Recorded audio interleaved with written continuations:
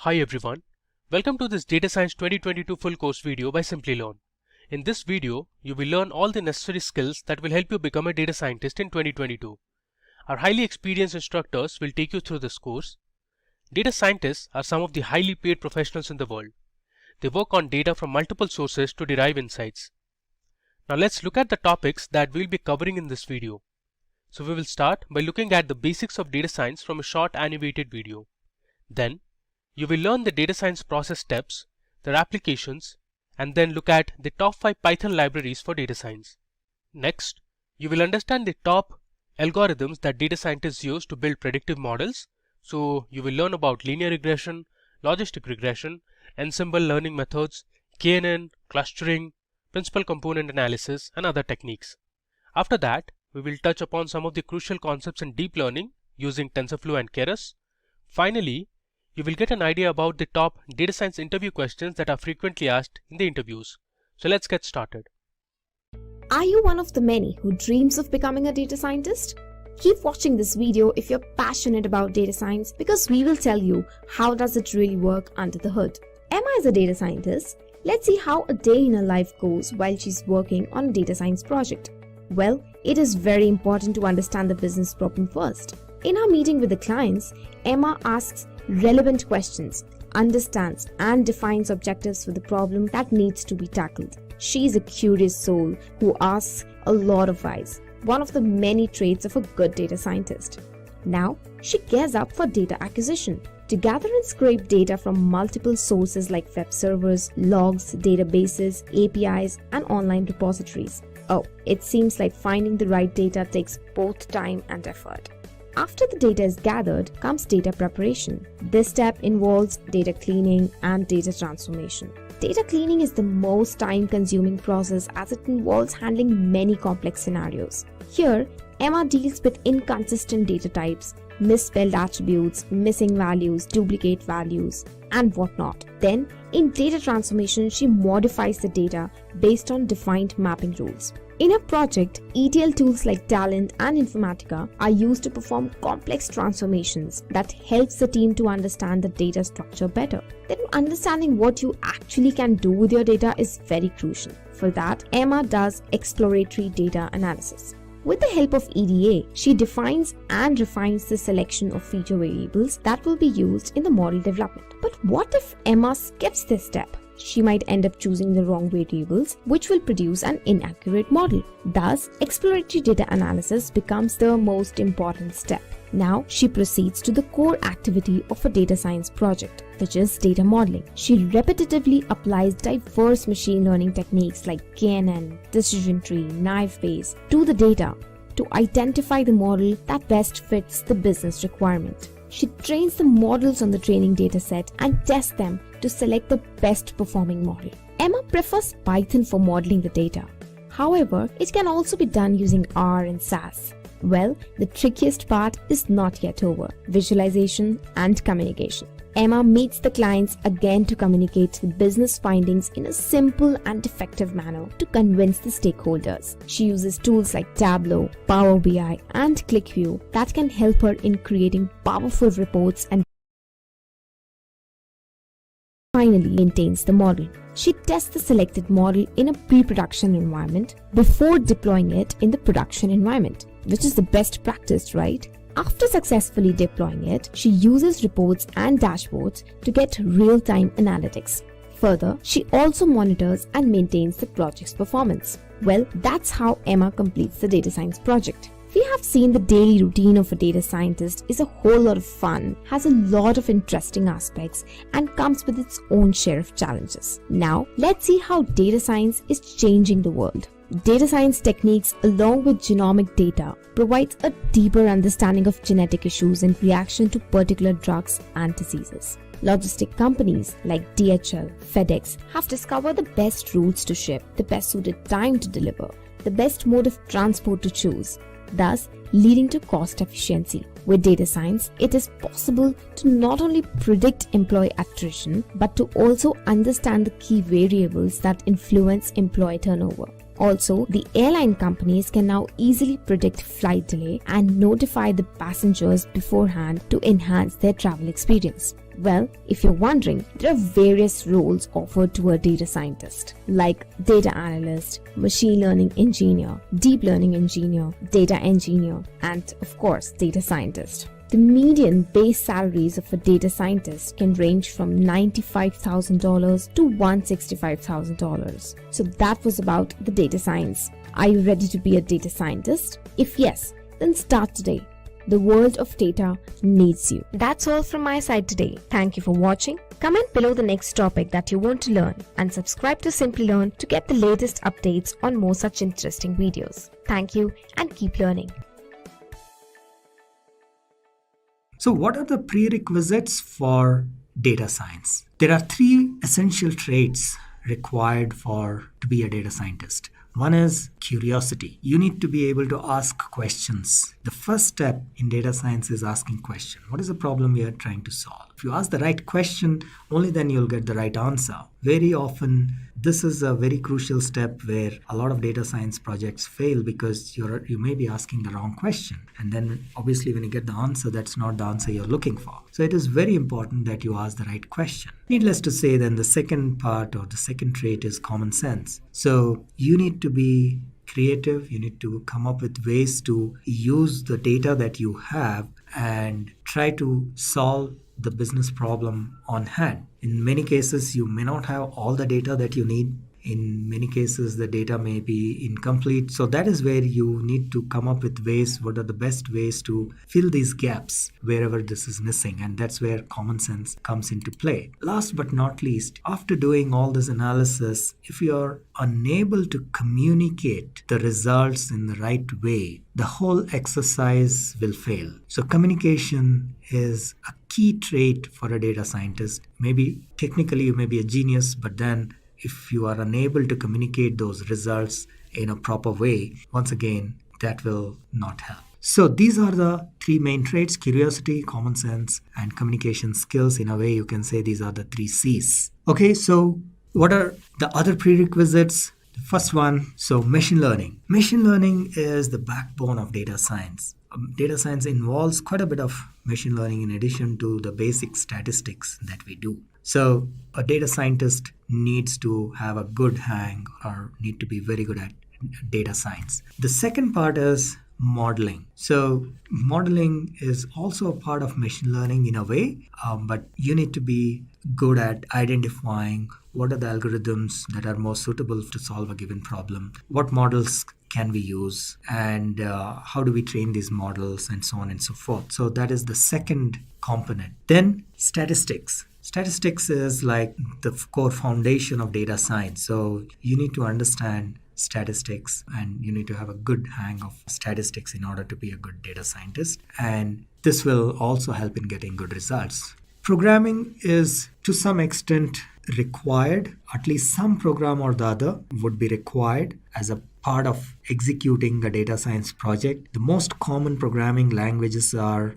Python and R. Python especially is becoming a very popular programming language in data science because of its ease of learning, because of the multiple libraries that it supports for performing data science and machine learning and so on. So Python is by far one of the most popular languages in data science. If any one of you is wanting to learn a new language, that should be Python. And then of course you need to understand databases, how databases work, and how to handle databases, how to get data out of databases, and so on. So these are some of the key components of data science. Now, coming to the tools and skills that are used in data science. These are some of the skills from a language perspective. It is Python or R.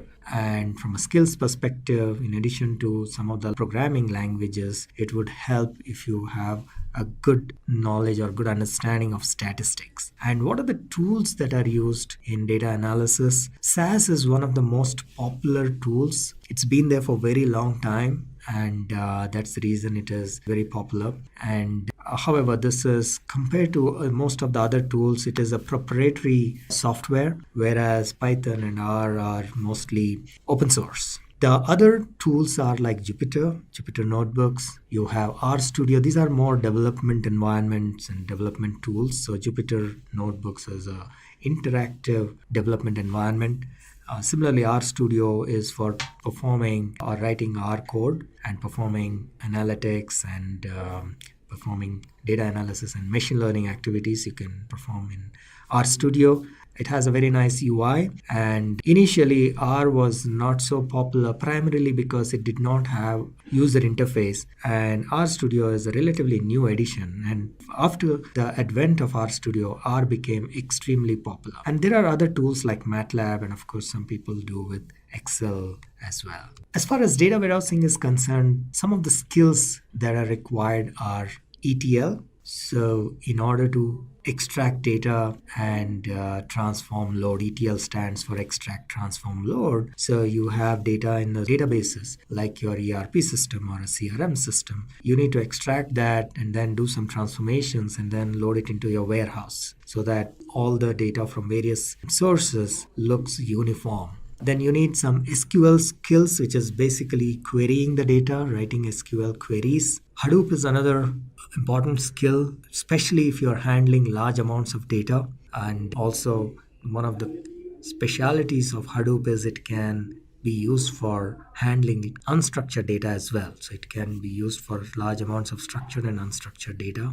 Then Spark is an excellent computing engine for performing data analysis or machine learning in a distributed mode. So if you have a large amount of data, the combination of Spark and Hadoop can be extremely powerful. So you store your data in Hadoop HDFS and use Spark as your computation engine. It works in a distributed mode similar to Hadoop in like a cluster. So those are excellent skills for data warehousing. And there are some standard tools that are available like Informatica, DataStage, Talent, and also AWS Redshift if you want to do some on the cloud. I think AWS Redshift is again a good tool. Data visualization tools. For data visualization, some of the skills that would be required are, let's say, R. R provides some very good visualization capabilities, especially for developing during development. And then you have Python libraries, Matplotlib, and so on, which provides very powerful visualization capabilities. And that is from skills perspective. Whereas tools that can be used are Tableau is a very, very popular visualization tool. Again, that's a proprietary tool, so it's a little expensive maybe, but excellent capabilities from a visualization perspective. Then there are tools like Cognos, which is an IBM product which provides very good visualization capabilities as well. And then coming to the machine learning part of it, the skills required there are Python, which is more for programming part, and then you will need some mathematical skills like algebra, linear algebra especially, and then statistics and maybe a little bit of calculus and so on. And the tools that are used for machine learning are Spark MLlib and Apache Mahout. And on cloud, if you want to do something, you can use Microsoft Azure ML Studio as well. So these are by no means an exhaustive list. There are actually many, many tools and probably a few more skills also may be there. But this gives a quick overview, like a summarization of the tools and skills. Now, moving on to the life of a data scientist. What does a data scientist do during the course of his work? So let's see. So typically, a data scientist is given a problem, a business problem that he needs to solve. And in order to do that, if you remember from the previous slide, he basically asks the question as to what is the problem that he needs to solve. So that is the first thing. He has got the problem. Then the next thing is to gather the data that is required to solve this problem. So he goes about looking for data from anywhere. It could be the enterprise. Very often the data is not provided in the nice format that he would like to have it or we would like to have it. So first step is to get whatever data that is possible, what is known as raw data in whatever format. So it could be enterprise data, it could be, there is probably a requirement to go and get some public data in some cases. So all that raw data is collected and then that is processed and analyzed and prepared into a format in which it can be used.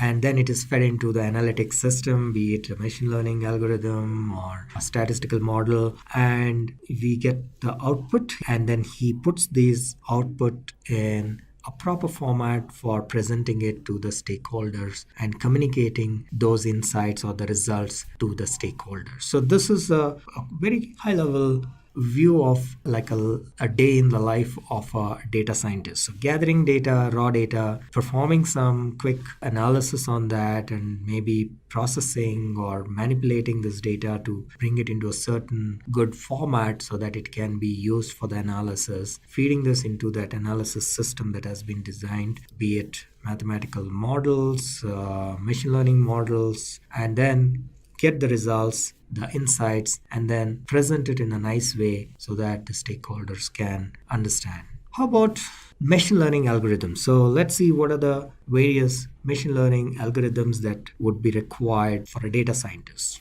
So these are a few of the algorithms. Again, there's not an exhaustive list.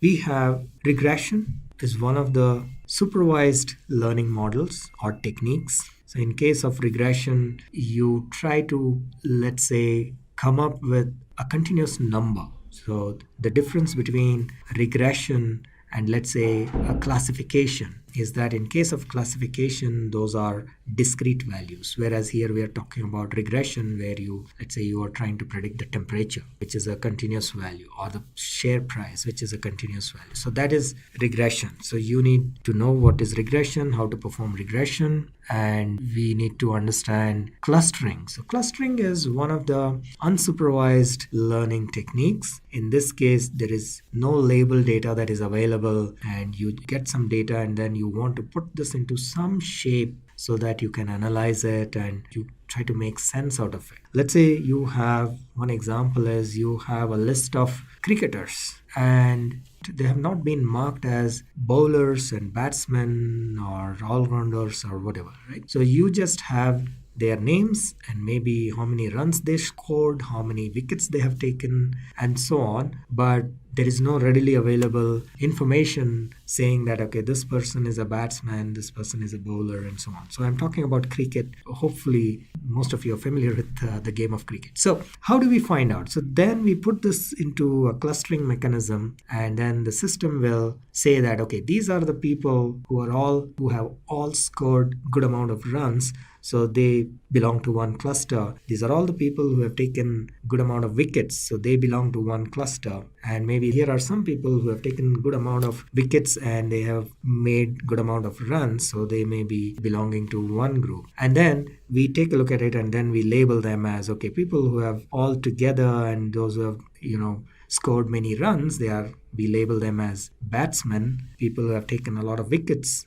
we label them as bowlers, and people who have taken good amount of wickets and also made some good runs, we label them as all-rounders. But the system will just say, okay, this is cluster 1, cluster 2, cluster 3. The names we human beings have to give the names. Now, decision tree is used for what is known as classification. Primarily, it can also be used for regression, but by and large, it is used for classification. And here again, it's a very logical way in which the algorithm goes about classifying the various inputs. One of the biggest advantages of decision tree is that it's very easy to understand and it's very easy to explain why a certain object has been classified in a certain way compared to maybe some of the other mechanisms like, say, support vector machines or logistic regression and so on. So that's the advantage of decision tree, but that is also a very popular algorithm. Then we have support vector machines primarily for classification purpose, and then we have naive Bayes. This is again a statistical probability based classification method. So these are a few algorithms. There are a few more that are not listed here, but there are some more algorithms as well. And by the way, there are detailed videos about each of these algorithms available. You can check in the playlist. So now let's talk about the life cycle of a data science project. Okay, the first step is the concept study. In this step, it involves understanding the business problem, asking questions, get a good understanding of the business model, meet up with all the stakeholders, understand what kind of data is available, and all that is a part of the first step. So here are a few examples. We want to see what are the various specifications, and then what is the end goal, what is the budget, is there an example of this kind of a problem that has been maybe solved earlier. So all this is a part of the concept study. And another example could be a very specific one to predict the price of a 1.35 carat diamond, and there may be relevant information inputs that are available, and we want to predict the price. The next step in this process is data preparation, data gathering and data preparation, also known as data munging, or sometimes it is also known as data manipulation. So what happens here is the raw data that is available may not be usable in its current format for various reasons. So that is why in this step, a data scientist would explore the data. He will take a look at some sample data, maybe pick, if there are millions of records, pick a few thousand records and see how the data is looking. Are there any gaps? Is the structure appropriate to be fed into the system? Are there some columns which are probably not adding value, may not be required for the analysis? Very often these are like names of the customers. They will probably not add any value or much value from an analysis perspective. The structure of the data, maybe the data is coming from multiple data sources and the structures may not be matching. What are the other problems? There may be gaps in the data. So the data, all the columns, all the cells are not filled. If you're talking about structured data, there are several blank records or blank columns. So if you use that data directly, you'll get errors or you'll get inaccurate results. So how do you either get rid of that data, or how do you fill these gaps with something meaningful? So all that is a part of data munging or data manipulation. So these are some additional subtopics within that. So data integration is one of them. If there are any conflicts in the data, data may be redundant. Yeah, data redundancy is another issue. There may be, you have, let's say, data coming from two different systems and both of them have customer table, for example, customer information. So when you merge them, there is a duplication issue. So how do we resolve that? So that is one. Data transformation. As I said, there will be situations where data is coming from multiple sources, and then when we merge them together, they may not be matching. So we need to do some transformations to make sure everything is similar. We may have to do some data reduction. If the data size is too big, you may have to come up with ways to reduce it meaningfully without losing information. Then data cleaning. So there will be either wrong values or null values, or there are missing values. So how do you handle all of that? A few examples of very specific stuff. So if there are missing values, how do you handle missing values or null values? Here in this particular slide, we are seeing three types of issues. One is missing value.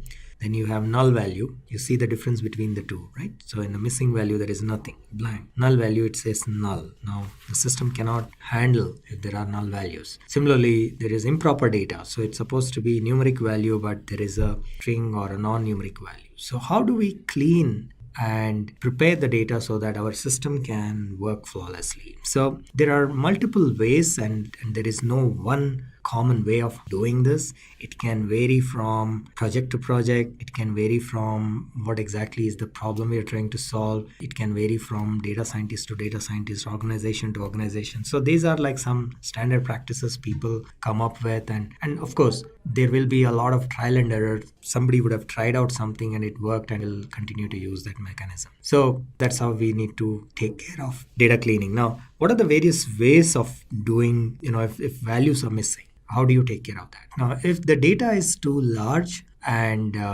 only a few records have some missing values, then it is okay to just get rid of those entire rows, for example. So if you have 1 million records and out of which 100 records don't have full data, so there are some missing values in about 100 records. So it's absolutely fine because it's a small percentage of the data. So you can get rid of the entire records which have missing values. But that's not a very common situation. Very often you will have multiple, or at least a large number of a data set. For example, out of million records, you may have 50,000 records which are like having missing values. Now that's a significant amount. You cannot get rid of all those records. Your analysis will be inaccurate. So how do you handle such situations? So there are again multiple ways of doing it. One is you can probably, if a particular values are missing in a particular column, you can probably take the mean value for that particular column and fill all the missing values with the mean value, so that first of all you don't get errors because of missing values, and second, you don't get results that are way off because these values are completely different from what is there. So that is one way. Then a few other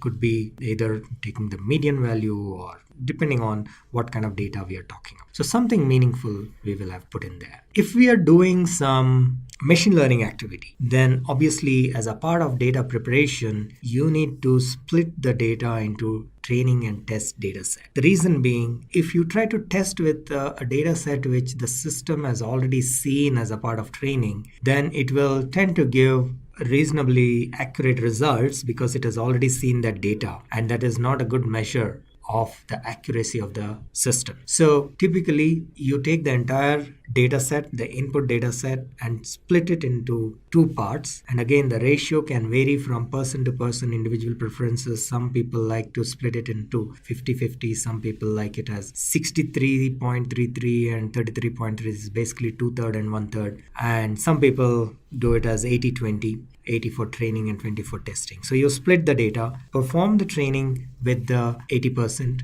and then use the remaining 20% for testing. All right. So that is one more data preparation activity that needs to be done before you start analyzing or applying the data or putting the data through the model. Then the next step is model planning. Now these models can be statistical models, this could be machine learning models. So you need to decide what kind of models you're going to use. Again, it depends on what is the problem you're trying to solve. If it is a regression problem, you need to think of a regression algorithm and come up with a regression model. So it could be linear regression. Or if you're talking about classification, then you need to pick up an appropriate classification algorithm like logistic regression or decision tree or SVM, and then you need to train that particular model. So that is the model building or model planning process, and the cleaned up data has to be fed into the model. And apart from cleaning, you may also have to, in order to determine what kind of model you will use,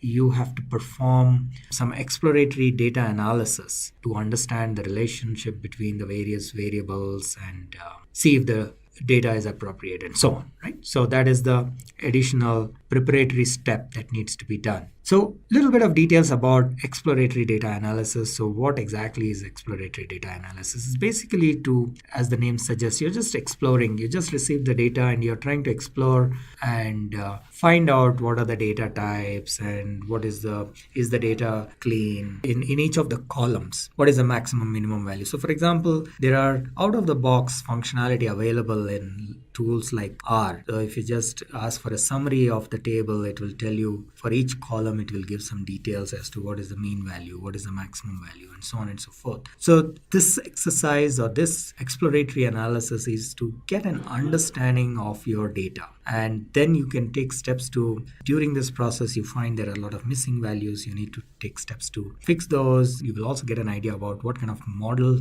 to be used and so on and so forth. What are the various techniques used for exploratory data analysis? Typically, these would be visualization techniques, like you use histograms, you can use box plots, you can use scatter plots. So these are very quick ways of identifying the patterns or a few of the trends of the data and so on.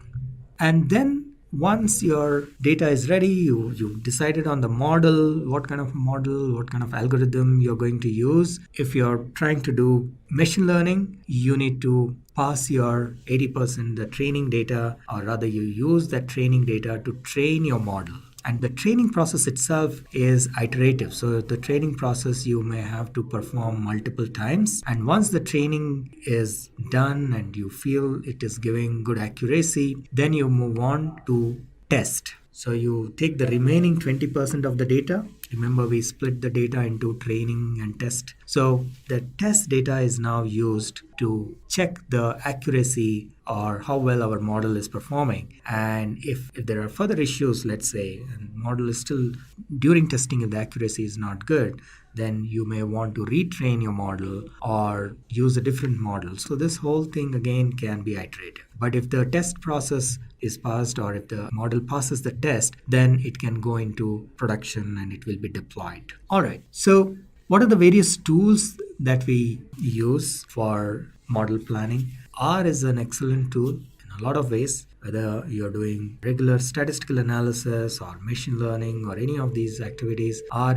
along with R Studio provides a very powerful environment to do data analysis, including visualization. It has a very good integrated visualization or plot mechanism which can be used for doing exploratory data analysis, and then later on to do analysis, detailed analysis, and machine learning, and so on and so forth. Then of course you can write Python programs. Python offers a rich library for performing data analysis and machine learning and so on. MATLAB is a very popular tool as well, especially during education. So this is a very easy to learn tool. So MATLAB is another tool that can be used. And then last but not least, SAS. SAS is again very powerful. It is a proprietary tool and it has all the components that are required to perform very good statistical analysis or perform data science. So those are the various tools that would be required for, or that can be used for model building. And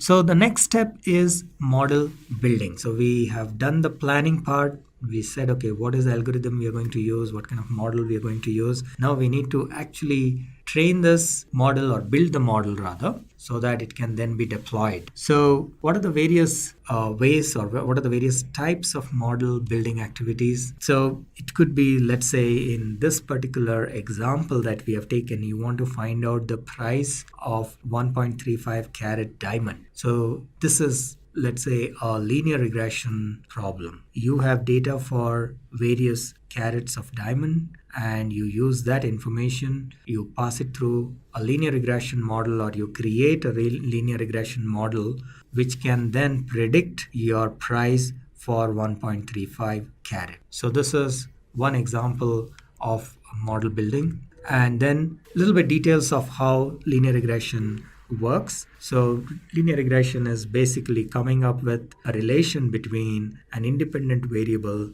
and a dependent variable. So it is pretty much like coming up with equation of a straight line which is the best fit for the given data. So like for example here, y is equal to mx plus c. So y is the dependent variable and x is the independent variable. We need to determine the values of m and c for our given data. So that is what the training process of this model does. At the end of the training process, you have a certain value of m and c, and that is used for predicting the values of any new data that comes. All right, so the way it works is we use the training and the test data set to train the model and then validate whether the model is working fine or not using test data. And if it is working fine, then it is taken to the next level, which is put in production.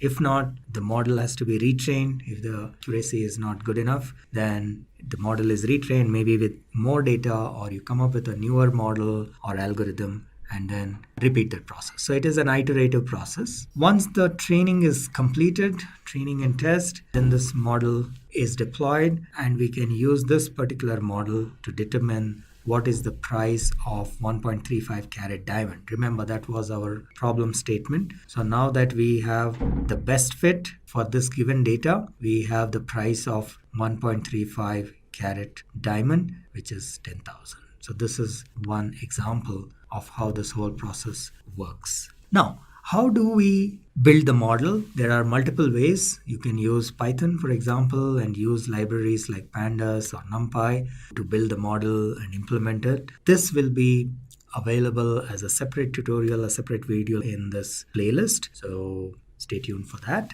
Moving on, once we have the results, the next step is to communicate these results to the appropriate stakeholders. So, which is basically taking this results and preparing like a presentation or a dashboard and communicating these results to the concerned people. So finishing or getting the results of the analysis is not the last step, but you need to, as a data scientist, take these results and present it to the team that has given you this problem in the first place and explain your findings, explain the findings of this exercise and recommend maybe what steps they need to take in order to overcome this problem or solve this problem. So that is the pretty much once that is accepted, and the last step is to operationalize. So if everything is fine, your data scientist's presentations are accepted, then they put it into practice and thereby they will be able to improve or solve the problem that they stated in step 1. Okay, so quick summary of the life cycle. You have a concept study, which is basically understanding the problem, asking the right questions, and trying to see if there is enough data to solve this problem. And then even maybe gather the data. Then data preparation, the raw data needs to be manipulated. You need to do data munging so that you have the data in a certain proper format to be used by the model or our analytics system. And then you need to do the model planning, what kind of a model, what algorithm you will use for a given problem, and then the model building. So the exact execution of that model happens in step 4, and you implement and execute that model and put the data through the analysis in this step, and then you get the results. These results are then communicated, packaged and presented and communicated to the stakeholders, and once that is accepted, that is operationalized. So that is the final step. Now, in the end, let's take a quick look at the demand for data scientists. Data science is an area of great demand. The demand for data scientists is currently huge and the supply is very low. So there is a huge gap. So what are some of the industries with high demand for data scientists? I think gaming is definitely one area where it's a industry which is consumer facing industry, and a lot of people play games and growing industry, and it requires a lot of data science. So that is an area where data scientists are in demand. Then we have healthcare. For example, data science is used for diagnosis and several other activities within healthcare, predicting, for example, a disease. So healthcare is definitely finance, definitely banks, insurance companies, all of these, there is a huge demand for data scientists. Marketing is like a horizontal functionality across all industries. There's a demand for data scientists there. Then, of course, in technology area. So pretty much all of these areas, there is a lot of demand. Globally, there is a huge demand. So this is a very, very critical skill that would be required currently as well as in the future. So when we talk about solving problems with data science, we have to ask possible questions and the desired algorithms. And these really are kind of an overview of some of the terminology you'll want to know in data science. So when we talk about that, how much or how many? We're talking about regression. Regression basically means a number. If you've ever seen stock charts, you see the guess at what the next sales price is or buy price is. That's all on your regression side. Is it A or B? Classification. Is that a dog or a cat that my photo took a picture of? How is this organized? Clustering. This is where we take things that look alike and put them together so that we can then make predictions on it. How different is this? Just like you have clustering, you have the opposite, anomaly detection. How do we find things that don't fit in? What are the outliers? What are things we might need to look at that aren't in our model? And what to do next? Reinforced learning. This is probably the newest market, is how do we set something up where as the data comes in, it learns from the new data as to what the next action is going to take. Most of these are combined. So when we talk about regression, classification, clustering, anomaly detection, reinforced learning, a lot of times when you put your model together, you might have multiple parts of this. We might look at the clustering of data and then feed it into a classification. Is this a bad loan to make at the bank, or is this a good loan to give? And from there we might start looking at, when we start clustering these things as good and bad and what kind of setup is, we then might run it through a regression model to say, hey, what is the dollar amount this person should be allowed to take a loan out? And you can see that all of these start coming in, and then a lot of the models, reinforced learning, we talk about like bank loans and things like that, once a year they have to rerun those algorithms. And so that's like a human run reinforced learning. Now we're starting to automate that so that as the data comes in real time, the models start updating themselves. They start figuring out a way to solve new problems as they occur. And of course, in robotics, reinforced learning is one of the biggest growing fields. Algorithms used in data science: linear regression, logistic regression. When you're looking at both of these, think numbers. We're talking regression models. And so linear regression figures out the best line through the data. Maybe it's looking for a curved line. Logistic regression starts looking at data on a continuum so that it goes to an exponential. You have a spot where it might be one or the other, and then you know what it is as it goes to one side or the other. Decision tree, wonderful tool. If you they used to call it a hack, now it's becoming mainstream, to look at the back end, what made the decision. So it's really easy to trace back to how you arrived at the decision. Decision trees are kind of nice that way. Nearest neighbors. K nearest neighbors is your clustering. K means clustering. Hierarchical clustering. So hierarchical starts dividing them and builds a hierarchy where the K means and the K nearest neighbor look for things that kind of connect each other. How close are they in data format? DB scan, another form of clustering your data. Principal component analysis. So we start breaking up and looking at the different components in our data coming in. These are all algorithms used in data science, and there are more. These are kind of the mainline ones. And each one of these has many settings which you can play with to build a better model to predict your data and where you want it to go.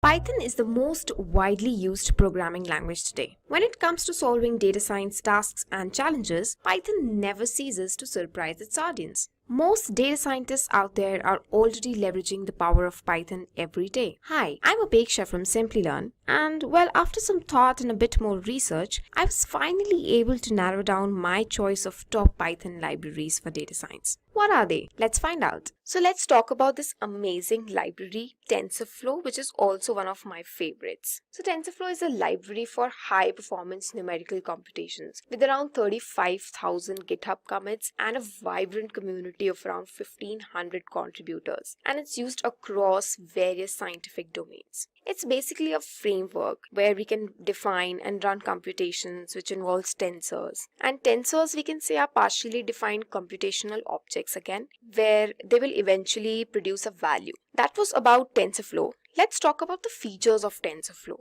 So TensorFlow is majorly used in deep learning models and neural networks, where we have other libraries like Torch and Theano also. But TensorFlow has hands down better computational graphical visualizations when compared to them. Also, TensorFlow reduces the error largely by 50 to 60% in neural machine translations. It's highly parallel in a way where it can train multiple neural networks and multiple GPUs for highly efficient and scalable models. This parallel computing feature of TensorFlow is also called pipelining. Also, TensorFlow has the advantage of seamless performance. As it's backed by Google, it has quicker updates, frequent new releases with the latest of features. Now, let's look at some applications. TensorFlow is extensively used in speech and image recognition, text-based applications, time series analysis and forecasting, and various other applications involving video detection. So, favorite thing about TensorFlow that it's already popular among the machine learning community, and most are open to trying it, and some of us are already using it. Now, let's look at an example of a TensorFlow model. In this example, we will not dive deep into the explanation of the model as it is beyond the scope of this video. So here we're using Amnes dataset, which consists of images of handwritten digits. Handwritten digits can be easily recognized by building a simple TensorFlow model. Let's see how. When we visualize our data using Matplotlib library, the inputs will look something like this. Then we create our TensorFlow model. To create a basic TensorFlow model, we need to initialize the variables and start a session. Then after training the model, we can validate the data and then predict the accuracy. This model has predicted 92% accuracy. Let's see, which is pretty well for this model. So that's all for TensorFlow. If you need to understand this tutorial in detail, then you can go ahead and watch our deep learning tutorial from Simplilearn as shown in the right corner. Interesting, right? Let's move on to the next library.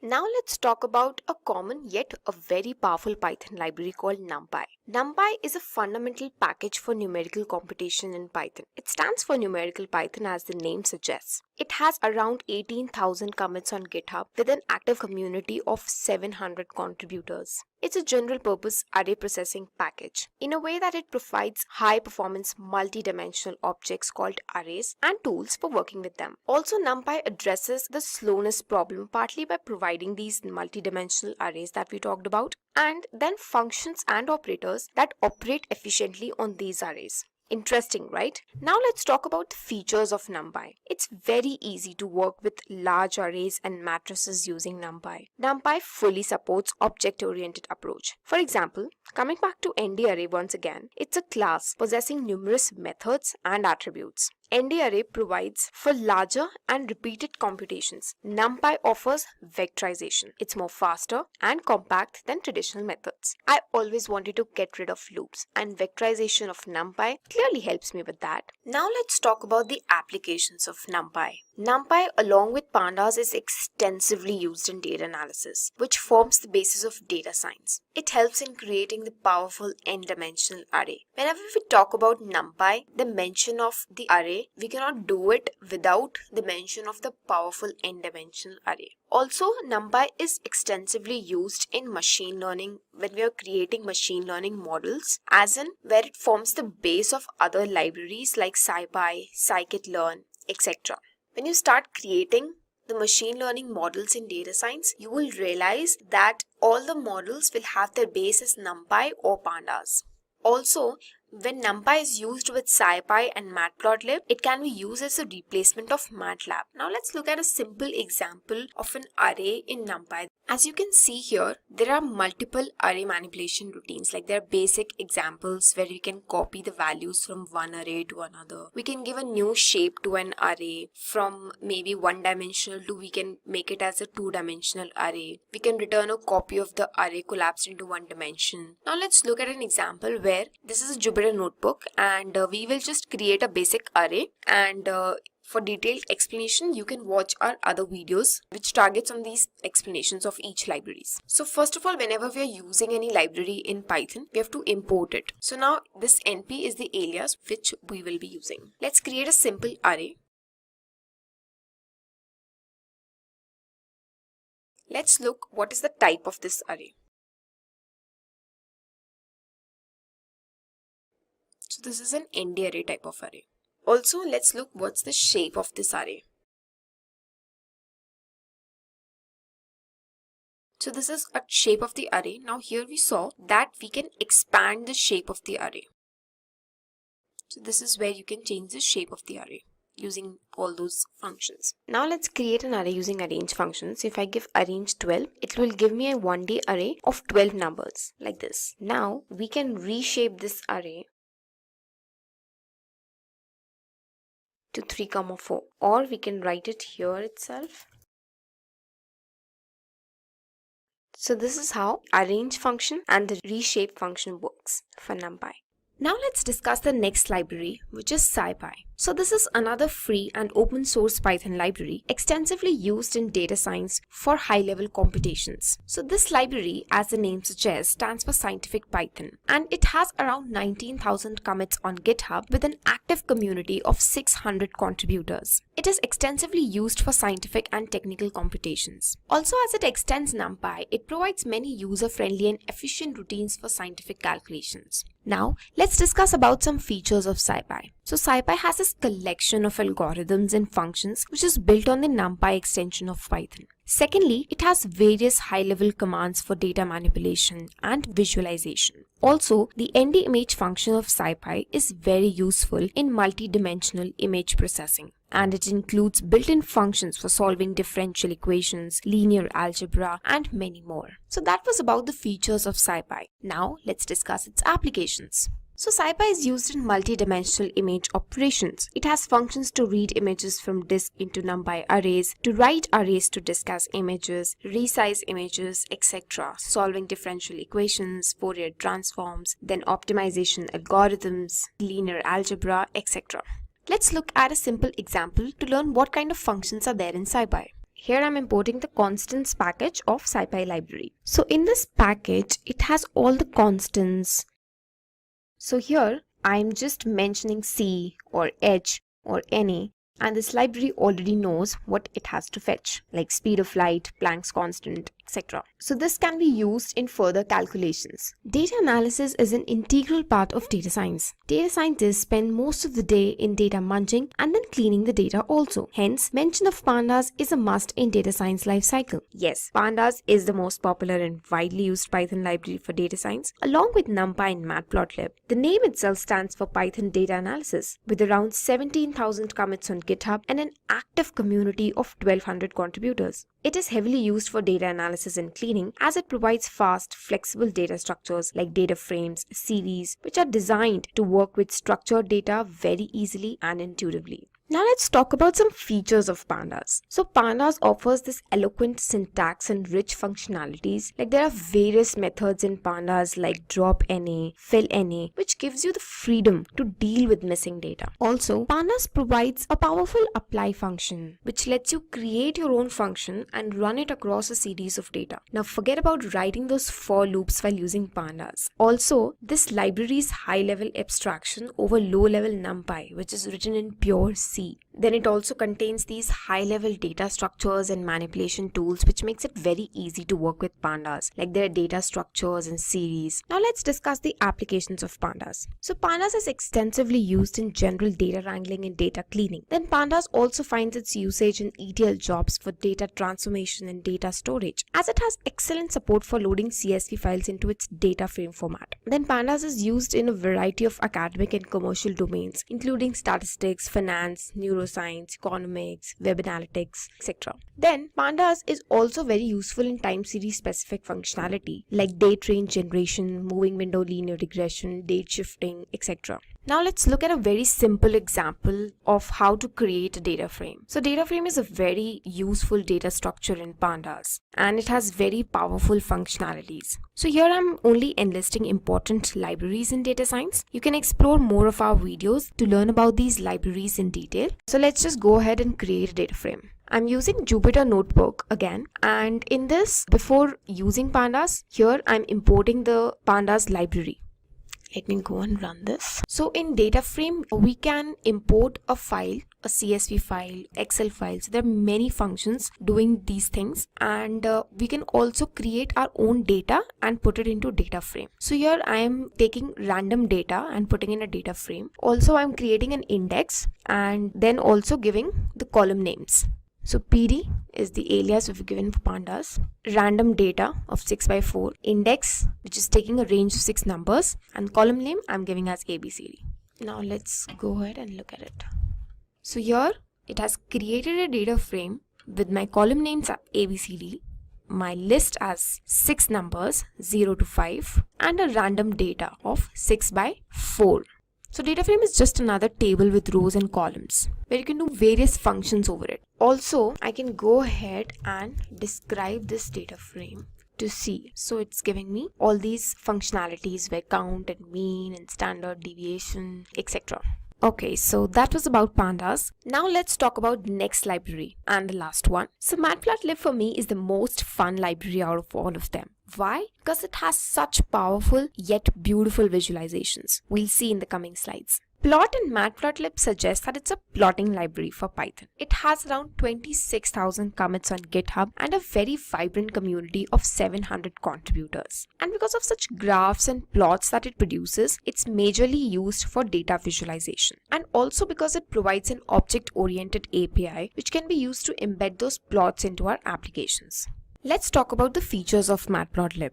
The PyPlot module of Matplotlib provides MATLAB-like interface. So Matplotlib is designed to be as usable as MATLAB with an advantage of being free and open source. Also, it supports dozens of backends and output types, which means you can use it regardless of which operating system you're using or which output format you wish. Pandas itself can be used as wrappers around Matplotlib's API, so as to drive Matplotlib via cleaner and more modern APIs. Also, when you start using this library, you will realize that it has a very little memory consumption and a very good runtime behavior. Now let's talk about the applications of Matplotlib. It's important to discover the unknown relationship between the variables in your dataset. So this library helps to visualize the correlation analysis of variables. Also in machine learning, we can visualize 95% confidence interval of the model just to communicate how well our model fits the data. Then Matplotlib finds its application in outlier detection using scatter plot, etc. and to visualize the distribution of data to gain instant insights. Now let's make a very simple plot to get a basic idea. I've already imported the libraries here. So this function matplotlib inline will help you show the plots in the Jupyter notebook. This is also called a magic function. I won't be able to display my plots in the Jupyter notebook if I don't use this function. I'm using this function in NumPy to fix random state for reproducibility. Now I'll take my n as 30 and will assign random values to my variables. So this function is generating 30 random numbers. Here I'm trying to create a scatter plot. So I want to decide the area. Let's put this. So it's just multiplying 30 with random numbers to the power 2 so that we get the area of the plot, which we will see in just a minute. So using the scatter function and the alias of matplotlib as plt, I've created this. If I don't use this, then I have very small circles as my scatter plot. It's colorful, it's nice. So that's one very easy plot. I suggest that you explore more of matplotlib and I'm sure you will enjoy it. Let's create a histogram. So I'm using the style as ggplot and assigning some values to these variables, any random values. Now we are assigning bars and colors and alignment to the plot. And here we get the graph. So we can create different type of visualizations and plots and then work upon them using matplotlib, and it's just that simple. So that was about the leading Python libraries in the field of data science. But along with these libraries, data scientists are also leveraging the power of some other useful libraries. For example, like TensorFlow, Keras is another popular library which is extensively used for deep learning and neural network modules. Keras wraps both TensorFlow and Theano backends, so it is a good option if you don't want to dive into details of TensorFlow. Then scikit-learn is a machine learning library. It provides almost all the machine learning algorithms that you need, and it is designed to interpolate with NumPy and SciPy. Then we have Seaborn, which is another library for data visualization. We can say that Seaborn is an enhancement of matplotlib as it introduces additional plot types. And let's understand linear regression and dig into the theory. Understanding linear regression. Linear regression is the statistical model used to predict the relationship between independent and dependent variables by examining two factors. The first important one is which variables in particular are significant predictors of the outcome variable. And the second one that we need to look at closely is how significant is the regression line to make predictions with the highest possible accuracy. If it's inaccurate, we can't use it. So it's very important we find out the most accurate line we can get. Since linear regression is based on drawing a line through data, we're going to jump back and take a look at some Euclidean geometry. The simplest form of a simple linear regression equation with one dependent and one independent variable is represented by y equals m times x plus c. And if you look at our model here, we plotted 2 points on here, x1 and y1, x2 and y2. Y being the dependent variable, remember that from before, and x being the independent variable. So y depends on whatever x is. M, in this case, is the slope of the line, where m equals the difference in the y2 minus y1 and x2 minus x1. And finally we have c, which is the coefficient of the line, or where it happens to cross the zero axes. Let's go back and look at an example we used earlier of linear regression. We're going to go back to plotting the amount of crop yield based on the amount of rainfall. And here we have our rainfall. Remember, we cannot change rainfall. And we have our crop yield, which is dependent on the rainfall. So we have our independent and our dependent variables. We're going to take this and draw a line through it as best we can through the middle of the data. And then we look at that, we put the red point on the y-axis is the amount of crop yield you can expect for the amount of rainfall, represented by the green dot. So if we have an idea what the rainfall is for this year and what's going on, then we can guess how good our crops are going to be. And we've created a nice line right through the middle to give us a nice mathematical formula. Let's take a look and see what the math looks like behind this. Let's look at the intuition behind the regression line. Now, before we dive into the math and the formulas that go behind this and what's going on behind the scenes, I want you to note that when we get into the case study and we actually apply some Python script, that this math that you're going to see here is already done automatically for you. You don't have to have it memorized. It is, however, good to have an idea what's going on, so if people reference the different terms, you'll know what they're talking about. Let's consider a sample data set with 5 rows and find out how to draw the regression line. We're only going to do 5 rows because if we did like the rainfall with hundreds of points of data, that would be very hard to see what's going on with the mathematics. So we'll go ahead and create our own 2 sets of data, and we have our independent variable x and our dependent variable y. And when x was 1, we got y equals 2. When x was 2, y was 4, and so on and so on. If we go ahead and plot this data on a graph, we can see how it forms a nice line through the middle. You can see where it's kind of grouped going upwards to the right. The next thing we want to know is what the means is of each of the data coming in, the x and the y. The means doesn't mean anything other than the average. So we add up all the numbers and divide by the total. So 1 plus 2 plus 3 plus 4 plus 5 over 5 equals 3. And the same for y, we get 4. If we go ahead and plot the means on the graph, we'll see we get 3, 4, which draws a nice line down the middle. A good estimate. Here we're going to dig deeper into the math behind the regression line. Now remember before I said you don't have to have all these formulas memorized or fully understand them, even though we're going to go into a little more detail of how it works. And if you're not a math whiz and you don't know, if you've never seen the sigma character before, which looks a little bit like an E that's opened up, that just means summation. That's all that is. So when you see the sigma character, it just means we're adding everything in that row. And for computers, this is great because as a programmer, you can easily iterate through each of the XY points and create all the information you need. So in the top half, you can see where we've broken that down into pieces. And as it goes through the first 2 points, it computes the squared value of x, the squared value of y, and x times y. And then it takes all of x and adds them up, all of y adds them up, all of x squared adds them up, and so on and so on. And you can see we have the sum of equal to 15, the sum is equal to 20, all the way up to x times y, where the sum equals 66. This all comes from our formula for calculating a straight line, where y equals the slope times x plus the coefficient c. So we go down below, and we're going to compute more like the averages of these, and we're going to explain exactly what that is in just a minute, and where that information comes from. It's called the square means error.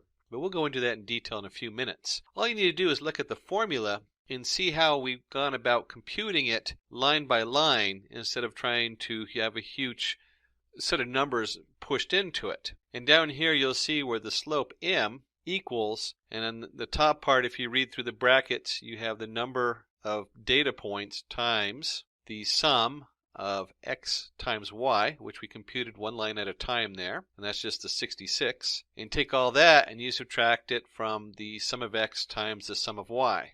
And those have both been computed. So you have 15 times 20. And on the bottom, we have the number of lines times the sum of x squared, easily computed as 86 for the sum, minus, I'll take all that and subtract the sum of x squared. And we end up, as we come across with our formula, you can plug in all those numbers, which is very easy to do on the computer. You don't have to do the math on a piece of paper or a calculator. And you'll get a slope of 0.6. And you'll get your c coefficient. If you continue to follow through that formula, you'll see it comes out as equal to 2.2. Continuing deeper into what's going behind the scenes, let's find out the predicted values of y for corresponding values of x using the linear equation where m equals 0.6 and c equals 2.2. We're going to take these values and we're going to go ahead and plot them.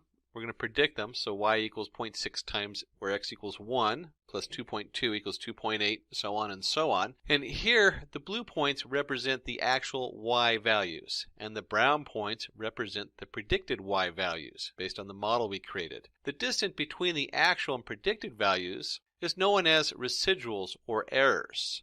The best fit line should have the least sum of squares of these errors, also known as e-square. If we put these into a nice chart where you can see x and you can see y, what the actual values were, and you can see y predicted, you can easily see where we take y minus y predicted and we get an answer. What is the difference between those two? And if we square that, y minus y prediction squared, we can then sum those squared values. That's where we get the 0.64 plus the 0.36 plus 1, all the way down until we have a summation equals 2.4. So, the sum of squared errors for this regression line is 2.4. We check this error for each line and conclude the best fit line having the least e-square value. In a nice graphical representation, we can see here where we keep moving this line through the data points to make sure the best fit line has the least square distance between the data points and the regression line.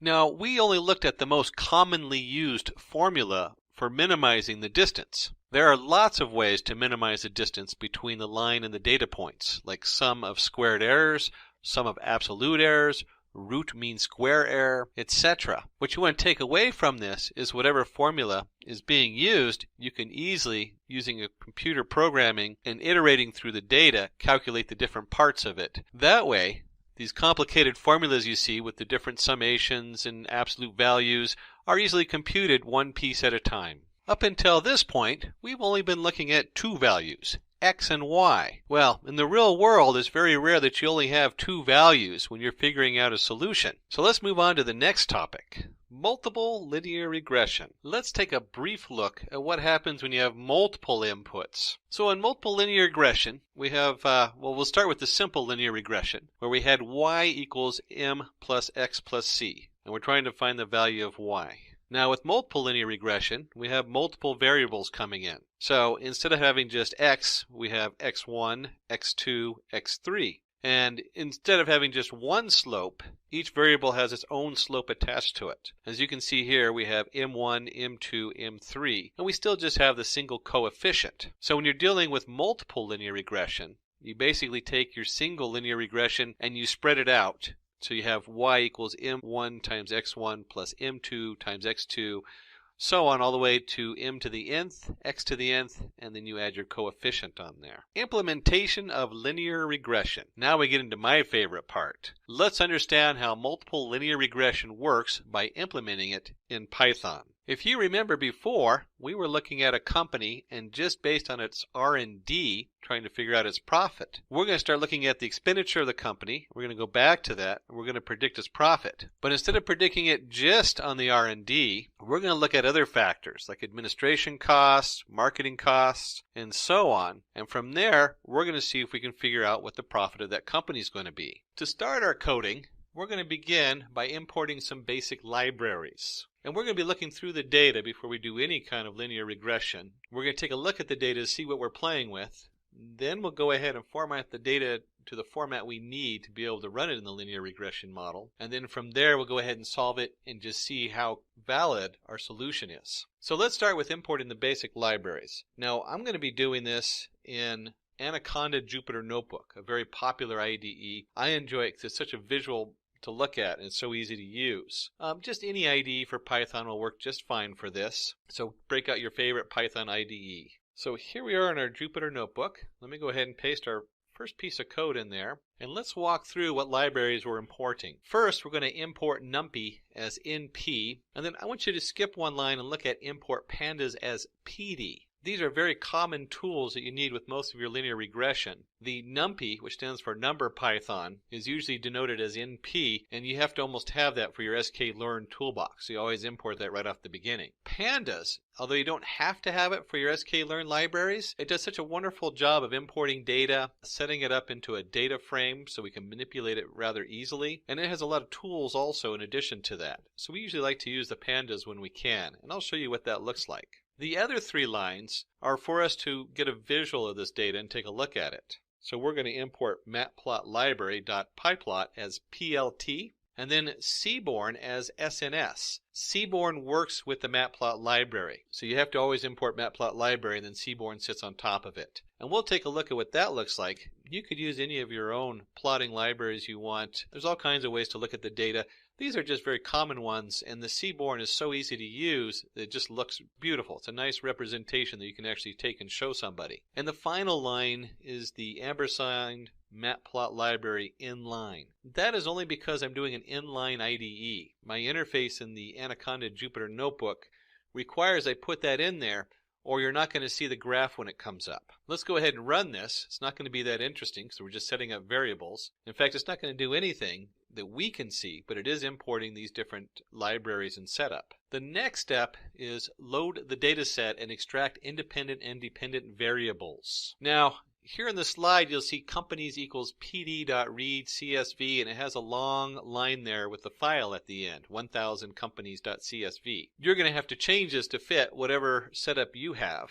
And the file itself, you can request.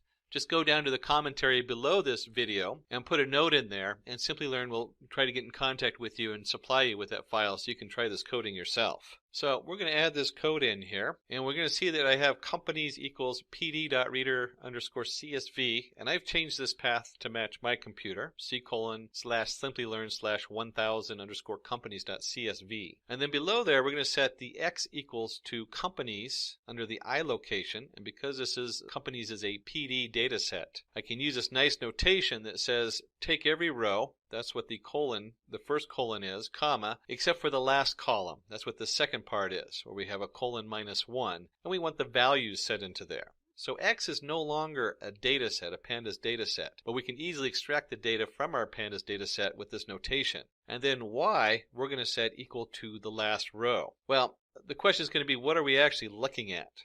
So let's go ahead and take a look at that. And we're going to look at the companies.head, which lists the first 5 rows of data. And I'll open up the file in just a second so you can see where that's coming from. But let's look at the data in here as far as the way the pandas sees it. When I hit run, you'll see it breaks it out into a nice setup. This is what pandas, one of the things pandas is really good about, is it looks just like an Excel spreadsheet. You have your rows, and remember, when we're programming, we always start with 0. We don't start with 1. So it shows the first 5 rows. 0, 1, 2, 3, 4, and then it shows your different columns: R&D spend, administration, marketing spend, state, profit. It even notes that the top are column names. It was never told that, but Pandas is able to recognize a lot of things that they're not the same as the data rows. Why don't we go ahead and open this file up in a CSV so you can actually see the raw data. So here I've opened it up as a text editor, and you can see at the top we have R&D spend, comma, administration, comma, marketing spend, comma, state, comma, profit, carriage return. I don't know about you, but I'd go crazy trying to read files like this. That's why we use the pandas. You could also open this up in an Excel and it would separate it, since it is a comma separated variable file. But we don't want to look at this one. We want to look at something we can read rather easily. So let's flip back and take a look at that top part, the first 5 rows. Now, as nice as this format is, where I can see the data, to me it doesn't mean a whole lot. Maybe you're an expert in business and investments and you understand what $165,349.20 compared to the administration cost of $136,897.80, so on, helps to create the profit of $192,261.83. That makes no sense to me whatsoever. No pun intended. So let's flip back here and take a look at our next set of code where we're going to graph it so we can get a better understanding of our data and what it means. So at this point, we're going to use a single line of code to get a lot of information so we can see where we're going with this. Let's go ahead and paste that into our notebook and see what we got going. And so we have the visualization, and again we're using SNS, which is pandas. As you can see, we imported the matplotlibary.pyplot as PLT, which then the Seaborn uses. And we imported the Seaborn as SNS. And then that final line of code helps us show this in our inline coding. Without this, it wouldn't display, and you could display it to a file and other means. And that's the matplotlibary inline with the ampersand at the beginning. So here we come down to the single line of code. Seaborn is great because it actually recognizes the Panda data frame. So I can just take the companies.core for coordinates, and I can put that right into the Seaborn. And when we run this, we get this beautiful plot. And let's just take a look at what this plot means. If you look at this plot, on mine the colors are probably a little bit more purplish and blue than the original one. We have the columns and the rows. We have R&D spending, we have administration, we have marketing spending, and profit. And if you cross-index any two of these, since we're interested in profit, if you cross-index profit with profit, it's going to show up, if you look at the scale on the right, way up in the dark. Why? Because those are the same data. They have an exact correspondence. So R&D spending is going to be the same as R&D spending, and the same thing with administration costs. So right down the middle, you get this dark row, or dark diagonal row, that shows that this is the highest corresponding data. That's exactly the same. And as it becomes lighter, there's less connections between the data. So we can see with profit, obviously profit is the same as profit. And next, it has a very high correlation with R&D spending, which we looked at earlier. And it has a slightly less connection to marketing spending, and even less to how much money we put into the administration. So now that we have a nice look at the data, let's go ahead and dig in and create some actual useful linear regression models so that we can predict values and have a better profit. Now that we've taken a look at the visualization of this data, we're going to move on to the next step. Instead of just having a pretty picture, we need to generate some hard data, some hard values. So let's see what that looks like. We're going to set up our linear regression model in two steps. The first one is we need to prepare some of our data so it fits correctly. And let's go ahead and paste this code into our Jupyter notebook. And what we're bringing in is we're going to bring in the sklearn pre-processing, where we're going to import the label encoder and the one hot encoder. To use the label encoder, we're going to create a variable called label encoder and set it equal to capital L label capital E encoder. This creates a class that we can reuse for transferring the labels back and forth. Now about now you should ask, what labels are we talking about? Let's go take a look at the data we processed before and see what I'm talking about here. If you remember when we did the companies.head and we printed the top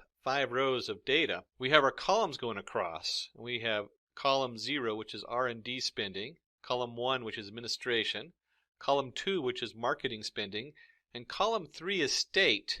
And you'll see under state we have New York, California, Florida. Now, to do a linear regression model, it doesn't know how to process New York. It knows how to process a number. So the first thing we're going to do is we're going to change that New York, California, and Florida, and we're going to change those to numbers. That's what this line of code does here. X equals, and then it has the colon comma 3 in brackets. The first part, the colon comma, means that we're going to look at all the different rows. So we're going to keep them all together. But the only row we're going to edit is the third row. And in there we're going to take the label coder and we're going to fit and transform the X, also the third row. So we're going to take that third row, we're going to set it equal to a transformation. And that transformation basically tells it that instead of having a New York, it has a 0 or a 1 or a 2. And then finally we need to do a one hot encoder, which equals one hot encoder categorical features equals 3. And then we take the X and we go ahead and do that equal to one hot encoder fit transform X to array. This final transformation preps our data for us so it's completely set the way we need it as just a row of numbers. Even though it's not in here, let's go ahead and print X and just take a look at what this data is doing. You'll see you have an array of arrays, and then each array is a row of numbers. And if I go ahead and just do row 0, you'll see I have a nice organized row of numbers that the computer now understands. We'll go ahead and take this out there because it doesn't mean a whole lot to us. It's just a row of numbers. Next, on setting up our data, we have avoiding dummy variable trap. This is very important. Why? Because the computer has automatically transformed our header into the setup, and it's automatically transformed all these different variables. So when we did the encoder created 2 columns. And what we need to do is just have the 1, because it has both the variable and the name. That's what this piece of code does here. Let's go ahead and paste this in here, and we have X equals X colon comma 1 colon. All this is doing is removing that one extra column we put in there when we did our one hot encoder and our label encoding. Let's go ahead and run that. And now we get to create our linear regression model. And let's see what that looks like here. And we're going to do that in 2 steps. The first step is going to be in splitting the data. Now whenever we create a predictive model of data, we always want to split it up so we have a training set and we have a testing set. That's very important. Otherwise we'd be very unethical without testing it to see how good our fit is. And then we'll go ahead and create our multiple linear regression model and train it and set it up. Let's go ahead and paste this next piece of code in here, and I'll go ahead and shrink it down a size or two so it all fits on one line. So from the sklearn module selection, we're going to import train test split. And you'll see that we've created 4 completely different variables. We have capital X train, capital X test, smaller case y train, smaller case y test. That is the standard way that they usually reference these when we're doing different models. You usually see that a capital X, and you see the train and the test and the lowercase y. What this is X is our data going in. That's our R&D spend, our administration, our marketing. And then Y, which we're training, is the answer. That's the profit, because we want to know the profit of an unknown entity. So that's what we're going to shoot for in this tutorial. The next part, train test split, we take X and we take Y. We've already created those. X has the columns with the data in it, and Y has a column with profit in it. And then we're going to set the test size equals 0.2. That basically means 20%. So 20% of the rows are going to be tested. We're going to just put them off to the side. So since we're using 1,000 lines of data, that means that 200 of those lines we're going to hold off to the side to test for later. And then the random state equals 0. We're going to randomize which ones it picks to hold off to the side. We'll go ahead and run this. It's not overly exciting because it's setting up our variables. But the next step we actually create our linear regression model. Now that we got to the linear regression model, we get that next piece of the puzzle. Let's go ahead and put that code in there and walk through it. So here we go. We're going to paste it in there. And let's go ahead and, since this is a shorter line of code, let's zoom up there so we can get a good look. And we have from the sklearn.linear_model, we're going to import linear regression. Now, I don't know if you recall from earlier when we were doing all the math. Let's go ahead and flip back there and take a look at that. Do you remember this, where we had this long formula on the bottom when we were doing all this summization? And then we also looked at setting it up with the different lines. And then we also looked all the way down to multiple linear regression, where we're adding all those formulas together. All of that is wrapped up in this one section. So what's going on here is I'm going to create a variable called regressor. And the regressor equals the linear regression. That's a linear regression model that has all that math built in. So we don't have to have it all memorized or have to compute it individually. And then we do the regressor.fit. In this case, we do X train and Y train because we're using the training data, X being the data in and Y being profit, what we're looking at. And this does all that math for us. So within one click and one line, we've created the whole linear regression model. And we fit the data to the linear regression model. And you can see that when I run the regressor, it gives an output, linear regression. It says copy X equals true, fit intercept equals true, in jobs equal 1, normalize equals false. It's just giving you some general information on what's going on with that regressor model. Now that we've created our linear regression model, let's go ahead and use it. And if you remember, we kept a bunch of data aside. So we're going to do a Y predict variable, and we're going to put in the X test. And let's see what that looks like.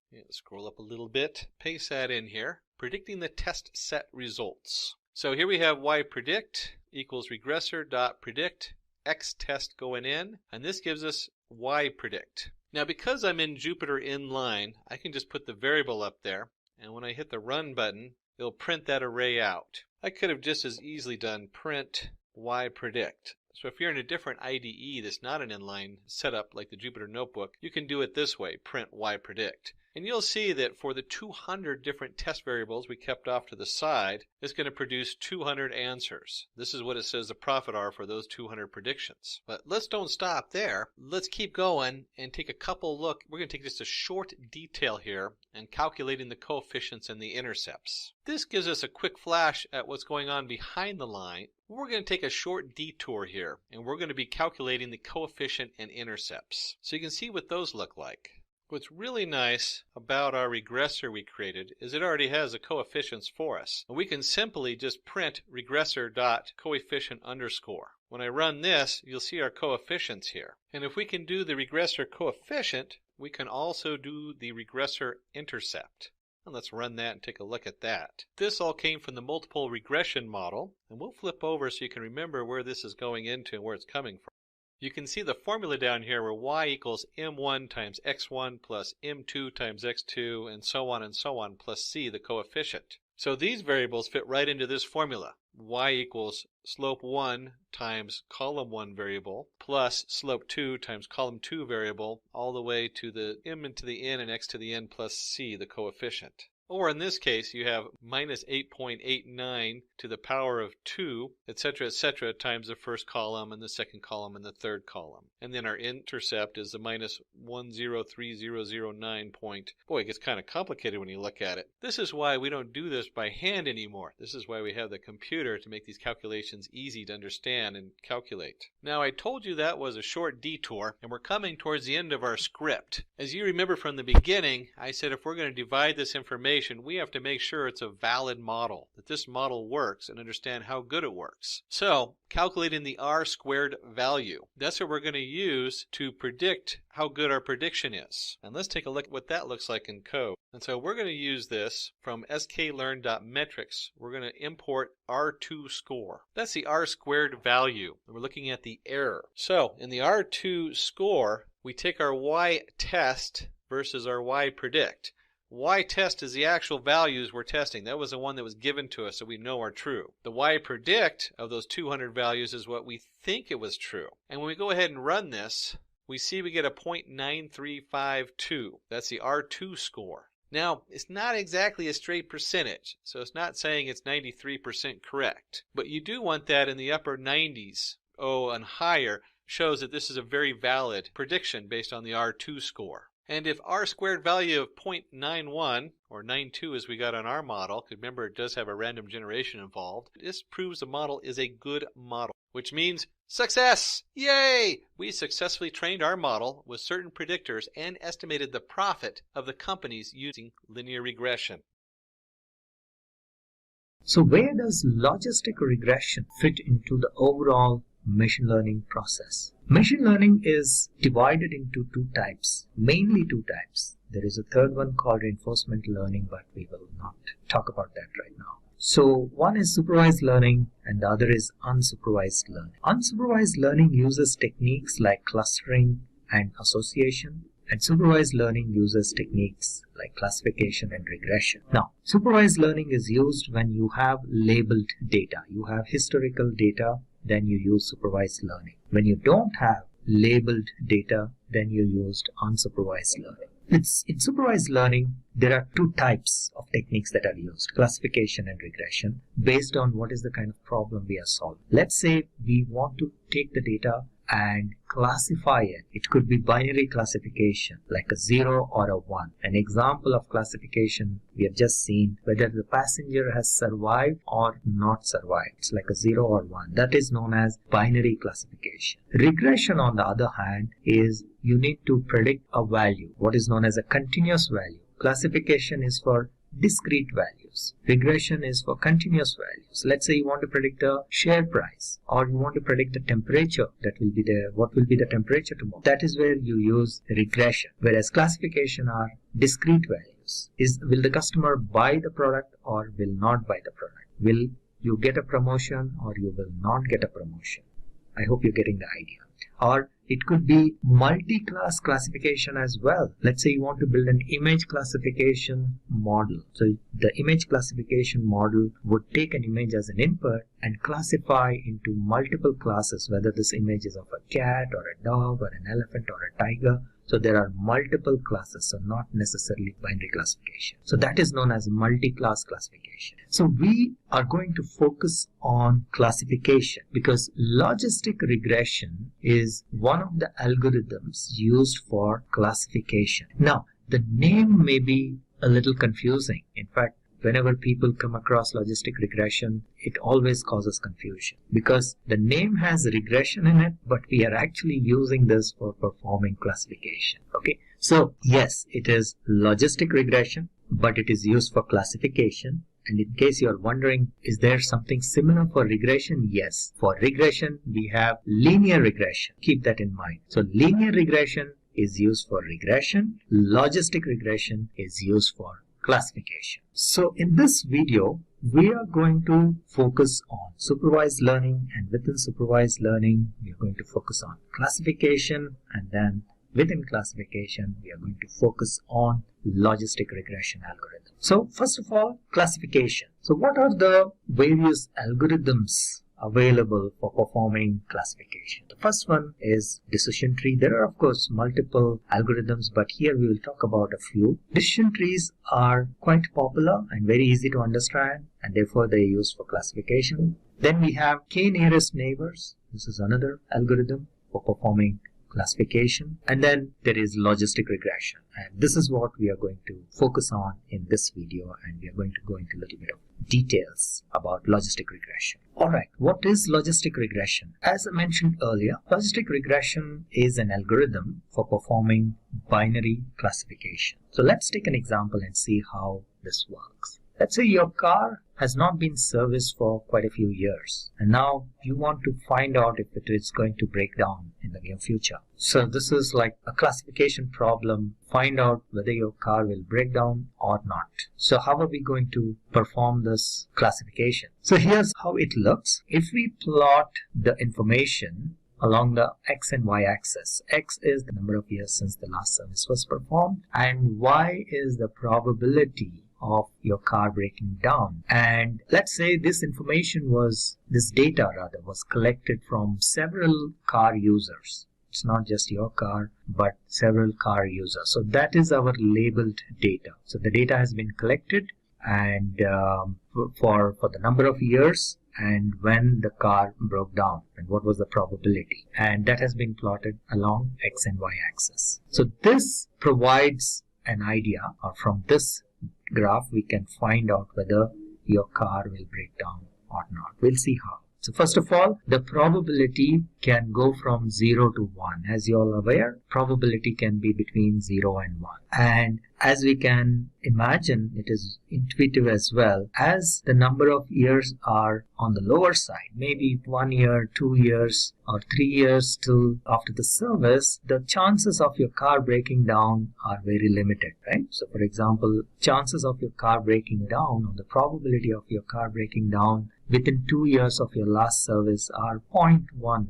probability. Similarly, 3 years is maybe 0.3, and so on. But as the number of years increases, let's say if it was 6 or 7 years, there is almost a certainty that your car is going to break down. That is what this graph shows. So this is an example of an application of the classification algorithm, and we will see in little details how exactly logistic regression is applied here. One more thing needs to be added here is that the dependent variables outcome is discrete. So if we are talking about whether the car is going to break down or not, so that is a discrete value, the y that we are talking about, the dependent variable that we are talking about. What we are looking at is whether the car is going to break down or not, yes or no. That is what we are talking about. So here the outcome is discrete and not a continuous value. So this is how the logistic regression curve looks. Let me explain a little bit what exactly and how exactly we are going to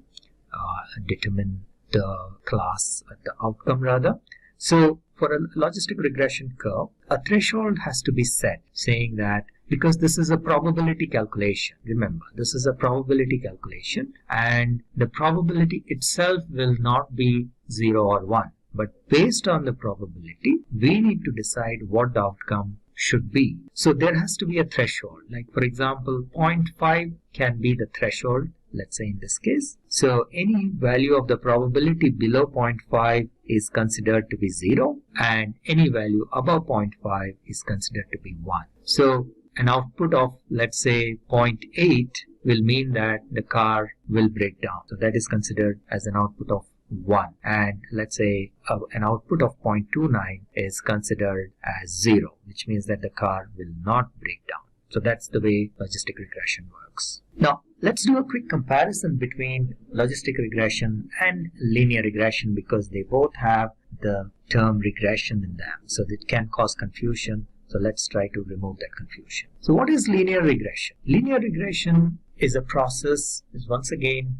an algorithm for supervised learning. However, here you're going to find a continuous value. You're going to determine a continuous value. It could be the price of a real estate property. It could be your hike, how much hike you're going to get, or it could be a stock price. These are all continuous values. These are not discrete compared to a yes or a no kind of a response that we are looking for in logistic regression. So this is one example of a linear regression. Let's say the HR team of a company tries to find out what should be the salary hike of an employee. So they collect all the details of their existing employees, their ratings and their salary hikes, what has been given, and that is the labeled information that is available, and the system learns from this. It is trained and it learns from this labeled information, so that when a new employee's information is fed based on the rating, it will determine what should be the hike. So this is a linear regression problem and a linear regression example. Now, salary is a continuous value. You can get 5,000, 5,500, 5,600. It is not discrete like a cat or a dog or an apple or a banana. These are discrete, or a yes or a no. These are discrete values, right? So this, where you're trying to find continuous values, is where we use linear regression. So let's say, just to extend on this scenario, we now want to find out whether this employee is going to get a promotion or not. So we want to find out, that is a discrete problem, right? A yes or no kind of a problem. In this case, we actually cannot use linear regression, even though we may have labeled data. So this is the labeled data. So based on the employee rating, these are the ratings, and then some people got the promotion, and this is the ratings for which people did not get promotion. That is a no. And this is the rating for which people got promotion. We just plotted the data about whether a person has got, an employee has got promotion or not. Yes, no, right? So there is nothing in between. And what is the employee's rating? Okay. And ratings can be continuous. That is not an issue. But the output is discrete in this case. Whether employee got promotion, yes, no. Okay. So if we try to plot that and we try to find a straight line, this is how it would look. And as you can see, it doesn't look very right, because it looks like there will be a lot of errors. Thus, root mean square error, if you remember, for linear regression would be very, very high. And also the values cannot go beyond 0 or beyond 1. So the graph should probably look somewhat like this, clipped at 0 and 1. But still, this straight line doesn't look right. Therefore, instead of using a linear equation, we need to come up with something different. And therefore, the logistic regression model looks somewhat like this. So we calculate the probability, and if we plot that probability, not in the form of a straight line, but we need to use some other equation. We will see very soon what that equation is. Then it is a gradual process, right? So you see here, people with some of these ratings are not getting any promotions, and then slowly at certain rating they get promotion. So that is a gradual process. And this is how the math behind logistic regression looks. So we are trying to find the odds for a particular event happening. And this is the formula for finding the odds. So the probability of an event happening divided by the probability of the event not happening. So P, if it is the probability of the event happening, probability of the person getting a promotion, and divided by the probability of the person not getting a promotion, that is 1 minus P. So this is how you measure the odds. Now, the values of the odds range from 0 to infinity. So when this probability is 0, then the value of the odds is equal to 0. And when the probability becomes 1, then the value of the odds is 1 by 0, that will be infinity. But the probability itself remains between 0 and 1. Now, this is how an equation of a straight line looks. So y is equal to beta 0 plus beta 1x, where beta 0 is the y-intercept and beta 1 is the slope of the line. If we take the odds equation and take a log of both sides, then this would look somewhat like this. And the term logistic is actually derived from the fact that we are doing this. We take a log of px by 1 minus px. This is an extension of the calculation of odds that we have seen, right? And that is equal to beta 0 plus beta 1x, which is the equation of the straight line. And now from here, if you want to find out the value of px, we will see we can take the exponential on both sides, and then if we solve that equation, we will get the equation of px like this. Px is equal to 1 by 1 plus e to the power of minus beta 0 plus beta 1x. And recall, this is nothing but the equation of the line which is equal to y. Y is equal to beta 0 plus beta 1x. So this is the equation also known as the sigmoid function, and this is the equation of the logistic regression algorithm. Alright, and if this is plotted, this is how the sigmoid curve is obtained. So let's compare linear and logistic regression, how they are different from each other. Let's go back. So linear regression is solved or used to solve regression problems, and logistic regression is used to solve classification problems. So both are called regression, but linear regression is used for solving regression problems where we predict continuous values, whereas logistic regression is used for solving classification problems where we have to predict discrete values. The response variables in case of linear regression are continuous in nature, whereas here they are categorical or discrete in nature. And linear regression helps to estimate the dependent variable when there is a change in the independent variable, whereas here in case of logistic regression, it helps to calculate the probability or the possibility of a particular event happening. And linear regression, as the name suggests, is a straight line. That's why it's called linear regression, whereas logistic regression is a sigmoid function, and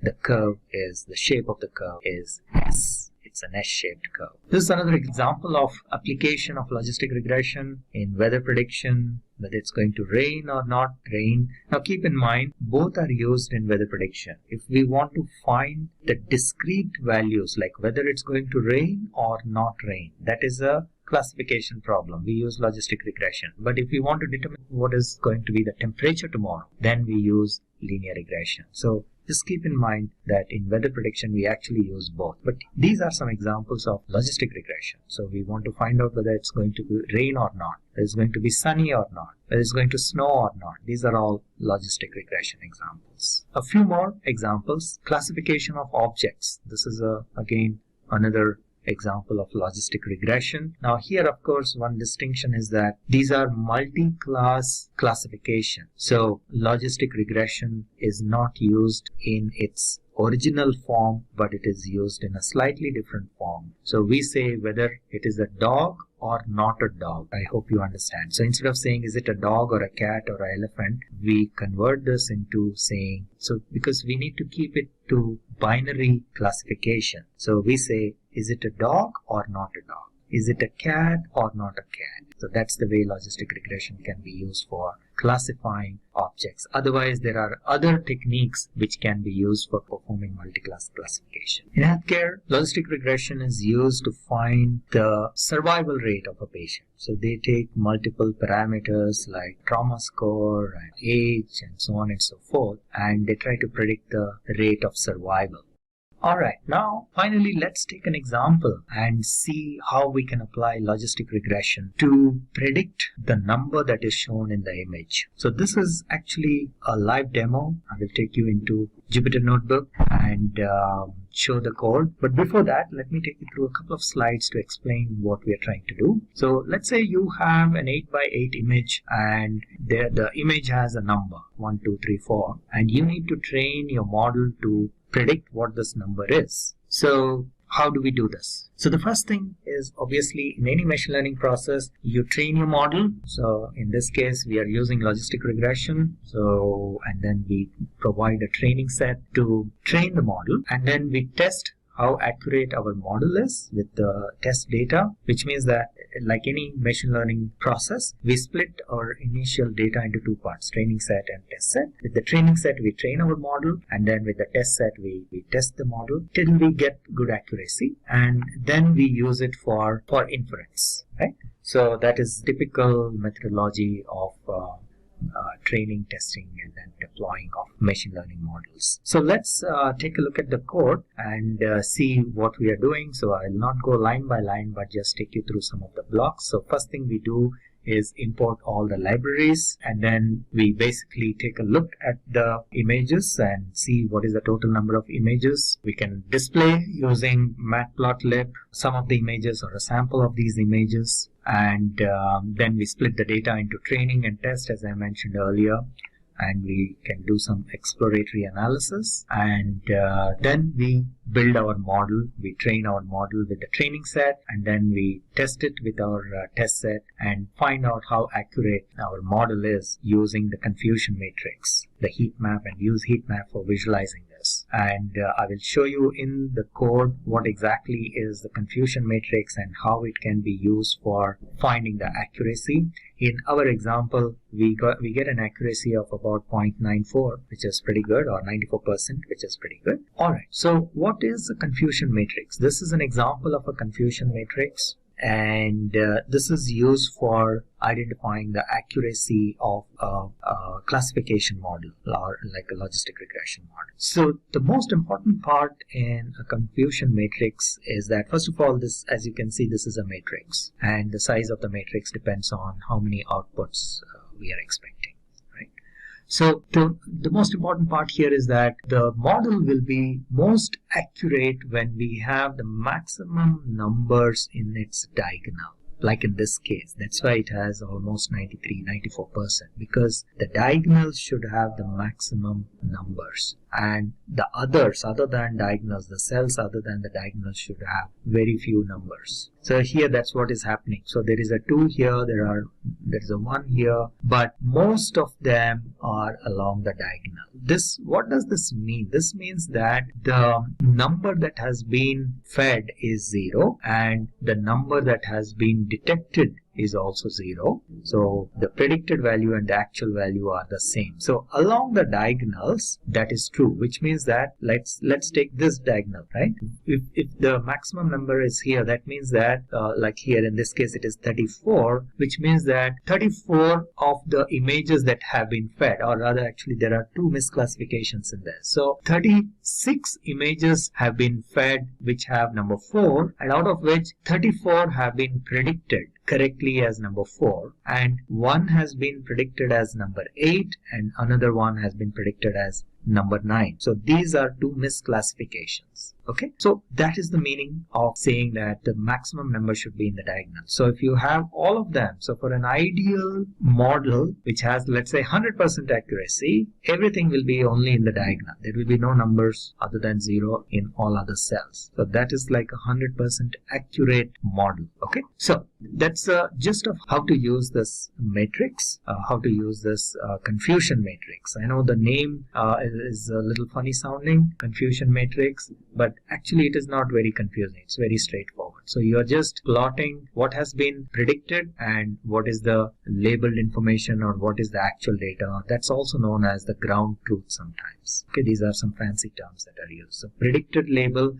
and the actual label, that's all it is. Okay, yeah, so we are showing a little bit more information here. So 38 have been predicted, and here you will see that all of them have been predicted correctly. There have been 38 zeros, and the predicted value and the actual value is exactly the same. Whereas in this case, right, it has, there are, I think, 37 plus 5, 42 have been fed the images. 42 images are of digit 3, and the accuracy is only 37 of them have been accurately predicted. 3 of them have been predicted as number 7, and 2 of them have been predicted as number 8, and so on and so forth. Okay, all right, so with that, let's go into Jupyter Notebook and see how the code looks. So this is the code in Jupyter Notebook for logistic regression. In this particular demo, what we are going to do is train our model to recognize digits, which are the images which have digits from let's say 0 to 5 or 0 to 9, and then we will see how well it is trained and whether it is able to predict these numbers correctly or not. So let's get started. So the first part is, as usual, we are importing some libraries that are required, and then the last line in this block is to load the digits. So let's go ahead and run this code.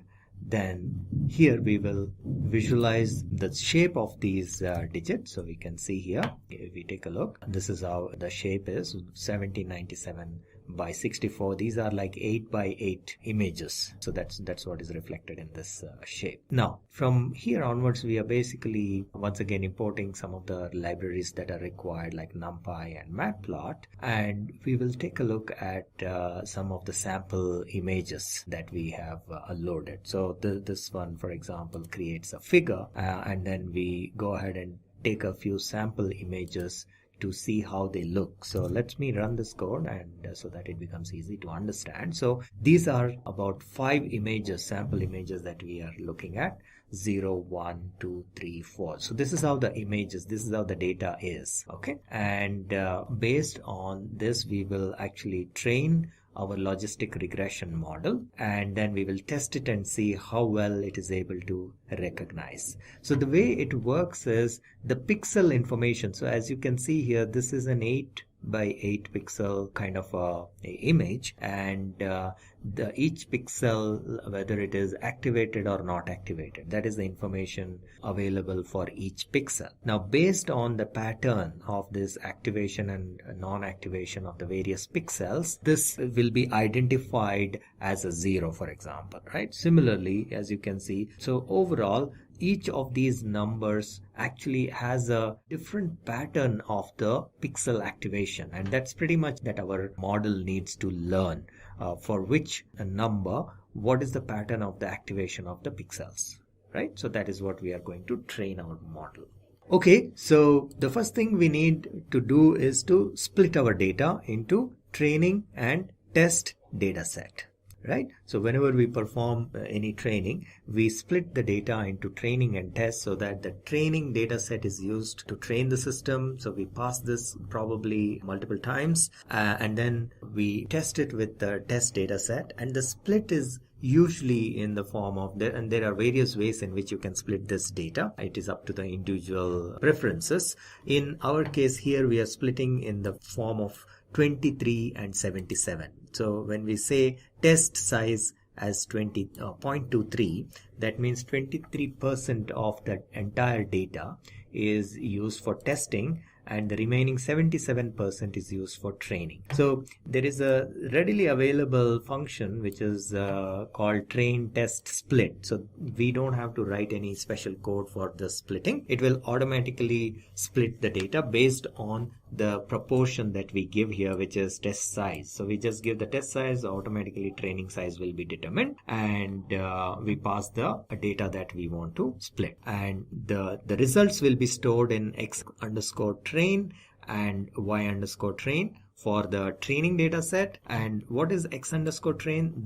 These are the features, right, which is like the independent variable, and y_train is the label, right? So in this case, what happens is we have the input value, which is, or the features value, which is in x_train, and since this is labeled data, for each of them, each of the observations, we already have the label information saying whether this digit is a 0 or a 1 or a 2, so that this is what will be used for comparison to find out whether the system is able to recognize it correctly or there is an error. For each observation, it will compare with this, right? So this is the label. So the same way, x_train, y_train is for the training data set, x_test, y_test is for the test data set. Okay, so let me go ahead and execute this code as well, and then we can go and check quickly what is how many entries are there and in each of these. So x_train, the shape is 1383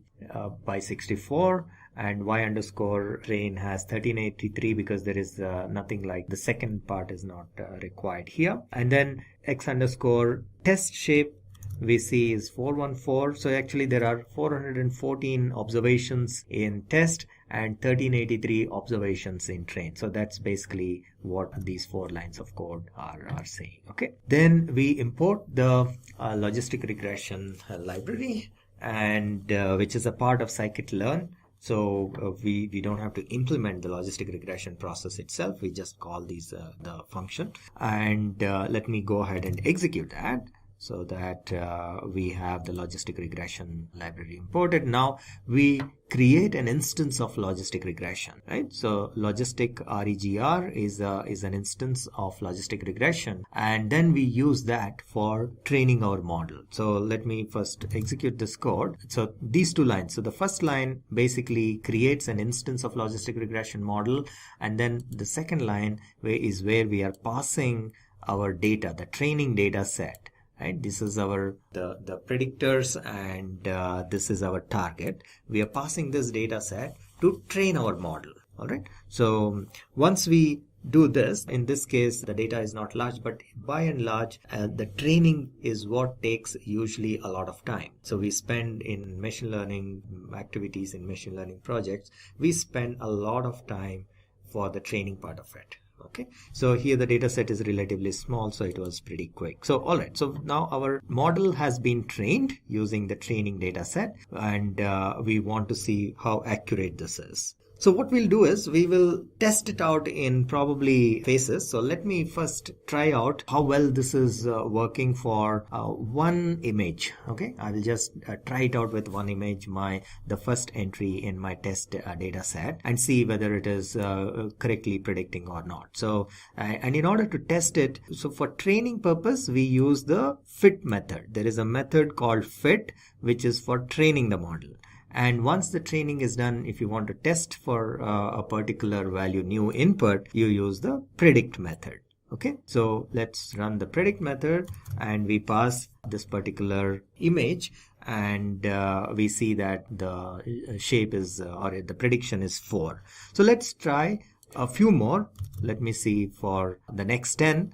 Seems to be fine. So let me just go ahead and test the entire data set. Okay, that's basically what we will do. So now we want to find out how accurately this has performed. So we use the score method to find what is the percentage of accuracy, and we see here that it has performed up to 94% accurate. Okay, so that's on this part. Now what we can also do is we can also see this accuracy using what is known as a confusion matrix. So let us go ahead and try that as well, so that we can also visualize how well this model has done.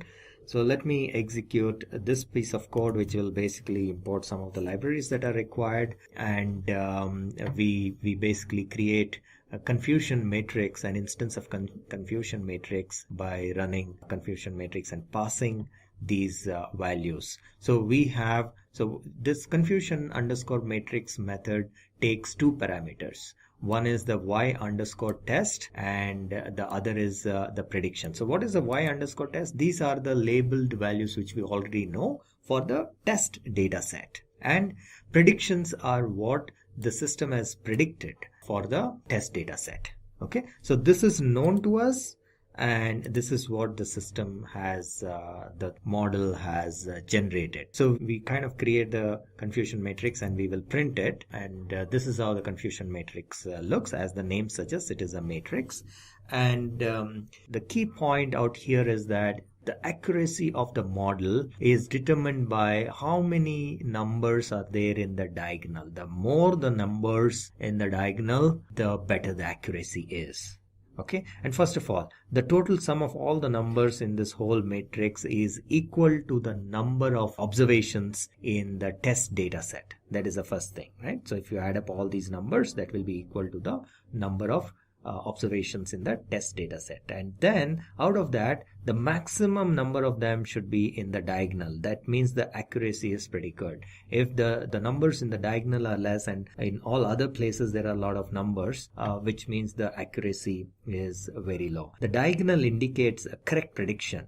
This means that the actual value is same as the predicted value. Here again, actual value is same as the predicted value, and so on, right? So the moment you see a number here, that means the actual value is something and the predicted value is something else, right? Similarly here, the actual value is something and the predicted value is something else. So that is basically how we read the confusion matrix. Now, how do we find the accuracy? You can actually add up the total values in the diagonal. So it's like 38 plus 44 plus 43 and so on, and divide that by the total number of test observations that will give you the percentage accuracy using a confusion matrix. Now let us visualize this confusion matrix in a slightly more sophisticated way using a heat map. So we will create a heat map with we'll add some colors as well. It's like a more visually more appealing. So that's the whole idea. So let me run this piece of code, and this is how the heat map looks. And as you can see here, the diagonals again are all the values are here, most of the values. So which means this seems to be reasonably accurate. And yeah, basically the accuracy score is 94%. This is calculated, as I mentioned, by adding all these numbers divided by the total test values, or the total number of observations in test data set. Okay, so this is the confusion matrix for logistic regression.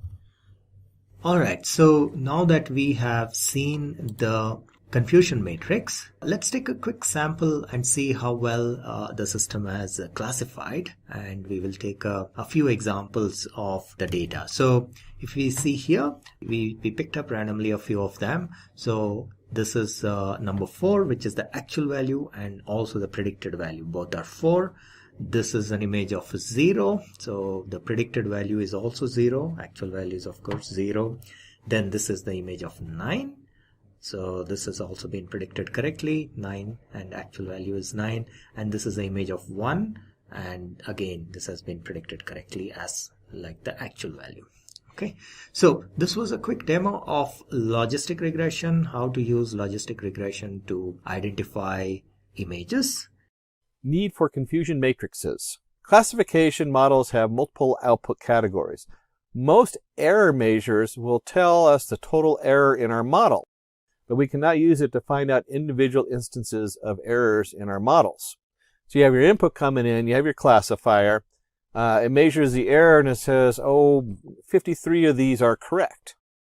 But we don't know which 53% are correct. Is it 53% correct on guessing on the spam? Is it 23% guessing on spam and 27% guessing on what's not spam? This is where the confusion matrix comes in. So during the classification, we also have to overcome the limitations of accuracy. Accuracy can be misleading for classification problems. If there is a significant class imbalance, a model might predict the majority class for all cases and have a high accuracy score. And so you can see here we have our email coming in and there's 2 spams. The classifier comes in and goes, hey, it only catches one of those spams and it misclassifies one that's not spam. So our model predicted 8 out of 10 instances and will have an accuracy of 80%. But is it classifying correctly? A confusion matrix represents a table layout of the different outcomes of prediction and results of a classification problem and helps visualize its outcomes. And so you see here we have our simple chart, predicted and actual. The confusion matrix helps us identify the correct predictions of a model for different individual classes as well as the errors. So you'll see here that the values predicted by our classifier are along the rows. This is what we're going to guess it is, or our model is guessing what this is based on its training. So we've already trained the model to guess whether it's spam or not spam or whatever it is you're working on. And then the actual values of our data set are along the columns. So this is the actual value that's supposed to be. People who can speak English will be classified as positives. So, because they have remember 0 or 1. Do you speak English? Yes, no. And you could extend this that they might have, do you speak French? Do you speak whatever languages? And so you might have a whole lot of classifiers that you would look at each one of these. People who cannot speak English will be classified as negatives. So there'll be a 0. So, 0 ones. The number of times our actual positive values are equal to predicted positive values gives us true positive, TP. The number of times our actual negative values are equal to predictive negative values gives us true negative, TN. The number of times our model wrongly predicts negative values as positives gives us a false positive, FP. And you'll see when you're working with these a lot, memorizing that it's false positive, you can easily figure out what that is, and pretty soon you're just looking at the FP or the TP, depending on what you're working on. And the number of times our model wrongly predicts positive values as negatives gives us a false negative, FP. Now, I'm going to do a quick step out here. Let's say you're working in the medical and we're talking about cancer. Do you really want a bunch of false negatives? You want 0 under false negative. So when we look at this confusion matrix, if you have 5% false positives and 5% false negatives, it'd be much better to even have 20% false positives because they go in and test it, and 0 false negatives. The same might be true if you're working on, say, a car driving. Is this a safe place for the car to go? Well, you really don't want any false positives. Yes, this is safe right over the cliff. So again, when you're working on the project or whatever it is you're working on, this chart suddenly has huge value. We were talking about spam email. How many important emails, say from your banking overdraft charge coming in, that you want to be a true false negative? You don't want it to go in the spam folder. Likewise, you want to get as much of the spam out of there, but you don't want to miss anything really important. Confusion matrix metrics are performance measures which help us find the accuracy of our classifier. There are 4 main metrics: accuracy, precision, recall, and F1 score. The F1 score is the one I usually hear the most, and accuracy is usually what you put on your chart when you're sending in front of the shareholders. How accurate is it? People understand accuracy. F1 score is a little bit more on the math side, and so you got to be a little careful when you're quoting F1 scores in the when you're sitting there with all the shareholders, because a lot of them will just glaze over. So confusion matrix metrics are performance measures which help us find the accuracy of our classifier. There are 4 main metrics. Accuracy. The accuracy is used to find the portion of the correctly classified values. It tells us how often our classifier is right. It is the sum of all true values divided by the total values. And this makes sense. Again, it's one of those things. I don't want to, it depends on what you're looking for. Are you looking for not to miss any spam mails? Are you looking to drive down the road and not run anybody over? Precision is used to calculate the model's ability to classify positive values correctly. It answers the question, when the model predicts a positive value, how often is it right? It is the true positive divided by the total number of predicted positive values. Again, this one depends on what project you're working on, whether this is what you're going to be focusing on. So recall, it is used to calculate the model's ability to predict positive values. How often does the model actually predict the correct positive values? It is the true positives divided by the total number of actual positive values. And then your F1 score. It is the harmonic mean of recall and precision. It is useful when you need to take both precision and recall into account. Consider the following 2 confusion matrices, derived from 2 different classifiers. To figure out which one performs better, we can find the confusion matrix for both of them. And you can see we're back to, does it classify whether they can speak English or non-speaker? They don't know the English language. And so we put these 2 confusion matrices out here. We can go ahead and do the math behind that. We can look up the accuracy. That's the TPN plus TN over the TF plus TN plus FP plus FN. And so we get an accuracy of 0.8125. And we have a precision. If you do the precision, which is your TP, truth positive, over TP plus FP, we get 0.891. And if we do the recall, we'll end up with the 0.825. That's your TP over TP plus FN. And then, of course, your F1 score, which is 2 times precision times recall over precision plus recall. And we get the 0.857. And if we do that with another model, let's say we had 2 different models and we're trying to see which one we want to use for whatever reason, we might go ahead and compute the same things. We have our accuracy, our precision, and our recall, and our F1 score. And as we're looking at this, we might look at the accuracy, because that's really what we're interested in, is how many people are we able to classify as being able to speak English. I really don't want to know if I really don't want to know if they're non-speakers. I'd rather miss 10 people speaking English instead of 15. And so you can see from these charts, we probably go with the first model because it does a better job guessing who speaks English and has a higher accuracy, because in this case, that is what we're looking for. So with that, we'll go ahead and pull up a demo so you can see what this looks like in the Python setup and in the actual coding. For this, we'll go into Anaconda Navigator. If you're not familiar with Anaconda, it's a really good tool to use as far as doing display and demos. And for quick development. As a data scientist, I just love the package. Now, if you're going to do something heavier lifting, there's some limitations with Anaconda and with the setup. But in general, you can do just about anything in here with your Python. And for this, we'll go with Jupyter Notebook. Jupyter Lab is the same as Jupyter Notebook. You'll see they now have integration with PyCharm if you work in PyCharm. Certainly there's a lot of other integrations that Anaconda has. And we've opened up my Simplilearn files I work on and create a new file called Confusion Matrix Demo. And the first thing we want to note is the data we're working with. Here I've opened it up in a WordPad or Notepad or whatever. You can see it's got a row of headers, comma separated, and then all the data going down below.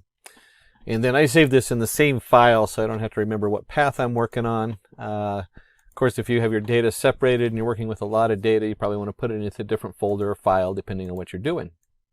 And the first thing we want to do is go ahead and import our tools. We're going to use the pandas. That's our data frame.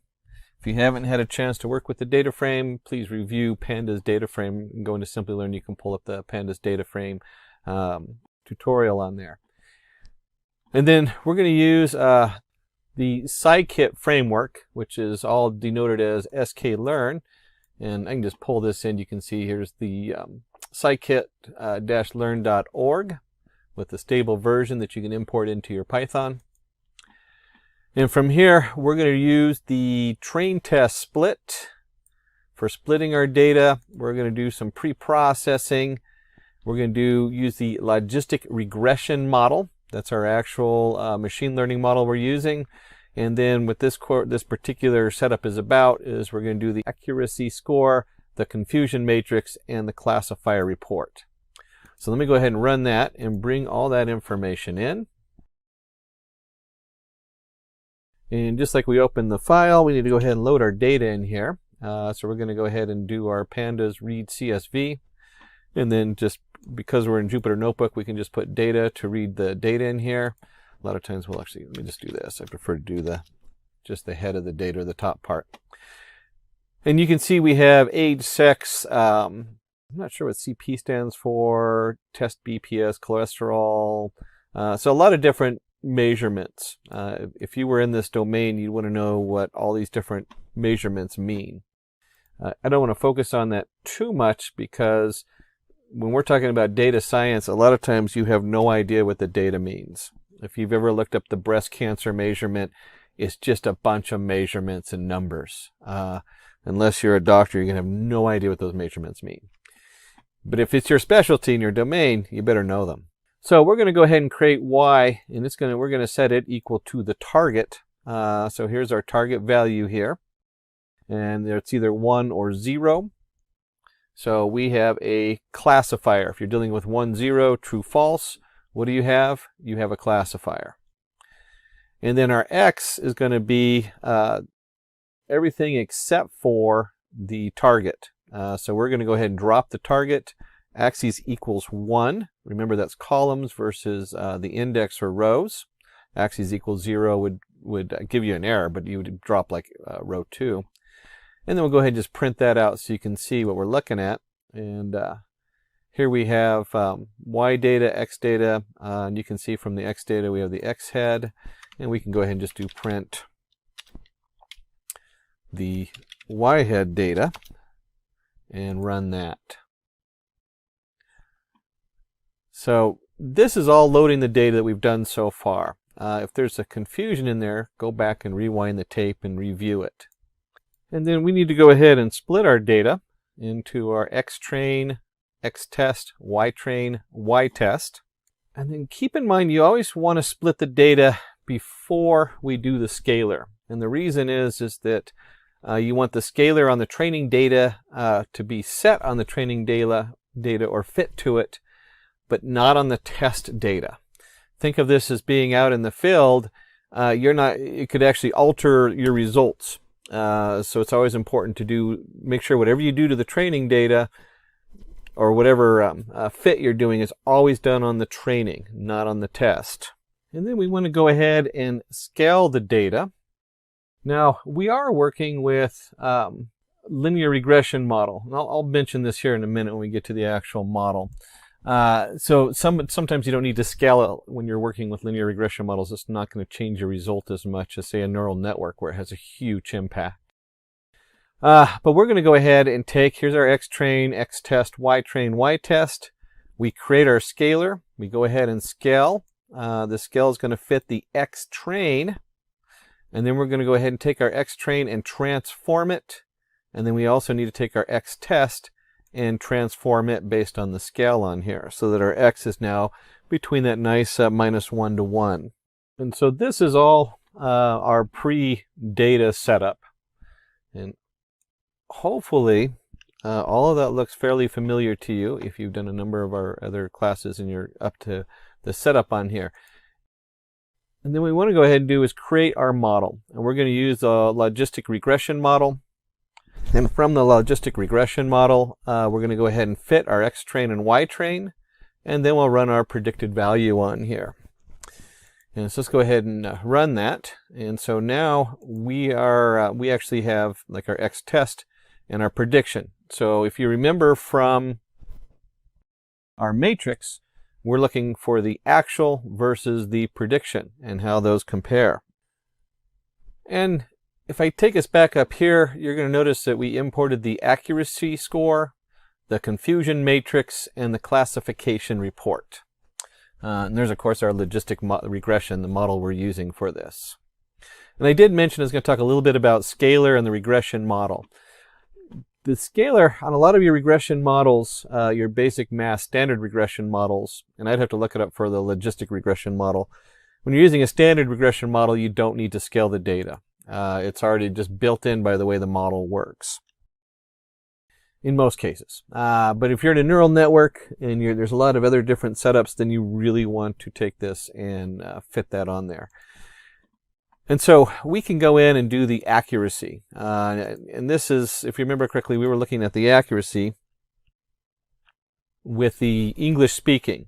So this is saying our accuracy as to whether this person is, I believe this is the heart data set.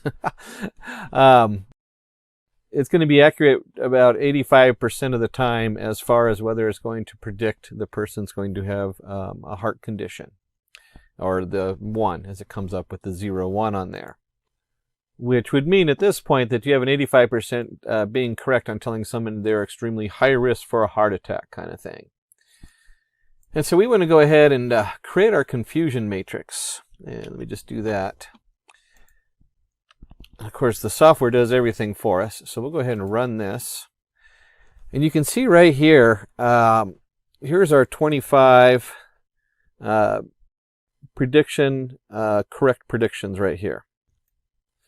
And if you remember from our slide, I'll just bring this over so it's a nice visual. We have our true positive, false positive.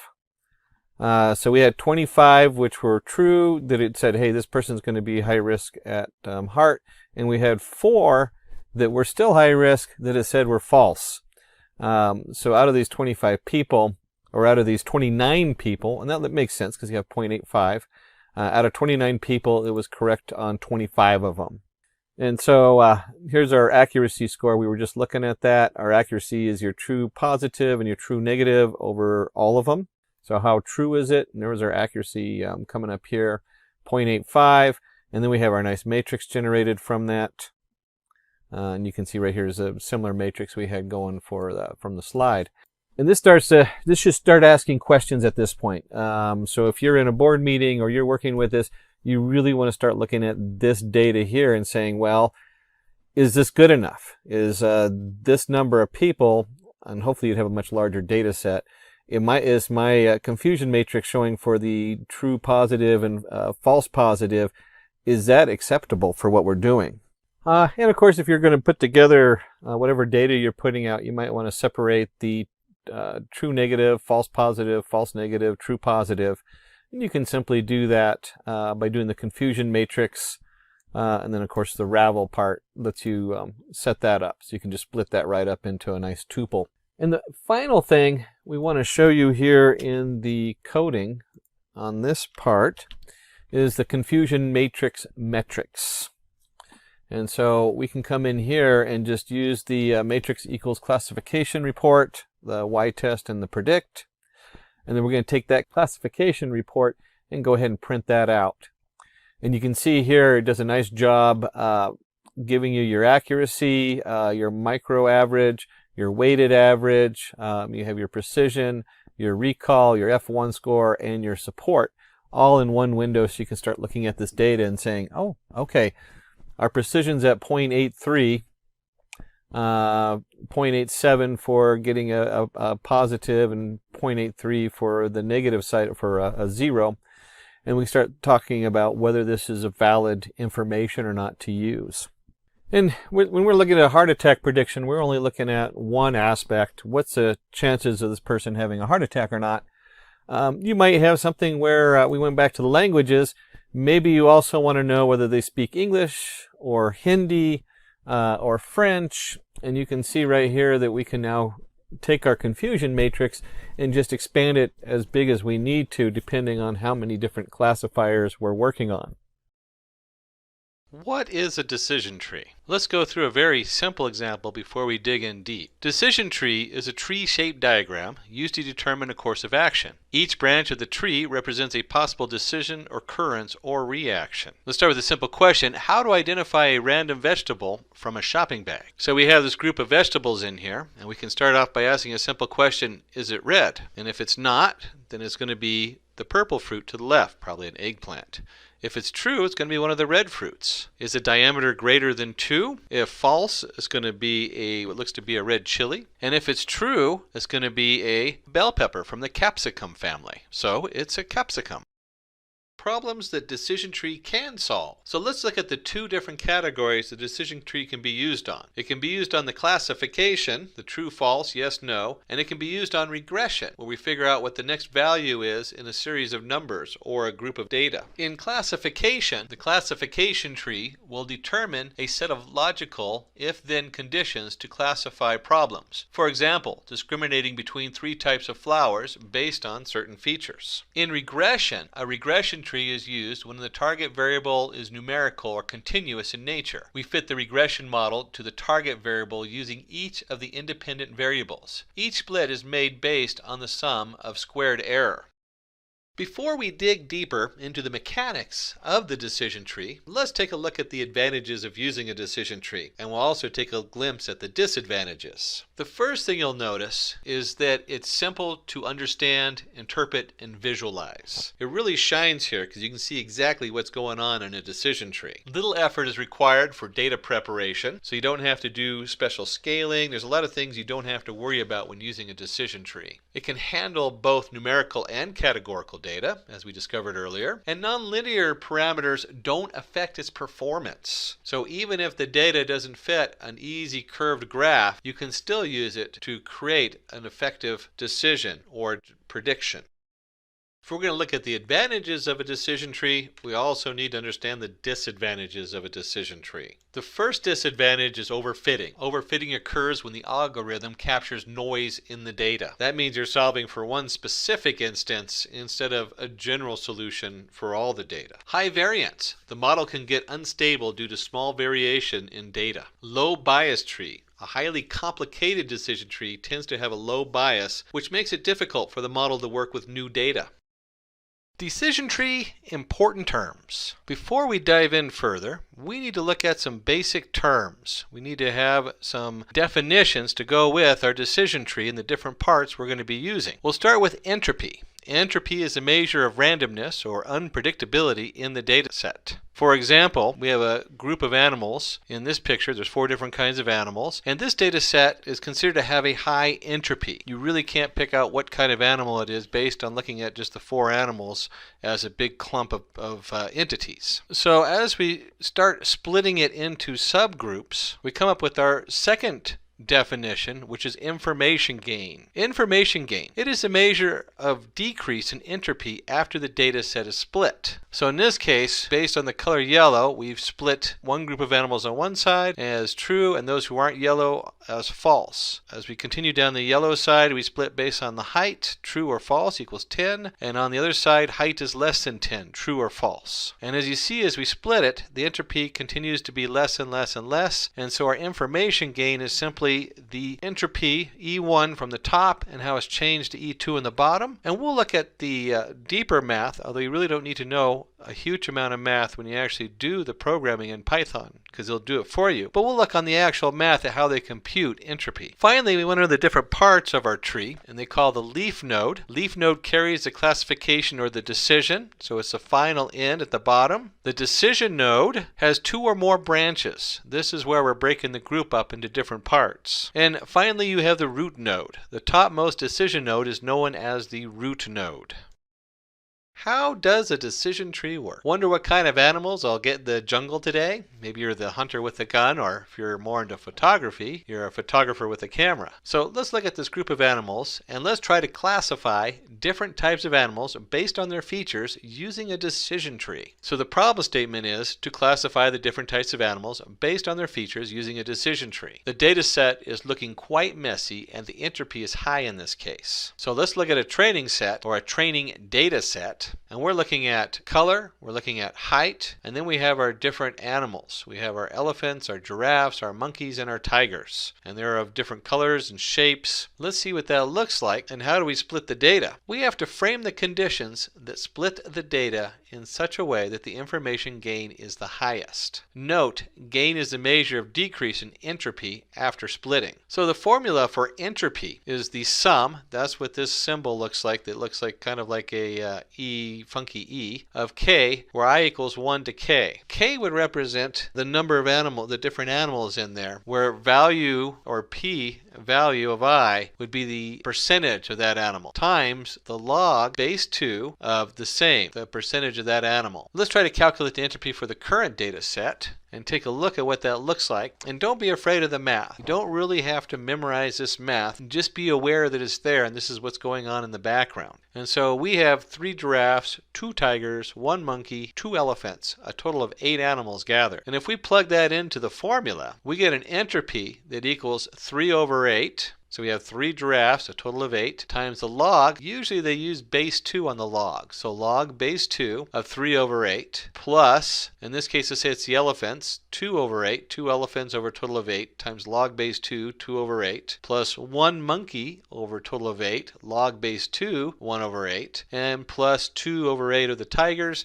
log base 2 over 8. And if we plug that into our computer or calculator, I obviously can't do logs in my head, we get an entropy equal to 0.571. The program will actually calculate the entropy of the data set similarly after every split to calculate the gain. Now we're not going to go through each set one at a time to see what those numbers are. We just want you to be aware that this is a formula or the mathematics behind it. Gain can be calculated by finding the difference of the subsequent entropy values after a split. Now we will try to choose a condition that gives us the highest gain. We will do that by splitting the data using each condition and checking that the gain we get out of them. The condition that gives us the highest gain will be used to make the first split. Can you guess what that first split will be just by looking at this image? As a human, it's probably pretty easy to split it. Let's see if you're right. If you guessed the color yellow, you're correct. Let's say the condition that gives us the maximum gain is yellow. So we will split the data based on the color yellow. If it's true, that group of animals goes to the left. If it's false, it goes to the right. The entropy after the splitting has decreased considerably. However, we still need some splitting at both the branches to attain an entropy value equal to 0. So we decide to split both the nodes using height as a condition. Since every branch now contains single label type, we can say that entropy in this case has reached the least value. And here you see we have the giraffes, the tigers, the monkey, and the elephants all separated into their own groups. This tree can now predict all the classes of animals present in the dataset with 100% accuracy. That was easy. Use case, loan repayment prediction. Let's get into my favorite part and open up some Python and see what the programming code and the scripting looks like. In here, we're going to want to do a prediction. And we start with this individual here who's requesting to find out how good his customers are going to be, whether they're going to repay their loan or not for his bank. And from that, we want to generate a problem statement to predict if a customer will repay loan amount or not, and then we're going to be using the decision tree algorithm in Python. Let's see what that looks like, and let's dive into the code. In our first few steps of implementation, we're going to start by importing the necessary packages that we need from Python, and we're going to load up our data and take a look at what the data looks like. So the first thing I need something to edit my Python and run it in. So let's flip on over, and here I'm using the Anaconda Jupyter Notebook.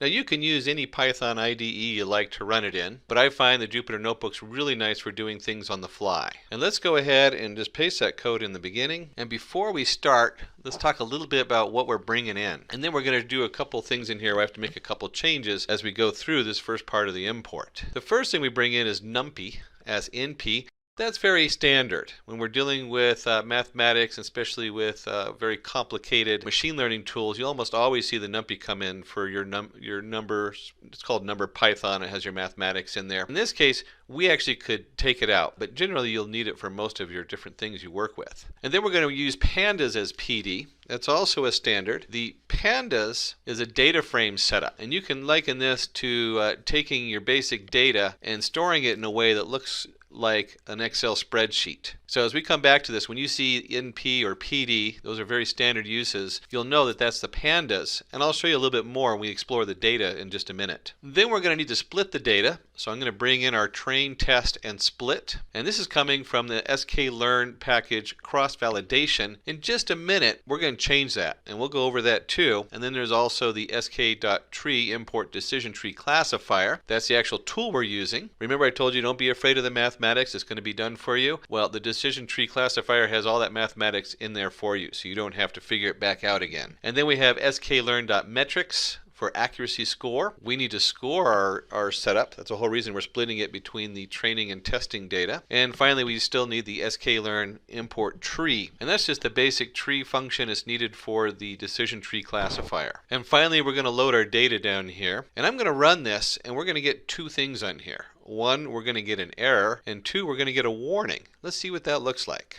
So the first thing we had is we have an error. Why is this error here? Well, it's looking at this and it says, I need to read a file. And when this was written, the person who wrote it, this is their path where they stored the file. So let's go ahead and fix that. And I'm going to put in here my file path. I'm just going to call it full file name. And you'll see it's on my C drive, and there's this very lengthy setup on here where I stored the data2.csv file. Don't worry too much about the full path because on your computer it'll be different. The data.2csv file was generated by Simplilearn. If you want a copy of that, you can comment down below and request it here in the YouTube. And then if I'm going to give it a name, full file name, I'm going to go ahead and change it here to full file name. So let's go ahead and run it now and see what happens. And we get a warning. When you're coding, understanding these different warnings and these different errors that come up is probably the hardest lesson to learn. So let's just go ahead and take a look at this and use this as an opportunity to understand what's going on here. If you read the warning, it says the cross-validation is depreciated. So it's a warning on it's being removed. And it's going to be moved in favor of the model selection. So if we go up here, we have sklearn.cross-validation. And if you research this and go to the sklearn site, you'll find out that you can actually just swap it right in there with model selection.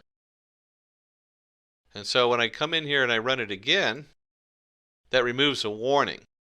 What they've done is they've had two different developers develop it in two different branches. And then they decided to keep one of those and eventually get rid of the other one. That's all that is, and very easy and quick to fix. Before we go any further, I went ahead and opened up the data from this file. Remember the data file we just loaded on here, the data_2.csv. Let's talk a little bit more about that and see what that looks like both as a text file, because it's a comma-separated variable file, and in a spreadsheet. This is what it looks like as a basic text file. You can see at the top they've created a header, and it's got 1, 2, 3, 4, 5 columns, and each column has data in it. And let me flip this over because we're also going to look at this in an actual spreadsheet so you can see what that looks like. And here I've opened it up in the OpenOffice Calc, which is pretty much the same as Excel, and zoomed in, and you can see we've got our columns and our rows of data. A little easier to read in here. We have a result, yes, yes, no. We have initial payment, last payment, credit score, house number. If we scroll way down, we'll see that this occupies 1,001 lines of code, or lines of data, with the first one being a column and then 1,000 lines of data. Now, as a programmer, if you're looking at a small amount of data, I usually start by pulling it up in different sources so I can see what I'm working with. But in larger data, you won't have that option. It'll just be too large. So you need to either bring in a small amount that you can look at it like we're doing right now, or we can start looking at it through the Python code. So let's go ahead and move on and take the next couple steps to explore the data using Python. Let's go ahead and see what it looks like in Python to print the length and the shape of the data.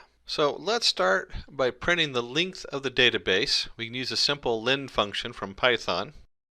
And when I run this, you'll see that it's 1,000 long. And that's what we expected. There's 1,000 lines of data in there if you subtract the column head. And this is one of the nice things when we did the balance data from the Panda read CSV. You'll see that the header is row 0, so it automatically removes a row and then shows the data separate. It does a good job sorting that data out for us. And then we can use a different function, and let's take a look at that. And again, we're going to utilize the tools in Panda. And since the balance_data was loaded as a Panda data frame, we can do a shape on it. And let's go ahead and run the shape and see what that looks like. What's nice about this shape is not only does it give me the length of the data, we have 1,000 lines, it also tells me there's 5 columns. So when we were looking at the data, we had 5 columns of data. And then let's take one more step to explore the data using Python. And now that we've taken a look at the length and the shape, let's go ahead and use the pandas module for head, another beautiful thing in the data set that we can utilize. So let's put that on our sheet here, and we have print data set and balance data.head. And this is a pandas print statement of its own. So it has its own print feature in there. And then we went ahead and gave a label for our print job here of data set, just a simple print statement. And when we run that, and let's just take a closer look at that. Let me zoom in here. There we go. Pandas does such a wonderful job of making this a very clean, readable data set. So you can look at the data, you can look at the column headers, you can have it, when you put it as the head, it prints the first 5 lines of the data. And we always start with 0. So when we have 5 lines, we have 0, 1, 2, 3, 4 instead of 1, 2, 3, 4, 5.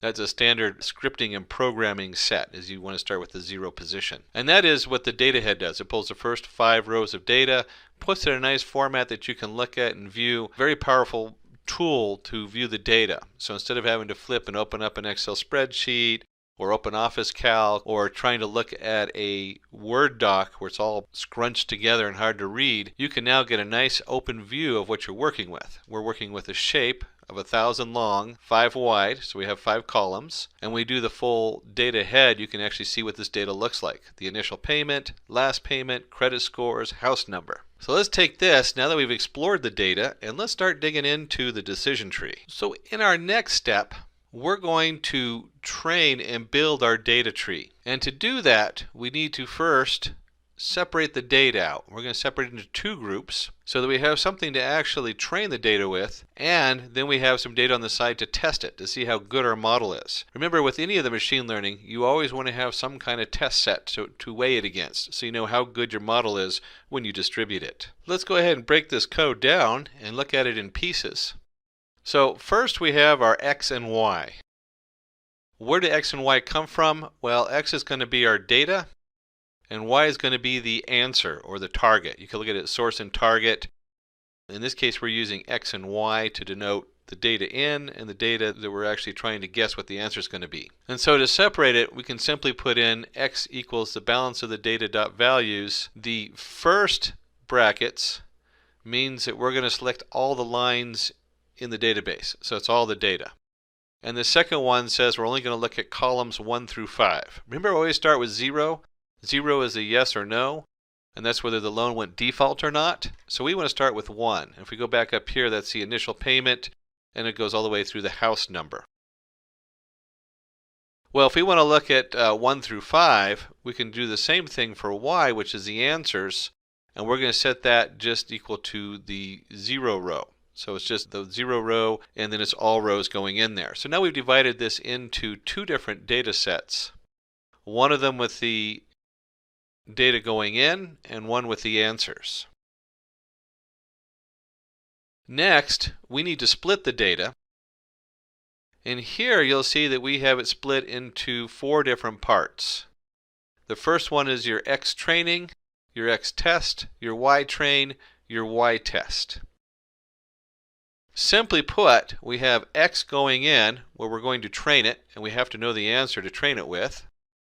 And then we have X test, where we're going to test that data. And we have to know in the end what the Y was supposed to be. And that's where this train test split comes in, that we loaded earlier in the modules. This does it all for us. And you can see they set the test size equal to 0.3, so that's roughly 30% will be used in the test. And then we use a random state, so it's completely random which rows it takes out of there. And then finally we get to actually build our decision tree. And they've called it here CLF_entropy. That's the actual decision tree, or decision tree classifier. And in here they've added a couple variables, which we'll explore in just a minute. And then finally, we need to fit the data to that. So we take our CLF entropy that we created, and we fit the X train, and since we know the answers for X train or the Y train, we go ahead and put those in.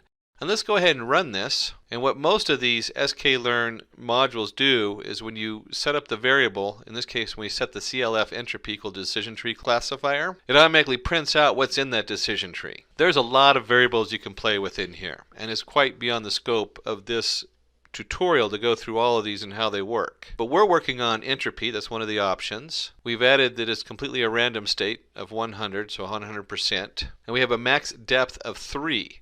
Now the max depth, if you remember above when we were doing the different graphs of animals, means it's only going to go down 3 layers before it stops. And then we have minimal samples of leaves as 5. So it's going to have at least 5 leaves at the end. So I'll have at least 3 splits, or have no more than 3 layers, and at least 5 end leaves with the final result at the bottom. Now that we've created our decision tree classifier, not only created it but trained it, let's go ahead and apply it and see what that looks like. So let's go ahead and make a prediction and see what that looks like. We're going to paste our predict code in here. And before we run it, let's just take a quick look at what it's doing here. We have a variable yPredict that we're going to do. And we're going to use our variable CLF entropy that we created. And then you'll see .predict. And that's very common in the sklearn modules that their different tools have the predict when you're actually running a prediction. In this case, we're going to put our X test data in here. Now, if you delivered this for use, an actual commercial use, and distributed it, this would be the new loans you're putting in here to guess whether the person's going to be pay them back or not.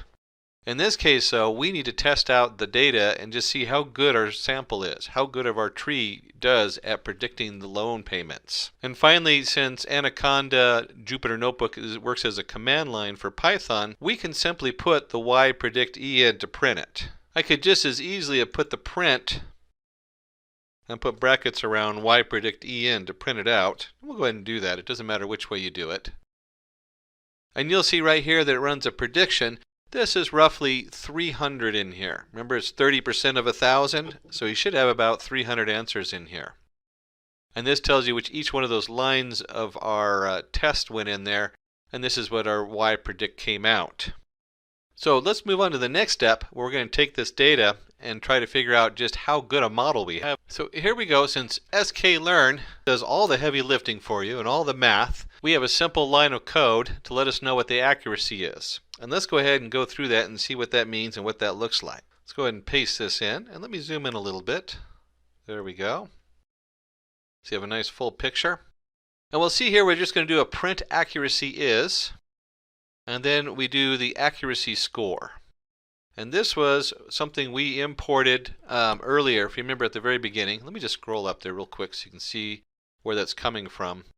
That's coming from here, down here, from sklearn.metrics import accuracy score. And you could probably run a script, make your own script to do this very easily. How accurate is it? How many out of 300 do we get right? And so we put in our Y test, that's the one we ran the predict on, and then we put in our Y predict en, that's the answers we got, and we're just going to multiply that by 100, because this is just going to give us an answer as a decimal, and we want to see it as a percentage. And let's run that and see what it looks like. And if you see here, we got an accuracy of 93.66667. So when we look at the number of loans and we look at how good our model fit, we can tell people it has about a 93.6 fitting to it. So just a quick recap on that. We now have accuracy set up on here. And so we have created a model that uses the decision tree algorithm to predict whether a customer will repay the loan or not. The accuracy of the model is about 94.6%. The bank can now use this model to decide whether it should approve the loan request from a particular customer or not. And so this information is really powerful. We may not be able to, as individuals, understand all these numbers because they have thousands of numbers that come in. But you can see that this is a smart decision for the bank to use a tool like this to help them to predict how good their profit's going to be off of the loan balances and how many are going to default or not. How does a random forest work as a whole? So to begin our random forest classifier, let's say we already have built 3 trees. And we're going to start with the first tree that looks like this.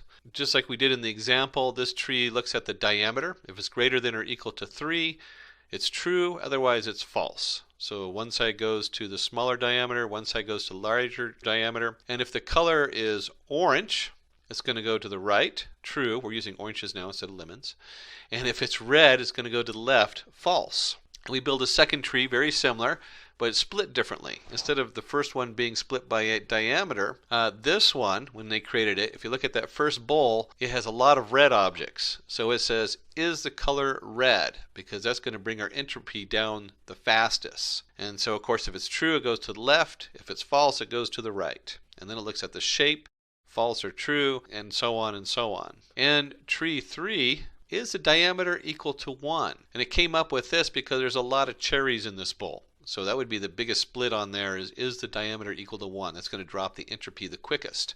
And as you can see, it splits it into true. If it goes false, and they've added another category, does it grow in the summer? And if it's false, it goes off to the left. If it's true, it goes off to the right. Let's go ahead and bring these 3 trees so you can see them all in one image. So this would be 3 completely different trees categorizing a fruit. And let's take a fruit. Now let's try this.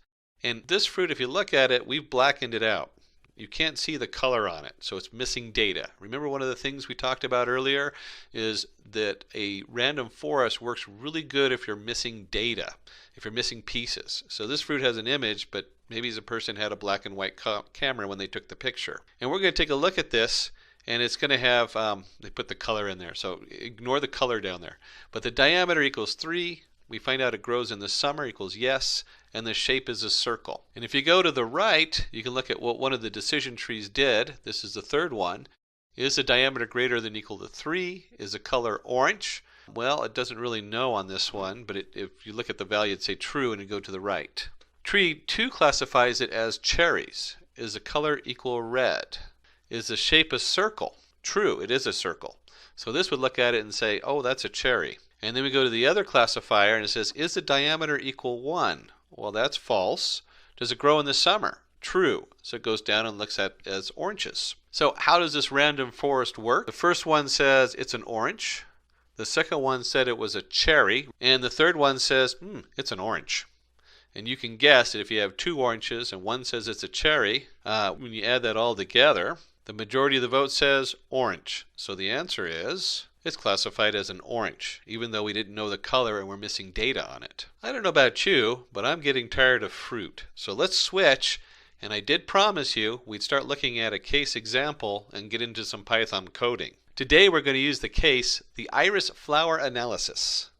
Ooh, this is the exciting part as we roll up our sleeves and actually look at some Python coding. Before we start the Python coding, we need to go ahead and create a problem statement. Wonder what species of iris do these flowers belong to? Let's try to predict the species of the flowers using machine learning in Python. Let's see how it can be done. So here we begin to go ahead and implement our Python code. And you'll find that the first half of our implementation is all about organizing and exploring the data coming in. Let's go ahead and take this first step, which is loading the different modules into Python, and let's go ahead and put that in our favorite editor, whatever your favorite editor is. In this case, I'm going to be using the Anaconda Jupyter Notebook, which is one of my favorites. Certainly there's Notepad++ and Eclipse and dozens of others, or just even using the Python terminal window. Any of those will work just fine to go ahead and explore this Python coding. So here we go. Let's go ahead and flip over to our Jupyter Notebook. And I've already opened up a new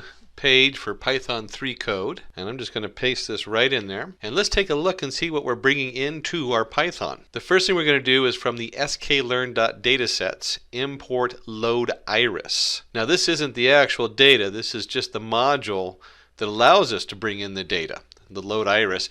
And the iris is so popular, it's been around since 1936 when Ronald Fisher published a paper on it, and they're measuring the different parts of the flower and based on those measurements predicting what kind of flower it is. And then if we're going to do a random forest classifier, we need to go ahead and import a random forest classifier from the sklearn module. So sklearn.ensemble import random forest classifier. And then we want to bring in two more modules. And these are probably the most commonly used modules in Python and data science with any of the other modules that we bring in. And one is going to be pandas. So we're going to import pandas as PD. PD is the common term used for pandas. And pandas is basically creates a data format for us where when you create a pandas data frame, it looks like an Excel spreadsheet. And you'll see that in a minute when we start digging deeper into the code. Pandas is just wonderful because it plays nice with all the other modules in there. And then we have NumPy, which is our numbers Python. And the numbers Python allows us to do different mathematical sets on here. We'll see right off the bat, we're going to take our NP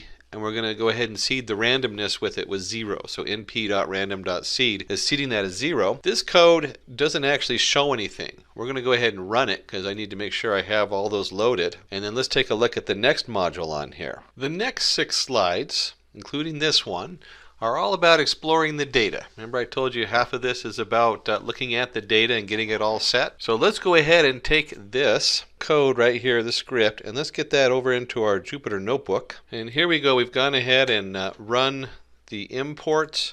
And I'm going to paste the code down here. And let's take a look and see what's going on. The first thing we're doing is we're actually loading the iris data. And if you remember up here, we loaded the module that tells it how to get the iris data. Now we're actually assigning that data to the variable iris. And then we're going to go ahead and use the df to define data frame. And that's going to equal PD. And if you remember, that's pandas as PD. So that's our pandas. And panda data frame. And then we're looking at iris data. And columns equals iris feature names. And we're going to do the df head. And let's run this so you can understand what's going on here.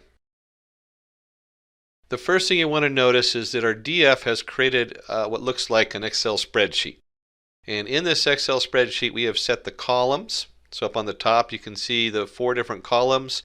And then we have the data, iris.data, down below. It's a little confusing without knowing where this data is coming from. So let's look at the bigger picture. And I'm going to go print. I'm just going to change this for a moment. And we're going to print all of iris and see what that looks like. So when I print all of iris, I get this long list of information. And you can scroll through here and see all the different titles on there. What's important to notice is that first off, there's a brackets at the beginning. So this is a Python dictionary. And in a Python dictionary, you'll have a key or a label, and this label pulls up whatever information comes after it. So feature names, which we actually used over here under columns, is equal to an array of sepal length, sepal width, petal width. These are the different names they have for the 4 different columns. And if you scroll down far enough, you'll also see data down here. Oh goodness, it came up right towards the top. And data is equal to the different data we're looking at. Now there's a lot of other things in here like target. We're going to be pulling that up in a minute. And there's also the names, the target names, which is further down. And we'll show you that also in a minute. Let's go ahead and set that back to the head. And this is one of the neat features of pandas and panda data frames is when you do df.head or the panda data frame.head, it'll print the first 5 lines of the data set in there, along with the headers if you have it. In this case, we have the column headers set to iris features. And in here, you'll see that we have 0, 1, 2, 3, 4. In Python, most arrays always start at 0. So when you look at the first 5, it's going to be 0, 1, 2, 3, 4, not 1, 2, 3, 4, 5. So now we've got our iris data imported into a data frame. Let's take a look at the next piece of code in here. And so in this section here of the code, we're going to take a look at the target, and let's go ahead and get this into our notebook, this piece of code, so we can discuss it a little bit more in detail. So here we are in our Jupyter notebook. I'm going to put the code in here, and before I run it, I want to look at a couple things going on. So we have df species, and this is interesting because right here you'll see where I have df species in brackets, which is the key code for creating another column, and here we have iris.target.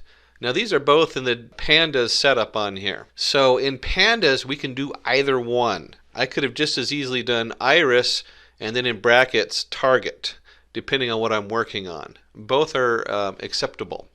Let's go ahead and run this code and see how this changes. And what we've done is we've added the target from the iris data set as another column on the end. Now what species is, this is what we're trying to predict. So we have our data, which tells us the answer for all these different pieces. And then we've added a column with the answer. That way when we do our final setup, we'll have the ability to program our neural network to look for this different data and know what a setosa is, or a varicolor, which we'll see in just a minute, or virginica. Those are the 3 that are in there. And now we're going to add one more column. I know, we're organizing all this data over and over again. It's kind of fun. There's a lot of ways to organize it. What's nice about putting everything onto one data frame is I can then do a printout and it shows me exactly what I'm looking at. And I'll show you where that's different, where you can alter that and do it slightly differently. But let's go ahead and put this into our script up to date now. And here we go. We're going to put that down here. And we're going to run that. And let's talk a little bit about what we're doing. Now, we're exploring data, and one of the challenges is knowing how good your model is. Did your model work? And to do this, we need to split the data up. And we split it into 2 different parts. They usually call it the training and the testing. And so in here, we're going to go ahead and put that in our database so you can see it clearly. And we've set it df.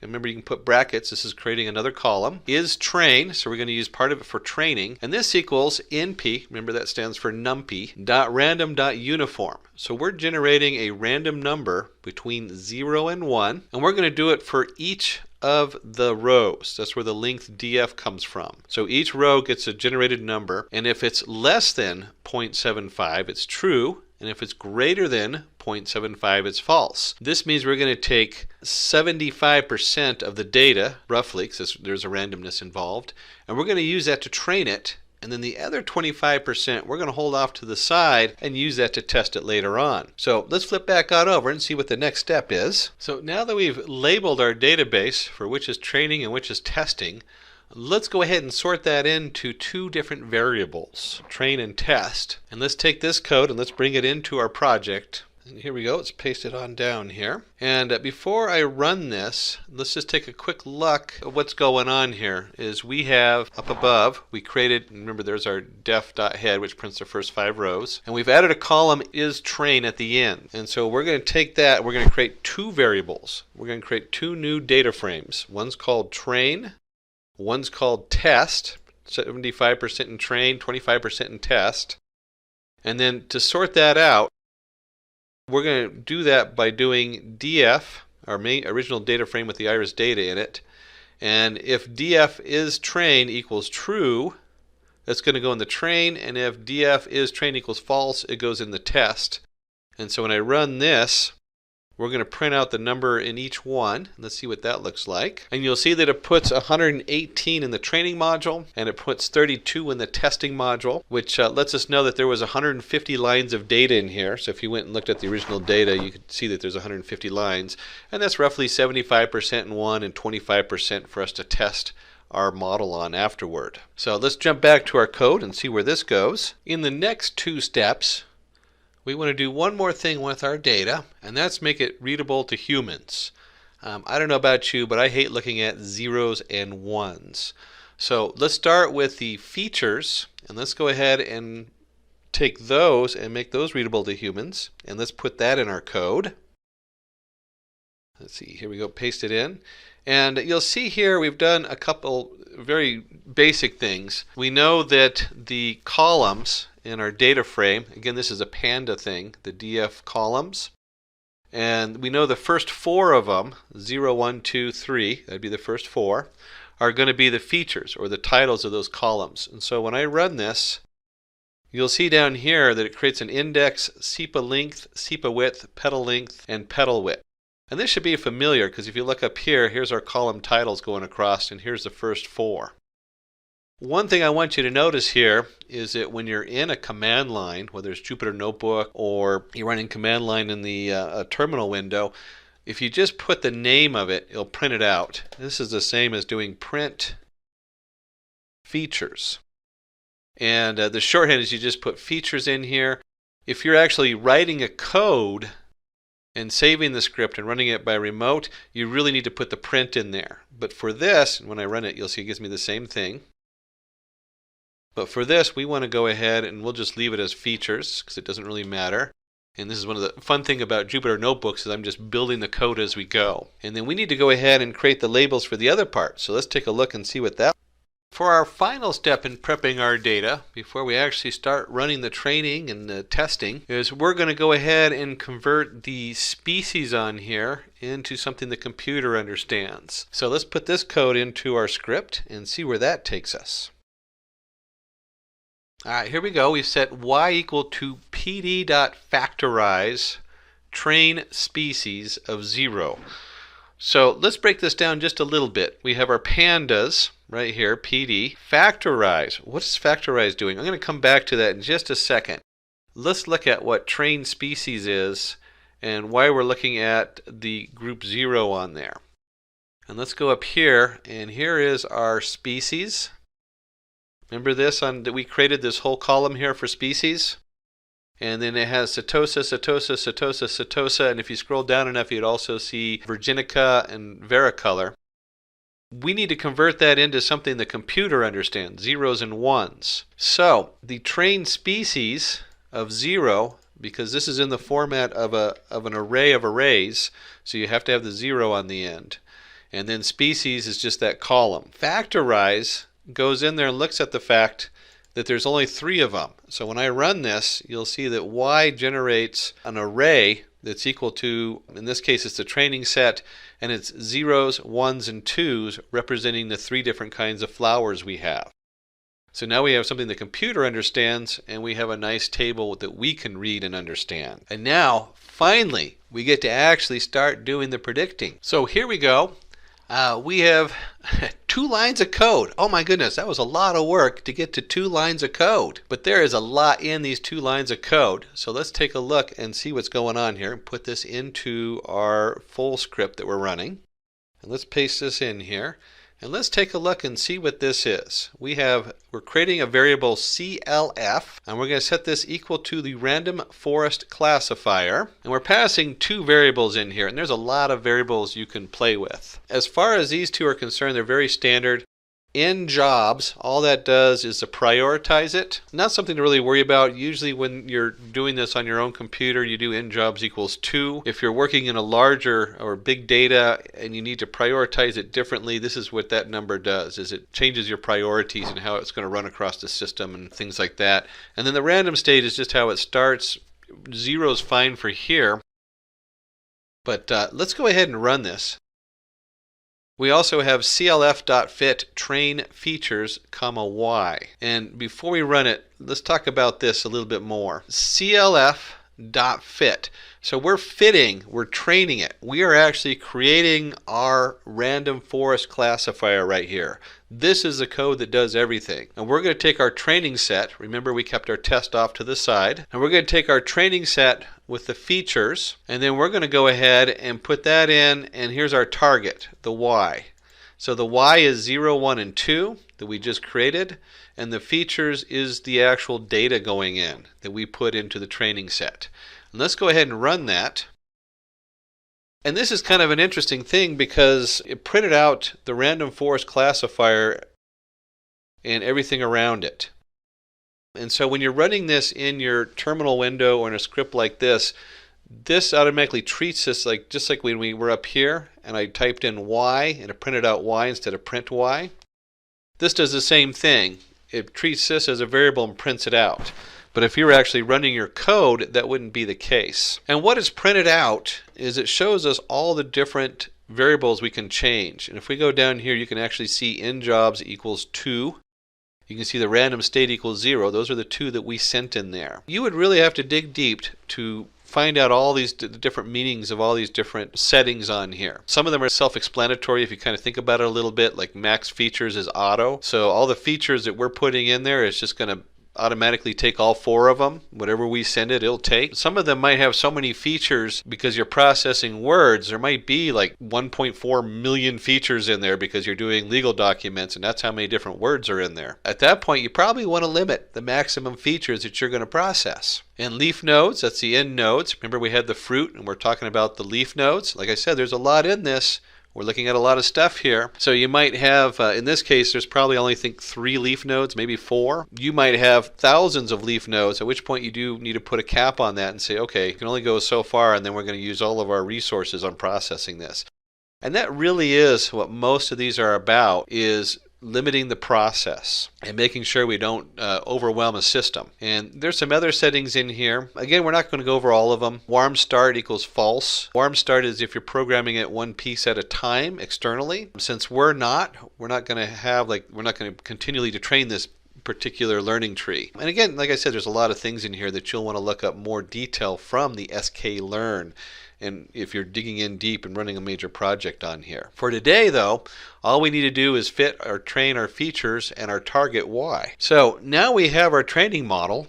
What's next? If we're going to create a model, we now need to test it. Remember, we set aside the test feature, test group, 25% of the data. So let's go ahead and take this code and let's put it into our script and see what that looks like. Okay, here we go. And we're going to run this, and it's going to come out with a bunch of 0s, 1s, and 2s, which represents the 3 types of flowers, the Setosa, the Virginica, and the Versicolor. And what we're putting into our predict is the test features, and I always kind of like to know what it is I am looking at. So real quick, we're going to do test features. And remember, features is an array of sepal length, sepal width, petal length, petal width. So when we put it in this way, it actually loads all these different columns that we loaded into features. So if we did just features, let me just do features in here so you can see what features looks like. This is just playing with pandas data frames. You'll see that it's an index. So when you put an index in like this into test features, into test, it then takes those columns and creates a panda data frames from those columns. And in this case, we're going to go ahead and put those into our predict. So we're going to put each one of these lines of data, the 5.0, 3.4, 1.5, 0.2, and we're going to put those in and we're going to predict what our new forest classifier is going to come up with. And this is what it predicts. It predicts 0, 0, 0, 1, 2, 1, 1, 2, 2, 2. And again, this is the flower type, Setosa, Virginica, and Versicolor. So now that we've taken our test features, let's explore that. Let's see exactly what that data means to us. So the first thing we can do with our predicts is we can actually generate a different prediction model. When I say different, we're going to view it differently. It's not that the data itself is different. So let's take this next piece of code and put it into our script. So we're pasting it in here, and you'll see that we're doing predict, and we've added underscore proba for probability. So there's our clf.predict probability. So we're running it just like we ran it up here, but this time with this we're going to get a slightly different result, and we're only going to look at the first 10. So you'll see down here, instead of looking at all of them, which was 27, you'll see right down here that this generates a much larger field on the probability. And let's take a look and see what that looks like and what that means. So when we do the predict underscore proba for probability, it generates 3 numbers. So we had 3 leaf nodes at the end. And if you remember from all the theory we did, this is the predictors. The first one is predicting a 1 for Setosa. It predicts a 0 for Virginica, and it predicts a 0 for Versicolor, and so on and so on and so on. And let's, you know what, I'm going to change this just a little bit. Let's look at 10 to 20, just because we can. And we start to get in a little different of data, and you'll see right down here, it gets to this one, this line right here. And this line has 0, 0.5, 0.5. And so if we're going to vote, and we have 2 equal votes, it's going to go with the first one. So it says Setosa gets 0 votes, Virginica gets 0.5 votes, Versicolor gets 0.5 votes, but let's just go with the Virginica since these 2 are equal, and so on down the list. You can see how they vary on here. So now we've looked at both how to do a basic predict of the features, and we've looked at the predict probability. Let's see what's next on here. So now we want to go ahead and start mapping names for the plants. We want to attach names so that it makes a little more sense for us. And that's what we're going to do in these next 2 steps. We're going to start by setting up our predictions and mapping them to the names. So let's see what that looks like. And let's go ahead and paste that code in here and run it. And this goes along with the next piece of code. So we'll skip through this quickly and then come back to it a little bit. So here's iris.targetNames. And if you remember correctly, this was the names that we've been talking about this whole time, the Setosa, Virginica, Versicolor. And then we're going to go ahead and do the prediction again. We could have just set a variable equal to this instead of rerunning it each time. But we're going to go ahead and run it again, clf.predict test features. Remember that returns the 0s, the 1s, and the 2s. And then we're going to set that equal to predictions. So this time we're actually putting it in a variable. And when I run this, it distributes, and it comes out as an array, and the array is Setosa, Setosa, Setosa, Setosa, Setosa. We're only looking at the first 5. We could actually let's do the first 25, just so we can see a little bit more on there. And you'll see that it starts mapping it to all the different flower types, the Versicolor and the Virginica in there. And let's see how this goes with the next one. So let's take a look at the top part of our species in here, and we'll take this code and put it in our script. And let's put that down here and paste it. There we go. And we'll go ahead and run it.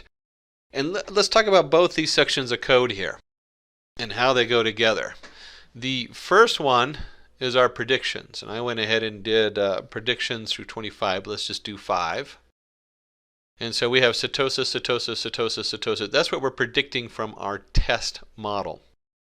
And then we come down here and we look at test species. I remember I could have just done test.species.head. And you'll see it says Setosa, Setosa, Setosa, Setosa. And they match. So the first one is what our forest is doing. And the second one is what the actual data is. Now, we need to combine these so that we can understand what that means. We need to know how good our forest is, how good it is at predicting the features. So that's where we come up to the next step, which is lots of fun. We're going to use a single line of code to combine our predictions and our actuals so we have a nice chart to look at. And let's go ahead and put that in our script in our Jupyter notebook here. Let's see, let's go ahead and paste that in, and then because I'm on the Jupyter notebook, I can do a Control minus so you can see the whole line there. There we go, resize it. And let's take a look and see what's going on here. We're going to create in pandas, remember PD stands for pandas, and we're doing a crosstab. This function takes two sets of data and creates a chart out of them. So when I run it, you'll get a nice chart down here, and we have the predicted species.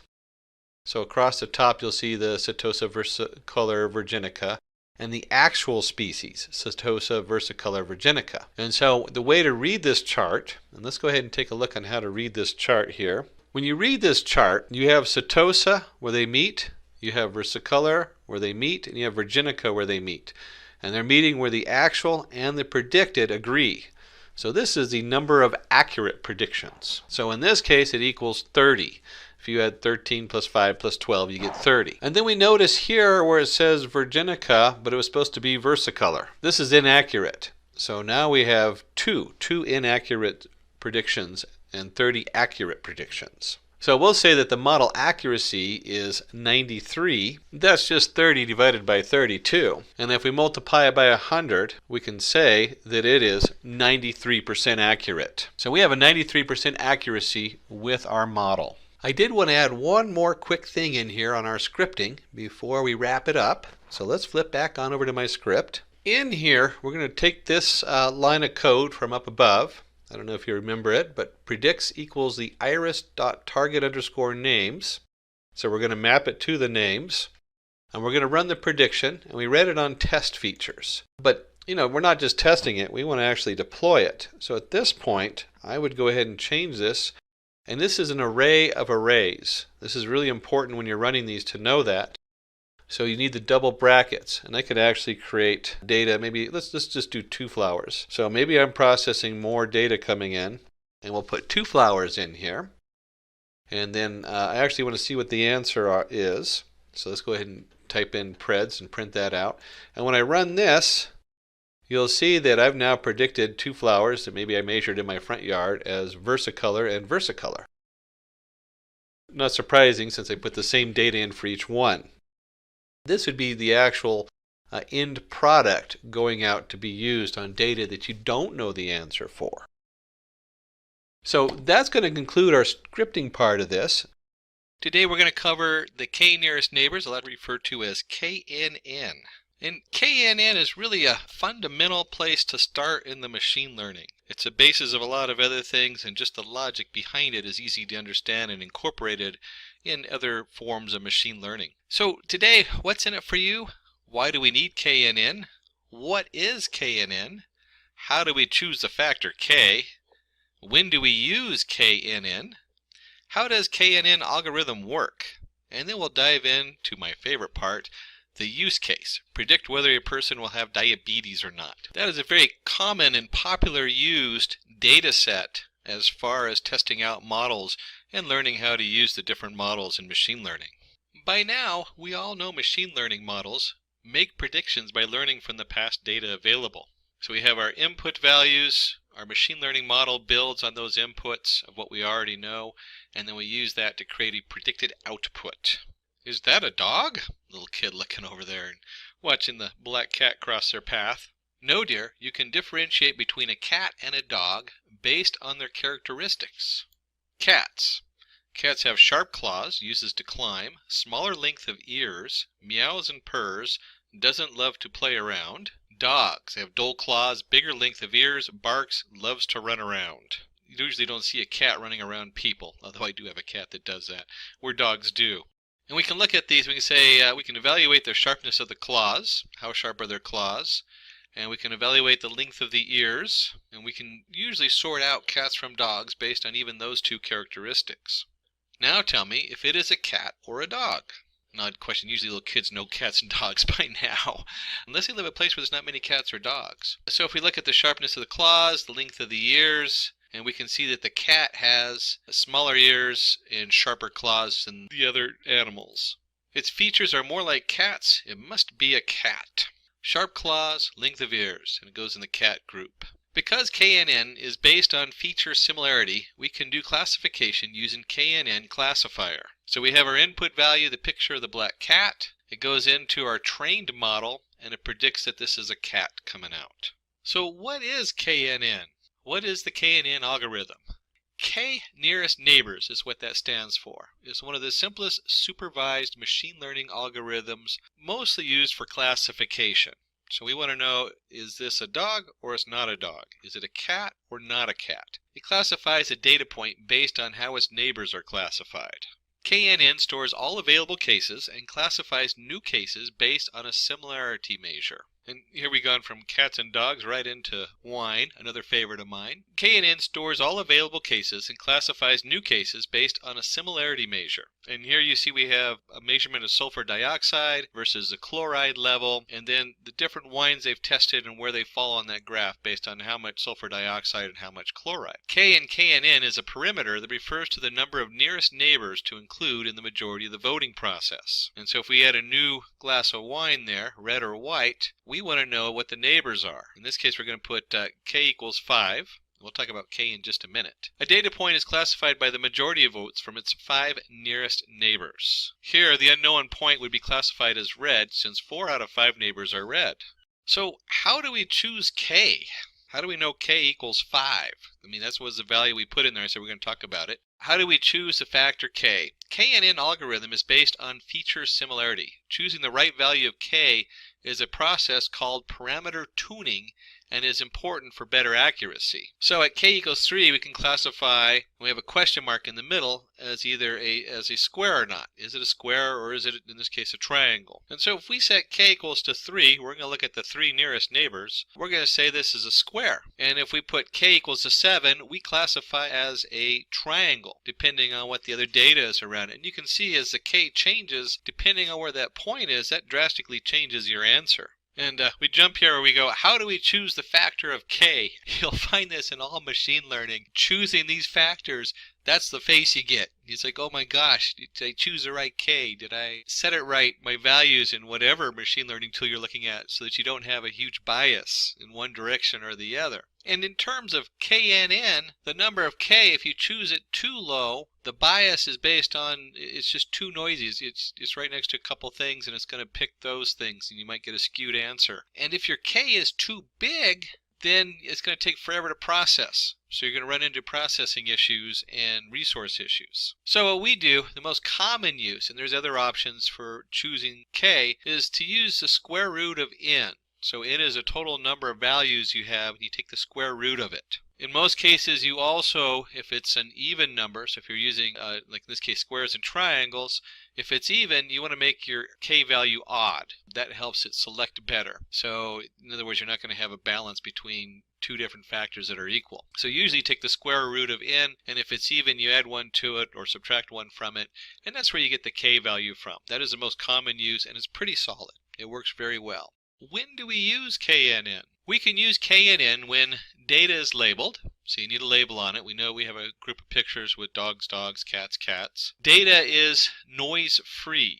And so you can see here, when we have a class and we have like underweight, 140, 23, Hello Kitty, normal, that's pretty confusing. We have a high variety of data coming in, so it's very noisy, and that would cause an issue. Data set is small, so we're usually working with smaller data sets where you might get into a gig of data if it's really clean, doesn't have a lot of noise. Because KNN is a lazy learner, i.e. it doesn't learn a discriminative function from the training set. So it's very lazy, so if you have very complicated data and you have a large amount of it, you're not going to use the KNN. But it's really great to get a place to start. Even with large data, you can sort out a small sample and get an idea of what that looks like using the KNN.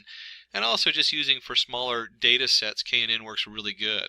How does the KNN algorithm work? Consider a data set having 2 variables, height in centimeters and weight in kilograms. And each point is classified as normal or underweight. So we can see right here we have 2 variables, true, false. They're either normal or they're not. They're underweight. On the basis of the given data, we have to classify the below set as normal or underweight using KNN. So if we have new data coming in that says 57 kilograms and 177 centimeters, is that going to be normal or underweight?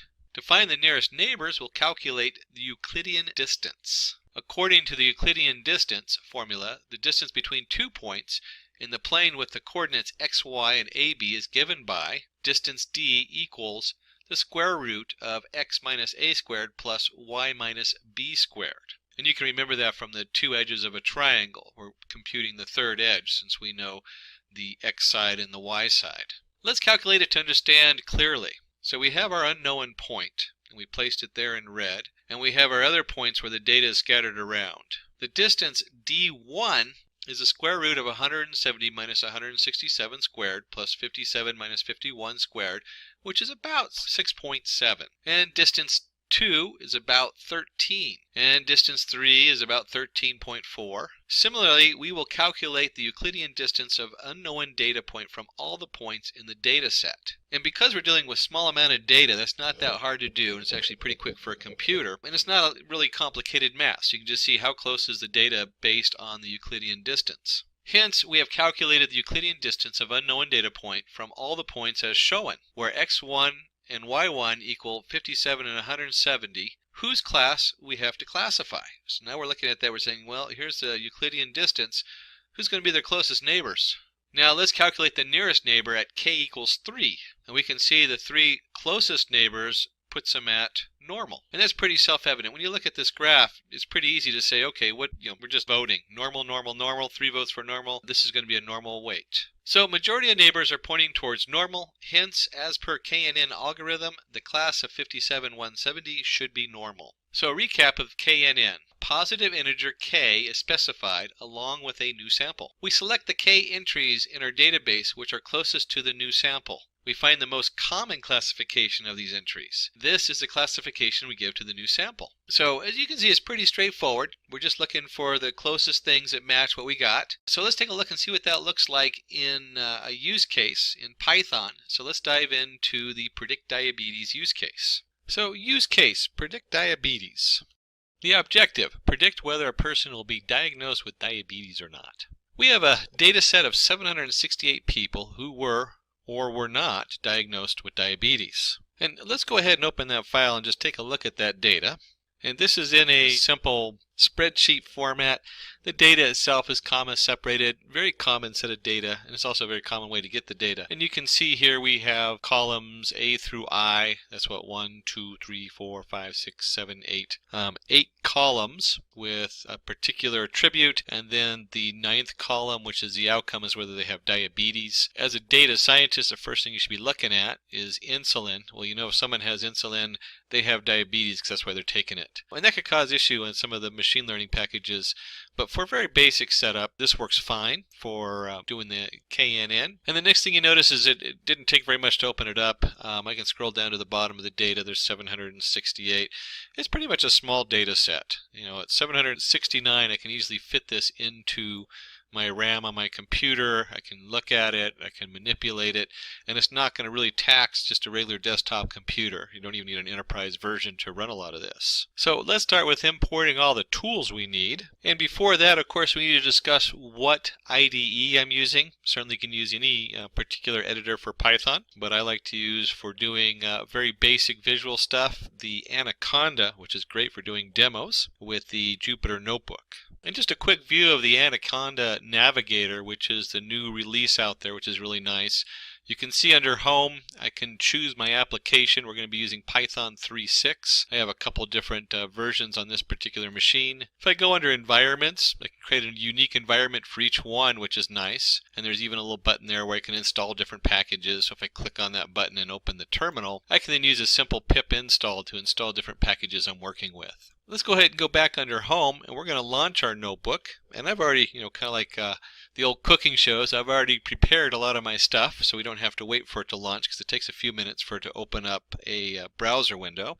In this case, it's going to open up Chrome because that's my default that I use. And since the script is pre-done, you'll see I have a number of windows open up at the top, the one we're working in. And since we're working on the KNN predict whether a person will have diabetes or not, let's go ahead and put that title in there. And I'm also going to go up here and click on Cell Actually, we want to go ahead and first insert a cell below, and then I'm going to go back up to the top cell, and I'm going to change the cell type to Markdown. That means this is not going to run as Python. It's a Markdown language. So if I run this first one, it comes up in nice big letters, which is kind of nice. Remind us what we're working on. And by now, you should be familiar with doing all of our imports. We're going to import the pandas as PD, import numpy as NP. Pandas is the pandas data frame, and numpy is a number array. Very powerful tools to use in here. So we have our imports. So we've brought in our pandas, our numpy, our two general Python tools. And then you can see over here we have our train test split. By now you should be familiar with splitting the data. We want to split part of it for training our thing and then training our particular model. And then we want to go ahead and test the remaining data just to see how good it is. Pre-processing, a standard scalar preprocessor, so we don't have a bias of really large numbers. Remember in the data we had like number of pregnancies isn't going to get very large, where the amount of insulin they take can get up to 256. So 256 versus 6. That will skew results. So we want to go ahead and change that so that they're all uniform between -1 and 1. And then the actual tool. This is the k-neighbors classifier we're going to use. And finally, the last three are 3 tools to test, all about testing our model. How good is it? We just put down test on there. And we have our confusion matrix, our F1 score, and our accuracy. So we have our 2 general Python modules we're importing, and then we have our 6 modules specific from the sklearn setup. And then we do need to go ahead and run this, so that these are actually imported. There we go. And then move on to the next step. And so in this set, we're going to go ahead and load the database. We're going to use pandas. Remember, pandas is PD. And we'll take a look at the data in Python. We looked at it in a simple spreadsheet, but usually I like to also pull it up so that we can see what we're doing. So here's our data set equals pd.readcsv. That's a pandas command. And the diabetes folder I just put in the same folder where my IPython script is. If you put it in a different folder, you'd need the full length on there. We can also do a quick length of the data set. That is a simple Python command, len for length. We might even, let's go ahead and print that. We'll go print. And if you do it on its own line, length.dataset in the Jupyter Notebook, it'll automatically print it. But when you're in most of your different setups, you want to do the print in front of there. And then we want to take a look at the actual data set. And since we're in pandas, we can simply do dataset head. And again, let's go ahead and add the print in there. If you put a bunch of these in a row, you know, the dataset 1 head, dataset 2 head, it only prints out the last one. So I always like to keep the print statement in there. But because most projects only use one data frame, pandas data frame, doing it this way doesn't really matter. The other way works just fine. And you can see when we hit the run button, we have the 768 lines, which we knew, and we have our pregnancies. It's automatically given a label on the left. Remember, the head only shows the first 5 lines.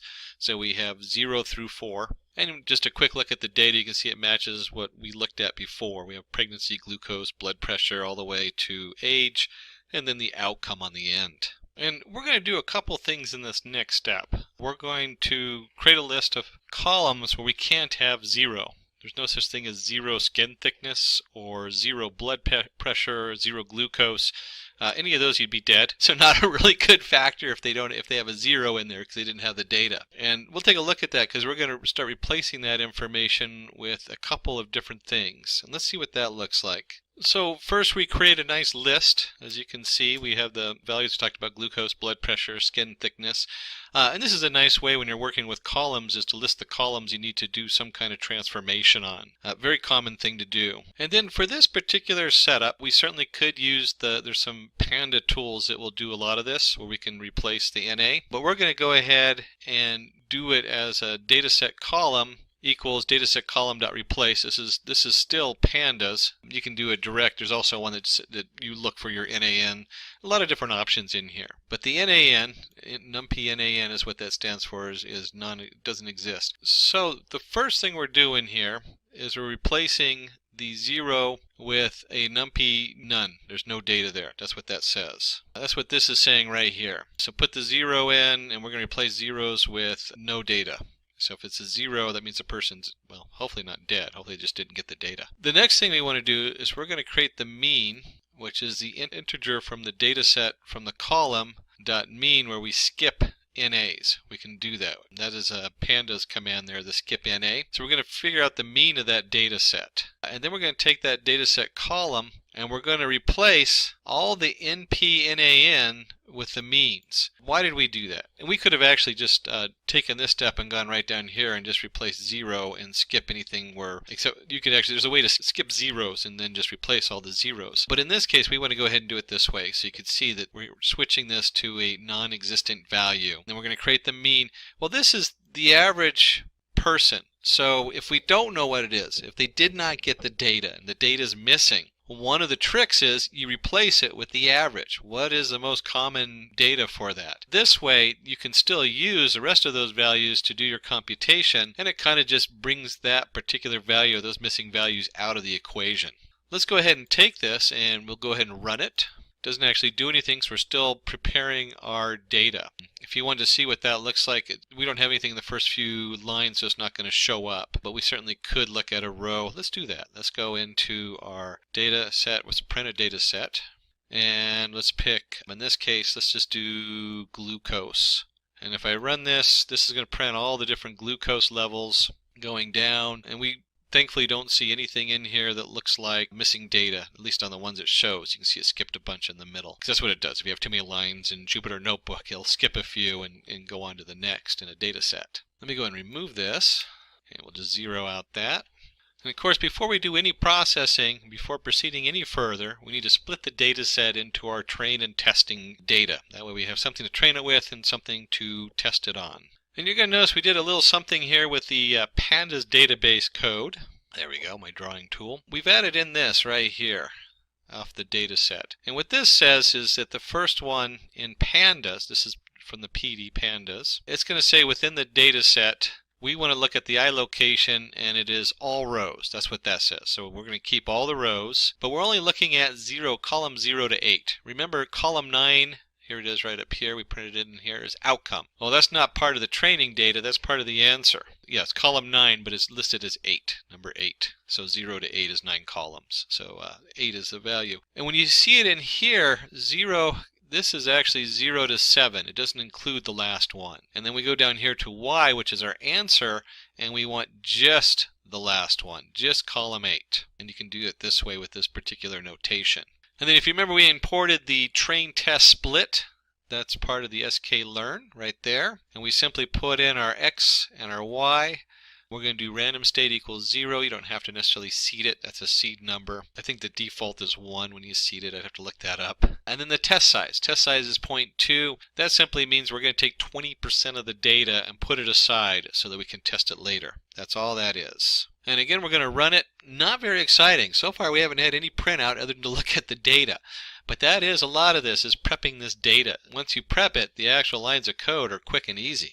And we're almost there, but the actual running of our KNN, we need to go ahead and scale the data. If you remember correctly, we're fitting the data in a standard scaler, which means instead of the data being from 5 to 303 in one column, and the next column is 1 to 6, we're going to set that all so that all the data is between -1 and 1. That's what that standard scaler does. Keeps it standardized. And we only want to fit the scaler with the training set, but we want to make sure the testing set is, the X test going in is also transformed, so it's processing it the same. So here we go with our standard scaler. We're going to call it sc_x for the scaler, and we're going to import the standard scaler into this variable, and then our X train equals sc_x.fit transform. So we're creating the scaler on the X train variable, and then our X test, we're also going to transform it. So we've trained and transformed the X train, and then the X test isn't part of that training. It isn't part of training the transformer. It just gets transformed. That's all it does. And again, we're going to go ahead and run this. And if you look at this, we've now gone through these steps, all 3 of them. We've taken care of replacing our zeros for key columns that shouldn't be 0, and we replaced that with the means of those columns. That way that they fit right in with our data models. We've come down here and we split the data. So now we have our test data and our training data. And then we've taken and we've scaled the data. So all of our data going in. Now, no, we don't train the Y part, the Y train and Y test. That never has to be trained. It's only the data going in. That's what we want to train in there. Then define the model using k-neighbors classifier and fit the train data in the model. So we do all that data prep, and you can see down here we're only going to have a couple lines of code where we're actually building our model and training it. That's one of the cool things about Python and how far we've come. It's such an exciting time to be in machine learning because there's so many automated tools. Let's see, before we do this, let's do a quick length of, and let's do y. Let's just do length of y. And we get 768. And if we import math, we do math dot square root. Let's do y train. There we go. It's actually supposed to be x train. Before we do this, let's go ahead and do import math and do math square root length of y test. And when I run that, we get 12.409. I wanted to show you where this number comes from we're about to use. 12 is an even number, so if you're ever voting on things, remember the neighbors all vote, don't want to have an even number of neighbors voting, so we want to do something odd. And let's just take one away and we'll make it 11. Let me delete this out of here. That's one of the reasons I love Jupyter Notebook, because you can flip around and do all kinds of things on the fly. So we'll go ahead and put in our classifier. We're creating our classifier now, and it's going to be the k-neighbors classifier. In neighbors equal 11.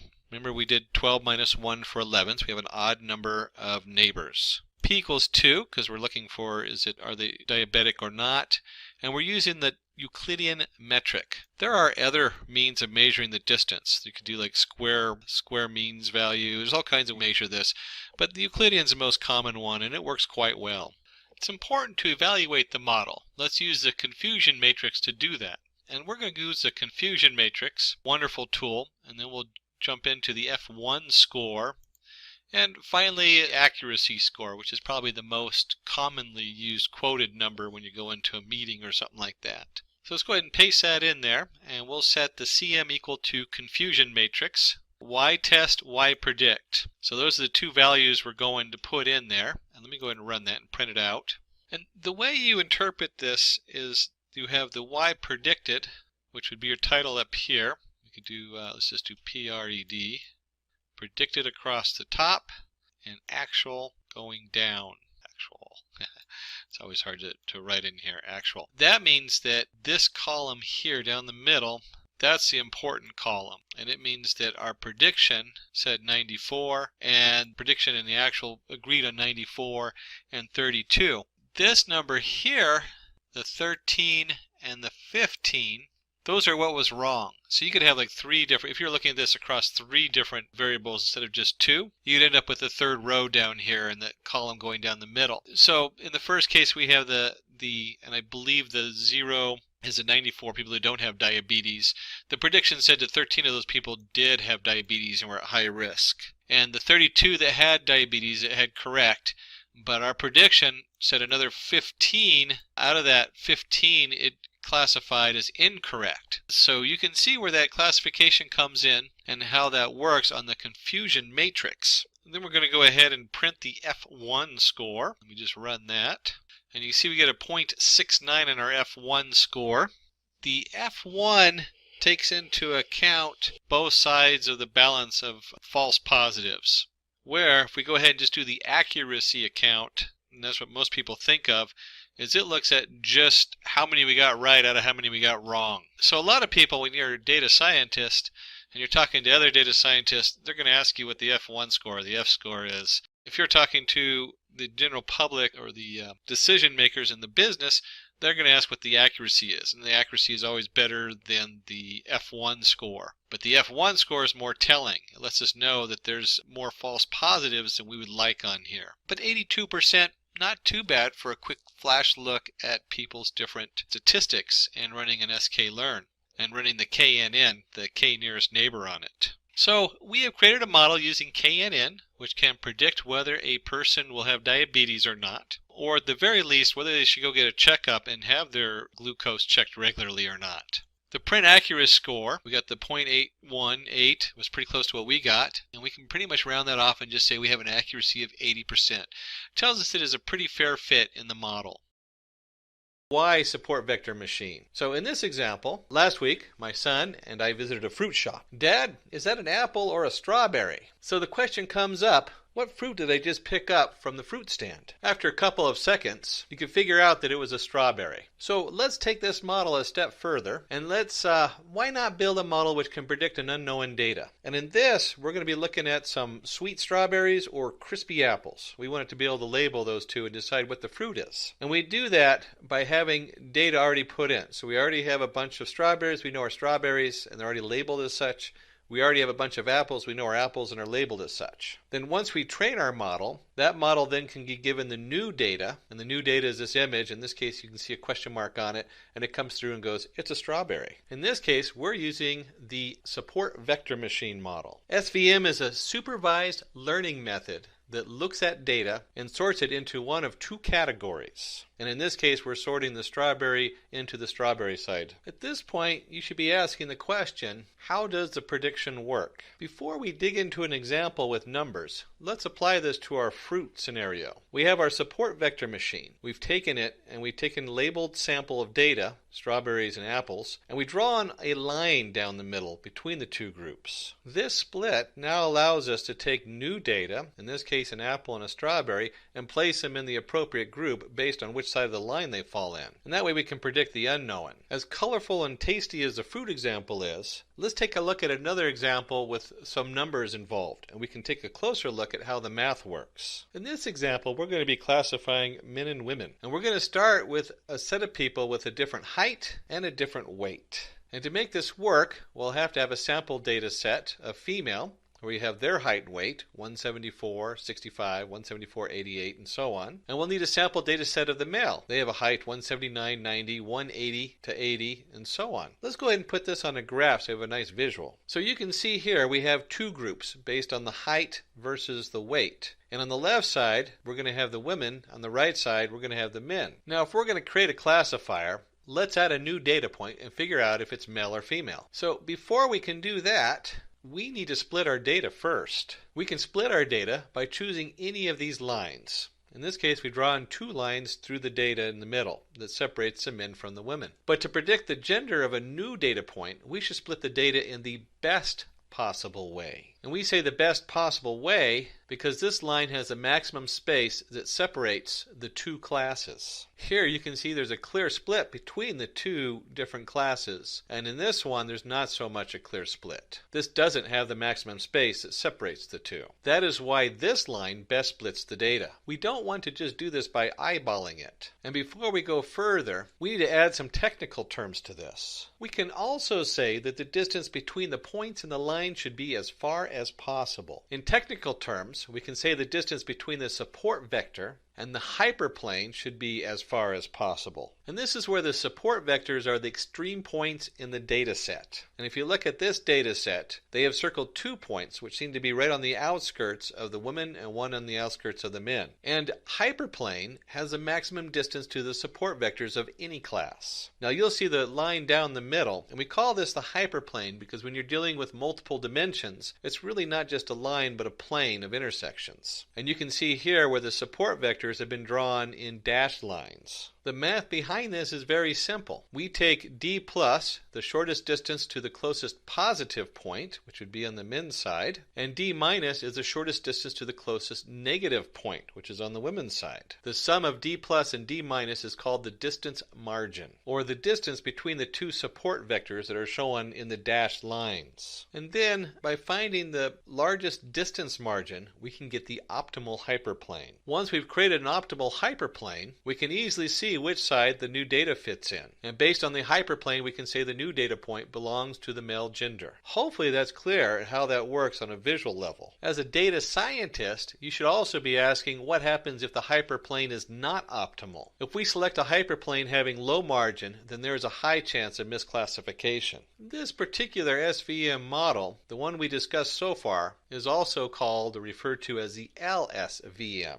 So far so clear, but a question should be coming up. We have our sample data set, but instead of looking like this, what if it looked like this, where we have two sets of data, but one of them occurs in the middle of another set? You can see here where we have the blue and the yellow, and then blue again on the other side of our data line. In this data set, we can't use a hyperplane. So when you see data like this, it's necessary to move away from a 1D view of the data to a 2-dimensional view of the data. And for the transformation, we use what's called a kernel function. The kernel function will take the 1D input and transfer it to a 2-dimensional output. As you can see in this picture here, the 1D when transferred to a 2-dimensional makes it very easy to draw a line between the two data sets. What if we make it even more complicated? How do we perform an SVM for this type of data set? Here you can see we have a 2-dimensional data set where the data is in the middle surrounded by the green data on the outside. In this case, we're going to segregate the two classes. We have our sample data set, and if you draw a line through, it's obviously not an optimal hyperplane in there. So to do that, we need to transfer the 2D to a 3D array. And when you translate it into a 3-dimensional array using the kernel, you can see where you can place a hyperplane right through it and easily split the data. Before we start looking at a programming example and dive into the script, let's look at the advantage of the support vector machine.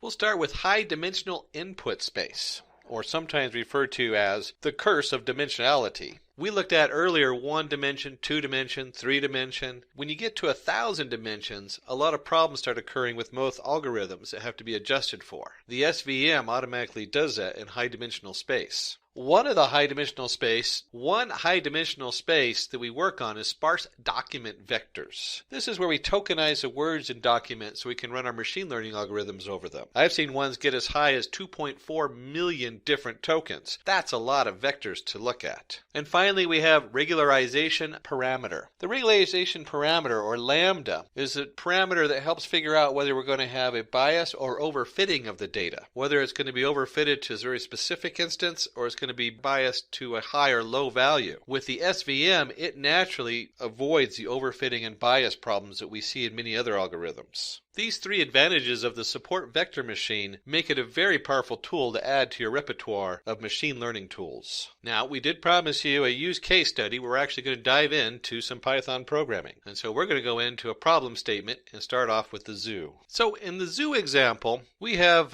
family members going to the zoo, and we have the young child going, "Dad, is that a group of crocodiles or alligators?" Well, that's hard to differentiate. And zoos are a great place to start looking at science and understanding how things work, especially as a young child. And so we can see the parents sitting here thinking, well, what is the difference between a crocodile and an alligator? Well, one, crocodiles are larger in size, alligators are smaller in size. Snout width, the crocodiles have a narrow snout and alligators have a wider snout. And of course, in the modern day and age, the father's sitting here thinking, how can I turn this into a lesson for my son? And he goes, let a support vector machine segregate the two groups. I don't know if my dad ever told me that, but that would be funny. Now, in this example, we're not going to use actual measurements and data. We're just using that for imagery. And that's very common in a lot of machine learning algorithms and setting them up. But let's roll up our sleeves, and we'll talk about that more in just a moment as we break into our Python script. So here we arrive in our actual coding.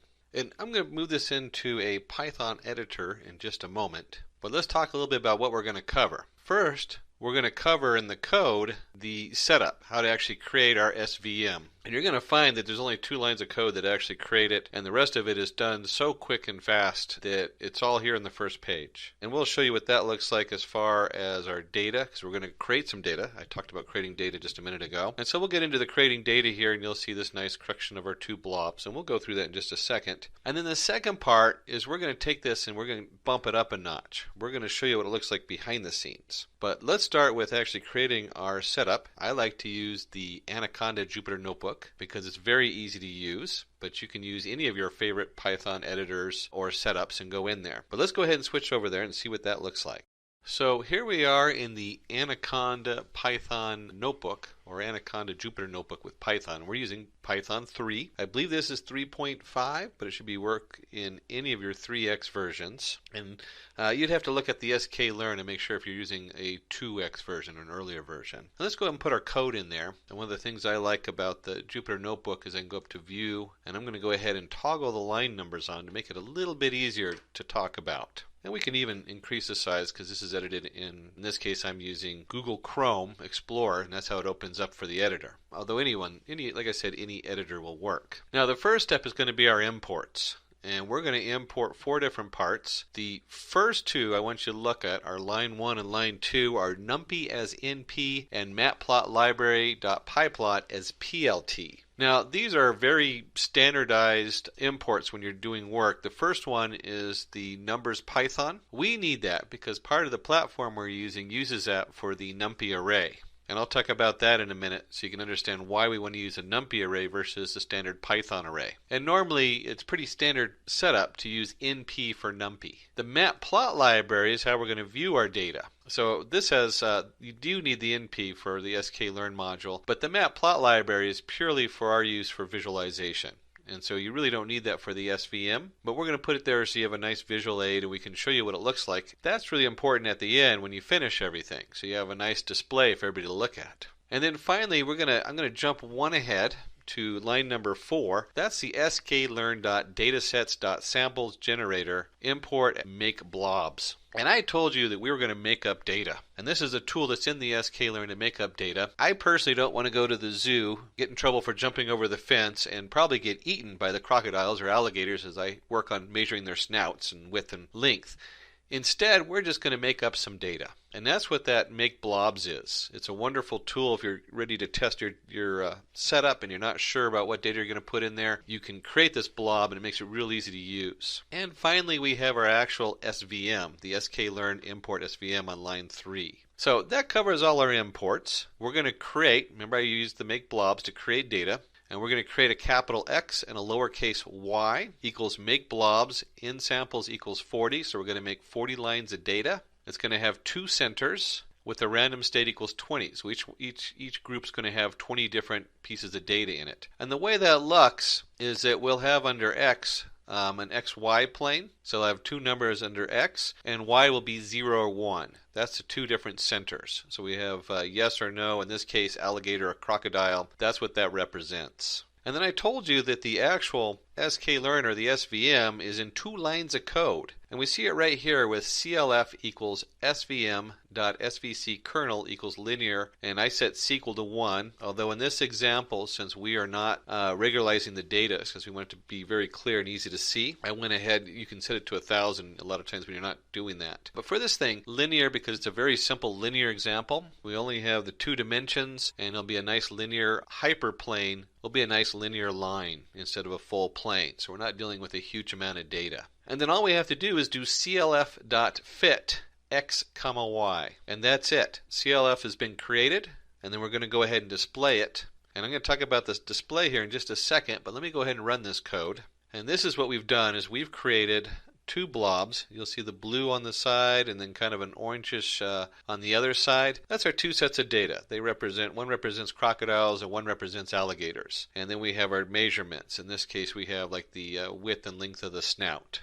And I did say I was going to come up here and talk just a little bit about our plot. And you'll see PLT, that's what we imported. We're going to do a scatter plot. That means we're just putting dots on there. And then look at this notation. I have the capital X, and then in brackets I have a colon, comma, 0. That's from NumPy. If you did that in a regular array, you'll get an error in a Python array. You have to have that in a NumPy array. It turns out that our make blobs returns a NumPy array. And this notation is great because what it means is the first part is the colon. It means we're going to do all the rows. That's all the data in our blob we created under capital X. And then the second part has a comma 0. We're only going to take the first value. And then if you notice, we do the same thing, but we're going to take the second value. Remember, we always start with 0 and then 1. So we have column 0 and column 1. And you can look at this as our XY plots. The first one is the X plot, and the second one is the Y plot. So the first one is on the bottom, 0, 2, 4, 6, 8, and 10. And then the second one, X of the 1, is the 4, 5, 6, 7, 8, 9, 10 going up the left-hand side. S equals 30 is just the size of the dot, so we can see them instead of real tiny dots. And then CMap equals plt.cm.paired. And you'll also see the C equals Y. That's the color. We're using 2 colors, 0, 1, and that's why we get the nice blue and the 2 different colors for the alligator and the crocodile. Now you can see here that we did this, the actual fit was done in 2 lines of code. A lot of times there'll be a third line where we regularize the data. We set it between like -1 and 1, and we reshape it. But for this, it's not necessary, and it's also kind of nice because you can actually see what's going on. And then if we wanted to actually run a prediction. Let's take a look and see what that looks like. And to predict some new data, and we'll show this again as we get towards the end of digging in deep, you can simply assign your new data. In this case, I am giving it a width and length 3,4 and a width and length 5,6. And note that I put the data as a set of brackets, and then I have the brackets inside. And the reason I do that is because when we're looking at data, it's designed to process a large amount of data coming in. We don't want to just process one line at a time. And so in this case, I'm processing 2 lines. And then I'm just going to print, and you'll see clf.predict new data. So the clf and the .predict part is going to give us an answer, and let's see what that looks like. And you'll see 0, 1. So predicted the first one, the 3,4, is going to be on the one side, and the 5,6 is going to be on the other side. So one came out as an alligator, and one came out as a crocodile. Now that's a pretty short explanation for the setup, but really we want to dig in and see what's going on behind the scenes. And let's see what that looks like. So the next step is to dig in deep and find out what's going on behind the scenes. And also put that in a nice pretty graph. We're going to spend more work on this than we did actually generating the original model. And you'll see here that we go through a few steps, and I'll move this over to our editor in just a second. We come in, we create our original data. It's exactly identical to the first part, and I'll explain why we redid that and show you how not to redo that. And then we're going to go in there and add in those lines. We're going to see what those lines look like and how to set those up. And finally, we're going to plot all that on here and show it. And you'll get a nice graph with what we saw earlier when we were going through the theory behind this, where it shows the support vectors and the hyperplane. And those are done where you can see the support vectors as the dashed lines and the solid line, which is the hyperplane. Let's get that into our Jupyter notebook. Before I scroll down to a new line, I want you to notice line 13. It has plot show. And we're going to talk about that here in just a second, but let's scroll down to a new line down here, and I'm going to paste that code in. And you'll see that the plot show has moved down below. Let's scroll up a little bit. And if you look at the top here of our new section, 1, 2, 3, and 4 is the same code we had before. And let's go back up here and take a look at that. We're going to fit the values on our SVM, and then we're going to plot scatter it, and then we're going to do a plot show. So you should be asking, why are we redoing the same code? Well, when you do the plot show, that blanks out what's in the plot. So once I've done this plot show, I have to reload that data. Now we could do this simply by removing it up here, rerunning it, and then coming down here, and then we wouldn't have to rerun these first 4 lines of code. Now in this, it doesn't matter too much, and you'll see the plot show is down here and then removed right there on line 5. I'll go ahead and just delete that out of there because we don't want to blank out our screen. We want to move on to the next setup. So we can go ahead and just skip the first 4 lines because we did that before. And let's take a look at the AX equals plt.gca. Now right now, we're actually spending a lot of time just graphing. That's all we're doing here. Okay, so this is how we display a nice graph with our results and our data. AX is very standard used variable when you're talking about PLT, and it's just setting it to that axis, the last axis in the PLT. It can get very confusing if you're working with many different layers of data on the same graph, and this makes it very easy to reference the AX. So this reference is looking at the PLT that we created and we already mapped out our 2 blobs on. And then we want to know the limits. So we want to know how big the graph is. We can find out the x limit and the y limit simply with the get x limit and get y limit commands, which is part of our matplot library. And then we're going to create a grid. And you'll see down here we've set the variable xx equal to np.linespace, x limit 0, x limit 1, 30. And we've done the same thing for the y space. And then we're going to go in here and we create a mesh grid. And this is a numpy command. So we're back to our numbers Python. Let's go through what these numpy commands mean with the line space and the mesh grid. We've taken xx, small s xx equals np line space, and we have our x limit 0 and our x limit 1, and we're going to create 30 points on it. And we're going to do the same thing for the y-axis. Now, this has nothing to do with our evaluation. It's all we're doing is we're creating a grid of data. And so we're creating a set of points between 0 and the x limit. We're creating 30 points, and the same thing with the y. And then the mesh grid loops those all together, so it forms a nice grid. So if we were going to do this, say, between the limit 0 and 10 and do 10 points, we would have a 0, 0, 1, 1, 0, 1, 0, 2, 0, 3, 0, 4 to 10, and so on. You can just imagine a point at each corner of one of those boxes. And the mesh grid combines them all, so we take the YY and the XX we created and creates the full grid. And we've set that grid into the YY coordinates and the XX coordinates. Now remember, when we're working with NumPy and Python, we like to separate those. We like to have, instead of it being x comma 1, x comma y, and then x2 comma y2, and in the next set of data, it would be a column of x's and a column of y's. And that's what we have here, is we have a column of y's, and we put it as a capital YY, and a column of x's, capital XX, with all those different points being listed. And finally, we get down to the NumPy VStack. Just as we created those in the mesh grid, we're now going to put them all into one array, XY array. Now that we've created the stack of data points, we're going to do something interesting here. We're going to create a value z, and the z equals the CLF.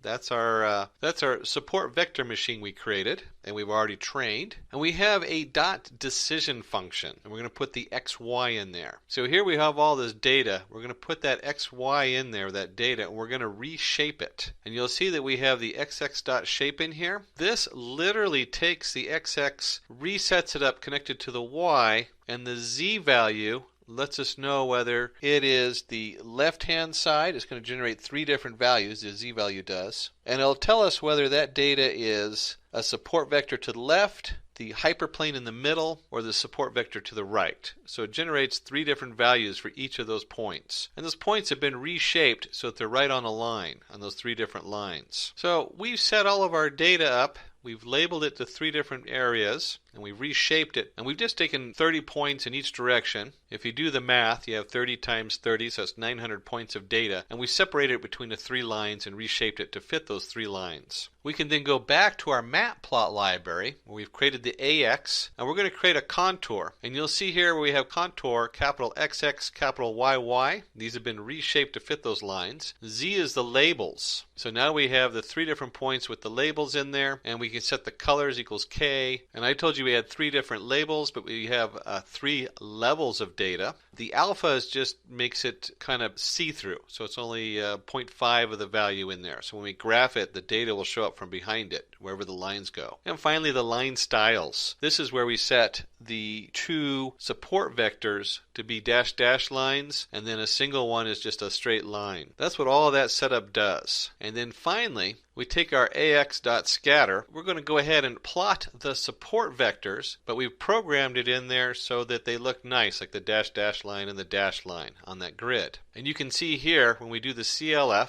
dot support vectors, we are looking at column 0 and column 1. And then again, we have the S equals 100, so we're going to make them larger. And the line width equals 1, face colors equals none. Let's take a look and see what that looks like when we show it. And you can see when we get down to our end result, it creates a really nice graph. We have our 2 support vectors in dashed lines, and they have the near data. So you can see those 2 points, or in this case the 4 points, where those lines nicely cleave the data. And then you have your hyperplane down the middle, which is as far from the 2 different points as possible, creating the maximum distance. So you can see that we have our nice output for the size of the body and the width of the snout, and we've easily separated the 2 groups of crocodile and alligator. Congratulations! You've done it. We've made it. Of course, these are pretend data for our crocodiles and alligators, but this hands-on example will help you to encounter any support vector machine projects in the future. And you can see how easy they are to set up and look at in depth. So what is K-means clustering?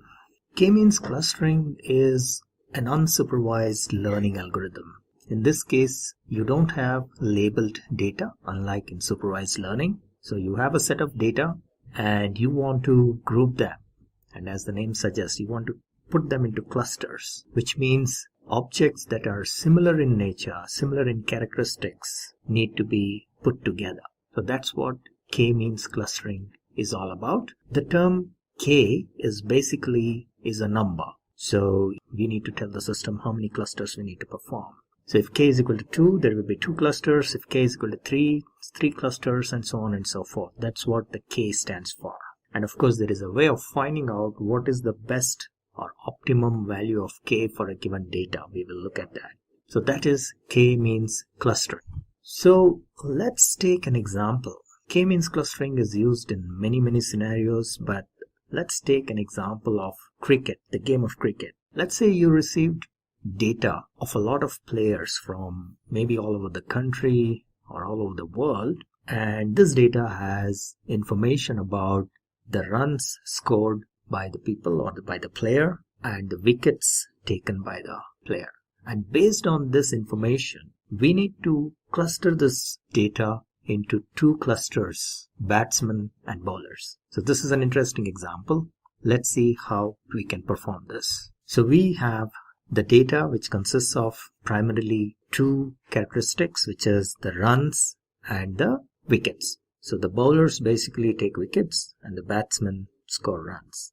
There will be, of course, a few bowlers who can score some runs, and similarly there will be some batsmen who would have taken a few wickets. But with this information, we want to cluster those players into batsmen and bowlers. So how does this work?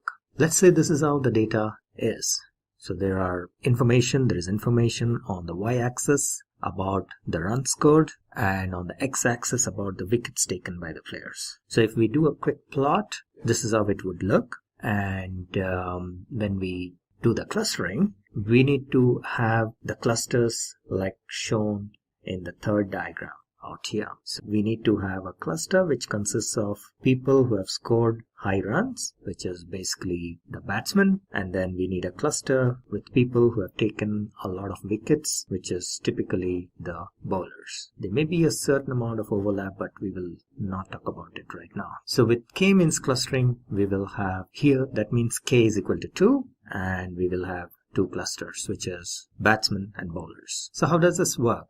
The way it works is, the first step in K-means clustering is the allocation of two centroids randomly. So 2 points are assigned as so-called centroids. So in this case, we want two clusters, which means K is equal to 2. So 2 points have been randomly assigned as centroids. Keep in mind, these points can be anywhere. They are random points. They are not really the centroids. Centroid means it's a central point of a given data set, but in this case, when it starts off, it's not really the centroid.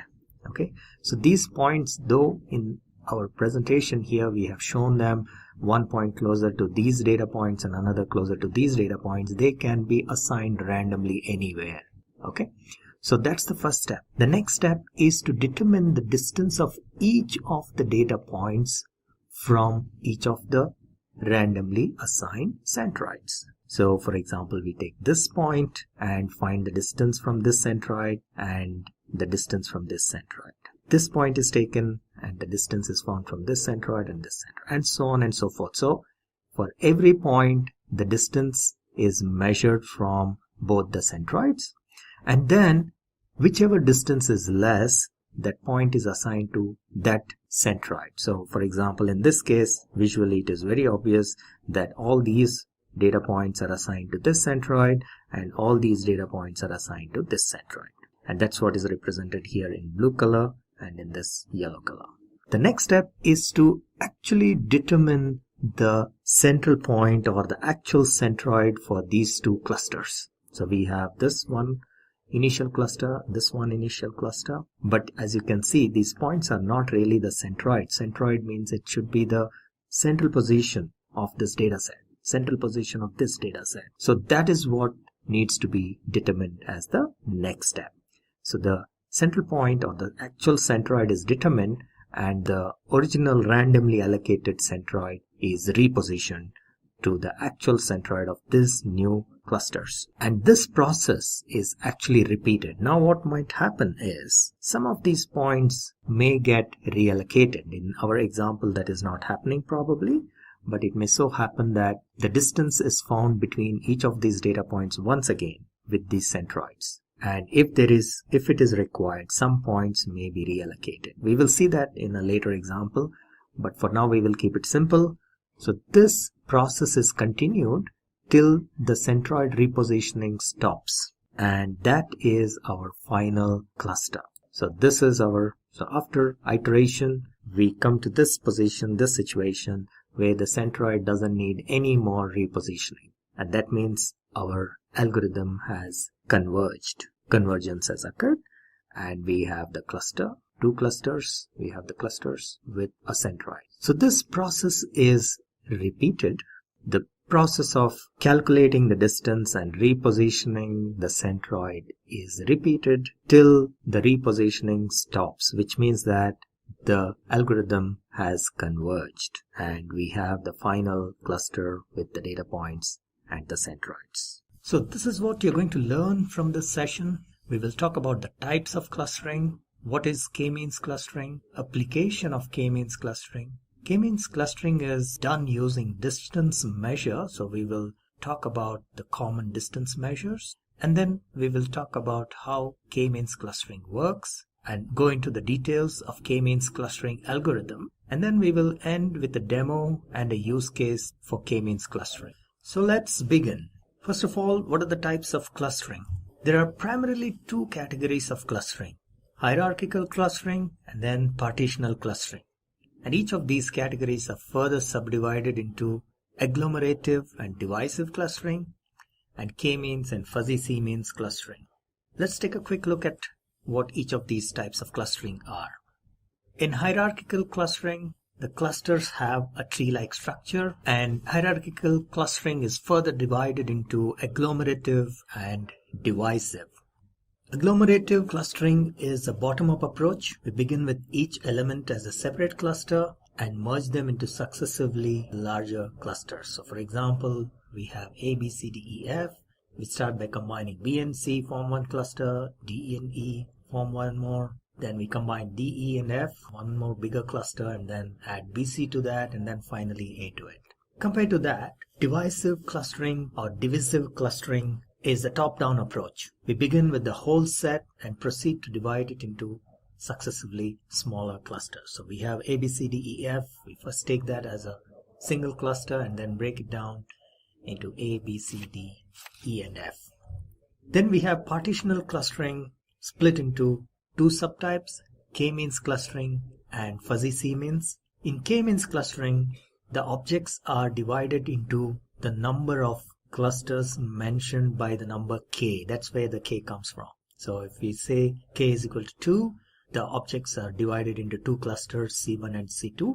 And the way it is done is the features or characteristics are compared, and all objects having similar characteristics are clubbed together. So that's how k-means clustering is done. We will see it in more detail as we move forward. And fuzzy c-means is very similar to k-means in the sense that it clubs objects that have similar characteristics together, but while in k-means clustering, two objects cannot belong to, or any object, a single object cannot belong to two different clusters, in c-means objects can belong to more than one cluster. So that is the primary difference between k-means and fuzzy c-means. So what are some of the applications of k-means clustering? K-means clustering is used in a variety of examples or variety of business cases in real life, starting from academic performance, diagnostic systems, search engines, and wireless sensor networks, and many more. So let us take a little deeper look at each of these examples. Academic performance. So based on the scores of the students are categorized into A, B, C, and so on. Clustering forms a backbone of search engines. When a search is performed, the search results need to be grouped together. The search engines very often use clustering to do this. And similarly, in case of wireless sensor networks, the clustering algorithm plays the role of finding the cluster heads, which collects all the data in its respective cluster. So clustering, especially k-means clustering, uses distance measure. So let's take a look at what is distance measure. So while these are the different types of clustering, in this video we will focus on k-means clustering. So distance measure tells how similar some objects are. So the similarity is measured using what is known as distance measure. And what are the various types of distance measures? There is Euclidean distance, there is Manhattan distance, then we have squared Euclidean distance measure and cosine distance measure. These are some of the distance measures supported by k-means clustering. Let's take a look at each of these. What is Euclidean distance measure? This is nothing but the distance between 2 points. So we have learnt in high school how to find the distance between 2 points. This is a little sophisticated formula for that, but we know a simpler one is square root of y2 minus y1 whole square plus x2 minus x1 whole square. So this is an extension of that formula. So that is the Euclidean distance between 2 points. What is the squared Euclidean distance measure? It's nothing but the square of the Euclidean distance, as the name suggests. So instead of taking the square root, we leave the square as it is. And then we have Manhattan distance measure. In case of Manhattan distance, it is the sum of the distances across the x-axis and the y-axis. And note that we are taking the absolute value so that the negative values don't come into play. So that is the Manhattan distance measure. Then we have cosine distance measure. In this case, we take the angle between the two vectors formed by joining the points from the origin. So that is the cosine distance measure. Okay, so that was a quick overview about the various distance measures that are supported by k-means. Now let's go and check how exactly k-means clustering works. Okay, so this is how k-means clustering works. This is like a flowchart of the whole process. There is a starting point, and then we specify the number of clusters that we want. Now there are a couple of ways of doing this. We can do by trial and error. So we specify a certain number, maybe k is equal to 3 or 4 or 5 to start with, and then as we progress we keep changing until we get the best clusters. Or there is a technique called elbow technique, whereby we can determine the value of k. What should be the best value of k? How many clusters should be formed? So once we have the value of k, we specify that, and then the system will assign that many centroids. So it picks randomly, that to start with, randomly that many points that are considered to be the centroids of these clusters. And then it measures the distance of each of the data points from these centroids and assigns those points to the corresponding centroid from which the distance is minimum. So each data point will be assigned to the centroid which is closest to it. And thereby we have k number of initial clusters. However, this is not the final clusters. The next step it does is, for the new groups, for the clusters that have been formed, it calculates the mean position, thereby calculates the new centroid position. The position of the centroid moves compared to the randomly allocated one. So it's an iterative process. Once again, the distance of each point is measured from this new centroid point, and if required, the data points are reallocated to the new centroids, and the mean position or the new centroid is calculated once again. If the centroid moves, then the iteration continues, which means the convergence has not happened. The clustering has not converged. So as long as there is a movement of the centroid, this iteration keeps happening. But once the centroid stops moving, which means that the cluster has converged or the clustering process has converged, that will be the end result. So now we have the final position of the centroid, and the data points are allocated accordingly to the closest centroid. I know it's a little difficult to understand from this simple flowchart, so let's do a little bit of visualization and see if we can explain it better. Let's take an example. If we have a data set for a grocery shop. So let's say we have a data set for a grocery shop, and now we want to find out how many clusters this has to be spread across. So how do we find the optimum number of clusters? There is a technique called the elbow method. So when these clusters are formed, there is a parameter called within sum of squares, and the lower this value is, the better the cluster is. That means all these points are very close to each other. So we use this within sum of squares as a measure to find the optimum number of clusters that can be formed for a given data set.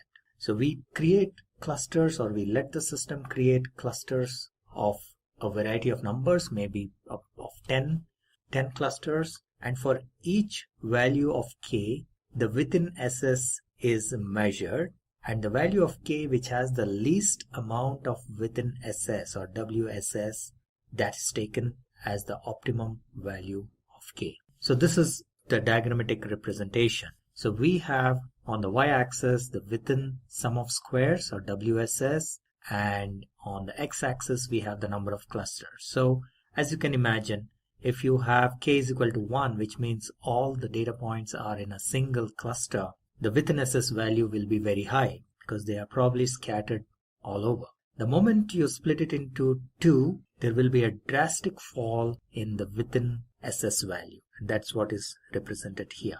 But then as the value of k increases, the rate of decrease will not be so high. It will continue to decrease, but probably the rate of decrease will not be high. So that gives us an idea. So from here we get an idea, for example, the optimum value of k should be either 2 or 3 or at the most 4. But beyond that, increasing the number of clusters is not dramatically changing the value in WSS because that pretty much gets stabilized. Okay, now that we have got the value of k, and let's assume that these are our delivery points, the next step is basically to assign two centroids randomly. So let's say C1 and C2 are the centroids assigned randomly. Now the distance of each location from the centroid is measured, and each point is assigned to the centroid which is closest to it. So for example, these points are very obvious that these are closest to C1, whereas this point is far away from C2. So these points will be assigned, which are close to C1 will be assigned to C1, and these points or locations which are close to C2 will be assigned to C2. And then, so this is how the initial grouping is done. This is part of C1 and this is part of C2. Then the next step is to calculate the actual centroid of this data, because remember, C1 and C2 are not the centroids. They've been randomly assigned points, and only thing that has been done was the data points which are closest to them have been assigned to them. But now in this step, the actual centroid will be calculated, which may be for each of these data sets somewhere in the middle. So that's like the mean point that will be calculated, and the centroid will actually be positioned or repositioned there. Same with C2. So the new centroid for this group is C2 in this new position, and C1 is in this new position. Once again, the distance of each of the data points is calculated from these centroids. Now remember, it's not necessary that the distance still remains or each of these data points still remain in the same group. By recalculating the distance, it may be possible that some points get reallocated, like so. You see this? So this point earlier was closer to C2 because C2 was here, but after recalculating, repositioning, it is observed that this is closer to C1 than C2. So this is the new grouping. So some points will be reassigned. And again, the centroid will be calculated, and if the centroid doesn't change, so that is a repetitive process, iterative process. And if the centroid doesn't change, once the centroid stops changing, that means the algorithm has converged. And this is our final cluster, with this as the centroid, C1 and C2 as the centroids, these data points as a part of each cluster.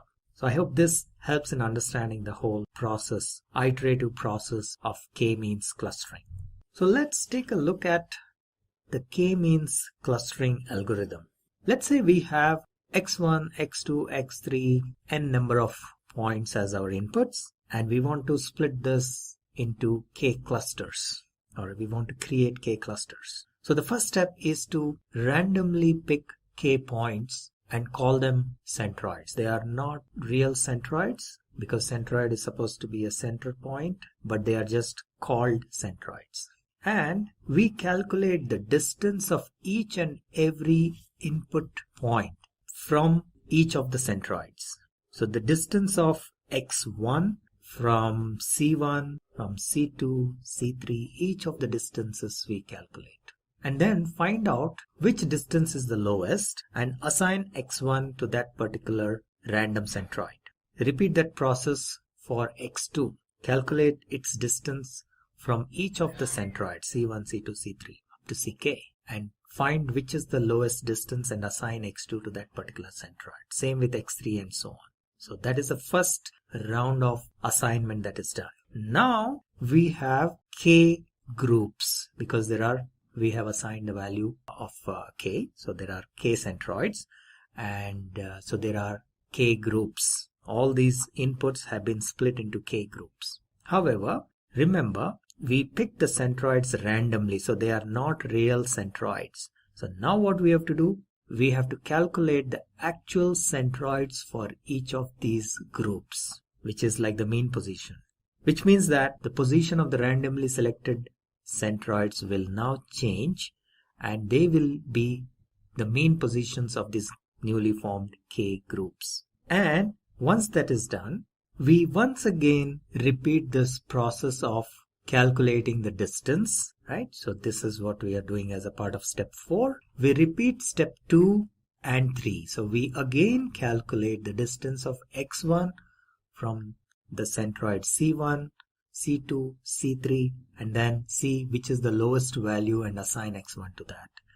Calculate the distance of x2 from C1, C2, C3 or whatever up to Ck and find whichever is the lowest distance and assign x2 to that centroid and so on. In this process there may be some reassignment. x1 was probably assigned to cluster C2 and after doing this calculation maybe now x1 is assigned to C1. So that kind of reallocation may happen. So we repeat the steps 2 and 3 till the position of the centroids don't change or stop changing, and that's when we have convergence. So let's take a detailed look at each of these steps. So we randomly pick k cluster centers. We call them centroids because they are not really the centroids. So let us name them C1, C2 up to Ck. And then step 2, we assign each data point to the closest center. So what we do, we calculate the distance of each x value from each c value. So the distance between x1, c1, distance between x1, c2, x1, c3, and then we find which is the lowest value, right? That's the minimum value we find, and assign x1 to that particular centroid. Then we go next to x2, find the distance of x2 from c1, x2 from c2, x2 from c3 and so on up to ck, and then assign it to the point or to the centroid which has the lowest value and so on. So that is step number 2. In step number 3, we now find the actual centroid for each group. So what has happened? As a part of step number 2, we now have all the points, all the data points grouped into k groups because we wanted to create k clusters, right? So we have k groups. Each one may be having a certain number of input values. They need not be equally distributed, by the way. Based on the distance, we will have k groups. But remember, the initial values of the C1, C2 were not really the centroids of these groups, right? We assigned them randomly. So now in step 3, we actually calculate the centroid of each group, which means the original point which we thought was the centroid will shift to the new position which is the actual centroid for each of these groups. Okay? And we again calculate the distance. So we go back to step 2, which is what? We calculate again the distance of each of these points from the newly positioned centroids. And if required, we reassign these points to the new centroids. So as I said earlier, there may be a reallocation. So we now have a new set or a new group. We still have k groups, but the number of items and the actual assignment may be different from what was in step 2 here. Okay, so that might change. Then we perform step 3 once again to find the new centroid of this new group. So we have again a new set of clusters, new centroids and new assignments. We repeat this step 2 again. Once again we find, and then it is possible that after iterating through 3 or 4 or 5 times, the centroid will stop moving, in the sense that when you calculate the new value of the centroid, that will be same as the original value, or there will be very marginal change. So that is when we say convergence has occurred, and that is our final cluster. That's the formation of the final cluster. Alright, so let's see a couple of demos of k-means clustering. We will actually see some live demos in Python Notebook, using Python Notebook. But before that, let's find out what's the problem that we are trying to solve. The problem statement is, let's say Walmart wants to open a chain of stores across the state of Florida, and it wants to find the optimal store locations. Now the issue here is, if they open too many stores close to each other, obviously they will not make profit. But if the stores are too far apart, then they will not have enough sales. So how do they optimize this?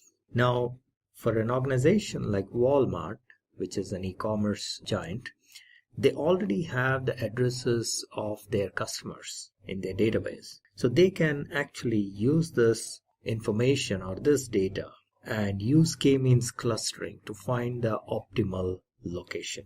Now, before we go into the Python Notebook and show you the live code, I wanted to take you through very quickly a summary of the code in the slides, and then we will go into the Python Notebook. So in this block, we are basically importing all the required libraries like NumPy, Matplotlib, and so on. And we are loading the data that is available in the form of, let's say, the addresses. For simplicity's sake, we will just take them as some data points. Then the next thing we do is quickly do a scatter plot to see how they are related to each other with respect to each other.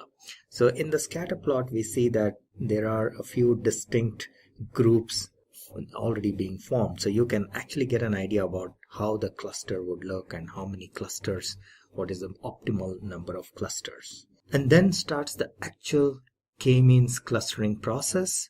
So we will assign each of these points to the centroids and then check whether they are the optimal distance, which is the shortest distance, and assign each of the points, data points, to the centroids, and then go through this iterative process till the whole process converges. And finally, we get an output like this. So we have 4 distinct clusters, and which is, we can say that this is how the population is probably distributed across Florida state, and the centroids are like the location where the store should be, the optimum location where the store should be. So that's the way we determine the best locations for the store, and that's how we can help Walmart find the best locations for their stores in Florida. So now let's take this into Python Notebook. Let's see how this looks when we are running the code live. Alright, so this is the code for k-means clustering in Jupyter Notebook. We have a few examples here which we will demonstrate how k-means clustering is used, and even there is a small implementation of k-means clustering as well. Okay, so let's get started. Okay, so this block is basically importing the various libraries that are required, like Matplotlib and NumPy and so on and so forth, which would be used as a part of the code. Then we are going and creating blobs which are similar to clusters. Now this is a very neat feature which is available in scikit-learn. Make blobs is a nice feature which creates clusters of data sets. So that's a wonderful functionality that is readily available for us to create some test data kind of thing. Okay, so that's exactly what we are doing here. We are using make blobs, and we can specify how many clusters we want. So centers we are mentioning here. So it will go ahead, and so we just mentioned 4. So it will go ahead and create some test data for us. And this is how it looks. As you can see, visually also we can figure out that there are 4 distinct classes or clusters in this data set. And that is what make blobs actually provides. Now, from here onwards, we will basically run the standard k-means functionality that is readily available. So we really don't have to implement k-means itself. The k-means functionality or the function is readily available. You just need to feed the data and it will create the clusters. So this is the code for that. We import k-means and then we create an instance of k-means and we specify the value of k. This n underscore clusters is the value of k. Remember, k-means, in k-means, k is basically the number of clusters that you want to create, and it is a integer value. So this is where we are specifying that. So we have k is equal to 4.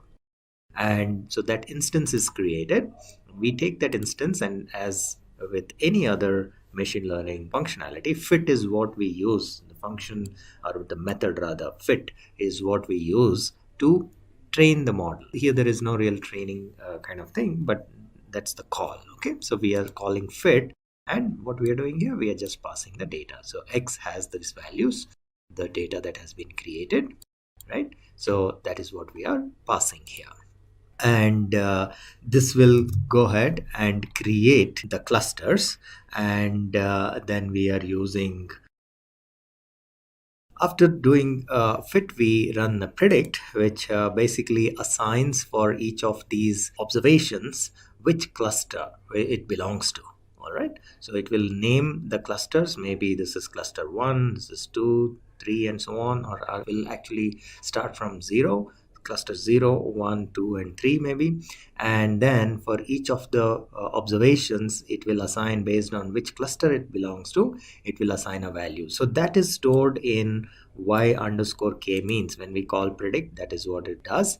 And we can take a quick look at these y underscore k means, or the cluster numbers that have been assigned for each observation. So this is the cluster number assigned for observation 1, maybe this is for observation 2, observation 3, and so on. So we have how many? About, I think, 300 samples, right? So all the 300 samples, there are 300 values here. Each of them, the cluster number is given, and the cluster number goes from 0 to 3. So there are 4 clusters, so the numbers go from 0, 1, 2, 3. So that's what is seen here. Okay, now, so this was a quick example of generating some dummy data and then clustering that.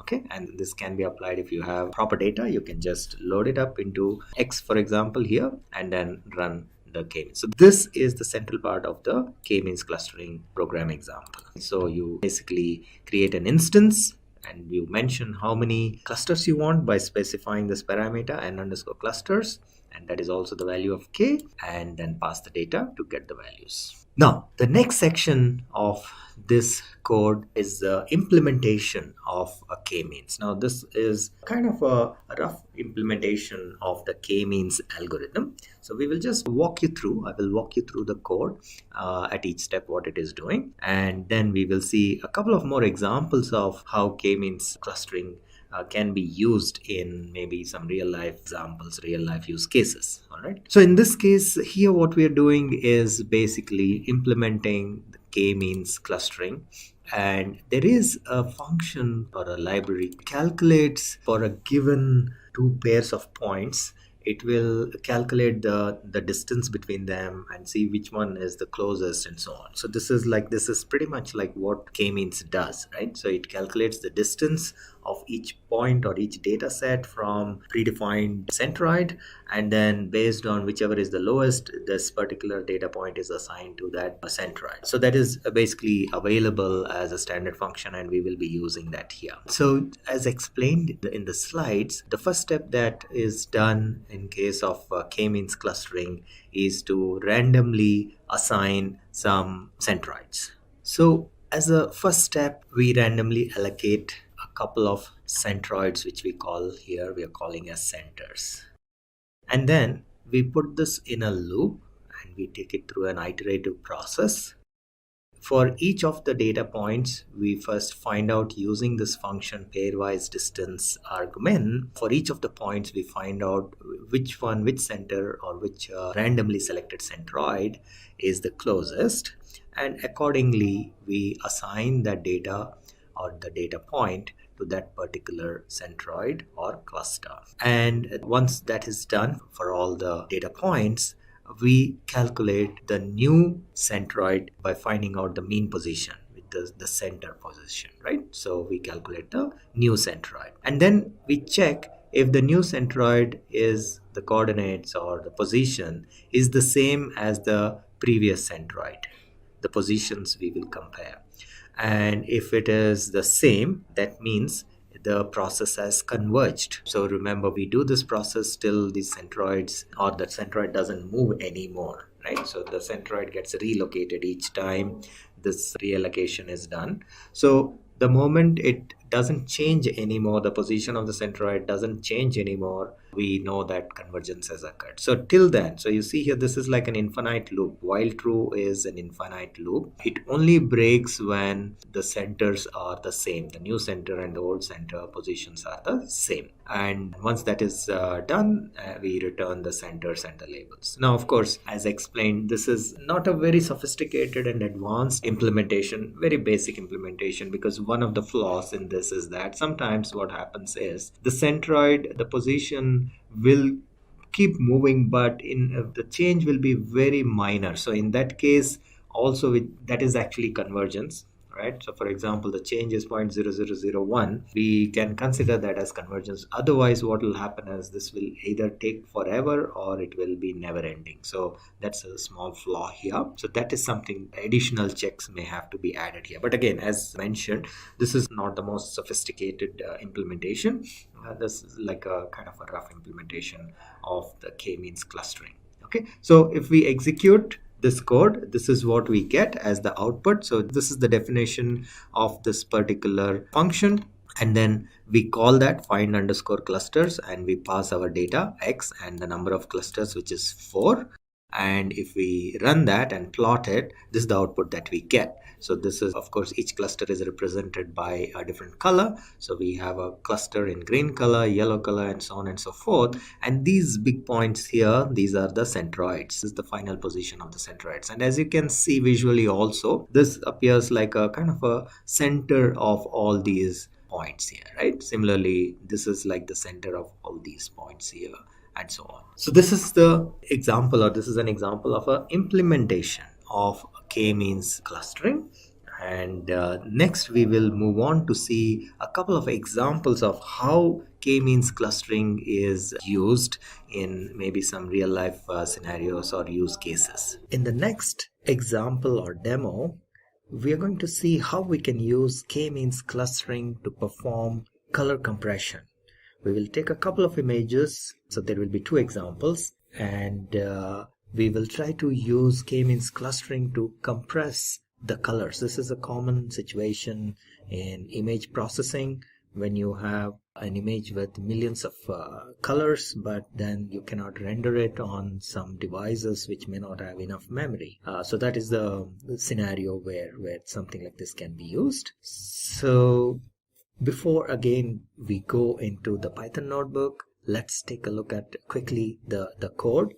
As usual, we import the libraries and then we import the image, and then we will flatten it. So the reshaping is basically, we have the image information is stored in the form of pixels, and if the image is like, for example, 427 by 640 and it has 3 colors, so that's the overall dimension of the initial image.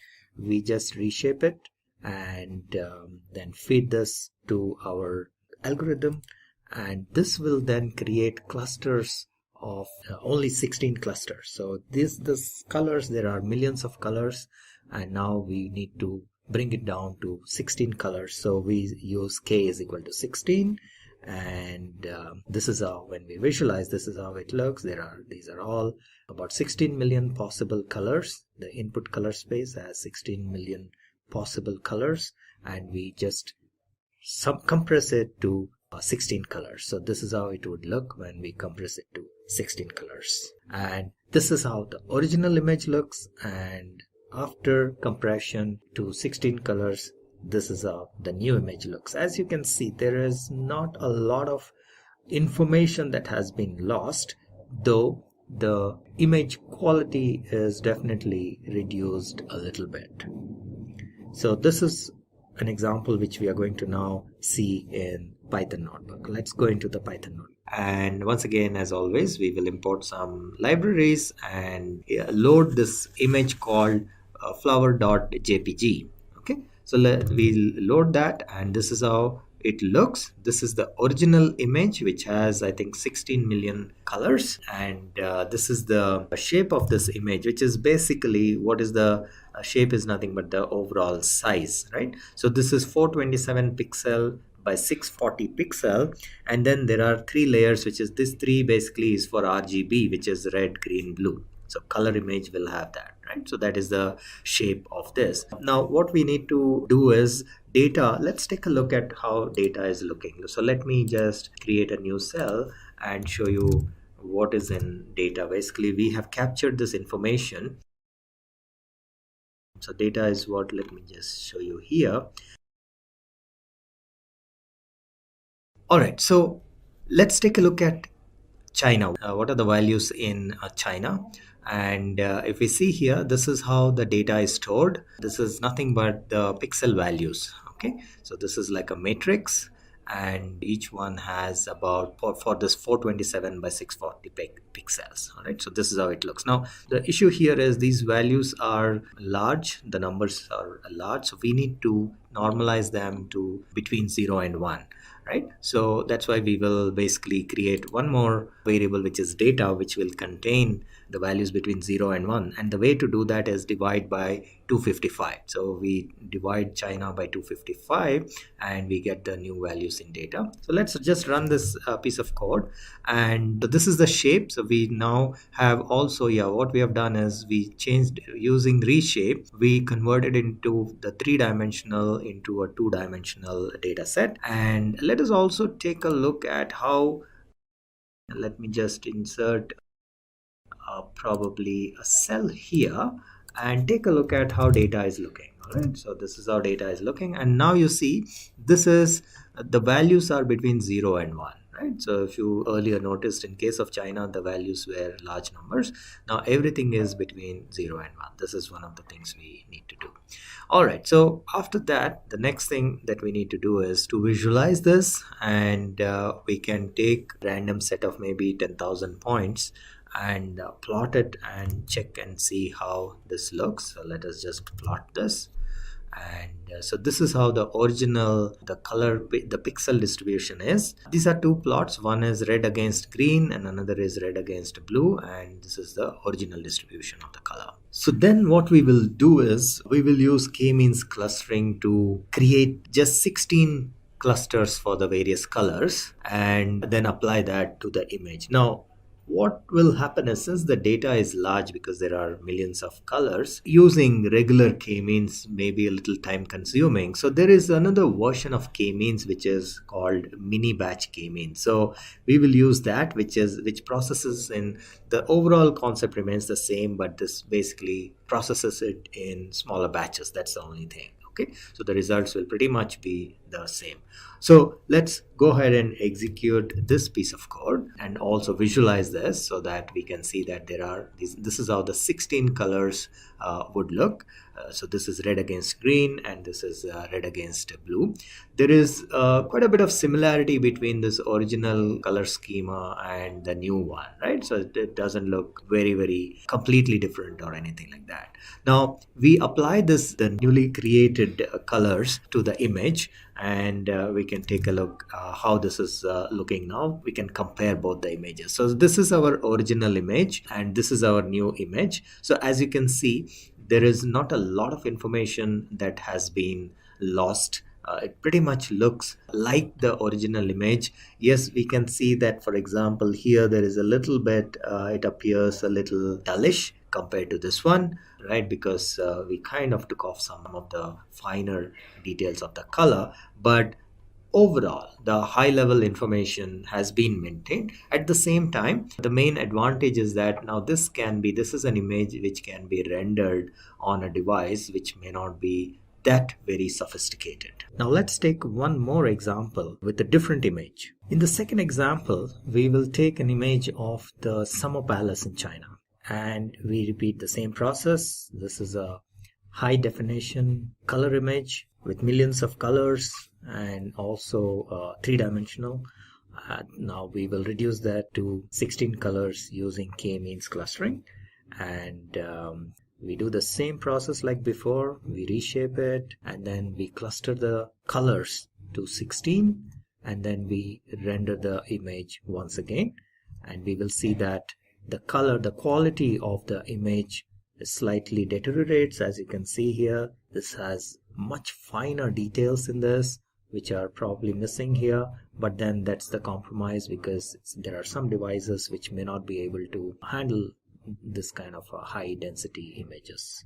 So let's run this code in Python notebook. Alright, so let's apply the same technique for another picture which is even more intricate and has probably much complicated color schema. So this is the image. Now once again we can take a look at the shape, which is 427 by 640 by 3, and this is the new data would look somewhat like this compared to the flower image. So we have some new values here, and we will also bring this. As you can see, the numbers are much big, so we will much bigger, so we will now have to scale them down to values between 0 and 1, and that is done by dividing by 255.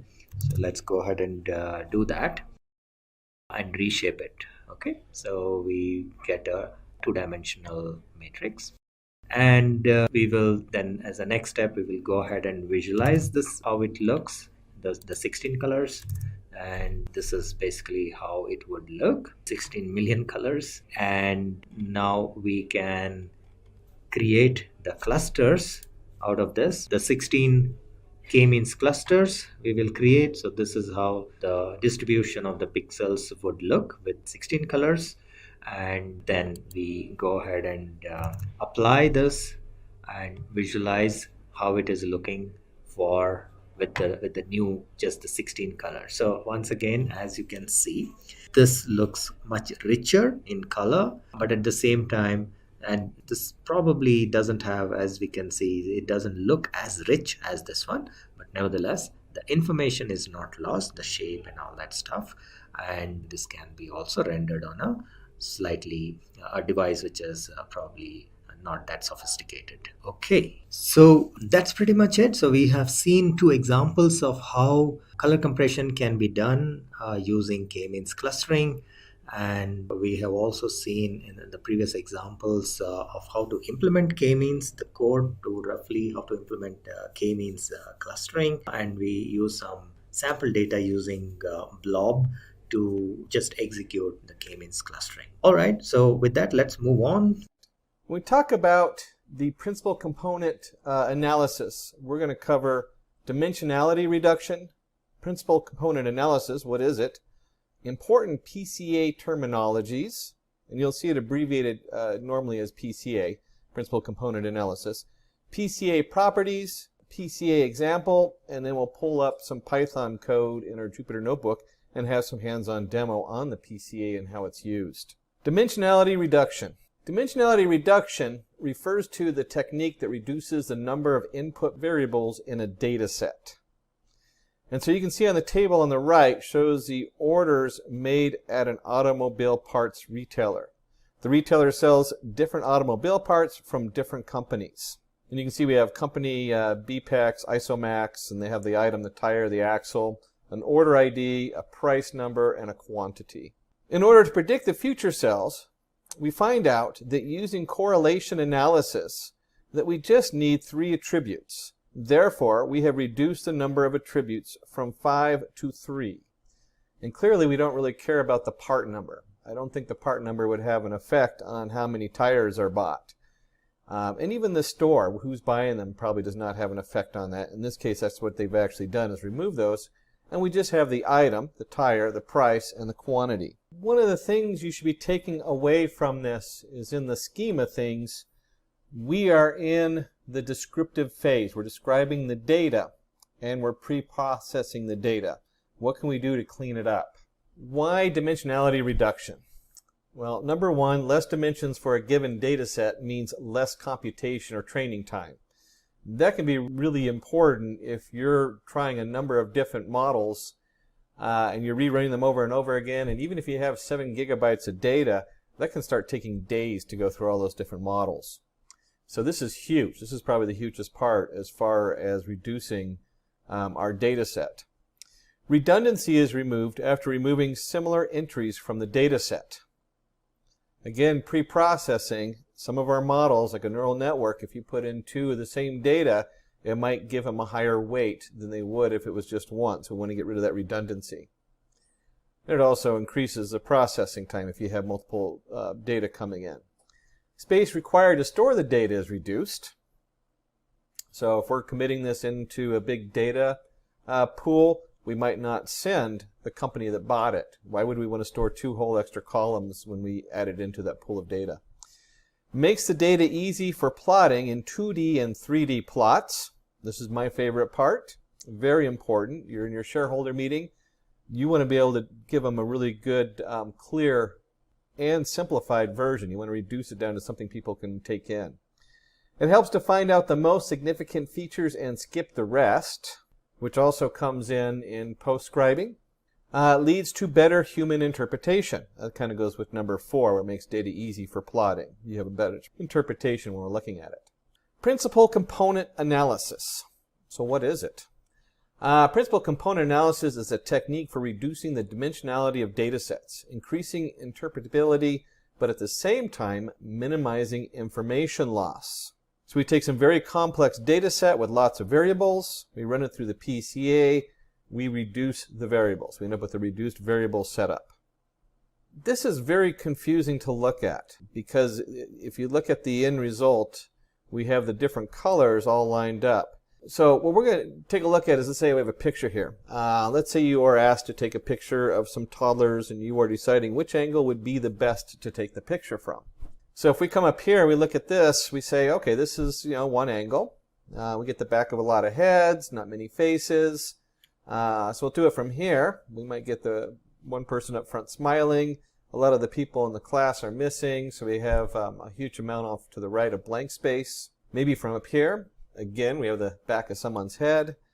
And it turns out that the best angle to click the picture from might be this bottom left angle. You look at it and you say, hey, that makes sense. It's a good configuration of all the people in the picture. Now, when we're talking about data, it's not, you really can't do it by what you think is going to be the best. We need to have some kind of mathematical formula so it's consistent and so it makes sense in the back end.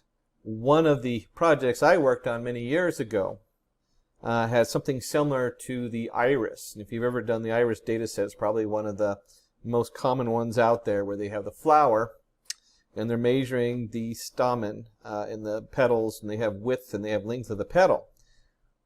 Instead of putting through the width and the length of the petal, we could just as easily do the width to length ratio. We can divide the width by the length and you get a single number where you had 2. That's the kind of idea that's going on into this in pre-processing and looking at what we can do to bring the data down. The very simplified example on my iris petal example. When we look at the similarity in PCA, we find the best picture or projection of the data points. And so when we look down at from one angle, we've drawn a line down there, we can see these data points based on, in this case, just 2 variables. Now keep in mind, we're usually talking about 36, 40 variables. Almost all of your business models usually have about 26 to 27 different variables they're looking at. Same thing with like a bank loan model. We're talking 26 to 36 different variables they're looking at that are going in. So what we want to do is we want to find the best view. In this case, we're just looking at the XY. We look down at it and we have our second idea, PC2. And again, we're looking at the XY, this time from a different direction. Here, for our ease, we can consider that we get 2 principal components, namely PC1 and PC2.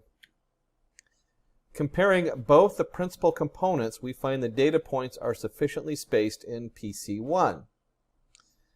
So if you look at what we got here, we have PC1. You can see along the line how the data points are spaced versus the spacing in PC2. And that's what they're coming up with. What is going to give us the best look for these data points when we combine them? And we're looking at them from just a single angle. Whereas in PC2, they are less spaced, which makes the observation and further calculations much more difficult. Therefore, we accept the PC1 and not the PC2 as the data points are more spaced.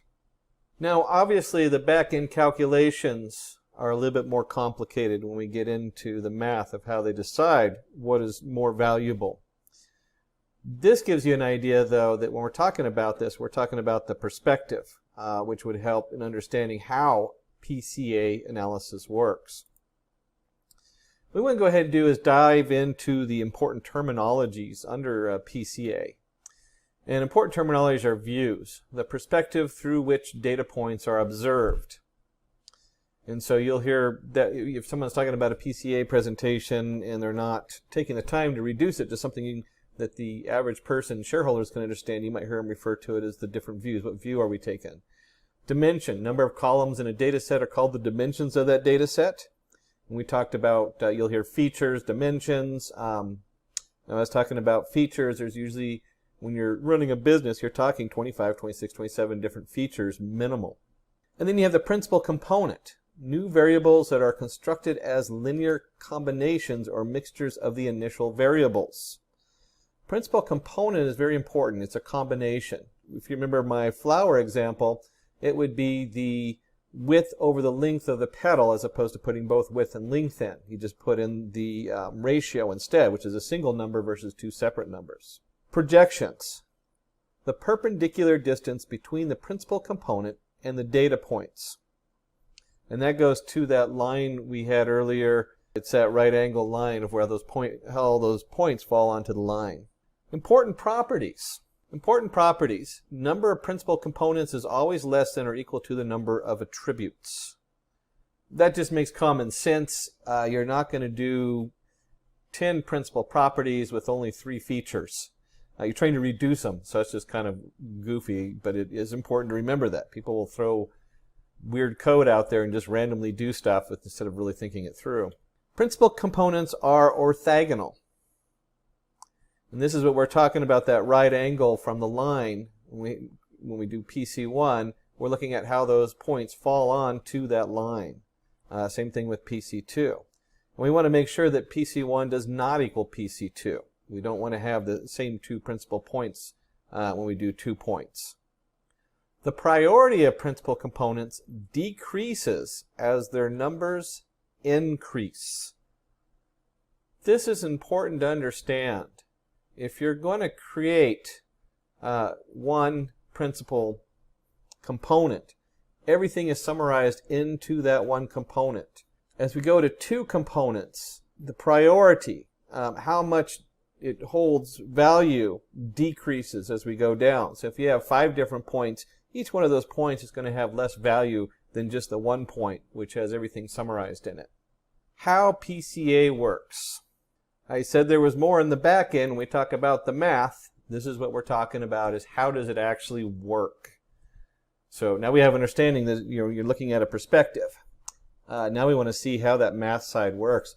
PCA performs the following operations in order to evaluate the principal components for a given data set. First, we start with the standardization. Then we have a covariance matrix computation. And we use that to generate our igene vectors and igene values, which is the feature vector. And if you remember, the igene vector is like a translation if we're moving the data from x equals 1 to x equals 2 or whatever, altering it. And the igene value is the final value that we generate. When we talk about standardization, the main aim of this step is to standardize the range of the attributes so that each one of them lie within similar boundaries. This process involves removal of the mean from the variable values and scaling the data with respect to the standard deviation. And you can see here we have z equals the variable values minus the mean over the standard deviation. The covariance matrix computation. Covariance matrix is used to express the correlation between any 2 or more attributes in multi-dimensional data set. The covariance matrix has the entries as the variance and the covariance of the attribute values. The variance is denoted by var and the covariance is denoted by cov. On the right, we can see the covariance matrix for 2 attributes and their values. When we do a hands-on look at the code, we'll do a display of this so you can see what we're talking about and what that looks like. For now, you can just notice that this is a matrix that we're generating with the variance and then the covariance of x to y. On the right side, we can see the covariance table for more than 2 attributes in a multi-dimensional data set. And this is what I was talking about. We usually are looking at not just 1 feature or 2 features. We're usually looking at 25, 30 features going on. And so if we do a setup like this, we should see all those different features as the different variables.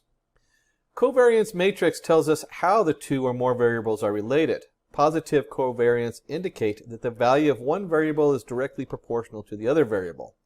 Negative covariance indicate that the value of one variable is inversely proportional to the other variable. That is always important to note whenever we're doing any of these matrices, that we're going to be looking at that positive and negative, whether it's inverted or not. And then we have the eigene values and the eigene vectors. Eigene values and eigene vectors are the mathematical value that are extracted from the covariance table. They are responsible for the generation of a new set of variables from the old set of variables, which further lead to the construction of the principal components. Eigene vectors do not change directions after linear transformation. Eigene values are the scalars or the magnitude of the eigene vectors. And again, this is just transforming that data. So we're going to change the vector b to the b prime as denoted on the chart. And so when we have like multiple variables, how do we calculate that new variable? And then we have feature vectors. Feature vectors is simply a matrix that has eigene vectors of the components that we decide to keep as the columns. Here we decide whether we must keep or discard the less significant principal components that we have generated in the above steps. This becomes really important as we start looking at the back end of this, and we'll do this in the demo, but one of the more important steps to understand. And so we have the PCA example. Consider matrix X with n rows or observations and k columns or variables. Now for this matrix, we would construct a variable space with as many dimensions as the variable. But for our simplicity, let's consider this 3 dimensions for now. Now each observation, row of the matrix X, is placed in the k-dimensional variable space, such that the rows in the data table form a swarm of points in this space.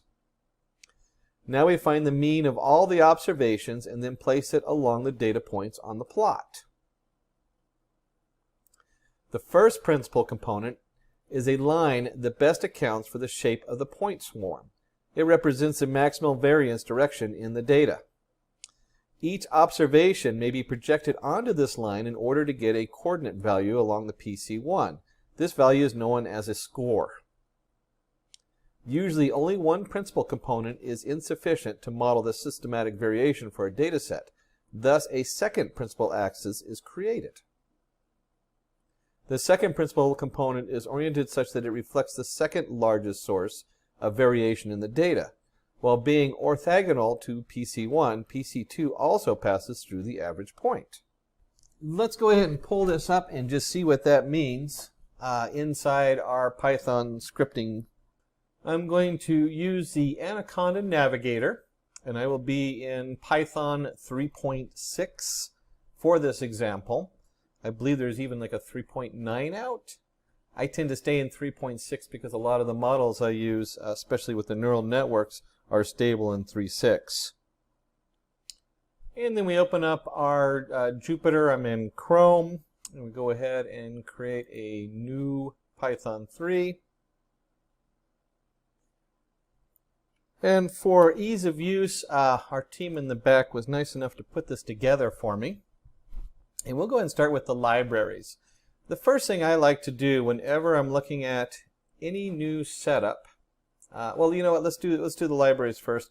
We're going to do our basic libraries, which is matplotlib library, the PLT from the matplotlib library, pandas, our data frame, PD, numpy, our numbers array, np, seaborn for graphing, SNS, that goes with the plot that actually sits on matplotlib library, so the seaborn sits on there. And then we have our ampersand, because we're in Jupyter Notebook, matplotlib library inline. The newer version actually doesn't require that, but I put it in there anyway just because I'm so used to it. And then we want to go ahead and take a look at the data. And in this case, we're going to pull in, certainly you can have lots of fun with different data, but we're going to use the cancer data set. And one of the reasons a cancer data set is it has like 36, 35 different features. So it's kind of fun to use that as our base for this. And we'll go ahead and run this and look at our keys. And the first thing we notice in our keys for the cancer data set is we have our data, we have our target, our frame, target names, description, feature names, and file name. So what we're looking for in all this is, well, let's take a look at the description. Let's go in here and pull up the description on here. I'm not going to spend a huge amount of time on the description because we don't want to get into a medical domain. We want to focus on our PCA setup. What's important is you start looking at what the different attributes are, what they mean. If you were in the medical field, you'd want to note all these different things, what they're measuring, where it's coming from. You can actually see the actual different measurements they're taking. No missing attributes. We page all the way to the bottom. And you're going to have your data, in this case our target. And if you dig deep enough to the target, let's actually do this. Let's go ahead and print target names.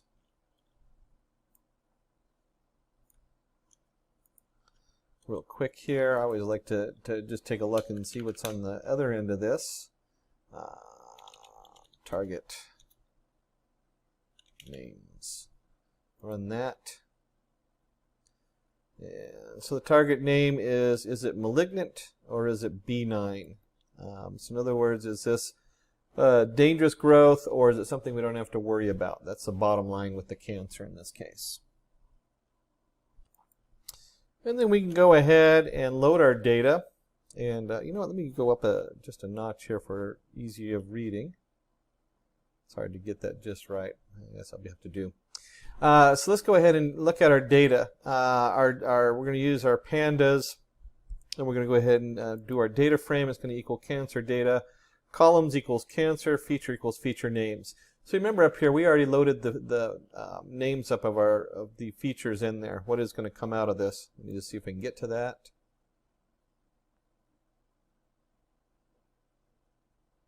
It's at the top of target names.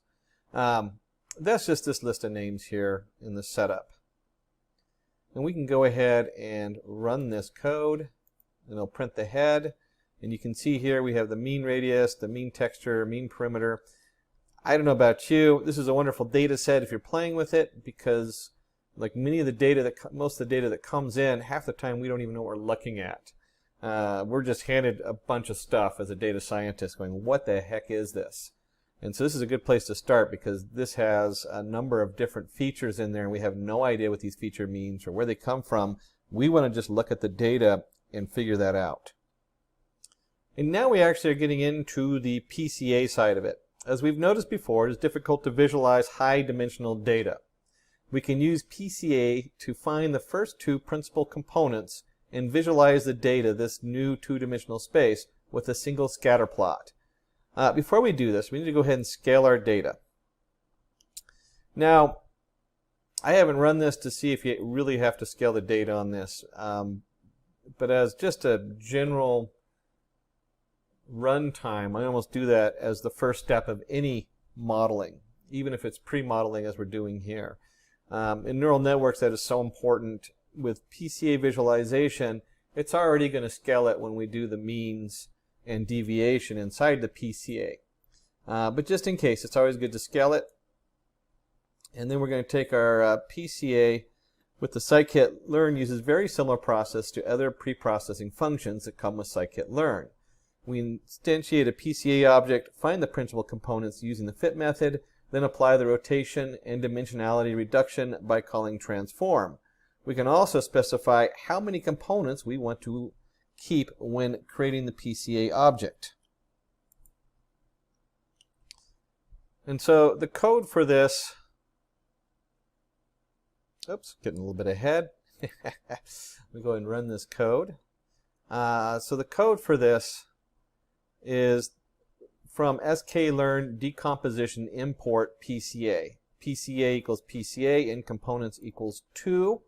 And that's really important to note that, because we're only going to want to look at 2 components. I would never go over 4 components, especially if you're going to demo this with somebody else. If you're showing this to the shareholders, the whole idea is to reduce it to something people can see.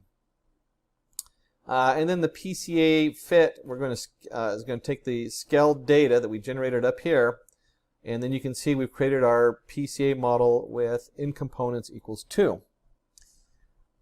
Now, whenever I use a new tool, I like to go in there and actually see what I'm using. So let's go to the Scikit webpage for the PCA.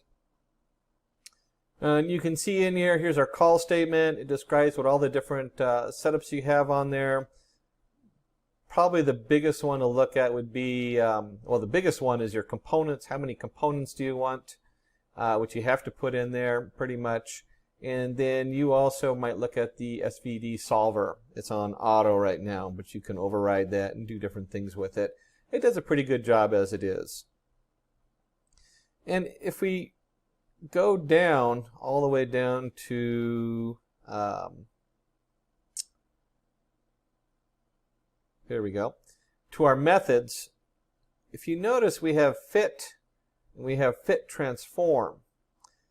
Nowhere in here is predict, because this is not used for prediction. It's used to look at the data. Again, we're in the describe setup. We're fitting the data. We're taking a look at it. We've already looked at our minimum maximum. We've already looked at what's in each quarter. We've done a full description of the data. This is part of describing the data. That's the biggest thing I take away when I come zooming in here. And of course, they have examples of it down here if you forget. And the biggest one, of course, is the number of components. And then, I mean, the rest you can play with. The actual solver, whether you're doing a full or randomized, there's different things. It does pretty good on the auto. And now we can transform this data to its first 2 principal components. And so we have our XPCA. We're going to set that equal to PCA transform scaled data. So there we go. There's our first transformation. And let's just go ahead and print the scaled data shape and the XPCA data shape. And the reason we want to do this is just to show us what's going on here. We've taken 30 features. I think I said 36 or something like that, but it's 30.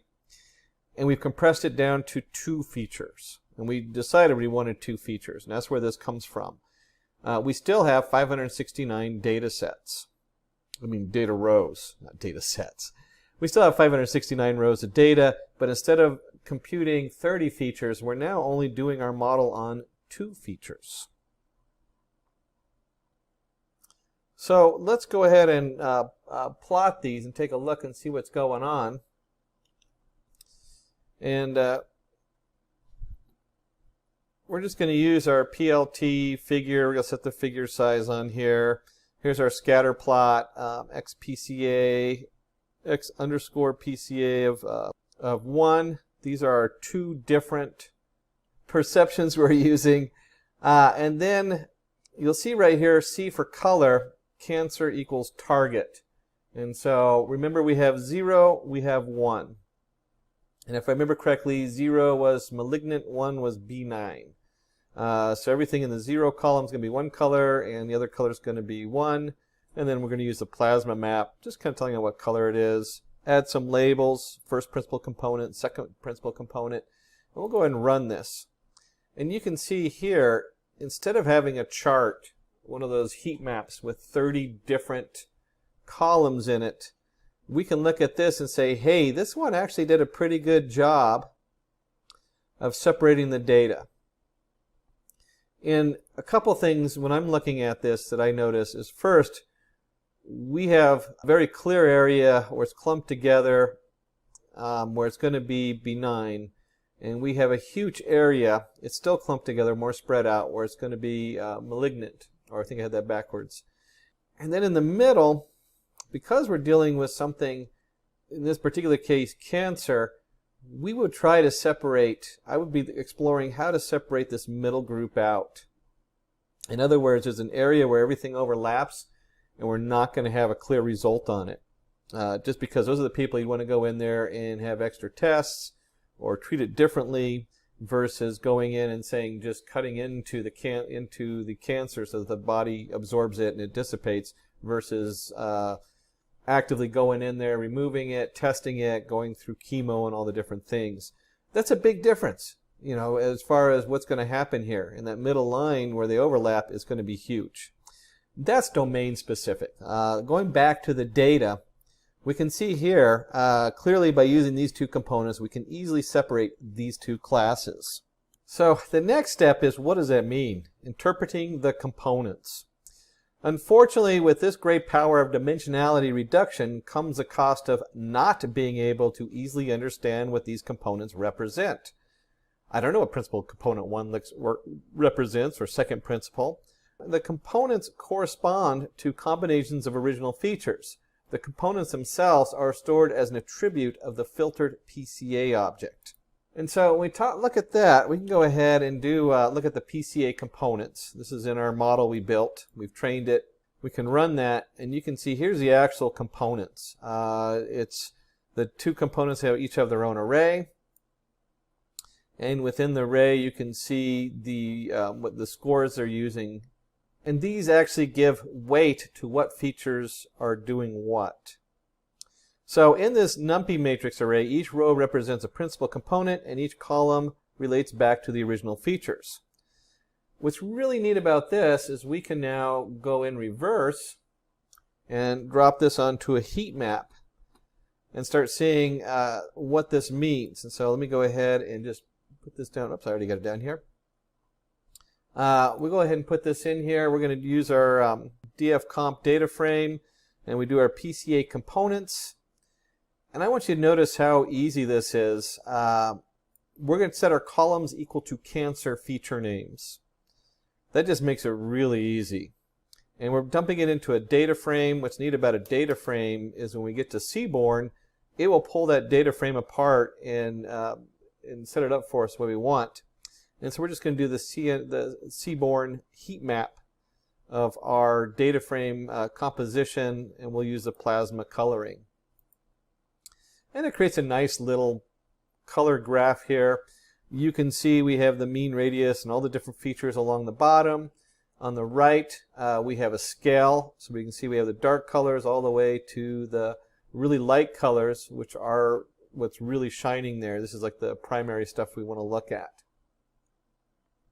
So this heat map and the color bar basically represent the correlation between the various features and the principal component itself.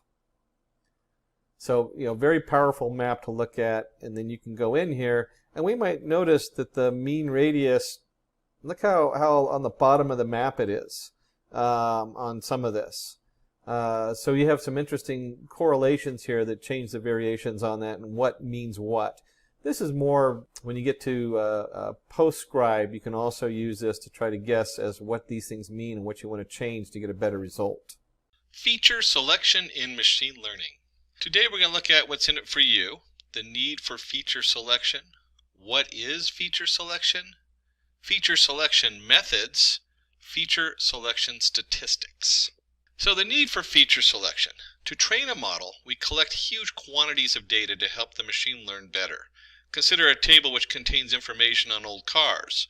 The model decides which cars must be crushed for spare parts. And when we talk about huge quantities of data, they save everything from people's favorite cat pictures to, and you can imagine there's so much data out there. Even in a company, they'll save all these little pieces of information about people and companies and corporations. You need some way to sort through, because if you try to run your models on all of it, you'll end up with these very clunky models, and they might have issues, which we'll talk about later. But in this case, we're talking about cars and crushing. But not all this data will be useful to us. Some classes or part of the data may not contribute much to our model and can be dropped. And you can see right here we have who was the owner of the car. In our data, a car will not be crushed based on its previous owner. So that's kind of a clear cut. You can see that. Why would I care who owned the car before? Once it's in the junkyard and we're crushing the cars, we're not going to really care about that. So here we have dropped the owner column as it does not contribute to the model. Having too much unnecessary data can cause the model to be slow. The model may also learn from this irrelevant data and be inaccurate. So feature selection is a process of reducing the input variable to your model by using only relevant data and getting rid of the noise in the data. Consider the database given below. A library wants to donate some old books to make place in their shelves for new books. We want to train a model to automate this task. In this case, the color of the book does not matter, and keeping it can cause a model to learn to donate books based on color. We can remove this as a feature. Using feature selection, we can optimize our model in several ways. And so the number one is to prevent learning from noise and overfitting. That's actually the huge one because we don't want it to give us the wrong prediction. And that means also improved accuracy. So instead of giving us a wrong prediction, we also want it to be as close to the right answer as we can get.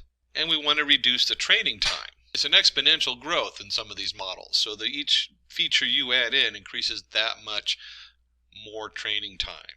We talk about feature selection methods. We put together a nice little flow chart that shows the various methods used for feature selection. And you have your basic feature selection, and then there is supervised and unsupervised. Under supervised, there's intrinsic, wrapper method, filter method. So when we talk about unsupervised feature selection, refers to the method which does not need the output label class for feature selection. And that was, you can see here under unsupervised, we don't have, that's really a growing market right now, unsupervised learning. And so feature selection is the same thing. Supervised feature selection refers to the method which uses the output label class for the feature selection. And if you remember, we looked at we have intrinsic, wrapper, and filter method. So we're going to start with the filter method on this. Now remember, we know what the output is. So we're going to be looking at that output to see how well it's doing versus the features. In this method, features are dropped based on their relation to the output, or how they are correlating to the output. And you can see here we have a set of features, selecting best feature, learning algorithm, and then performance. And so we want to find out which feature correlates to the performance on the output. Consider the example of book classifier. Here we drop the color column based on simple deduction. And that kind of sums it up in a nutshell, as we want to filter out things that clearly do not go with what we're looking for. We look at the wrapper method. In the wrapper method, we split our data into subsets and train a model using this. Based on the output of the model, we add and subtract features and train the model again. And you can see here in the wrapper method where we have a set of features, we generate a subset, we run it through the algorithm, and we see how each one of those subset of features performs. Consider the book data set. By using the wrapper method, we would use a subset of different features to train the machine and adjust the subset according to the output. And so you can see here, let's say we take name and number of times read, and we run just those, and we look at the output. And if we looked at them with all 4 inputs and look at the output, we'd see quite a different variation in there, and we might say, you know what, condition of the book and color really doesn't affect what we're looking for. And you can see here we've run it on condition of the book and color. Depending on the output of the model, we will choose our final set of features. These features will give us the best result for our model. And it might come up that the name, number of times read is probably pretty important. The intrinsic method, this method combines the qualities of both filter and wrapper method to create the best subset. The model will train and check the accuracy of different subsets and select the best among them. We kind of looked at a little overview of some of the stuff. Some of the common feature selection algorithms based on which method they belong to are given below. And you'll see it's primarily under supervised. There's not, like I said, a lot of unsupervised methods, and the ones that are usually use these methods and finds a way to create a supervised connection between the data. When we talk about supervised methods, we have our filter method, which we talked about, and it uses like the Pearson's coefficient, chi-squared, ANOVA coefficient. Those are all under the filter method. And in the wrapper method, recursive feature elimination. So remember, we're choosing a subset, And we want to go through there and look at each one. So you're just doing a lot of loops or recursive calculations to see which one works best and which ones don't have an impact on the output. And there's a lot of genetic algorithms to go with this too on the wrapper method and how they evaluate it. And with the intrinsic method, there's the two main ones we're looking at is the lasso regularization. The lasso algorithms are basically your standard regression model. So it's finding out how these different methods fit together and which ones have the best add together to have the least amount of error. The other one used in the intrinsic method is the decision tree. It says, hey, if this one is this one produces this result, this one produces this result, yes, no, which way do we go? Based on the input and the output variables, we can choose our feature selection model. So you have your numeric input coming in, you have your numeric output. If you use the Pearson's correlation coefficient or Spearman's rank coefficient, you can then select what features you're going to feed into that specific model. And you maybe have a numerical input and a categorical input, so we're going to be looking more at ANOVA correlation coefficient or Kindle's rank coefficient. And if you have a categorical input and a numerical output, we might be looking at ANOVA correlation coefficient and Kindle's rank coefficient. So based on the input and the output variables, we can choose our feature selection model.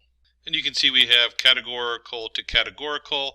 We might be looking at the chi-squared test, contingency tables, and mutual information. Let's go ahead and take a look and see in the Python code what we're talking about here. And I'm going to go ahead and use for my IDE the Jupyter notebook, and I always launch it out of Anaconda on here. And we'll go ahead and go up here and create a new Python 3 module. And we'll call it feature select. And since we're in Python, we're going to be working mainly with your NumPy, your pandas, your matplotlib library. So we have our number array, our data frame setup, which goes with the number array, the NumPy, the pandas data frame, and then we want to go ahead and graph everything. So we're going to import these three modules. And then we put together some data. We're going to read this in. It's Kobe Bryant. I guess he's a basketball player. Our guys in the back, we have a number of them. Guys, it's both. We have a lot of men and women, so it's probably a misnomer. Our team in the back, some of them have a liking for basketball, and they know who Kobe Bryant is, and they want to learn a little bit more about Kobe Bryant and what's going in for whatever's going on with his game in basketball. So we're going to take a look at him. And once we import the data, we can see what columns are available, original features count, so we can see how many features there are, the length of it, and we'll actually have a list of them, and then print just the data head, the top 5 rows. And so when we do this, we can see from the CSV file, we have 25 original features. Our original features are your action type, combined shot type, game event ID, and so forth. There's a lot of features in here that they're recorded on all of his shots. This is what we talk about, like a massive amount of data. I mean, people are sitting there and they record all this stuff and they import this stuff for different reasons. But depending on what we want to look at, do we really want all those features? Maybe the question we're going to ask is, what's the chance of him making any one specific shot? Right from the beginning, we can look at some of these things and say team name. Team name probably, I don't know, maybe it does matter because the other team might be really good at defense. Game date, maybe we don't really want to look at the game date. Team ID, definitely not of importance in any of this. So when we look at this, we have 25 features, and some of these features just really don't matter to us. We also have location X, location Y, latitude and longitude. I'm guessing that's the same data. We've actually imported the very similar data. Maybe they're slightly zoned differently. But as far as our program, we don't want to repeat data. Some of the models, when you repeat data into them, and this is true for most models, create a huge bias. They weigh that data over other data. So just at a glance, these are the things we're looking at. We want to find out, well, how do we get these features down and get rid of this bias and all these extraneous features that we don't really want to spend time running our models on and programming on. And as I pointed out, there's a location X, a location Y, latitude and longitude. Let's just take a look at that and see what we're looking at here.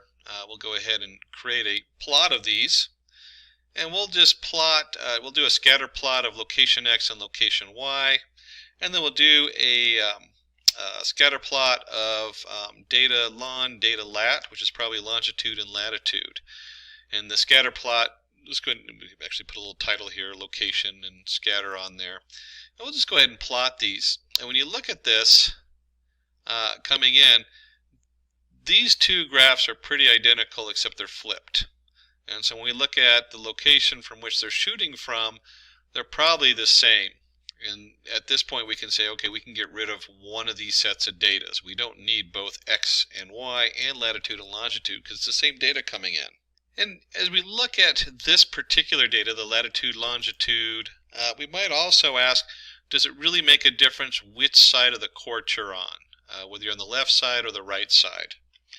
And so we might go ahead and explore, instead of looking at this as XY, we might look at it as a distance and an angle. And we can easily compute that. And you can see we can create our data distance equals the location X plus the location Y squared, standard Euclidean geometry or triangular geometry. Hypotenuse squared equals each side squared. And then once we've done that, we can also compute the angle. So the data angle is based on the arc tangent and so forth on here. So this is all this is we're just going to compute the angle here and then set that up, pi over 2 to get our angle. And we'll go ahead and run that. And you'll see some errors come up, and that's because when we took slices over here, we took a slice of a slice. There's ways to fix that, but it's really not important for this example.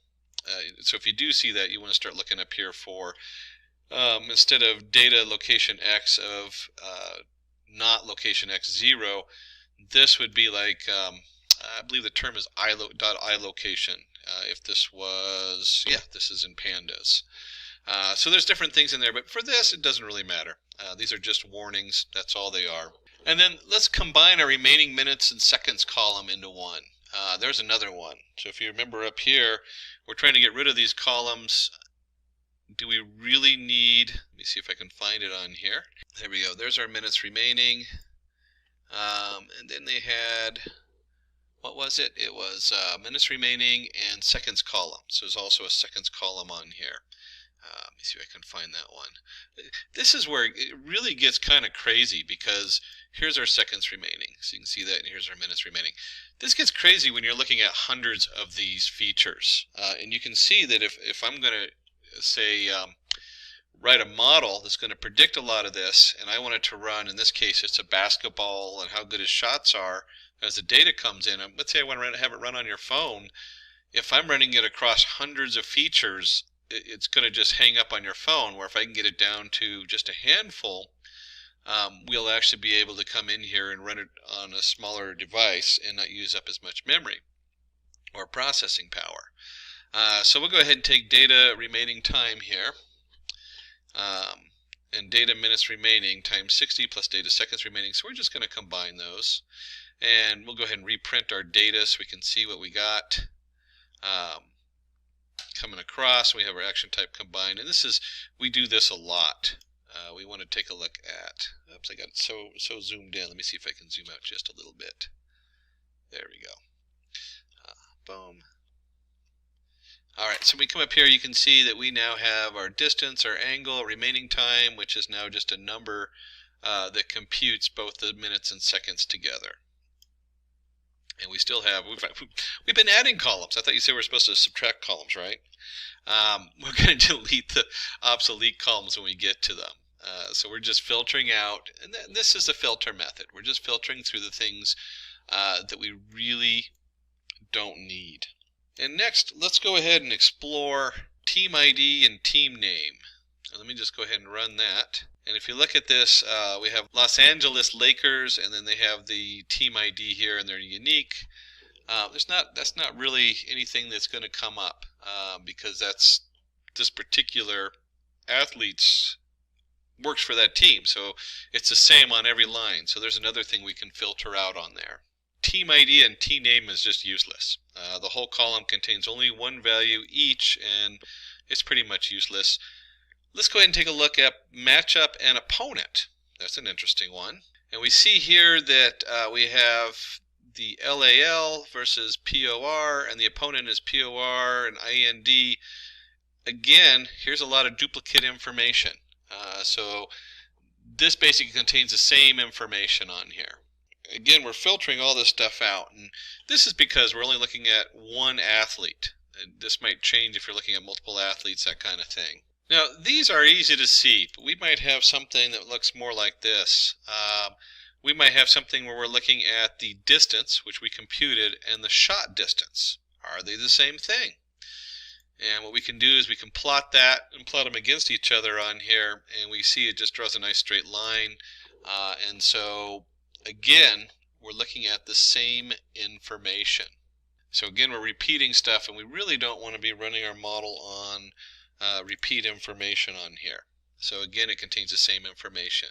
So now let's look at the shot zone area, shot zone basic, shot zone range. So now we're looking at the zones, and what does that mean? And we'll go ahead and do this also in a scatter plot. In this case, we're going to just create 3 of these side by side. So we're going to create our plot figure side 20 by 10. And then we're going to define our scatter plot by category feature. And we're going to do each one set up on here, give it a slightly different color. And so our shot zone area is going to be plot subplot 131, scatter 131 is how that's read, by the way, meaning that it's number 1.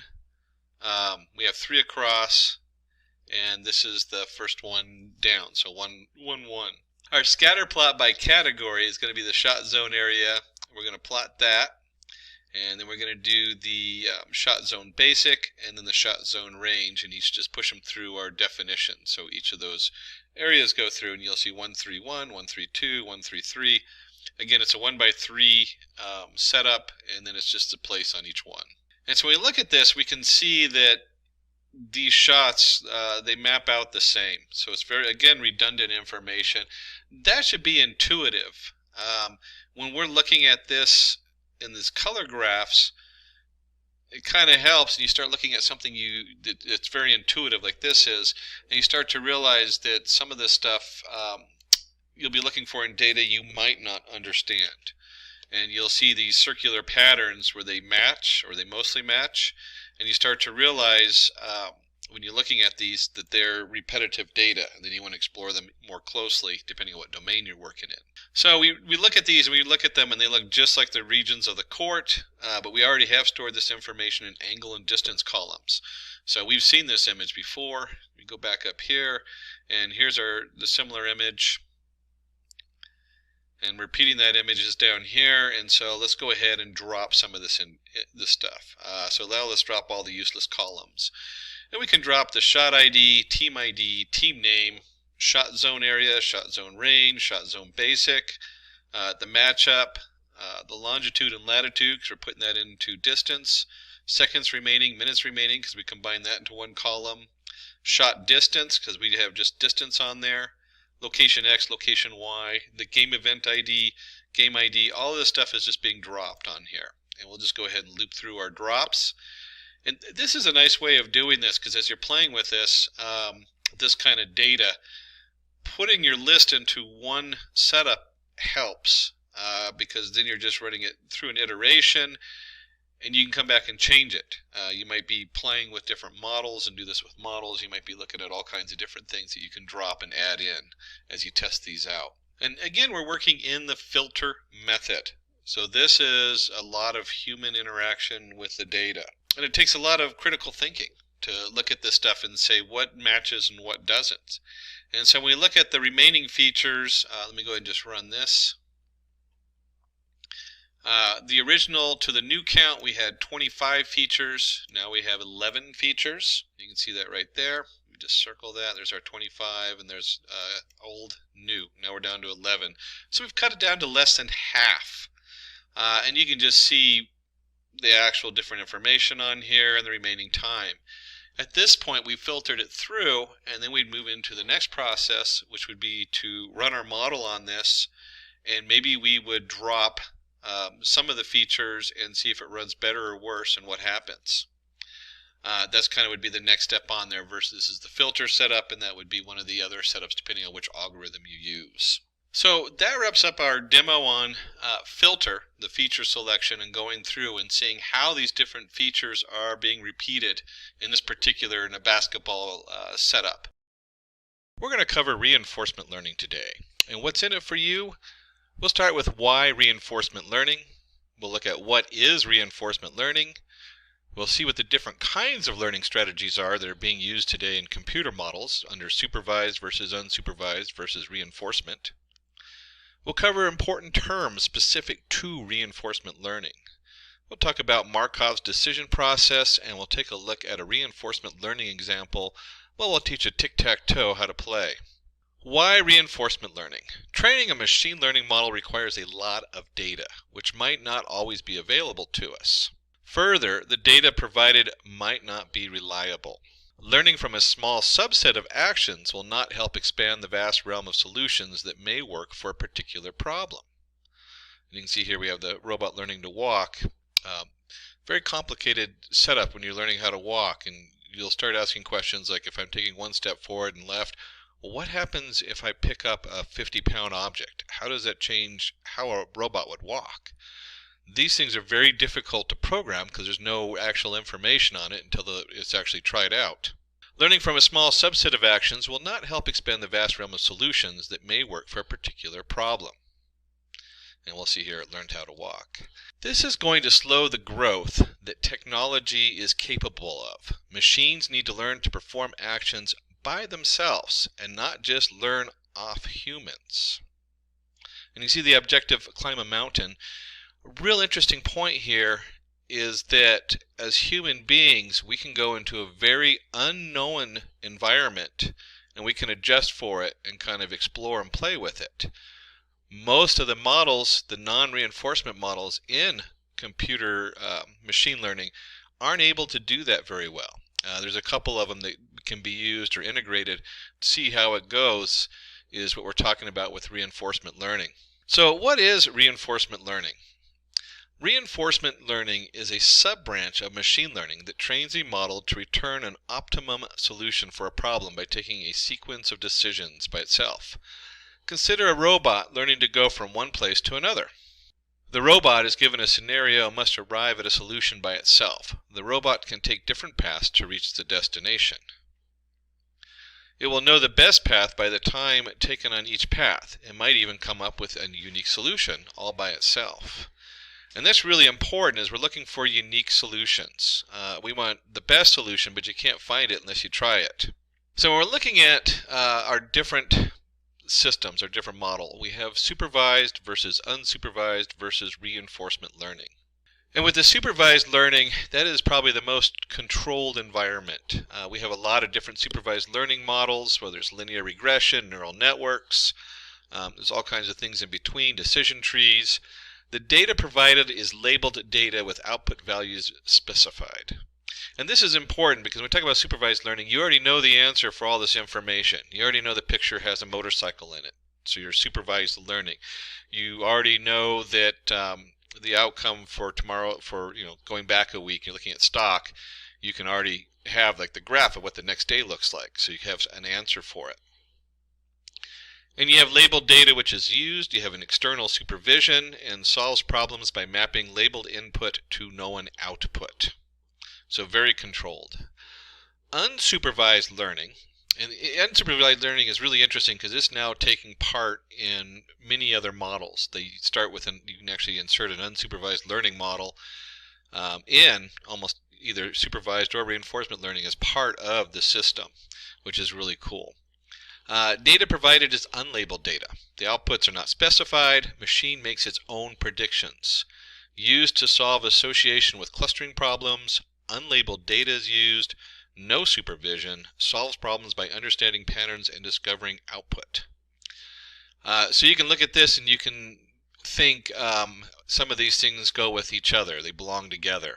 So it's looking for what connects in different ways. And there's a lot of different algorithms that look at this. When you start getting into those, there's some really cool images that come up of what unsupervised learning is, how it can pick out, say, the area of a donut. One model will see the area of the donut, and the other one will divide it into 3 sections based on its location versus what's next to it. So there's a lot of stuff that goes in with unsupervised learning. And then we're looking at reinforcement learning.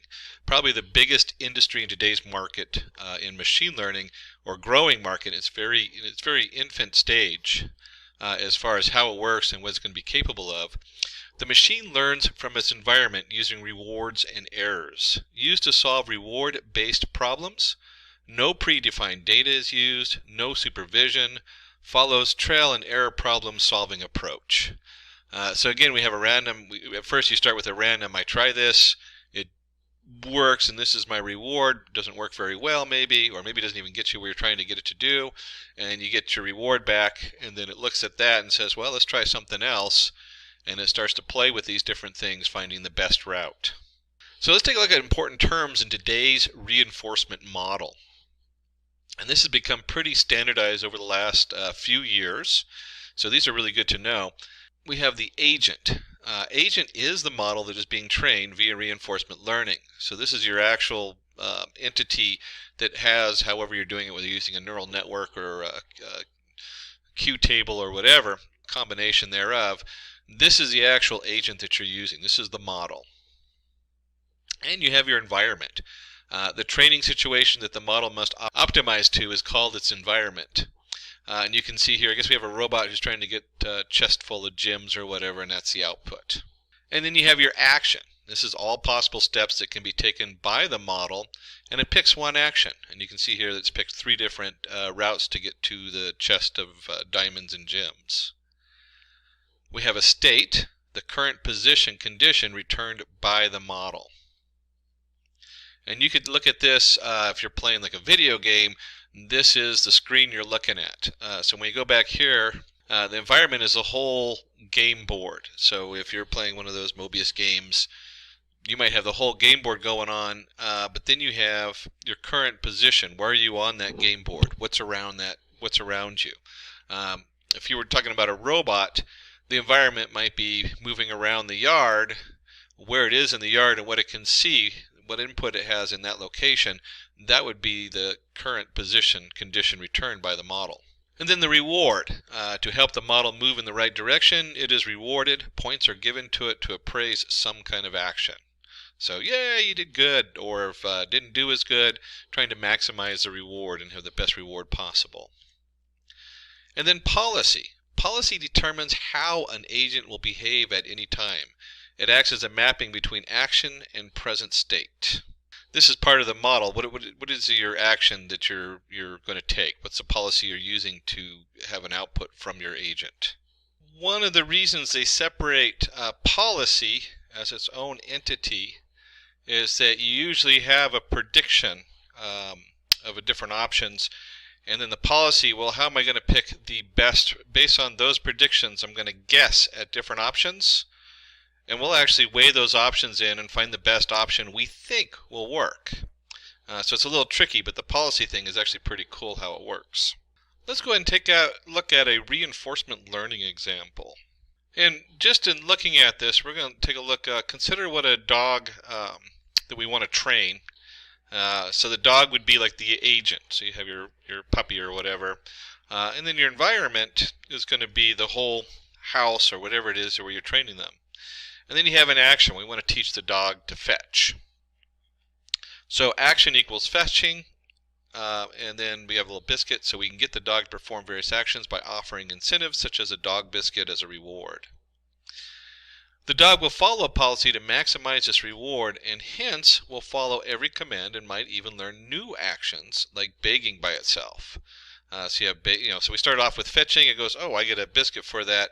It tries something else, and you get a handshake or begging or something like that. And it goes, oh, this is also reward based. And so it kind of explores things to find out what will bring it as biscuit.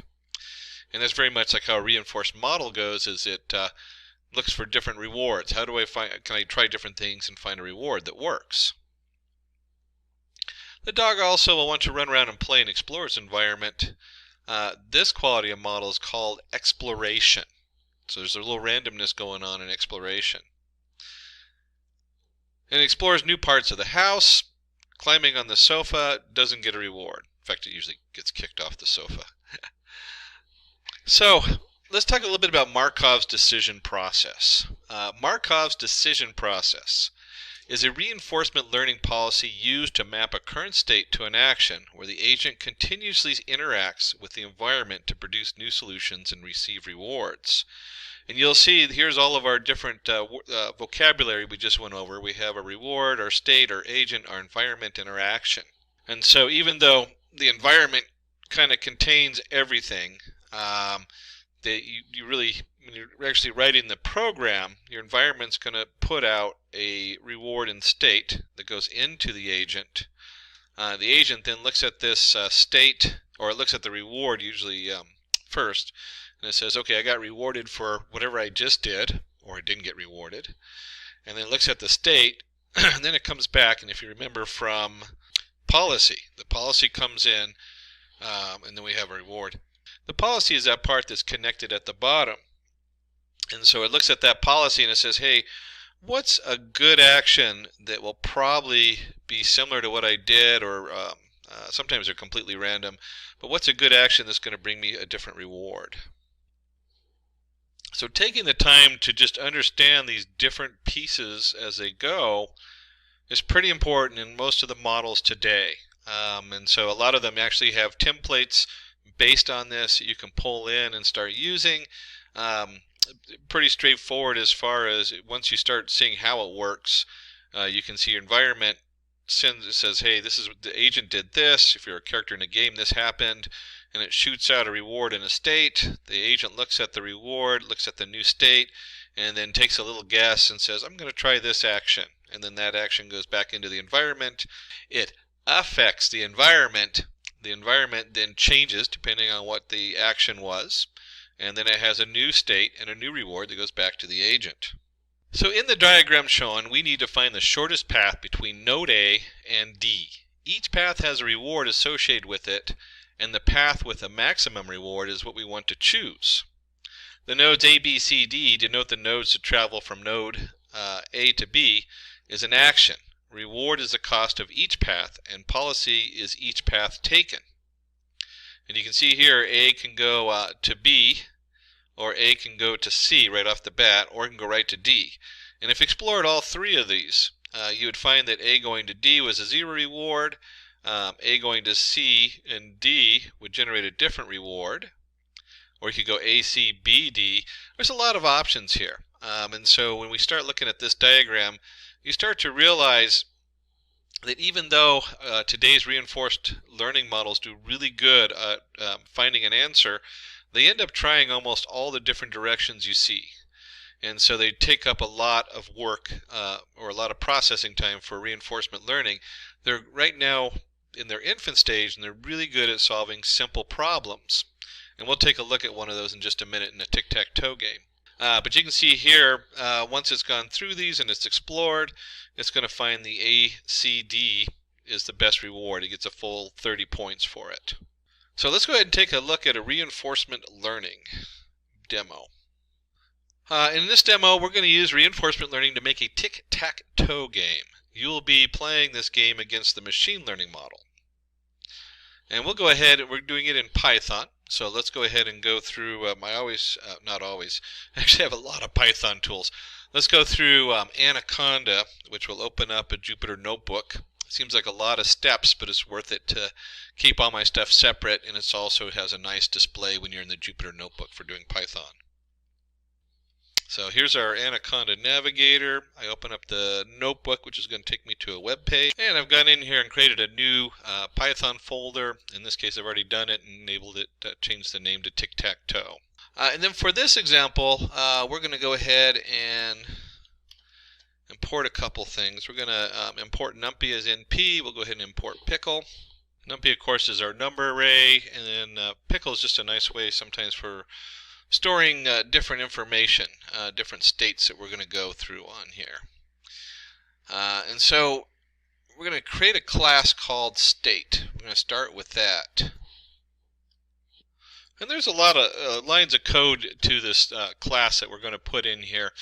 Don't let that scare you too much. There's not as much here. It looks like there's going to be a lot here, but there really is just a lot of setup going on in our class state. And so we have up here, we're going to initialize it. We have our board. It's a tic-tac-toe board, so we're only dealing with 9 spots on the board. We have player 1, player 2. Is end. We're going to create a board hash. We'll look at that in just a minute. We're just going to store some information in there. Symbol of player equals 1. So there's a few things going on as far as the initialization. Then something simple, we're just going to get the hash of the board. We're going to get the information from the board on there, which is columns and rows. We want to know when a winner occurs. So if you get 3 in a row, that's what this whole section here is for. Let me go ahead and scroll up a little bit. And you can get a copy of this code if you send a note over to SimplyLearn. We'll send you over this particular file, and you can play with it yourself and see how it's put together. I don't want to spend a huge amount of time on this because this is just some real general Python coding. But you can see here we're just going through all the rows, and you add them together, and if it equals 3 in a row, same thing with columns. Diagonal, so you got to check the diagonal. That's what all this stuff does here, is it just goes through the different areas. Actually, let me go ahead and put, there we go. And then it comes down here and we do our sum, and it says true, -3 just says did somebody win, or is it a tie? So you got to add up all the numbers on there anyway, just in case they're all filled up. And next we also need to know available positions. These are ones that no one's ever used before. This way when you try something, or the computer tries something, it's not going to give it an illegal move. That's what the available positions is doing. Then we want to update our state. And so you have your position going in. We're just sending in the position that you just chose. And you'll see there's a little user interface we put in there. You can pick the row and column in there. And again, I mean, this is a lot of code. So really it's kind of a thing you'd want to go through and play with a little bit and just read through it, get a copy of it. A great way to understand how this works. And here is a given reward. So we're going to give a reward, result equals self winner. This is one of the hearts of what's going on here, is we have a result self.winner. So if there's a winner, then we have a result. If the result equals 1, here's our feedback. If it doesn't equal 1, then it gets a 0. So it only gets a reward in this particular case if it wins. And that's important to know because different systems of reinforced learning do rewarding a lot differently depending on what you're trying to do. This is a very simple example with a 3x3 board. Imagine if you're playing a video game, certainly you only have so many actions, but your environment is huge. You have a lot going on in the environment. And suddenly a reward system like this is going to be just, it's going to have to change a little bit. It's going to have different rewards and different setup. And there's all kinds of advanced ways to do that as far as weighing. You add weights to it. And so they can add the weights up depending on where the reward comes in. So it might be that you actually get a reward. In this case, you get the reward at the end of the game. And I'm spending just a little bit of time on this because this is an important thing to note. But there's different ways to add up those rewards. It might have, like if you take a certain path, the first reward is going to be weighed a little bit less than the last reward because the last reward is actually winning the game or scoring or whatever it is. So this reward system gets really complicated in some of the more advanced setups. In this case, though, you can see right here that they give a 0.1 and a 0.5 reward just for picking the right value and something that's actually valid instead of picking an invalid value. So rewards, again, that's like key. It's huge. How do you feed the rewards back in? Then we have a board reset. That's pretty straightforward. It just goes back and resets the board to the beginning because it's going to try out all these different things while it's learning. It's going to do it by trial and error, so you have to keep resetting it. And then, of course, there's the play. We want to go ahead and play rounds equals 100. Depends on what you want to do on here. You can set this different you can obviously set that to higher level. But this is just going to go through, and you'll see in here that we have player 1 and player 2. This is the computer playing itself. One of the more powerful ways to learn to play a game, or even learn something that isn't a game, is to have two of these models that are basically trying to beat each other. And so they keep explore new things. This one works for this one, so this one tries new things. It beats this. We've seen this in chess, I think was a big one, where they had the two players in chess with reinforcement learning. It was one of the ways they trained one of the top computer chess playing algorithms. So this is just what this is. It's going to choose an action, it's going to try something, and the more it tries stuff, the more we're going to record the hash. We actually have a board hash where they get the hash set up on here where it stores all the information. And then once you get to a win, one of them wins, it gets the reward. Then we go back and reset and try again.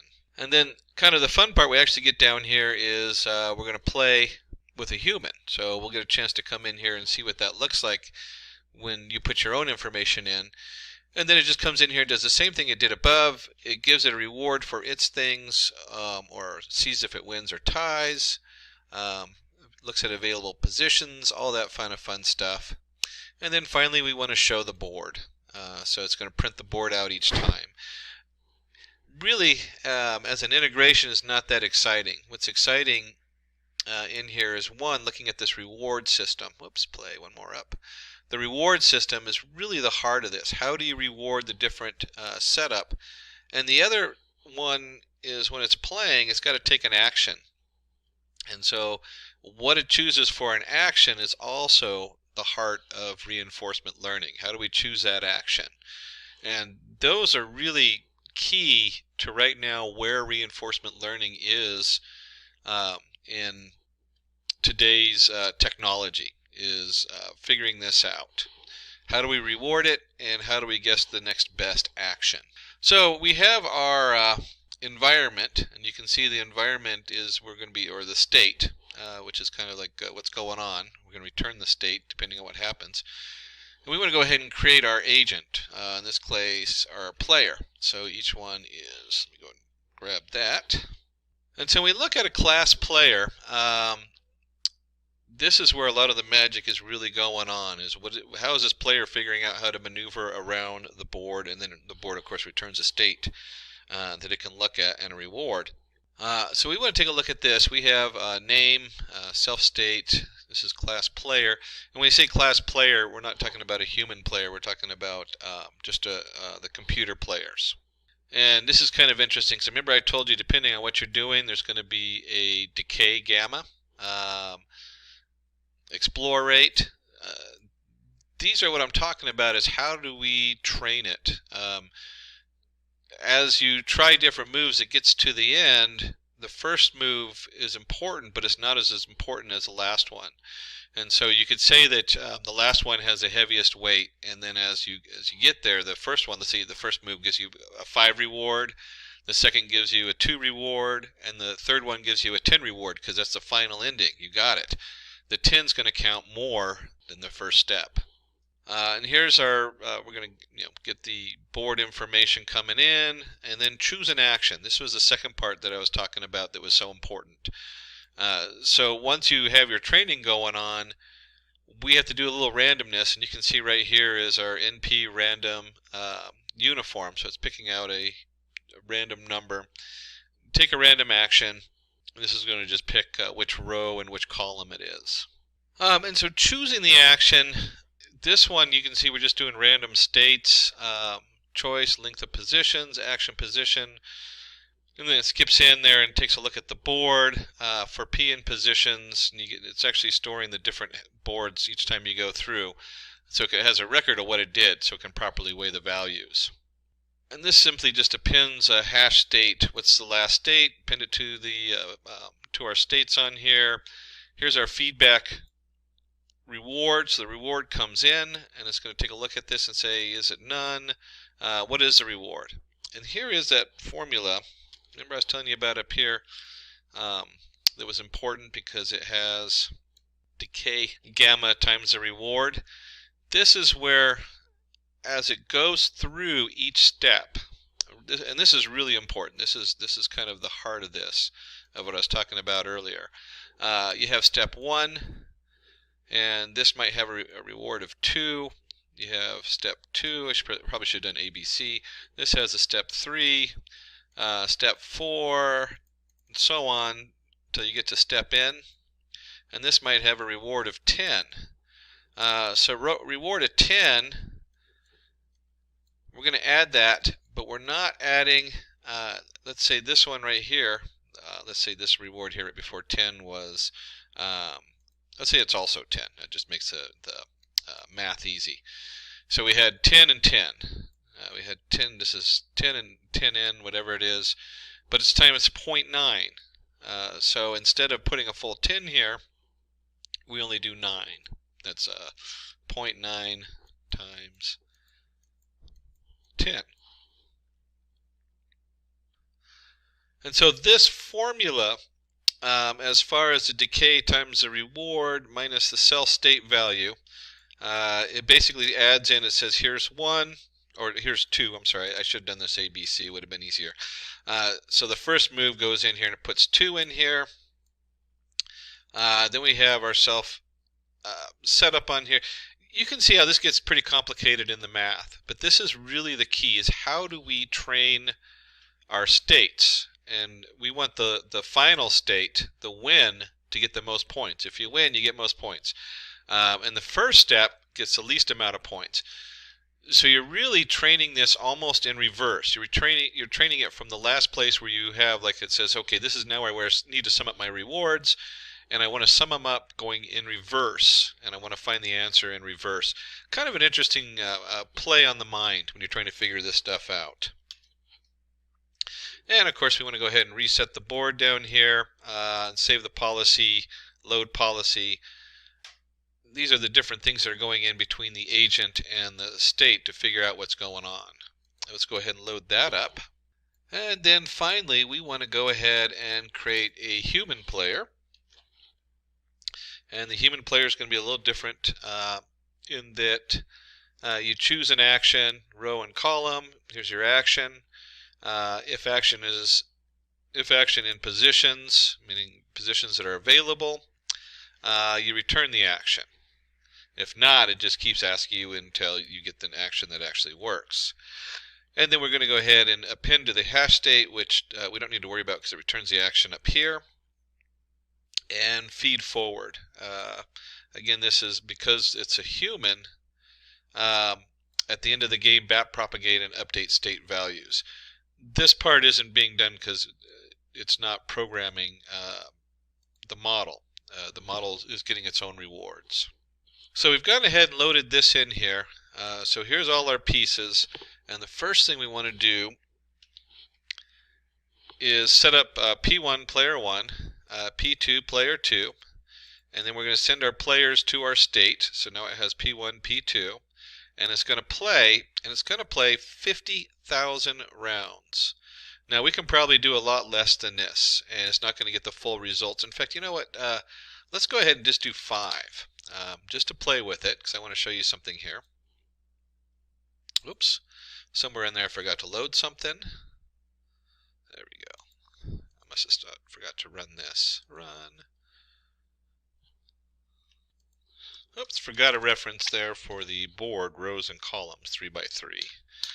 There's actually in the state, it references that. We can just tack it on the end. It was supposed to be at the beginning. So now I've only set this up with, let's see, where are we going here? I've only set this up to train 5 times. And the reason I did that is we're going to come in and actually play it, and then I'm going to change that, and we can see how it differs on there. There we go. And it didn't even make it through a run, and we're going to go ahead and save the policy. So now we have our player 1 and our player 2 policy. The way we set it up, it has 2 separate policies loaded up in there. And then we're going to come in here and we're going to do player 1 is going to be the computer, experience rate 0, load policy 1, human player human, and we're going to go ahead and play this. Now remember, I only went through it just one round of training, in fact minimal training, and so it puts an X there, and I'm going to go ahead and do row 0, column 1. And you can see this is very basic on here, and so I put in my 0, and then I'm going to go 0, block it, 0, 0, and you can see right here it let me win. Just like that, I was able to win. 0, 2, and woo, human wins. So I only trained it 5 times. We're going to run this again, and this time, instead of 5, let's do 5,000 or 50,000. I think that's what the guys in the back had. And this takes a while to train it. This is where reinforcement learning really falls apart. Look how simple this game is. We're talking about a 3x3 set of columns. And so for me to train it on this, I could do a Q table which would go much quicker. You could build a quick Q table with almost all the different options on there, and you would probably get the same result much quicker. We're just using this as an example. So when we look at reinforcement learning, you need to be very careful what you apply it to. It sounds like a good deal until you do like a large neural network where you're doing, you set the neural network to a learning increment of 1, so every time it goes through it learns, and then you do your actions. So you pick from the learning setup, and you actually try actions on the learning setup until you get what you think is going to be the best action. So you actually feed what you think is right back through the neural network. There's a whole layer there, which is really fun to play with. And then it has an output. Well, think of all those processes. I mean, that is just a huge amount of work it's going to do. Let's go ahead and skip ahead here. Give it a moment. It's going to take a minute or two to go ahead and run.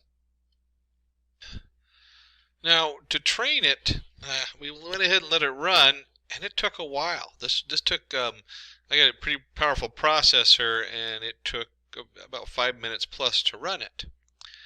And we'll go ahead and run our player setup on here. Oops, it brought in the last, whoops, it brought in the last round. So give me just a moment to redo the policy save. There we go. I forgot to save the policy back in there.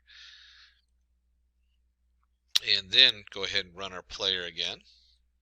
So we've saved the policy, and then we want to go ahead and load the policy for P1 as a computer. And we can see the computer's gone in the bottom right corner. I'm going to go ahead and go 1, 1, which is the center. And it's gone right up the top, and if you have ever played tic-tac-toe, you know the computer has me. But we'll go ahead and play it out. Row 0, column 2. There it is, and then it's gone here, and so I'm going to go ahead and go row 0, 1, 2, no, 0, 1, there we go, and column 0. That's where I wanted. Oh, and it says, okay, your action, there we go, boom. So you can see here, we've got didn't catch the win on this, it said tie. Kind of funny that it didn't catch the win on there. But if we play this a bunch of times, you'll find that it's going to win more and more. The more we train it, the more the reinforcement happens. This lengthy training process is really the stopper on reinforcement learning. As this changes, reinforcement learning will be one of the more powerful packages evolving over the next decade or two. In fact, I would even go as far as to say it is the most important machine learning tool and artificial intelligence tool out there, as it learns not only a simple tic-tac-toe board, but we start learning environments. And the environment would be like in language. If you're translating a language or something from one language to the other, so much of it is lost if you don't know the context it's in, what's the environments it's in. And so being able to attach environment and context and all those things together is going to require reinforcement learning to do. So again, if you want to get a copy of the tic-tac-toe board, it's kind of fun to play with. Run it, you can test it out, you can do test it for different values. You can switch from P1 computer where we loaded the policy 1 to load the policy 2 and just see how it varies. There's all kinds of things you can do on there. Hello and welcome to this tutorial on deep learning. My name is Mohan, and in the next about 1.5 hours I will take you through what is deep learning and into TensorFlow environment to show you an example of deep learning. Now, there are several applications of deep learning, really very interesting and innovative applications, and one of them is identifying the geographic location based on a picture. And how does this work? The way it works is pretty much we train an artificial neural network with millions of images which are tagged, their geolocation is tagged, and then when we feed a new picture, it will be able to identify the geolocation of this new image. For example, you have all these images, especially with maybe some significant monuments or significant locations, and you train with millions of such images, and then when you feed another image, it need not be exactly one of those that you have trained. It can be completely different. That is the whole idea of training. It will be able to recognize, for example, that this is a picture from Paris because it is able to recognize the Eiffel Tower. So the way it works internally, if we have to look a little bit under the hood, is these images are nothing but this is digital information in the form of pixels. So each image could be a certain size. It can be 256 by 256 pixel kind of a resolution, and then each pixel is either having a certain grade of color, and all that is fed into the neural network, and it then gets trained in, and it's able to, based on these pixel information, it is able to get trained and able to recognize the features and extract the features, and thereby it is able to identify these images and the location of these images. And then when you feed a new image, it kind of, based on the training, it will be able to figure out where this image is from. So that's the way, a little bit under the hood, how it works. So what are we going to do in this tutorial? We will see what is deep learning and what do we need for deep learning. And one of the main components of deep learning is neural networks. So we will see what is neural network, what is a perceptron, and how to implement logic gates like AND, OR, NOR, and so on using perceptrons. The different types of neural networks and then applications of deep learning, and we will also see how neural networks works. So how do we do the training of neural networks? And at the end we will end up with a small demo code which will take you through in TensorFlow. Now, in order to implement deep learning code, there are multiple libraries or development environments that are available, and TensorFlow is one of them. So the focus at the end of this would be on how to use TensorFlow to write a piece of code using Python as a programming language. And we will take up an example which is a very common one, which is like the hello world of deep learning, the handwriting number recognition, which is a MNIST, commonly known as MNIST database. So we will take a look at MNIST database and how we can train a neural network to recognize handwritten numbers. So that's what you will see in this particular video. So let's get started. What is deep learning? Deep learning is like a subset of what is known as a high-level concept called artificial intelligence. You must be already familiar, must have heard about this term, artificial intelligence. So artificial intelligence is like the high-level concept, if you will. And in order to implement artificial intelligence applications, we use what is known as machine learning. And within machine learning, a subset of machine learning is deep learning. Machine learning is a little bit more generic concept, and deep learning is one type of machine learning, if you will. And we will see a little later in maybe the following slides a little bit more in detail how deep learning is different from traditional machine learning. But to start with, we can mention here that deep learning uses one of the differentiators between deep learning and traditional machine learning is that deep learning uses neural networks. And we will talk about what are neural networks and how we can implement neural networks and so on and so forth as a part of this tutorial. So a little deeper into deep learning. Deep learning primarily involves working with complicated unstructured data compared to traditional machine learning where we normally use structured data. In deep learning, the data would be primarily images or voice or maybe text file. So and it is large amount of data as well. And deep learning can handle complex operations. It involves complex operations. And the other difference between traditional machine learning and deep learning is that the feature extraction happens pretty much automatically. In traditional machine learning, feature engineering is done manually. The data scientists, we data scientists have to do feature engineering, feature extraction. But in deep learning, that happens automatically. And of course, deep learning, for large amounts of data, complicated unstructured data, deep learning gives very good performance. Now, as I mentioned, one of the secret sources of deep learning is neural networks. Let's see what neural networks is. Neural networks is based on our biological neurons. The whole concept of deep learning and artificial intelligence is based on human brain, and human brain consists of billions of tiny stuff called neurons, and this is how a biological neuron looks, and this is how an artificial neuron looks. So neural networks is like a simulation of our human brain.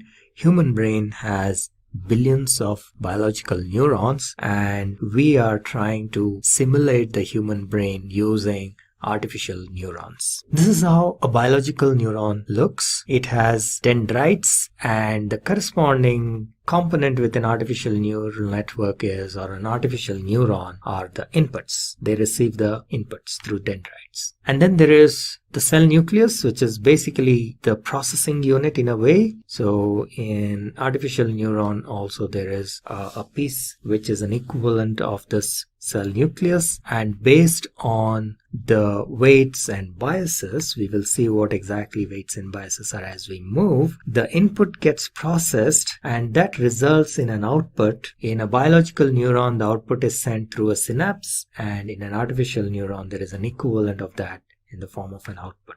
And biological neurons are also interconnected. So there are billions of neurons which are interconnected. In the same way, artificial neurons are also interconnected. So this output of this neuron will be fed as an input to another neuron, and so on. Now, in neural network, one of the very basic units is a perceptron. So what is a perceptron? A perceptron can be considered as one of the fundamental units of neural networks. It can consist at least of one neuron, but sometimes it can be more than one neuron. But you can create a perceptron with a single neuron, and it can be used to perform certain functions. It can be used as a basic binary classifier. It can be trained to do some basic binary classification, and this is how a basic perceptron looks like. And this is nothing but a neuron. You have inputs x1, x2, to xn, and there is a summation function, and then there is what is known as an activation function. And based on this input, what is known as the weighted sum, the activation function either gives an output like a 0 or a 1. So we say the neuron is either activated or not. So that's the way it works. So you get the inputs. These inputs are, each of the inputs are multiplied by a weight, and there is a bias that gets added, and that whole thing is fed to an activation function, and then that results in an output. And if the output is correct, it is accepted. If it is wrong, if there is an error, then that error is fed back, and the neuron then adjusts the weights and biases to give a new output, and so on and so forth. So that's what is known as the training process of a neuron or a neural network. There's a concept called perceptron learning. So perceptron learning is again one of the very basic learning processes. The way it works is somewhat like this. So you have all these inputs like x1 to xn, and each of these inputs is multiplied by a weight, and then that sum, this is the formula, the equation. So that sum, wi xi sigma of that, which is the sum of all these product of x and w, is added up, and then a bias is added to that. The bias is not dependent on the input or the input values, but the bias is common for one neuron. However, the bias value keeps changing during the training process. Once the training is completed, the values of these weights, W1, W2, and so on, and the value of the bias gets fixed. So that is basically the whole training process, and that is what is known as the perceptron training. So the weights and biases keep changing till you get the accurate output. And the summation is of course passed through the activation function. As you see here, this WIXI summation plus B is passed through activation function, and then the neuron gets either fired or not. And based on that, there will be an output. That output is compared with the actual or expected value, which is also known as labeled information. So this is the process of supervised learning. So the output is already known, and that is compared, and thereby we know if there is an error or not.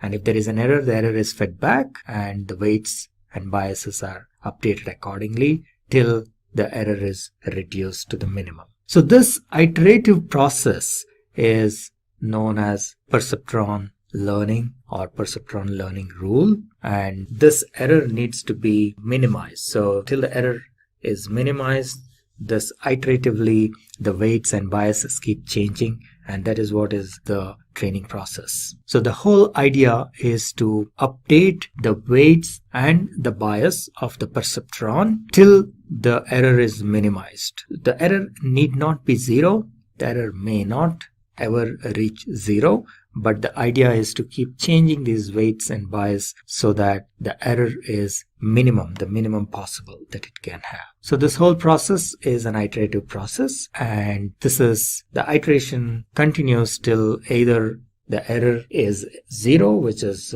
unlikely situation, or it is the minimum possible within these given conditions. Now, in 1943, two scientists, Warren McCulloch and Walter Pitts, came up with an experiment where they were able to implement the logical functions like AND, OR, and NOR using neurons. And that was a significant breakthrough in a sense. So they were able to come up with the most common logical gates. They were able to implement some of the most common logical gates, which could take two inputs like A and B and then give a corresponding result. So for example, in case of an AND gate, A and B, and then the output is AB. In case of an OR gate, it is A plus B, and so on and so forth. And they were able to do this using a single layer perceptron. Now, most of these gates, it was possible to use single layer perceptron except for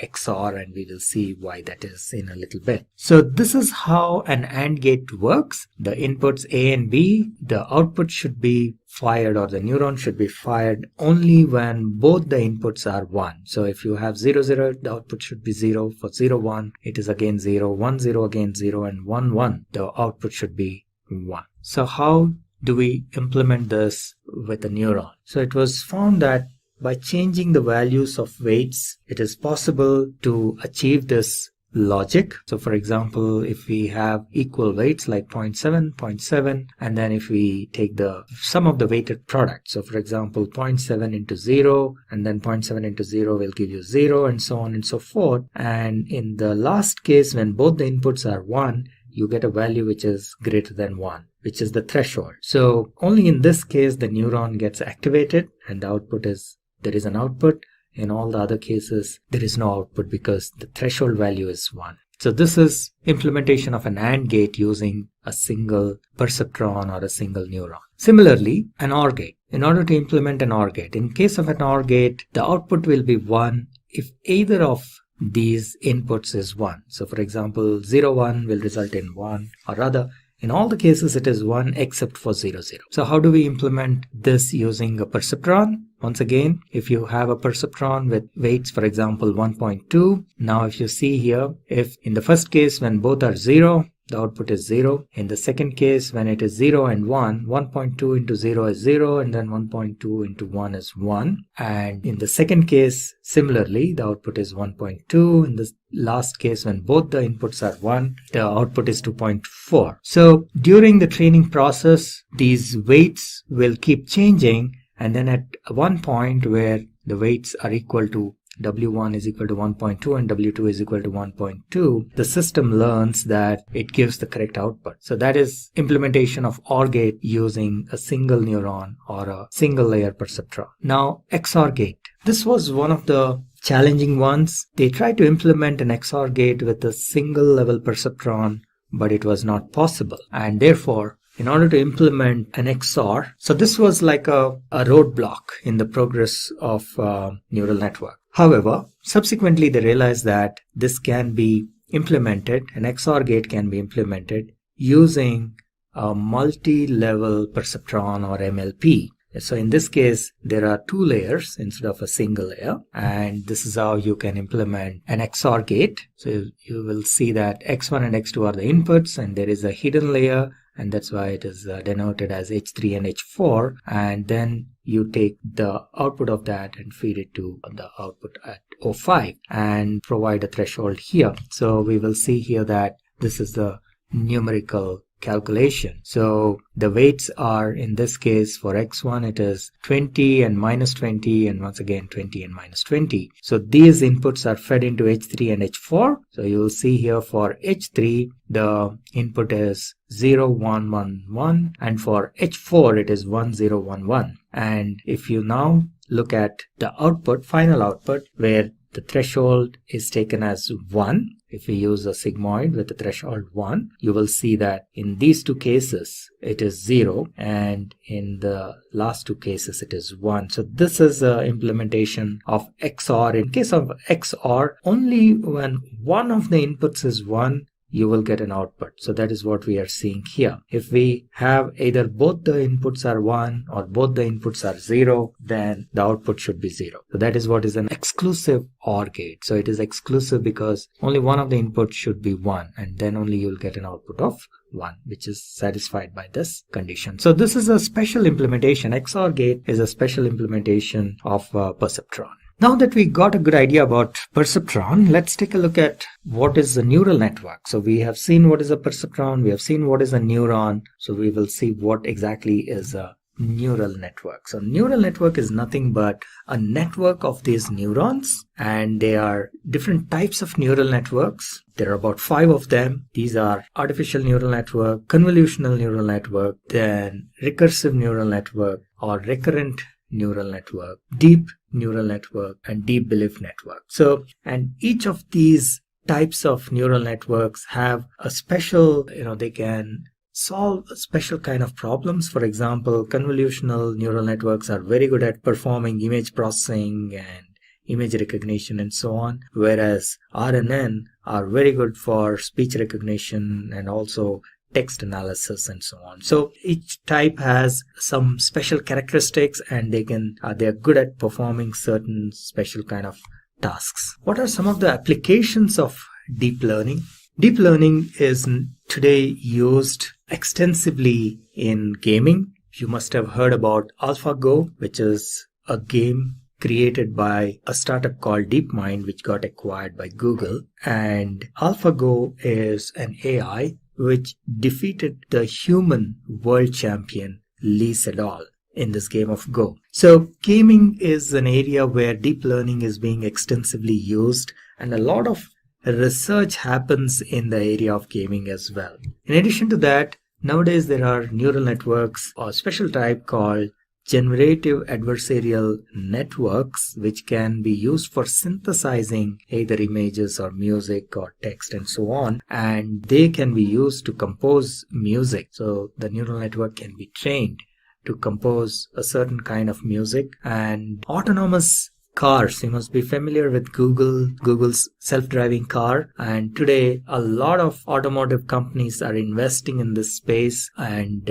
deep learning is a core component of this autonomous cars. The cars are trained to recognize, for example, the road, the lane markings on the road, signals, any objects that are in front, any obstruction, and so on and so forth. So all this involves deep learning. So that's another major application. And robots, we have seen several robots, including Sophia. You may be familiar with Sophia, who was given a citizenship by Saudi Arabia. And there are several such robots which are very human-like, and the underlying technology in many of these robots is deep learning. Medical diagnostics and healthcare is another major area where deep learning is being used. And within healthcare diagnostics, again, there are multiple areas where deep learning and image recognition, image processing can be used. For example, for cancer detection, as you may be aware, if cancer is detected early on, it can be cured. And one of the challenges is in the availability of specialists who can diagnose cancer using these diagnostic images and various scans and so on and so forth. So the idea is to train neural network to perform some of these activities so that the load on the cancer specialist doctors or oncologists comes down. And there is a lot of research happening here, and there are already quite a few applications that are claimed to be performing better than human beings in this space. It can be lung cancer, it can be breast cancer, and so on and so forth. So healthcare is a major area where deep learning is being applied. Let's take a look at the inner working of a neural network. So how does an artificial neural network, let's say, can we train a neural network to identify the shapes like squares and circles and triangles when these images are fed? So this is how it works. Any image is nothing but it is a digital information of the pixels. So in this particular case, let's say this is an image of 28 by 28 pixel, and this is an image of a square. There is a certain way in which the pixels are lit up, and so these pixels have a certain value, maybe from 0 to 256, and 0 indicates that it is black or it is dark, and 256 indicates it is white or lit up. So that is like an indication or a measure of how the pixels are lit up. And so this is an image is, let's say, consisting of information of 784 pixels. So all the information, what is inside this image, can be kind of compressed into these 784 pixels. The way each of these pixels is lit up provides information about what exactly is the image. So we can train neural networks to use that information and identify the images. So let's take a look how this works. So each neuron, the value, if it is close to 1, that means it is white, whereas if it is close to 0, that means it is black. Now, this is an animation of how this whole thing works. So these pixels, one of the ways of doing it is we can flatten this image and take this complete 784 pixels and feed that as input to our neural network. The neural network can consist of probably several layers. There can be a few hidden layers, and then there is an input layer and an output layer. Now the input layer takes the 784 pixels as input, the values of each of these pixels, and then you get an output which can be of 3 types or 3 classes. One can be a square, a circle, or a triangle. Now during the training process, there will be initially, obviously you feed this image and it will probably say it's a circle or it will say it's a triangle. So as a part of the training process, we then send that error back, and the weights and the biases of these neurons are adjusted till it correctly identifies that this is a square. That is the whole training mechanism that happens out here. Now let's take a look at a circle. Same way. So you feed these 784 pixels. There is a certain pattern in which the pixels are lit up, and the neural network is trained to identify that pattern. And during the training process, once again, it would probably initially identify it incorrectly, saying this is a square or a triangle, and then that error is fed back and the weights and biases are adjusted finally till it finally gets the image correct. So that is the training process. So now we will take a look at same way a triangle. So now if you feed another image which is consisting of triangles. So this is the training process. Now we have trained our neural network to classify these images into a triangle or a circle and a square. So now this neural network can identify these 3 types of objects. Now if you feed another image and it will be able to identify whether it's a square or a triangle or a circle. Now, what is important to be observed is that when you feed a new image, it is not necessary that the image or the triangle is exactly in this position. Now, the neural network actually identifies the patterns. So even if the triangle is, let's say, positioned here, not exactly in the middle, but maybe at the corner or in the side, it would still identify that it is a triangle. And that is the whole idea behind pattern recognition. So how does this training process work? This is a quick view of how the training process works. So we have seen that a neuron consists of inputs. It receives inputs, and then there is a weighted sum, which is nothing but this xi, wi, summation of that plus the bias. And this is then fed to the activation function, and that in turn gives us a output. Now, during the training process, initially, obviously, when you feed these images, when you send maybe a square, it will identify it as a triangle. And when you maybe feed a triangle, it will identify as a square and so on. So that error information is fed back, and initially these weights can be random. Maybe all of them have 0 values, and then it will slowly keep changing. So as a part of the training process, the values of these weights, W1, W2 up to Wn, keep changing in such a way that towards the end of the training process, it should be able to identify these images correctly. So till then, the weights are adjusted, and that is known as the training process. So, and these weights are numeric values. It could be 0.5, 0.25, 0.35, and so on. It could be positive or it could be negative, and the value that is coming here is the pixel value. As we have seen, it can be anything between 0 to 1. You can scale it between 0 to 1 or 0 to 256, whichever way. 0 being black and 256 being white, and then all the other colors in between. So that is the input. So these are numerical values. This multiplication or the product, Wi, is a numerical value, and the bias is also a numerical value. We need to keep in mind that the bias is fixed for a neuron. It doesn't change with the inputs, whereas the weights are 1 per input. So that is one important point to be noted. So, but the bias also keeps changing. Initially, it will again have a random value, but as a part of the training process, the weights, the values of the weights W1, W2, Wn, and the value of B will change. And ultimately, once the training process is complete, these values are fixed for this particular neuron. W1, W2 up to Wn, and plus the value of the B is also fixed for this particular neuron. And in this way, there will be multiple neurons, and there may be multiple levels of neurons here, and that's the way the training process works. So this is another example of multi-layer. So there are 2 hidden layers in between, and then you have the input layer, values coming from the input layer, then it goes through multiple layers, hidden layers, and then there is an output layer. And as you can see, there are weights and biases for each of these neurons in each layer, and all of them keeps changing during the training process. And at the end of the training process, all these weights have a certain value, and that is a trained model, and those values will be fixed once the training is completed. Alright, then there is something known as activation function. Neural networks consists of one of the components in neural networks is activation function, and every neuron has an activation function, and there are different types of activation functions that are used.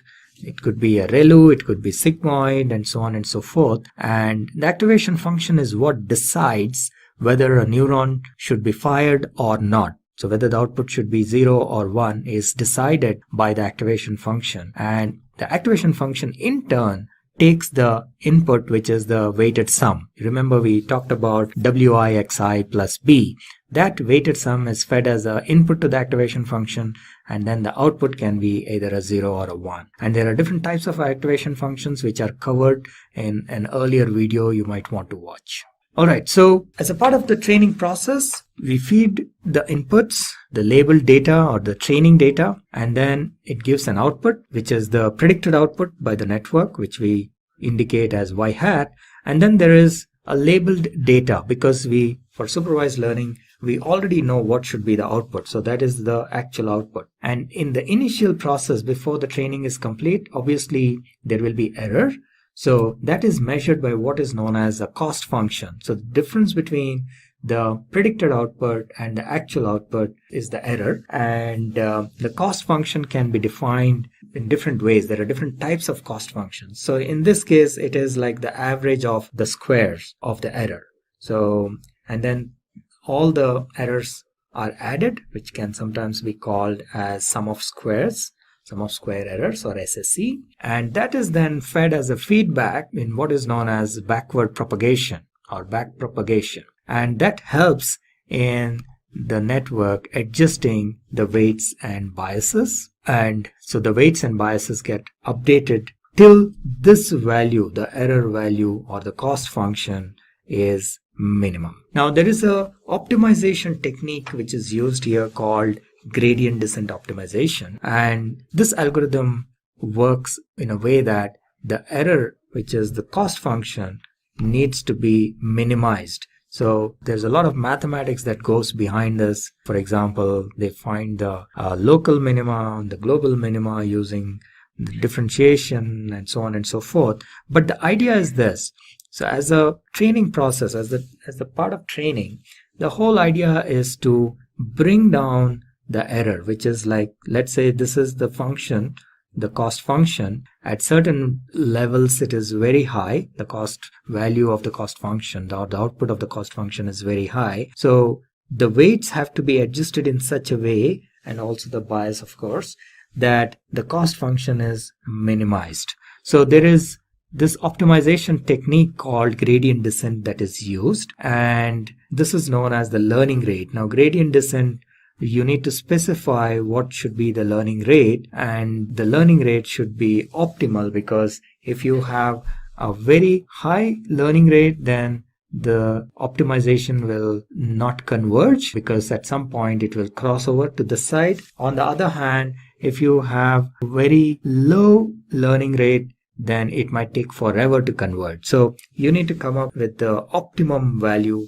of the learning rate, and once that is done using the gradient descent optimization, the error function is reduced, and that's like the end of the training process. Alright, so this is another view of gradient descent. So this is how it looks. This is your cost function, the output of the cost function, and that has to be minimized using gradient descent algorithm. And these are like the parameters, and weight could be one of them. So initially we start with certain random values, so cost will be high, and then the weights keep changing, and in such a way that the cost function needs to come down, and at some point it may reach the minimum value, and then it may increase. So that is where the gradient descent algorithm decides that, okay, it has reached a minimum value and it will kind of try to stay here. This is known as the global minima. Now sometimes these curves may not be, just for explanation purpose, this has been drawn in a nice way, but sometimes these curves can be pretty erratic. There can be some local minima here, and then there is a peak, and so on. So the whole idea of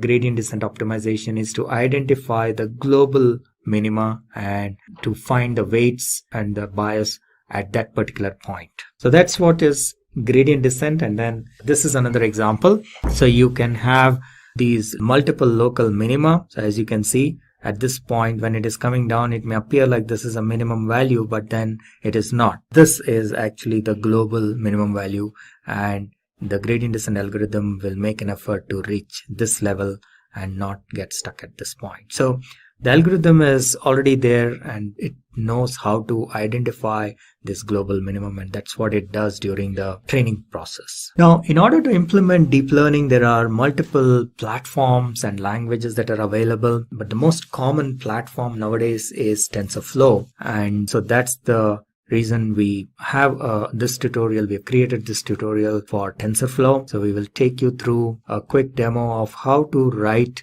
a TensorFlow code using Python. And TensorFlow is an open source platform created by Google. So let's just take a look at the details of TensorFlow. And so this is a library, a Python library. So you can use Python or any other languages. It's also supported in other languages like Java and R and so on. But Python is the most common language that is used. So it is a library for developing deep learning applications, especially using neural networks. And it consists of primarily two parts, if you will. So one is the tensors, and then the other is the graphs or the flow. That's the way that's the reason for this kind of a name called TensorFlow. So what are tensors? Tensors are like multi-dimensional arrays, if you will. That's one way of looking at it. So usually you have a one-dimensional array. So first of all, you can have what is known as a scalar, which means a number. And then you have a one-dimensional array, something like this, which means this is like a set of numbers.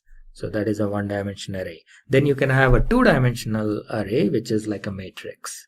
And beyond that, sometimes it gets difficult. So this is a three-dimensional array, but TensorFlow can handle many more dimensions. So it can have multi-dimensional arrays. That is the strength of TensorFlow, and which makes computation, deep learning computation, much faster. And that's the reason why TensorFlow is used for developing deep learning applications. So TensorFlow is a deep learning tool, and this is the way it works. So the data basically flows in the form of tensors, and the way the programming works as well is that you first create a graph of how to execute it, and then you actually execute that particular graph in the form of what is known as a session. We will see this in the TensorFlow code as we move forward. So all the data is managed or manipulated in tensors, and then the processing happens using these graphs. There are certain terms called, like for example, ranks of a tensor. The rank of a tensor is like a dimensionality in a way. So for example, if it is scalar, so there is just a number, just one number, the rank is supposed to be 0. And then it can be a one-dimensional vector, in which case the rank is supposed to be 1. And then you can have a two-dimensional vector, typically like a matrix. Then in that case, we say the rank is 2. And then if it is a three-dimensional array, then rank is 3, and so on. So it can have more than 3 as well. So it is possible that you can store multi-dimensional arrays in the form of tensors. So what are some of the properties of TensorFlow? I think today it is one of the most popular platform. TensorFlow is the most popular deep learning platform or library. It is open source. It's developed by Google, developed and maintained by Google, but it is open source. One of the most important things about TensorFlow is that it can run on CPUs as well as GPUs. GPU is a graphical processing unit, just like CPU is central processing unit. Now, in earlier days, GPU was used primarily for graphics, and that's how the name has come. And one of the reasons is that it cannot perform generic activities very efficiently like CPU, but it can perform iterative actions or computations extremely fast and much faster than a CPU. So they are really good for computational activities, and in deep learning there is a lot of iterative computation that happens, so in the form of matrix multiplication and so on. So GPUs are very well suited for this kind of computation, and TensorFlow supports both GPU as well as CPU. And there's a certain way of writing code in TensorFlow. We will see as we go into the code. And of course, TensorFlow can be used for traditional machine learning as well, but then that would be an overkill. But just for understanding, it may be a good idea to start writing code for a normal machine learning use case so that you get a hang of how TensorFlow code works, and then you can move into neural networks. So that is just a suggestion, but if you're already familiar with how TensorFlow works, then probably you can go straight into the neural networks part. So in this tutorial, we will take the use case of recognizing handwritten digits. This is like a hello world of deep learning, and this is a nice little MNIST database is a nice little database that has images of handwritten digits nicely formatted, because very often in deep learning and neural networks, we end up spending a lot of time in preparing the data for training. And with MNIST database, we can avoid that. You already have the data in the right format, which can be directly used for training. And MNIST also offers a bunch of built-in utility functions that we can straight away use and call those functions without worrying about writing our own functions. And that's one of the reasons why MNIST database is very popular for training purposes. Initially, when people want to learn about deep learning and TensorFlow, this is the database that is used. And it has a collection of 70,000 handwritten digits, and a large part of them are for training. Then you have test, just like in any machine learning process, and then you have validation. And all of them are labeled. So you have the images and their label. And these images, they look somewhat like this. So they are handwritten images collected from a lot of individuals. People have, these are samples written by human beings. They have handwritten these numbers going from 0 to 9. So people have written these numbers, and then the images of those have been taken and formatted in such a way that it is very easy to handle. So that is MNIST database. And the way we are going to implement this in our TensorFlow is we will feed this data, especially the training data, along with the label information. And the data is basically, these images are stored in the form of the pixel information, as we have seen in one of the previous slides. All the images are nothing but, these are pixels.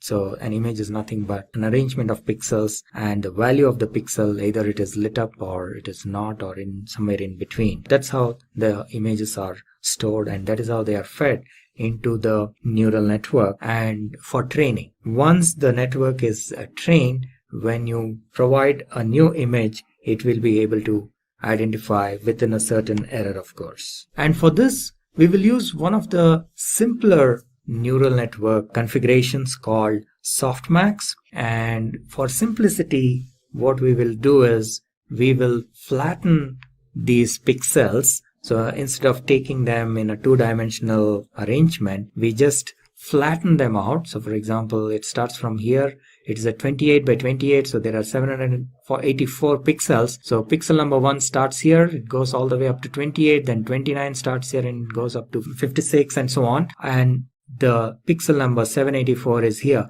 So we take all these pixels, flatten them out, and feed them like one single line into our neural network. And this is what is known as a softmax layer. What it does is, once it is trained, it will be able to identify what digit this is. So there are, in this output layer, there are 10 neurons, each signifying a digit. And at any given point of time, when you feed an image, only one of these 10 neurons gets activated.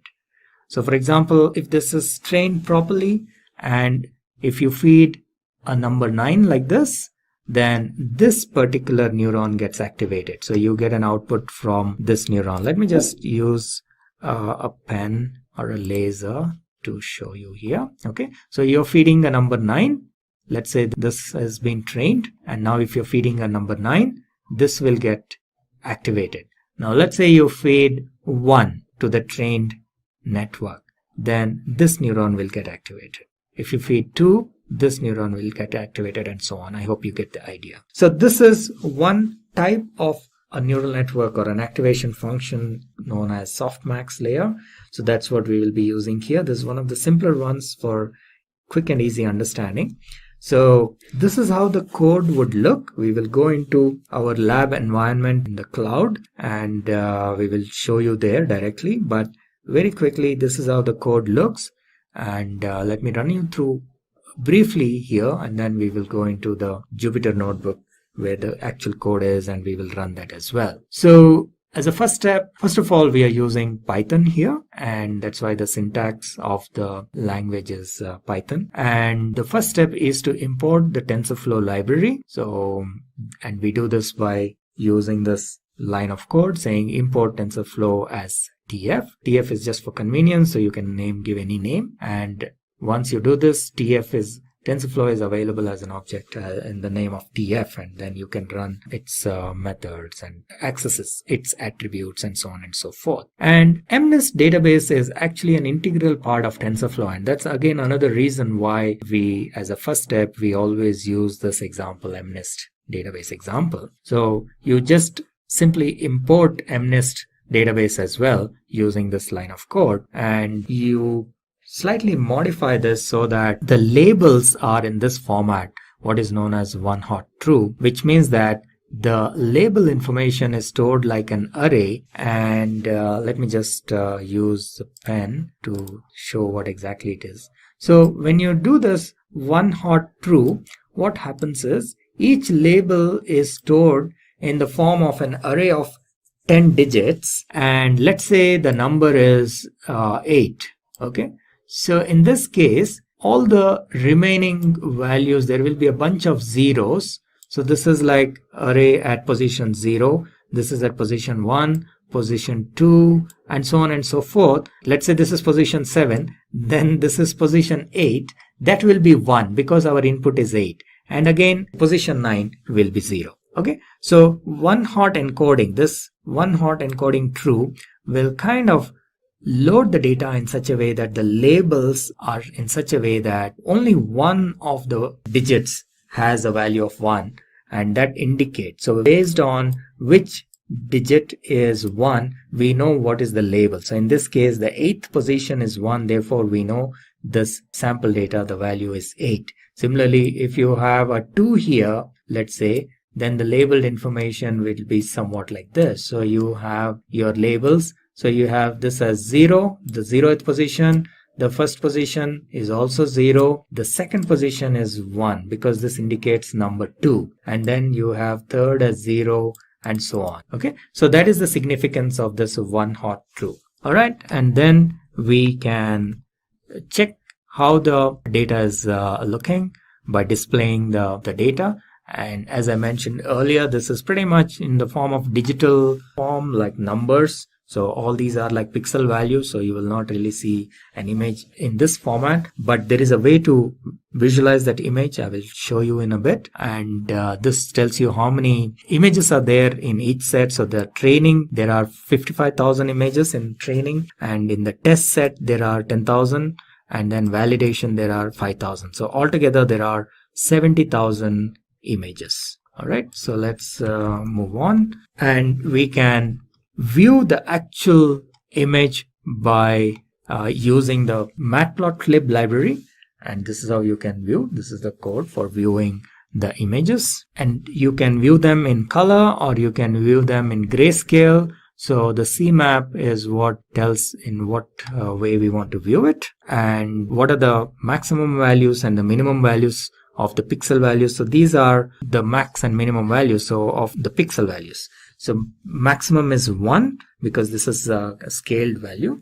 So 1 means it is white, and 0 means it is black, and in between is, it can be anywhere in between black and white.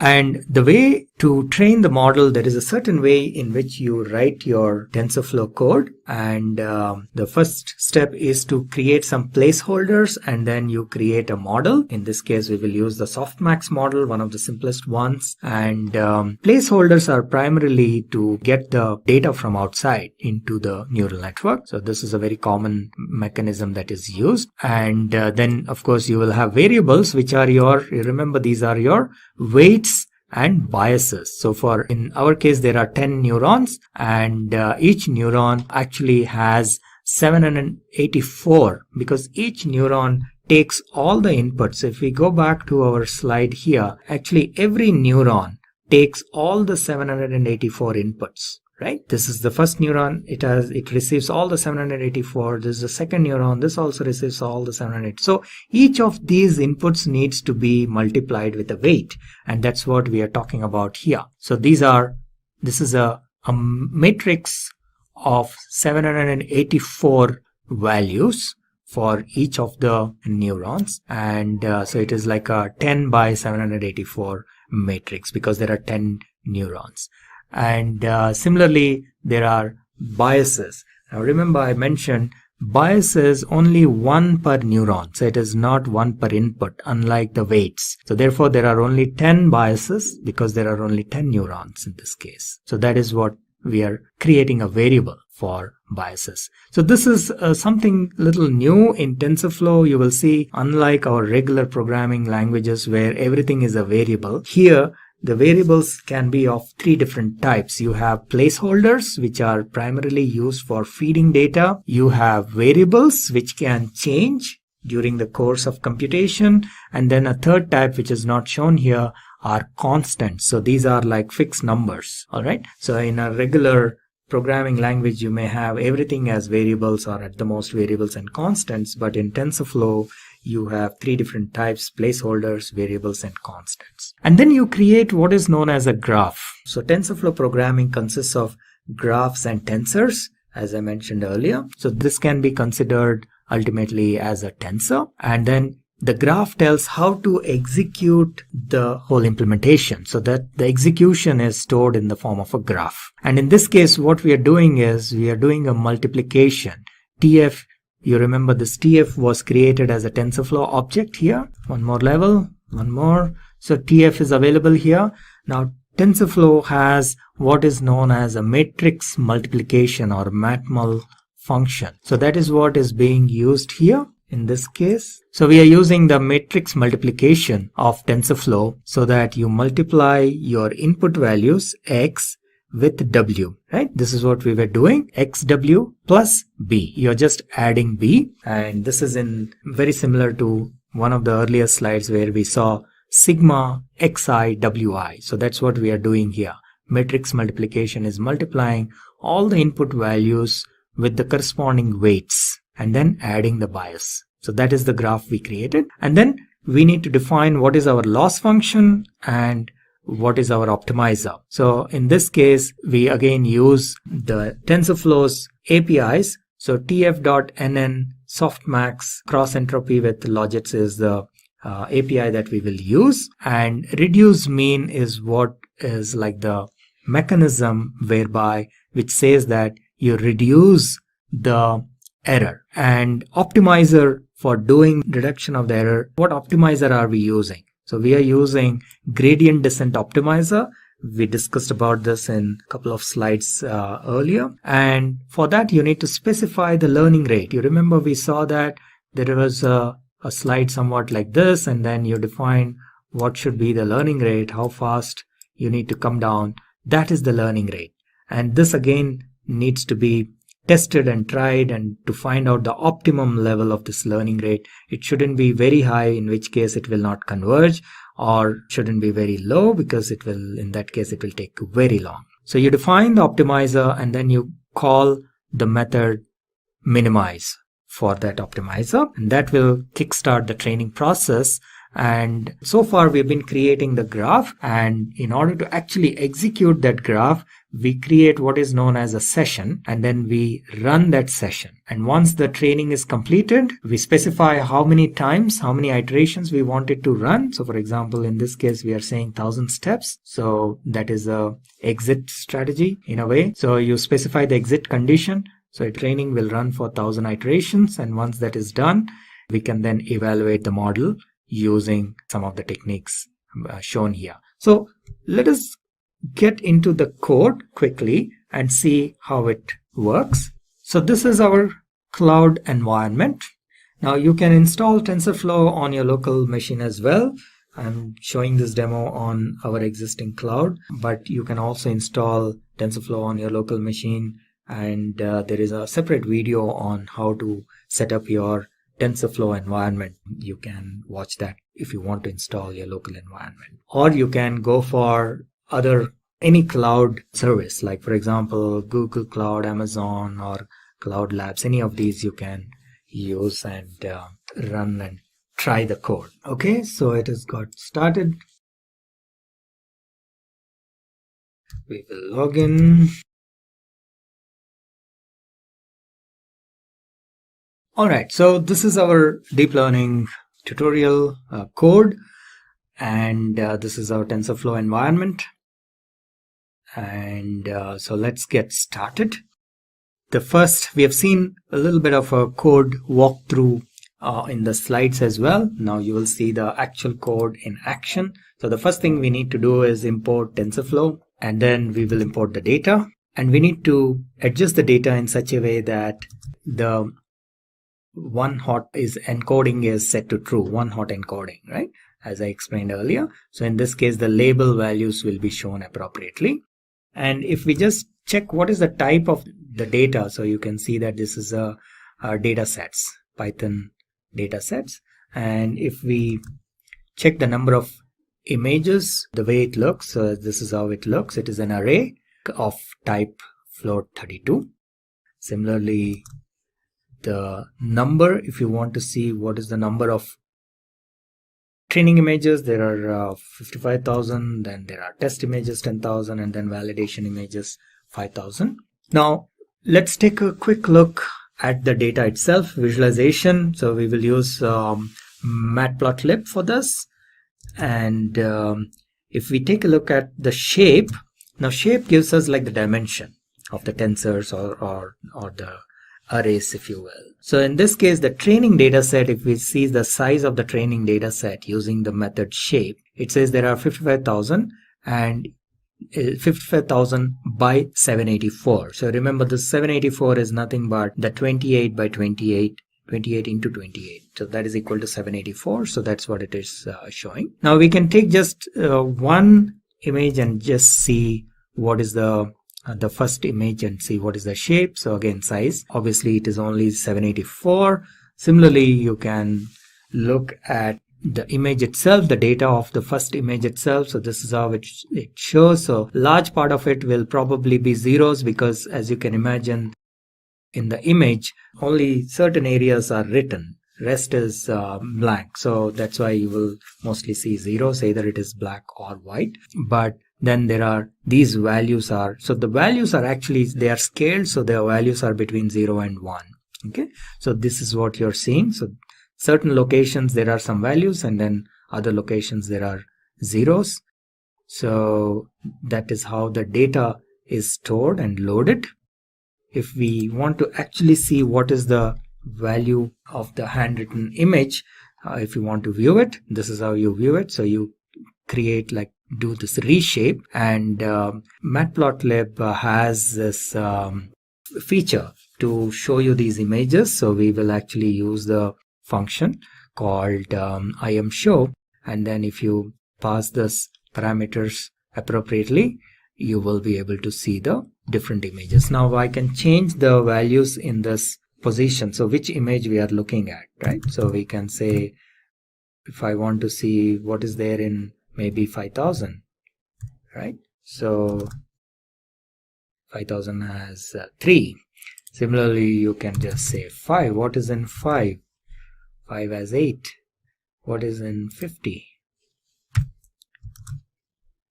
Again 8. So basically, by the way, if you're wondering how I'm executing this code, Shift Enter, in case you're not familiar with Jupyter Notebooks, Shift Enter is how you execute each cell, individual cell. And if you want to execute the entire program, you can go here and say run all. So that is how this code gets executed. And here again, we can check what is the maximum value and what is the minimum value of these pixel values. As I mentioned, it is scaled, so therefore it is between, the values lie between 1 and 0. Now this is where we create our model. The first thing is to create the required placeholders and variables, and that's what we are doing here, as we have seen in the slides. So we create one placeholder and we create 2 variables, which is for the weights and biases. These 2 variables are actually matrices. So each variable has 784 by 10 actual values. Okay, so one for this 10 is for each neuron. There are 10 neurons, and 784 is for the pixel values inputs that are given, which is 28 into 28. And the biases, as I mentioned, one for each neuron, so there will be 10 biases. They are stored in a variable by the name B. And this is the graph, which is basically the multiplication of these matrix multiplication of X into W, and then the bias is added for each of the neurons. And the whole idea is to minimize the error. So let me just execute. I think this code is executed. Then we define what is our The y value is basically the label value. So this is another placeholder. We had x as one placeholder and y underscore true as a second placeholder, and this will have values in the form of 10 digit arrays. And since we said one hot encoded, the position which has a 1 value indicates what is the label for that particular number. All right. Then we have cross entropy, which is nothing but the loss function. And we have the optimizer. We have chosen gradient descent as our optimizer. Then the training process itself. So the training process is nothing but to minimize the cross entropy, which is again nothing but the loss function. So we define all of this in the form of a graph. So up to here, remember what we have done is we have not exactly executed any TensorFlow code till now. We are just preparing the graph, the execution plan. That's how the TensorFlow code works. So the whole structure and format of this code will be completely different from how we normally do programming. So even with people with programming experience may find this a little difficult to understand it, and it needs quite a bit of practice.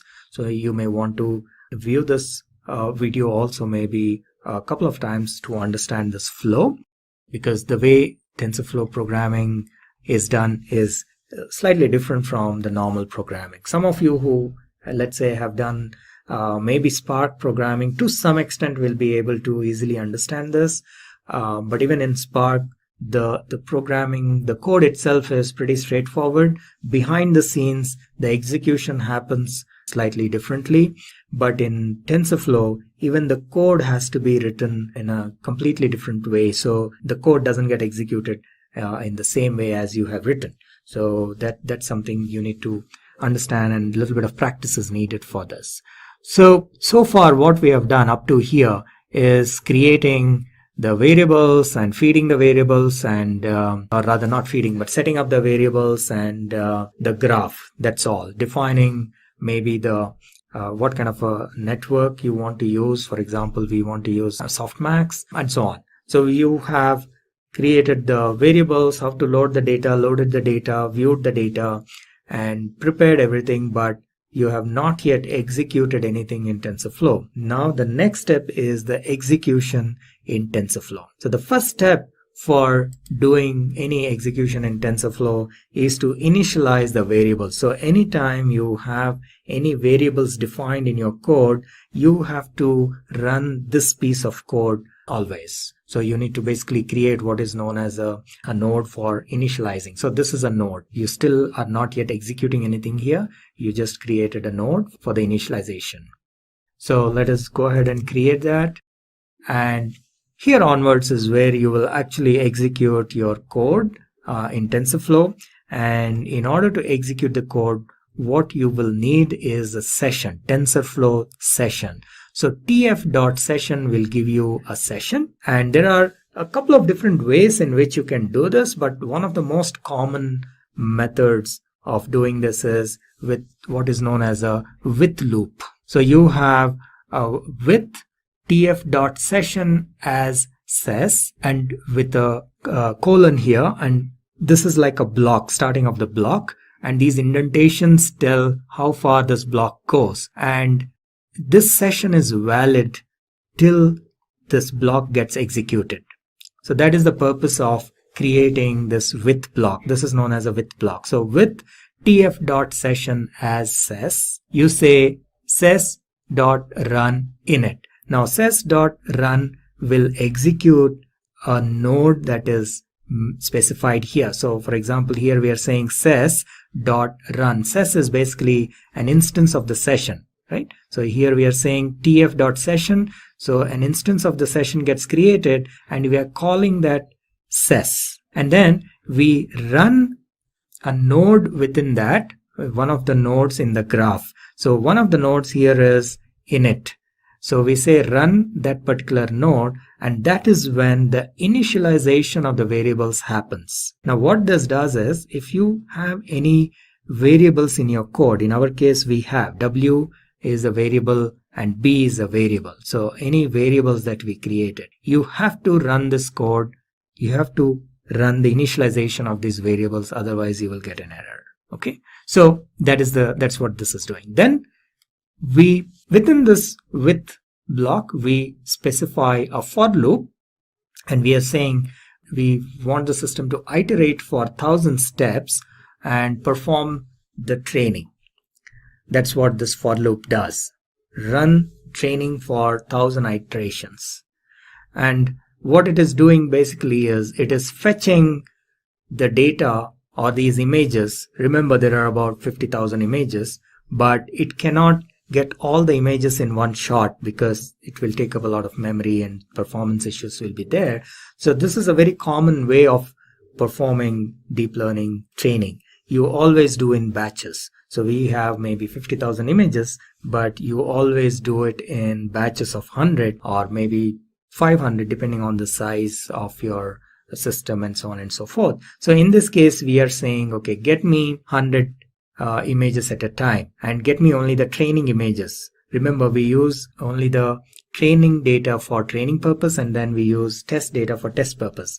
You must be familiar with machine learning, so you must be aware of this. But in case you are not, in machine learning also, this is not specific to deep learning, but in machine learning in general, you have what is known as training data set and test data set. Your available data, typically you will be splitting into two parts and using the training data set for training purpose. And then to see how well the model has been trained, you use the test data set to check or test the validity or the accuracy of the model. So that's what we are doing here. And you observe here that we are actually calling an mnist function here. So we are saying mnist train.next batch, right? So this is the advantage of using mnist database, because they have provided some very nice helper functions which are readily available. Otherwise, this activity itself, we would have had to write a piece of code to fetch this data in batches. That itself is a lengthy exercise. So we can avoid all that if we are using mnist database, and that's why we use this for the initial learning phase. Okay, so when we say fetch, what it will do is it will fetch the images into X and the labels into Y, and then you use this batch of 100 images and you run the training. So ses.run, basically what we are doing here is we are running the training mechanism, which is nothing but it passes this through the neural network, passes the images through the neural network, finds out what is the output, and if the output, obviously initially it will be wrong, so all that feedback is given back to the neural network, and thereby all the W's and B's get updated till it reaches 1000 iterations. In this case, the exit criteria is 1000, but you can also specify probably accuracy rate or something like that for as an exit criteria. So here it just says that, okay, this particular image was wrongly predicted, so you need to update your weights and biases. That's the feedback given to each neuron, and that is run for 1000 iterations. And typically by the end of this 1000 iterations, the model would have learned to recognize these handwritten images. Obviously, it will not be 100% accurate. Okay, so once that is done, so this happens for 1000 iterations. Once that is done, you then test the accuracy of these models by using the test data set. Right? So this is what we are trying to do here. The code may appear a little complicated because if you're seeing this for the first time, you need to understand the various methods of TensorFlow and so on. But it is basically comparing the output with what is actually there. That's all it is doing. So you have your test data and you're trying to find out what is the actual value and what is the predicted value and seeing whether they are equal or not, tf.equal, right? And how many of them are correct and so on and so forth. And based on that, the accuracy is calculated as well. So this is the accuracy, and that is what we are trying to see, how accurate the model is in predicting these numbers or these digits. Okay, so let us run this. This entire thing is in one cell. So we will have to just run it in one shot. It may take a little while. Let us see. And Not bad. So it has finished the 1000 iterations. And what we see here as an output is the accuracy. So we see that the accuracy of this model is around 91%. Okay. Now, which is pretty good for such a short exercise. Within such a short time, we got 90% accuracy. However, in real life, this is probably not sufficient. So there are other ways to increase the accuracy.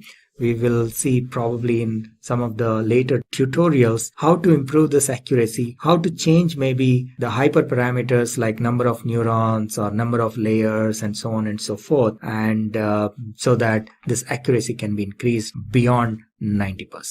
Alright, so what is the TensorFlow Object Detection API? It is an open source framework which is actually provided by the TensorFlow team, and there are trained models available and the sample code is also available which we can use in order to easily detect objects in images and videos. This is pretty robust and can detect objects fairly quickly, and this is very easy for people to use as well. People with very less or no knowledge of machine learning or deep learning can also, with a little bit of Python programming knowledge, can actually use this API, this library, to build object detection applications. This is a list of libraries that are required, and they have been shown in the code as well. The exact purpose of each of this library, why it is required, is out of the scope of this tutorial,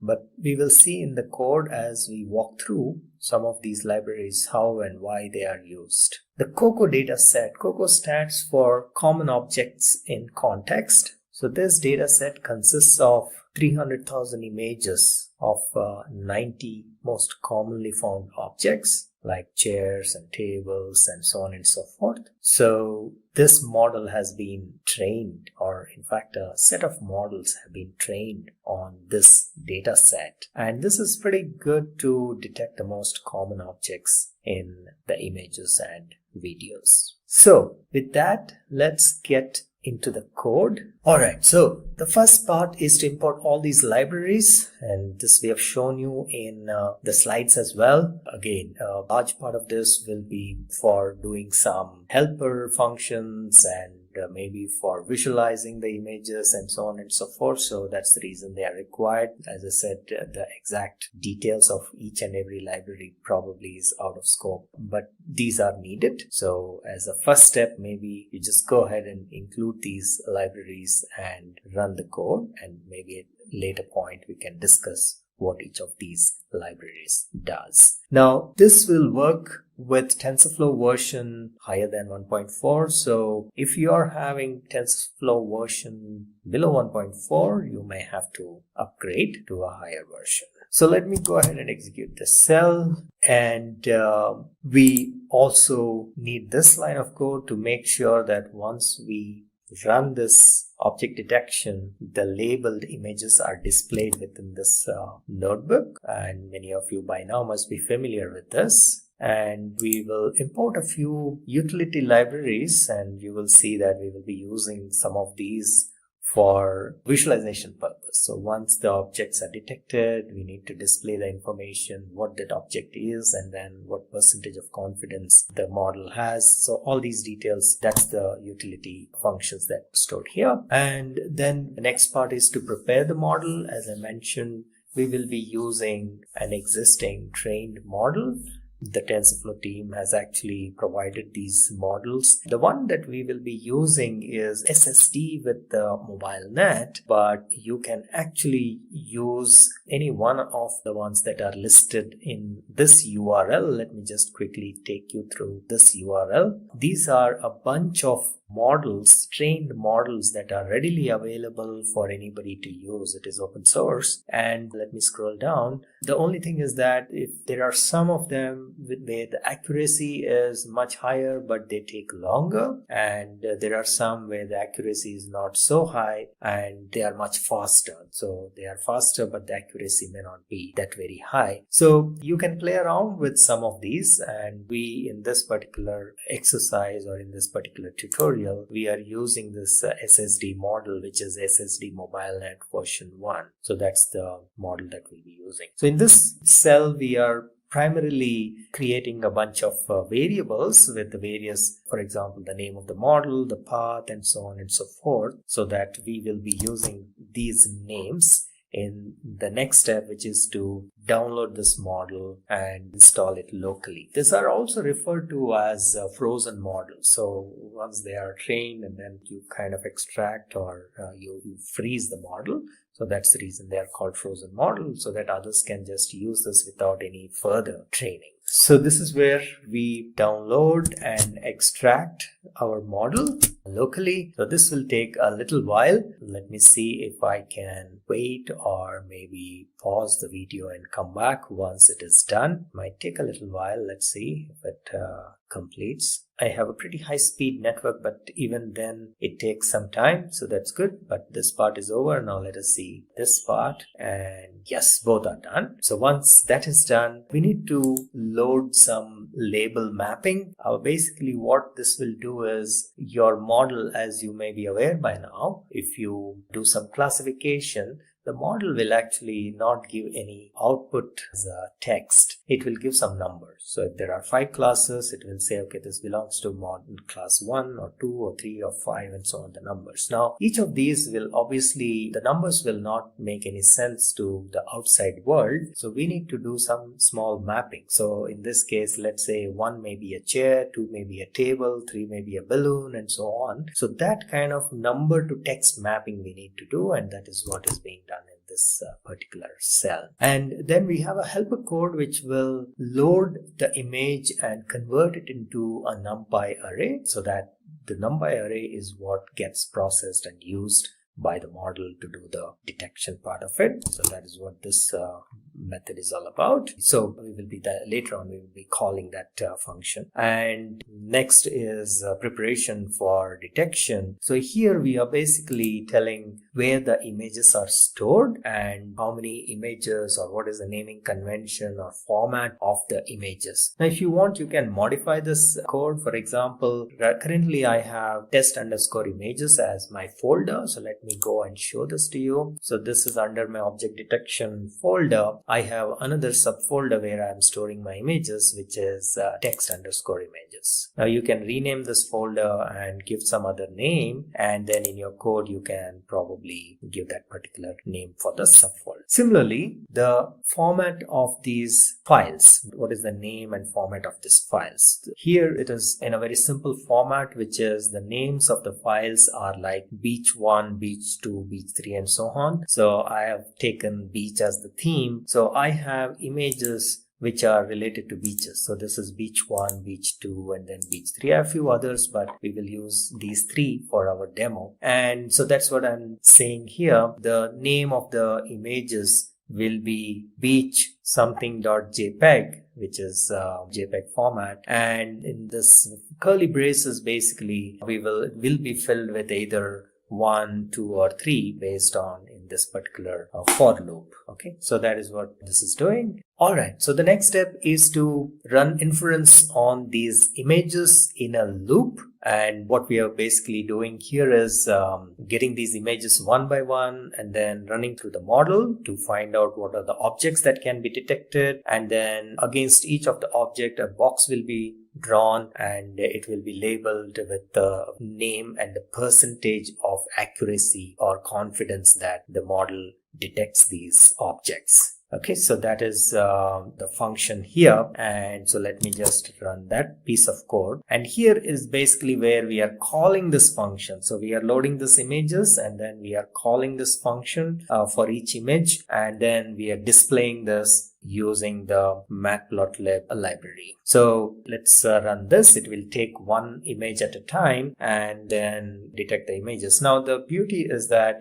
the same format of the code can be used for doing object detection in a video. So we have another video for doing object detection in a video. So most of the code out there will be reused from here. And the only thing is that instead of reading the images from the local storage, we read the frames from the video. And there is a neat little video reader that is available, and it will be shown in the other video. And frame by frame, we read the video and then pass on to this function, and it will act as if each of these frames is an image, and then it will do the same object detection on the entire video. So that's in a separate video. Just look out for that. And actually, the information about that is provided in the cards, the eye symbol. So that's the video object detection in video. That's the separate tutorial. All right. So now that we have all the pieces together, the last cell is where the whole action takes place. So let's run this and see how it looks. So it will take probably a little while, and there are about 3 images. Let's see what it detects. There we go. So good. So the first one, it has detected a person, and that too with 97% accuracy, which is I think pretty good. Okay, and then the next image, it detects umbrella and chair. There are a few other objects, but it's not able to detect. It has detected umbrella with 63% accuracy, or confidence rather, and the chair with 58%. Again, not bad. Then let's see the next image. So here, these are actually balloons, hot air balloons, but the model thinks it is a kite, which is probably not that bad. It sees there is something in the sky, and therefore probably it thinks it is a kite, and it detects that with 65% confidence. Okay, so that was pretty much all I wanted to show you in this particular tutorial about object detection in images. Hey everyone! In this video called Keras Tutorial, we will teach you everything that you need to know about Keras in machine learning and data analysis. To begin, we will explain the concept of Keras to you. We will answer the question, what is Keras and how it is used in deep learning. Then, we will list out some common differences between Keras, TensorFlow, and PyTorch so that you can understand why Keras is the superior framework. After this, we will dive deep into Keras and see how you can use Keras to implement deep learning models with hands-on tutorials. And finally, we will take a look at Keras sequential models, a type of model in Keras which makes implementing neural networks extremely easy. So, let's get started. The first question that arises in our mind is, what is deep learning? Deep learning is generally considered to be a subset of machine learning, which is nothing but a subset of artificial intelligence. What is artificial intelligence? Artificial intelligence is the intelligence which is demonstrated by machines, unlike the natural intelligence which is displayed by humans and animals, which also involves consciousness and emotionality. Meanwhile, machine learning is an application of artificial intelligence that provides systems the ability to automatically learn and improve from experience without being programmed to specifically. Now, deep learning, as I said, is a class of machine learning algorithms that uses multiple layers to progressively extract higher level features from raw input. For example, if we have a system which we are using for image processing, lower layers in the system may be used to detect the outlines of images, while higher layers may identify the concepts which are relevant to the image. In case of the picture of a human, it might recognize features such as digits or letters or face. Now, in deep learning, we use neural networks to use multiple mathematical operations to break down a complex problem into smaller parts which are solved individually. Each mathematical expression is called a neuron. Deep learning models are trained using large sets of labeled data and neural network architectures that learn features directly from the data without the need for manual feature extraction. One of the most popular types of deep neural networks is known as a convolution neural network. A convolution neural network convolves learned features with input data and uses 2D convolutional layers, making this architecture well suited to processing 2D data such as images. Now, in deep learning, neural networks will play a very important part. What exactly are neural networks? Neural networks are modeled from the way the human brain works. In our brain, we have neurons which carry electrical impulses from our brain to different parts of our body and help in transmitting instructions from the brain all over our body. In neural networks, a neuron acts as nothing more but a mathematical operation. Multiple neurons are required to break down a complex problem into various parts to make it easier to solve. Now, a neural network contains layers of interconnected nodes. Each node in a neural network is a perceptron and is similar to a multiple linear regression. The perceptron feeds the signals which are produced by multiple linear regressions into an activation function that may be nonlinear. Hidden layers will fine-tune the input weightings until neural network's margin of error is minimal and we get the optimal output. Now, what is Keras? Before we move on to Keras, let's take a look at TensorFlow. TensorFlow is a software library which was created by Google to implement large-scale machine learning models and to help solve complex numerical problems. TensorFlow is an end-to-end open-source machine learning platform which you can think of as an infrastructure layer for differentiable programming.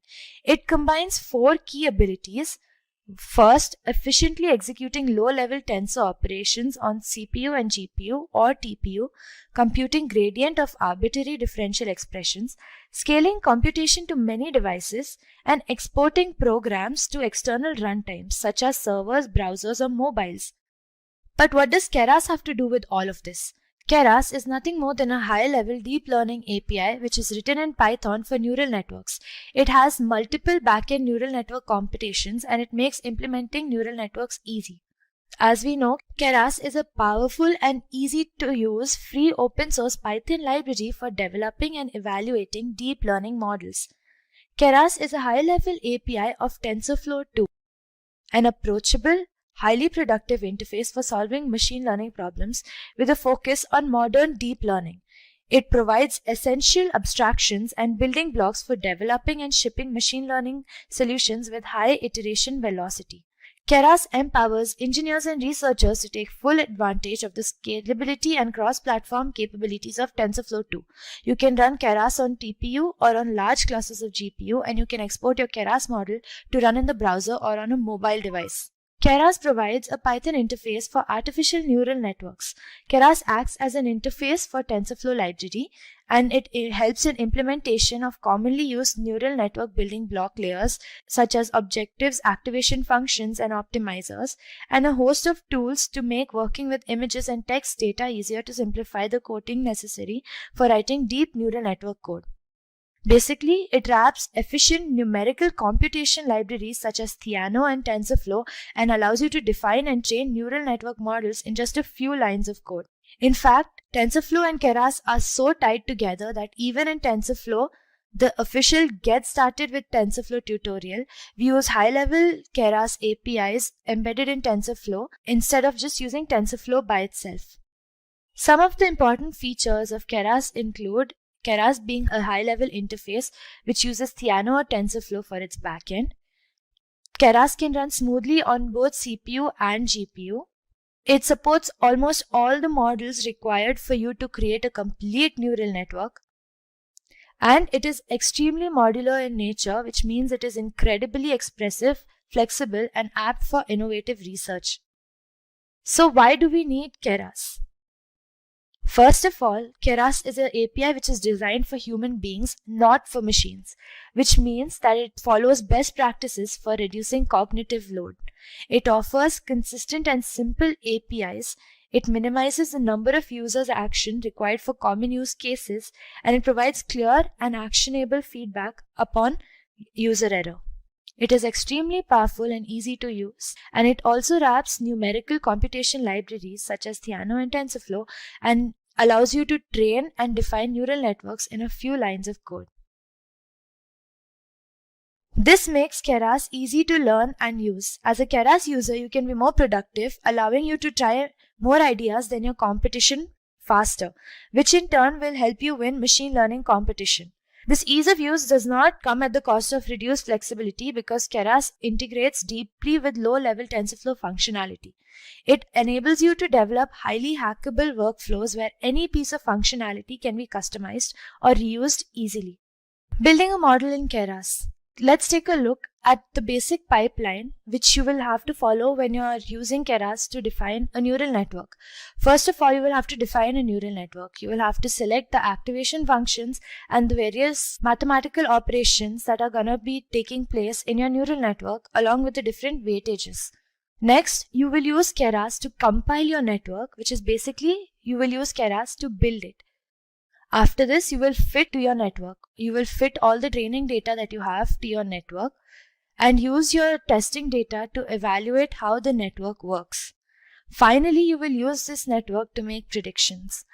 This entire 5-step pipeline can be executed in Keras within 2 to 3 lines of code. Neural networks, which would have taken people days or even weeks to make, can be executed in Keras in a couple of hours. Now, uses of Keras. The first use of Keras is to productize deep models on smartphones. Deep models require a lot of computation power to run, but with the help of Keras, we can literally make deep models a product which can be sold and executed on smartphones. The next use of Keras is in distributed training of deep learning models. Distributed training means that we can split our deep learning model into different parts and train it on systems all across the globe. This makes training of our deep learning model extremely fast. Along with saving time, we are also saving on the computational power of our system, as it is not only our system which has to run such a heavy program. By distributing it across various systems, all the resources required to train a deep learning model go down significantly. Before we can see the differences between these platforms, we first need to know what exactly each of these platforms are. Let's start with TensorFlow. What is TensorFlow? TensorFlow is a low-level software library which is created by Google to help implement machine learning models and to solve complex numerical problems.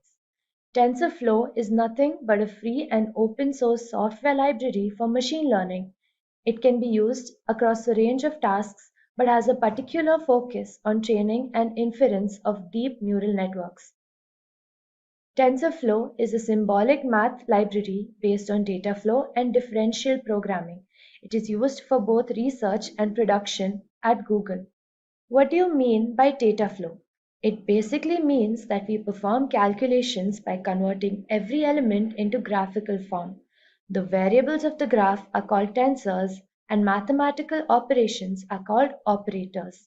Here, in the computational graph shown, you can see that x, y, and 2 are the variables.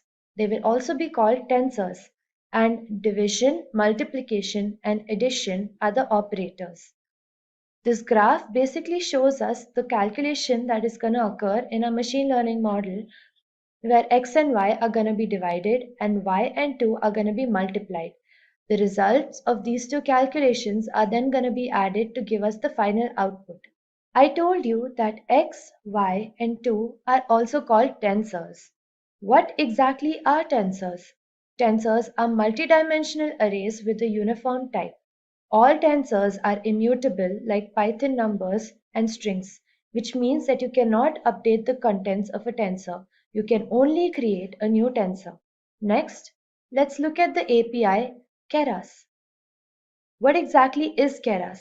Keras is a high-level deep learning API written in Python for easy implementation and computation of neural networks.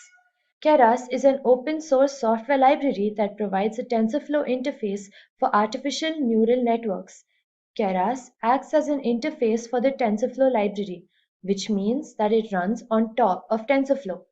Up until version 2.3, Keras supported multiple backends, including TensorFlow, Microsoft Cognitive Toolkit or CNTK, R, Theano, and PlaidML. As of version 2.4, only TensorFlow is supported. Designed to help enable fast experimentation with deep neural networks, it focuses on being user-friendly, modular, and extensible. Keras is a high-level API of TensorFlow, an approachable, highly productive interface for solving machine learning problems with a focus on modern deep learning. It provides essential abstractions and building blocks for developing and shipping machine learning solutions with high iteration velocity. Keras does not perform its own low-level operations such as tensor products and convolution. It relies on back-end engines for that. Even though Keras supports multiple back-end engines, its primary back-end engine is TensorFlow and its primary supporter is Google, which means that Keras acts as nothing more but a wrapper class around TensorFlow, Theano, CNTK, PlateML or MXNet, which are low-level APIs. Next, we will look at PyTorch. What exactly is PyTorch? PyTorch is a low-level API which is developed by Facebook for natural language processing and computer vision. It is a more powerful version of NumPy. It is an open-source machine learning library based on the Torch library used for applications such as computer vision and natural language processing. Primarily developed by Facebook's AI Research Lab, it is free and open-source software released under the modified BSD license. Although the Python interface is a more polished and the primary focus of development, PyTorch also has a C++ interface. Python is a widely liked language because it is easy to understand and write. PyTorch emphasizes flexibility and allows deep learning models to be expressed in basic Python. PyTorch is mainly used for natural language processing and for computer vision. Now let's move on to the differences between TensorFlow, Keras, and PyTorch. The first difference that we'll be looking at is called level of API. There are two main types of APIs, a low-level API and a high-level API. API stands for Application Programming Interface. A low-level application programming interface is generally more detailed and allows you to have more detailed control to manipulate functions within them on how to use and implement them, while a high-level API is more generic and simple and provides more functionality with one command statements than a lower-level API. High-level interfaces are comparatively easier to learn and to implement the models using them. They allow you to write code in a shorter amount of time and to be less involved with the details. In this case, TensorFlow is a high and low-level API. Pure TensorFlow is a low-level API, while TensorFlow wrapped in Keras is a high-level API. Keras in itself is a high-level API which uses multiple low-level APIs as a backend and simplifies the operation of these low-level APIs. PyTorch is a low-level API. The next criteria that we'll be looking at is speed. TensorFlow is very fast and is used for high performances. Keras is slower as it works on top of TensorFlow. Not only does it have to wait for TensorFlow to finish implementation, it then starts its own implementation. Meanwhile, PyTorch works at the same speed as TensorFlow, as both of them are both low-level APIs. Now, Keras is a wrapper class for TensorFlow and has added abstraction functionalities on top of TensorFlow, which make it slower than TensorFlow and PyTorch.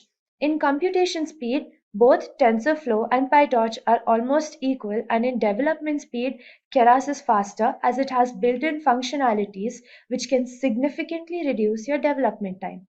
The next difference is on the architecture. TensorFlow is not very easy to use, and even though it provides Keras as a framework that makes it work easier, TensorFlow still has a very complex architecture which is hard to use. Meanwhile, Keras has a simpler architecture and is easier to use. It provides a high level of abstraction which makes implementation of programs in Keras significantly easier. PyTorch, on the other hand, also has a complex architecture and the readability is less when compared to Keras. TensorFlow uses computational graphs which makes it very complex and hard to interpret, but it has amazing computational ability across platforms. PyTorch is a little hard for beginners, but is really good for computer vision and deep learning purposes. Datasets and debugging. TensorFlow works with large datasets due to its high execution speed, and debugging is really hard in TensorFlow due to its complex nature. Meanwhile, Keras only works with very small datasets as its speed of execution is low. Programs do not require frequent debugging in Keras as they are relatively simpler, and PyTorch can manage high-level tasks in higher dimension datasets and is easier to debug than both Keras and TensorFlow. Next, we'll be looking at ease of development. As we said before, TensorFlow works with many hard concepts such as computational graphs and tensors, which means that writing code in TensorFlow is very hard. It is generally used by people when they are doing research work and really need very specific functionalities. Keras, on the other hand, provides a high level of abstraction which makes it very easy to use. It is best for people who are just starting out with Python and machine learning. PyTorch is easier than TensorFlow but is still comparatively hard than Keras. It is not very easy to learn for beginners but is significantly more powerful than just plain Keras. Ease of deployment. TensorFlow is very easy to deploy as it uses TensorFlow serving. TensorFlow Serving is a flexible, high-performance serving system for machine learning models designed for production environments. TensorFlow Serving makes it easy to deploy new algorithms and experiments while keeping the same server architecture and APIs. TensorFlow Serving provides out-of-the-box integration with TensorFlow models but can be easily extended to serve other types of models and data. In Keras, model deployment can be done with either TensorFlow Serving or Flask, which makes it relatively easy but not as easy as it would be with TensorFlow and PyTorch. PyTorch uses PyTorch Mobile, which makes deployment easy, but again, for TensorFlow deployment is way easier as TensorFlow Serving can update your machine learning backend on the fly without the user even realizing. There's a growing need to execute ML models on edge devices to reduce latency, preserve privacy, and enable new interactive use cases. In the past, engineers used to train models separately. They would then go through a multi-step, error-prone, and often complex process to train the models for execution on a mobile device. The mobile runtime was often significantly different from the operations available during training, leading to inconsistent developer and eventually user experience. All of these frictions have been removed by PyTorch Mobile by allowing a seamless process to go from training to deployment by staying entirely within the PyTorch ecosystem. It provides an end-to-end workflow that simplifies the research to production environment for mobile devices. In addition, it paves the way for privacy-preserving features via federated learning techniques. At the end of the day, the question that really matters is which framework should you use, Keras, TensorFlow, or PyTorch? Now, TensorFlow has implemented various levels of abstraction to make implementation of deep learning and neural networks easy. This has also made debugging easier. Keras is simple and easy but not as fast as TensorFlow. It is more user-friendly than any other deep learning API, however, and is easier to learn for beginners. PyTorch, on the other hand, is the preferred deep learning API for teachers, but it is not as widely used in production as TensorFlow is. It is faster, but it has lower GPU utilization. At the end of the day, the framework that we would suggest that you use is TensorFlow. Why? While PyTorch may have been the preferred deep learning library for researchers, TensorFlow is much more widely used in day-to-day production. PyTorch's ease of use combined with the default eager execution mode for easier debugging predestines it to be used for fast, hacky solutions and smaller scale models. But TensorFlow's extensions for deployment on both servers and mobile devices combined with the lack of Python overhead makes it the preferred option for companies that work with deep learning models. In addition, the TensorFlow board visualization features offers a nice way of showing the inner workings of your model to, say, your customers. Meanwhile, between TensorFlow and Keras, the main difference isn't in performance. TensorFlow is a bit faster due to less overhead, but also the level of control you would like. Keras is much easier to start with than plain TensorFlow, but if you want to do something with Keras that doesn't come out of the box, it will be harder to implement that. TensorFlow, on the other hand, allows you to create any arbitrary computational graph, providing much more flexibility. So if you're doing more research type of work, TensorFlow is the sure route to go due to the flexibility that it provides. If getting your learning started is half the battle, what if you could do that for free? Visit SkillUp by Simply Learn. Click on the link in the description to know more. So we're going to dive right into what is Keras. We'll also go all the way through this into a couple of tutorials, because that's where you really learn a lot, is when you roll up your sleeves. So when we talk about what is Keras, Keras is a high-level deep learning API written in Python for easy implementation of neural networks. It uses deep learning frameworks such as TensorFlow, PyTorch, etc. as backend to make computation faster. And this is really nice because as a programmer, there is so much stuff out there and it's evolving so fast, it can get confusing. And having some kind of high-level order in there where you can actually view it and easily program these different neural networks is really powerful. It's really powerful to have something out really quick and also be able to start testing your models and seeing where you're going. So Keras works by using complex deep learning frameworks such as TensorFlow, PyTorch, MLPlaid, etc. as a backend for fast computation, while providing a user-friendly and easy-to-learn front-end. And you can see here we have the Keras API specifications, and under that you'd have like TF Keras for TensorFlow, Thano Keras, and so on.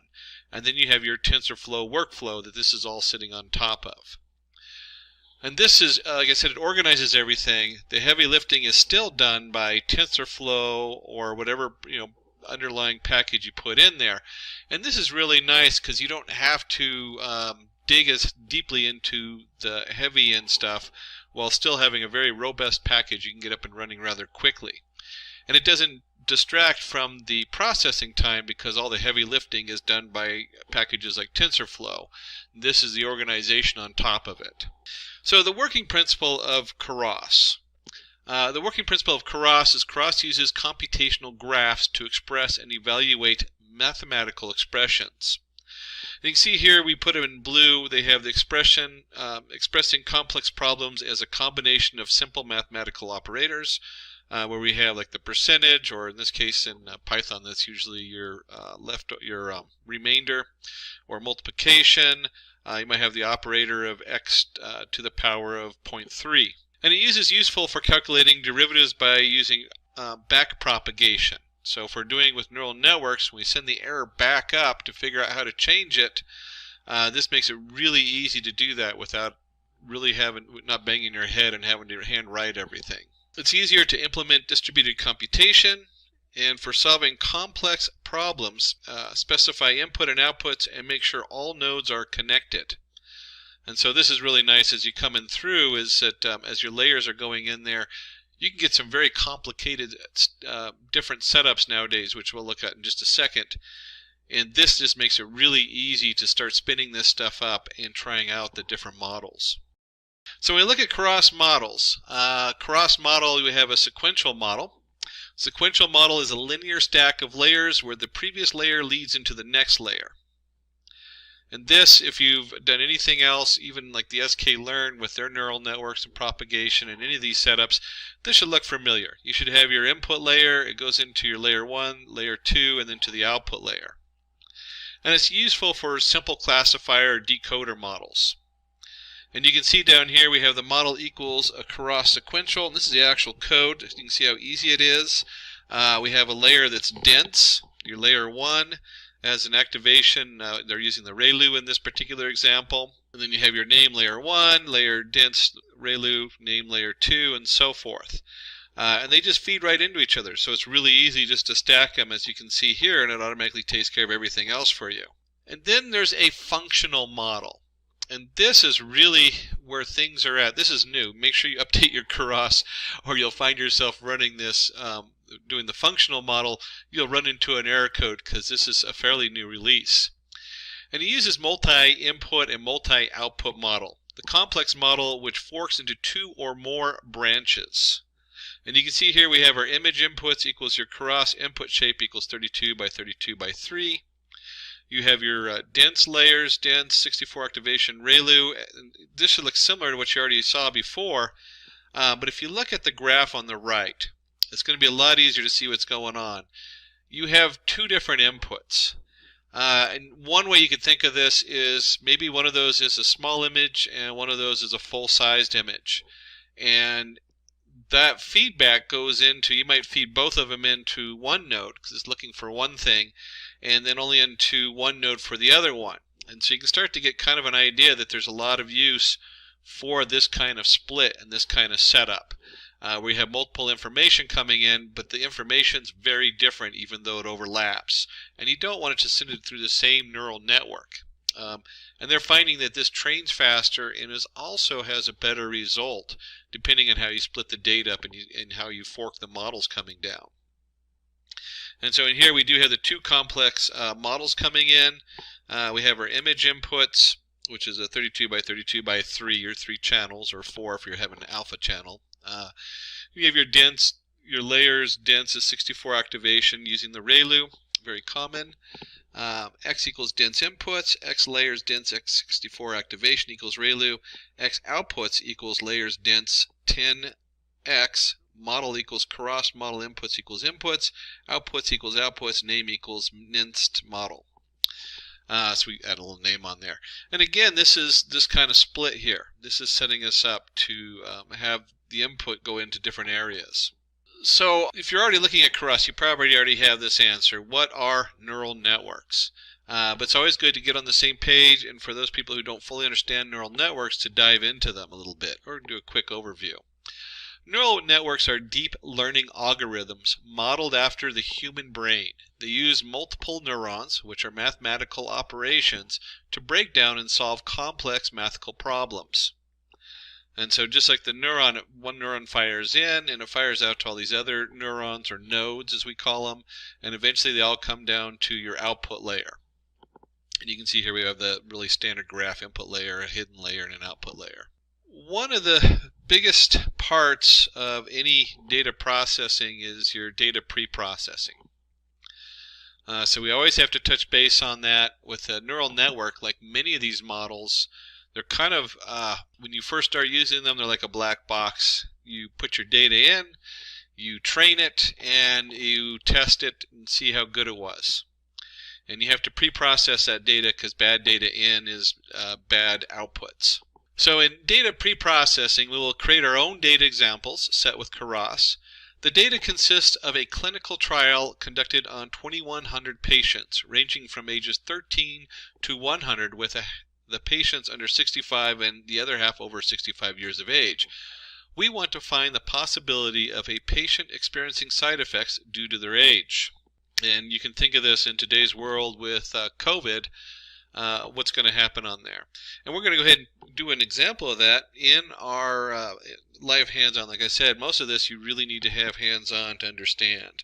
So let's go ahead and bring up our Anaconda, and open that up and open up a Jupyter Notebook for doing the Python code in. Now, if you're not familiar with those, you can use pretty much any of your setups. I just like those for doing demos and showing people, especially shareholders. It really helps because it's a nice visual. So let me go ahead and flip over to our Anaconda. And the Anaconda has a lot of cool tools. They just added Datalore and IBM Watson Studio Cloud into the Anaconda framework. But we'll be in the Jupyter Lab or Jupyter Notebook. I'm going to do Jupyter Notebook for this because I use the lab for like large projects with multiple pieces because it has multiple tabs. Where the Notebook will work fine for what we're doing. And this opens up in our browser window because that's how Jupyter Notebook is set to run. And we'll go under New, create a new Python 3, and it creates an untitled Python. We'll go ahead and give this a title, and we'll just call this Keras tutorial. And let's change that to capital. There we go. We'll go ahead and just rename that. And the first thing we want to go ahead and do is get some pre-processing tools involved. And so we need to go ahead and import some stuff for that, like our NumPy, do some random number generation. I mentioned sklearn or your scikit. If you're installing sklearn, the sklearn stuff, it's scikit you want to look up. That should be a tool of anybody who is doing data science. If you're not familiar with the sklearn toolkit, it's huge, but there's so many things in there that we always go back to. And we want to go ahead and create some train labels and train samples for training our data. And then just a note of what we're actually doing in here. Let me go ahead and change this. This is kind of a fun thing you can do. We can change the code to Markdown. And then Markdown code is nice for doing examples once you've already built this. Our example data, we're going to do experimental. There we go. Experimental drug was tested on 2,100 individuals between 13 to 100 years of age. Half the participants are under 65, and 95% of participants are under 65. Experienced no side effects, while 95% of participants over 65 experienced side effects. So that's kind of where we're starting at. And this is just a real quick example, because we're going to do another one with a little bit more complicated information. And so we want to go ahead and generate our setup. So we want to do for I in range, and we want to go ahead and create, if you look here, we have random integers, train the labels, append. So we're just creating some random data. And let me go ahead and just run that. And so once we've created our random data, and you can certainly ask for a copy of the code from Simplilearn. They'll send you a copy of this, or you can zoom in on the video and see how we went ahead and did our train samples, append. And we're just using this. I do this kind of stuff all the time. I was running a thing on that had to do with errors following a bell-shaped curve on a standard distribution error. And so what do? I generate the data on a standard distribution error to see what it looks like and how my code processes it, since that was the baseline I was looking for. In this, we're just doing generating random data for our setup on here. And we could actually go in, print some of the data up. Let's just do this, print. We'll do train samples, and we'll just do the first 5 pieces of data in there to see what that looks like. And you can see the first 5 pieces of data in our train samples is 49, 85, 41, 68, 19. Just random numbers generated in there. That's all that is. And we generated significantly more than that. Let's see, 50 up here, 1,000. Yeah, so there's 1,000 here. 1,000 numbers we generated. And we could also, if we wanted to find that out, we could do a quick print the length of it. And so, or you could do a shape kind of thing, and if you're using NumPy, although the link for this is just fine. And there we go, it's actually 2,100, like we said in the demo setup in there. And then we want to go ahead and take our labels. Oh, that was our train labels. We also did samples, didn't we? So we could also print, do the same thing. Oh, labels. And let's change this to labels. And labels. And run that just to double check, and sure enough we have 2,100, and they're labeled 10, 10, 10. I guess that's if they have symptoms or not. 1 symptoms, 0 none. And so we want to go ahead and take our train labels and we'll convert it into a NumPy array, and the same thing with our samples. And let's go ahead and run that. And we also shuffle. This is just a neat feature you can do in NumPy right here. Put my drawing thing on, which I didn't have on earlier. I can take the data and I can shuffle it. So we have our, it just randomizes it. That's all that's doing. We've already randomized it, so it's kind of an overkill. It's not really necessary. But if you're doing a larger package where the data is coming in, and a lot of times it's organized somehow, and you want to randomize it just to make sure that the input doesn't follow a certain pattern that might create a bias in your model. And we go ahead and create a scalar. The scalar range, minimum max scalar, feature range 0 to 1. And then we go ahead and scale the scaled train samples. So we're going to go ahead and fit and transform the data so it's nice and scaled. And that is the age. So you can see up here we have 49, 85, 41. We're just moving that so it's going to be between 0 and 1. And so this is true with any of your neural networks. You really want to convert the data to 0 and 1, otherwise you create a bias. So if you have like 100 creates a bias versus the math behind it gets really complicated. If you actually start multiplying stuff, because there's a lot of multiplication and addition going on in there, that higher end value will eventually multiply down, and it will have a huge bias as to how the model fits it, and then it will not fit as well. And then one of the fun things we can do in Jupyter Notebook is that if you have a variable and you're not doing anything with it, and it's the last one on the line, it will automatically print. And we're just going to look at the first 5 samples on here. And so it's going to print the first 5 samples. And you can see, here we go, 0.9195, 0.791. So everything's between 0 and 1. And that just shows us that we scaled it properly and it looks good. It really helps a lot to do these kind of print-ups halfway through. You never know what's going to go on there. I don't know how many times I've gotten down and found out that the data sent to me that I thought was scaled was not. And then I have to go back and track it down and figure it out on there. So let's go ahead and create our artificial neural network. And for doing that, this is where we start diving into TensorFlow and Keras. TensorFlow, if you don't know the history of TensorFlow, it helps to jump into, we'll just use Wikipedia.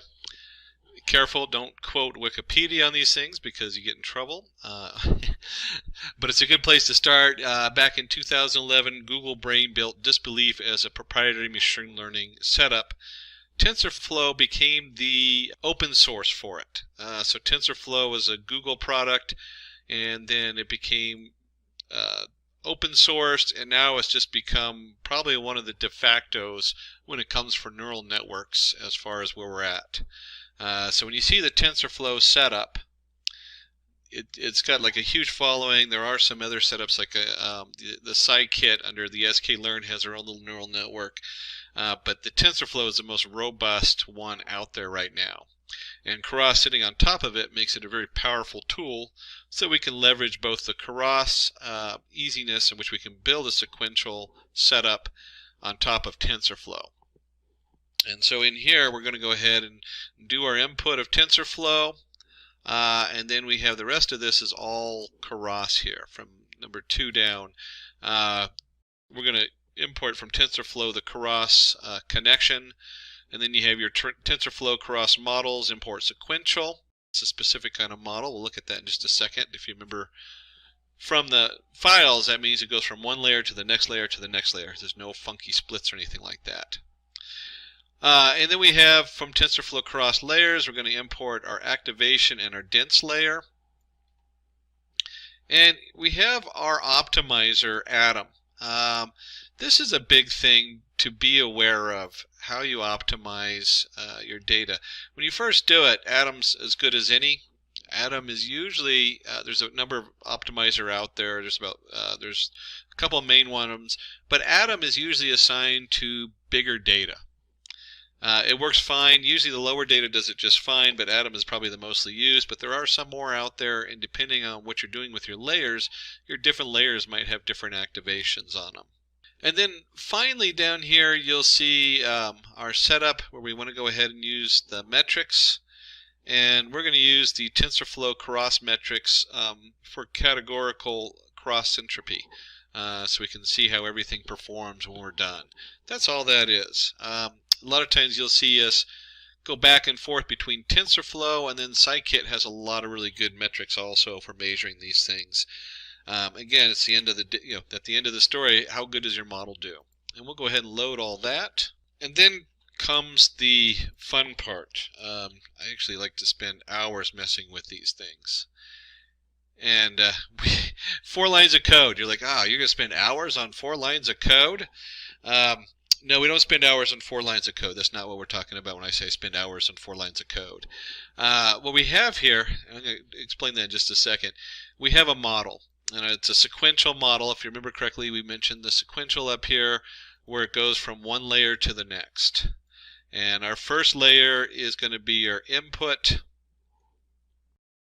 It's going to be what they call dense, which is usually it's just dense, and then you have your input and your activation. How many units are coming in? We have 16. What's the shape? what's the activation, and this is where it gets interesting, because we have in here ReLU on 2 of these and softmax activation on 1 of these. There are so many different options for what these mean and how they function. How does the ReLU, how does the softmax function? And they do a lot of different things. We're not going to go into the activations in here. That is what really you spend hours doing, is looking at these different activations. And just some of it is just almost like you're playing with it like an artist. You start getting a feel for like a inverse tangent activation, or the tan-H activation takes up a huge processing amount. So you don't see it a lot.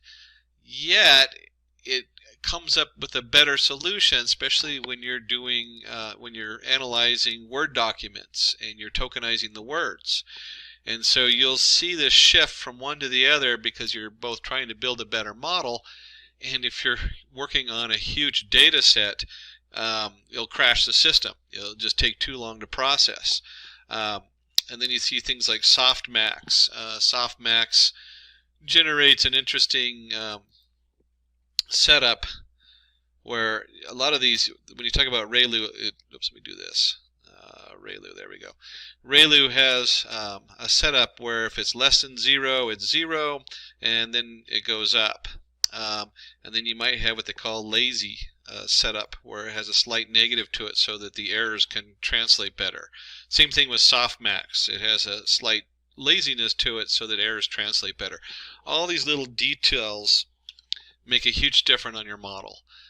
So one of the really cool things about data science that I like is you build your what they call you build to fail, and it's an interesting design setup. Oops, I forgot the end of my code here. The concept of build to fail is you want the model as a whole to work, so you can test your model out, so that you can do you can get to the end and you can do your, let's see, where was it? Overshot down here. You can test out the quality of your setup on there. And see, where did I do my TensorFlow? Oh, here we go. It was right above me. There we go. We start doing your cross entropy and stuff like that. Is you need a full functional set of code so that when you run it, you can then test your model out and say, hey, it's either this model works better than this model and this is why. And then you can start swapping in these models. And so when I say I spend a huge amount of time on pre-processing data, it's probably 80% of your programming time. Well, between those two, it's like 80-20. You'll spend a lot of time on the models. Once you get the model down, once you get the whole code and the flow down set, depending on your data, your models get more and more robust as you start experimenting with different inputs, different data streams, and all kinds of things. And we can do a simple model summary here. Here's our sequential, here's our layer, our output, our parameter. This is one of the nice things about Keras is you can see right here, here's our sequential 1 model. Boom, boom, boom, boom. Everything's set and clear and easy to read. So once we have our model built, the next thing we're going to want to do is we're going to go ahead and train that model. And so the next step is, of course, model training. And when we come in here, this a lot of times is just paired with the model because it's so straightforward. It's nice to print out the model setup so you can have a tracking. But here's our model.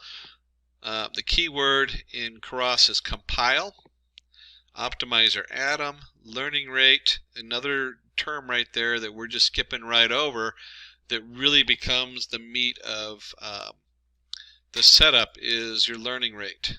So whoops, I forgot that I had an arrow, but I'll just underline it. A lot of times the learning rate set to 0.01. Depending on what you're doing, this learning rate can overfit and underfit.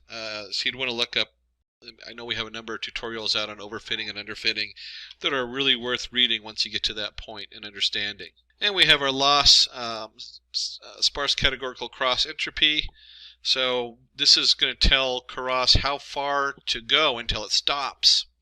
and then we're looking for metrics of accuracy. So we'll go ahead and run that. And now that we've compiled our model, we want to go ahead and run it, fit it. So here's our model fit. We have our scaled train samples, our train labels, our validation split. In this case, we're going to use 10% of the data for validation. Batch size, another number you kind of play with. Not a huge difference as far as how it works, but it does affect how long it takes to run, and it can also affect the bias a little bit. Most of the time, though, a batch size is between 10 to 100, depending on just how much data you're processing in there. We want to go ahead and shuffle it. We're going to go through 30 epochs and put a verbose of 2. Let me just go ahead and run this. And you can see right here, here's our epoch, here's our training, here's our loss. Now, if you remember correctly up here, we set the loss. Let's see, where was it? Compiled our data. There we go, loss. So it's looking at the sparse categorical cross entropy. This tells us that as it goes, how much does the error go down? Is the best way to look at that. And you can see here, the lower the number, the better. It just keeps going down. And vice versa, accuracy we want. Let's see, where's my accuracy? Value accuracy at the end. And you can see 0.619, 0.69, 0.74, it's going up. We want the accuracy, would be ideal if it made it all the way to 1. But we also, the loss is more important because it's a balance. You can have 100% accuracy and your model doesn't work because it's overfitted. Again, you want to look up overfitting and underfitting models. And we went ahead and went through 30 epochs. It's always fun to kind of watch your code going. To be honest, I usually, the first time I run it, I'm like, oh, that's cool, I get to see what it does. And after the second time of running it, I'm like, I like to just not see that. And you can repress those, of course, in your code. Repress the warnings in the printing. And so the next step is going to be building a test set and predicting it now. So here we go. We want to go ahead and build our test set.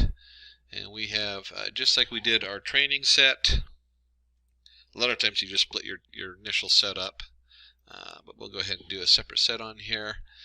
And this is just what we did above. There's no difference as far as the randomness that we're using to build this set on here. The only difference is that we already did our scalar up here. Well, that doesn't matter because the data is going to be across the same thing. But this should just be transform down here instead of fit transform. Because you don't want to refit your data on your testing data. There we go. And now we're just transforming it because you never want to transform the test data. Easy mistake to make, especially on an example like this where we're not doing, we're randomizing the data anyway, so it doesn't matter too much because we're not expecting something weird. And then we want to go ahead and do our predictions. The whole reason we built the model is we take our model, we predict, and we're going to do, here's our X-scale data, batch size 10, verbose, and now we have our predictions in here, and we could go ahead and do a, we'll print predictions, and then I guess I could just put down predictions in 5 so we can look at the first 5 of the predictions. And what we have here is we have our age and the prediction on this age versus what we think it's going to be, what we think is going to they're going to have symptoms or not. And the first thing we notice is that's hard to read because we really want a yes/no answer. So we'll go ahead and just round off the predictions using the argmax, the numpy argmax for predictions. So it just goes to a 0, 1, and if you remember, this is a Jupyter Notebook, so I don't have to put the print. I can just put in rounded predictions, and we'll just do the first 5. And you can see here 0, 1, 0, 0, 0. So that's what the predictions are that we have coming out of this. Is no symptoms, symptoms, no symptoms, symptoms, no symptoms. And just as we were talking about at the beginning, we want to go ahead and take a look at this. There we go. Confusion matrices for accuracy check. Most important part, when you get down to the end of the story, how accurate is your model before you go and play with the model and see if you can get a better accuracy out of it. And for this, we'll go ahead and use the scikit, the sklearn metrics, scikit being where that comes from. Import confusion matrix, some iteration tools, and of course a nice matplot library. That makes a big difference, so it's always nice to have a nice graph to look at. Picture's worth 1,000 words. And then we'll go ahead and call it CM for confusion matrix, y true equals test labels, y predict rounded predictions. And we'll go ahead and load in our CM. And I'm not going to spend too much time on the plotting, going over the different plotting code. You can spend, we have whole tutorials on how to do your different plotting on there. But we do have here is we're going to do a plot confusion matrix. There's our CM, our classes, normalized false, title, confusion matrix. CMAP is going to be in blues. And you can see here we have to the nearest CMAP, titles, all the different pieces, whether you put tick marks or not, the marks, the classes, the color bar. So a lot of different information on here as far as how we're doing the printing of the confusion matrix.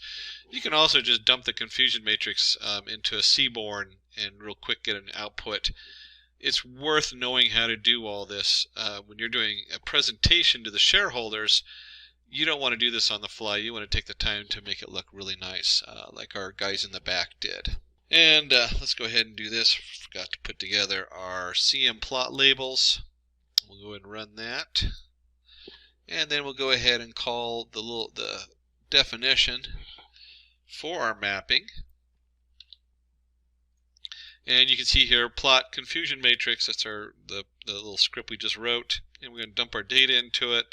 So our confusion matrix, our classes, title confusion matrix. And let's just go ahead and run that. And you can see here we have our basic setup. No side effects, 195. Had side effects, 200. No side effects that had side effects. So we predicted the 10 of them who actually had side effects. And that's pretty good. I mean, I don't know about you, but you know, that's 5% error on this. And this is, because there's 200 here, that's where I get 5% is. Divide these both by 2 and you get 5 out of 100. You can do the same kind of math up here. Not as quick on the fly because it's 15 and 195, not an easily rounded number. But you can see here where they have 15 people who predicted to have with the no side effects but had side effects kind of set up on there. And these confusion matrix are so important at the end of the day. This is really where you show whatever you're working on comes up, and you can actually show them, hey, this is how good we are or not, how messed up it is.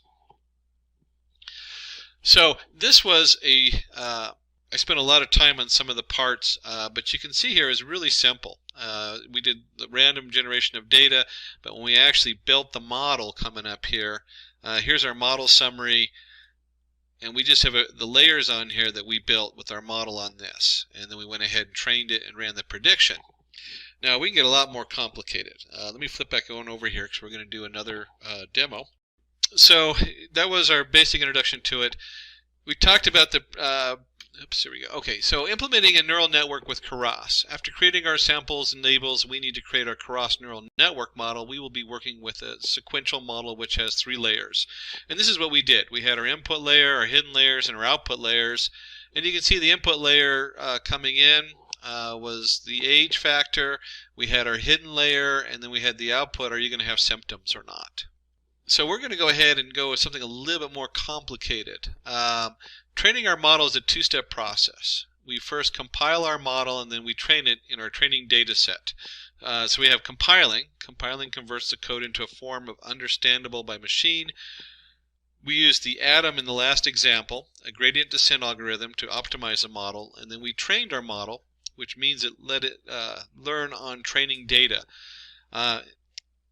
And I actually had a little backwards there, but this is what we just did. Is if you remember from our code we just had, oops, let me go back here. Here's our model that we created, summarized. We come down here and we compile it. So it tells it, hey, we're ready to build this model and use it. And then we train it. And this is the part where we go ahead and fit our model and put that information in here, and it goes through the training on there. And of course we scaled the data, which was really important to do. And then you saw we did the creating a confusion matrix with Keras. As we are performing classifications on our data, we need a confusion matrix to check the results. A confusion matrix breaks down the various misclassifications as well as correct classifications to get the accuracy. And so you can see here, this is what we did with the true positive, true negative, false negative. And that is what we went over. Let me just scroll down here. On the end, we printed it out, and you can see we have a nice printout of our confusion matrix with the true positive, false negative, true negative. And so the blue ones, we want those to be the biggest numbers because those are the better side.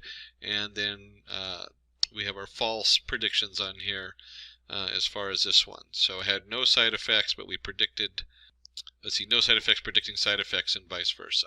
If getting your learning started is half the battle, what if you could do that for free? Visit Scale Up by Simply Learn. Click on the link in the description to know more.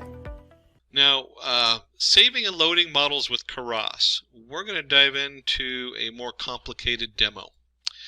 And you're going to say, oh, well, that was a lot of complication before.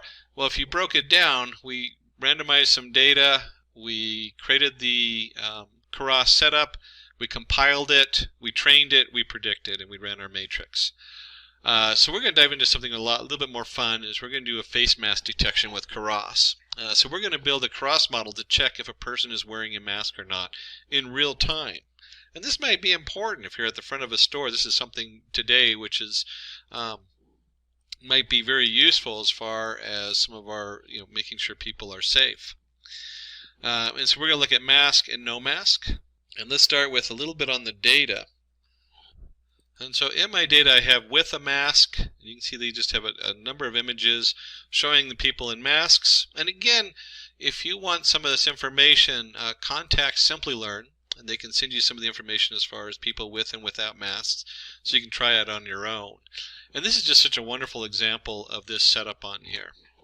So before I dive into the mask detection, talking about being in the current with COVID and seeing if people are wearing masks, this particular example I had to go ahead and update to a Python 3.8 version.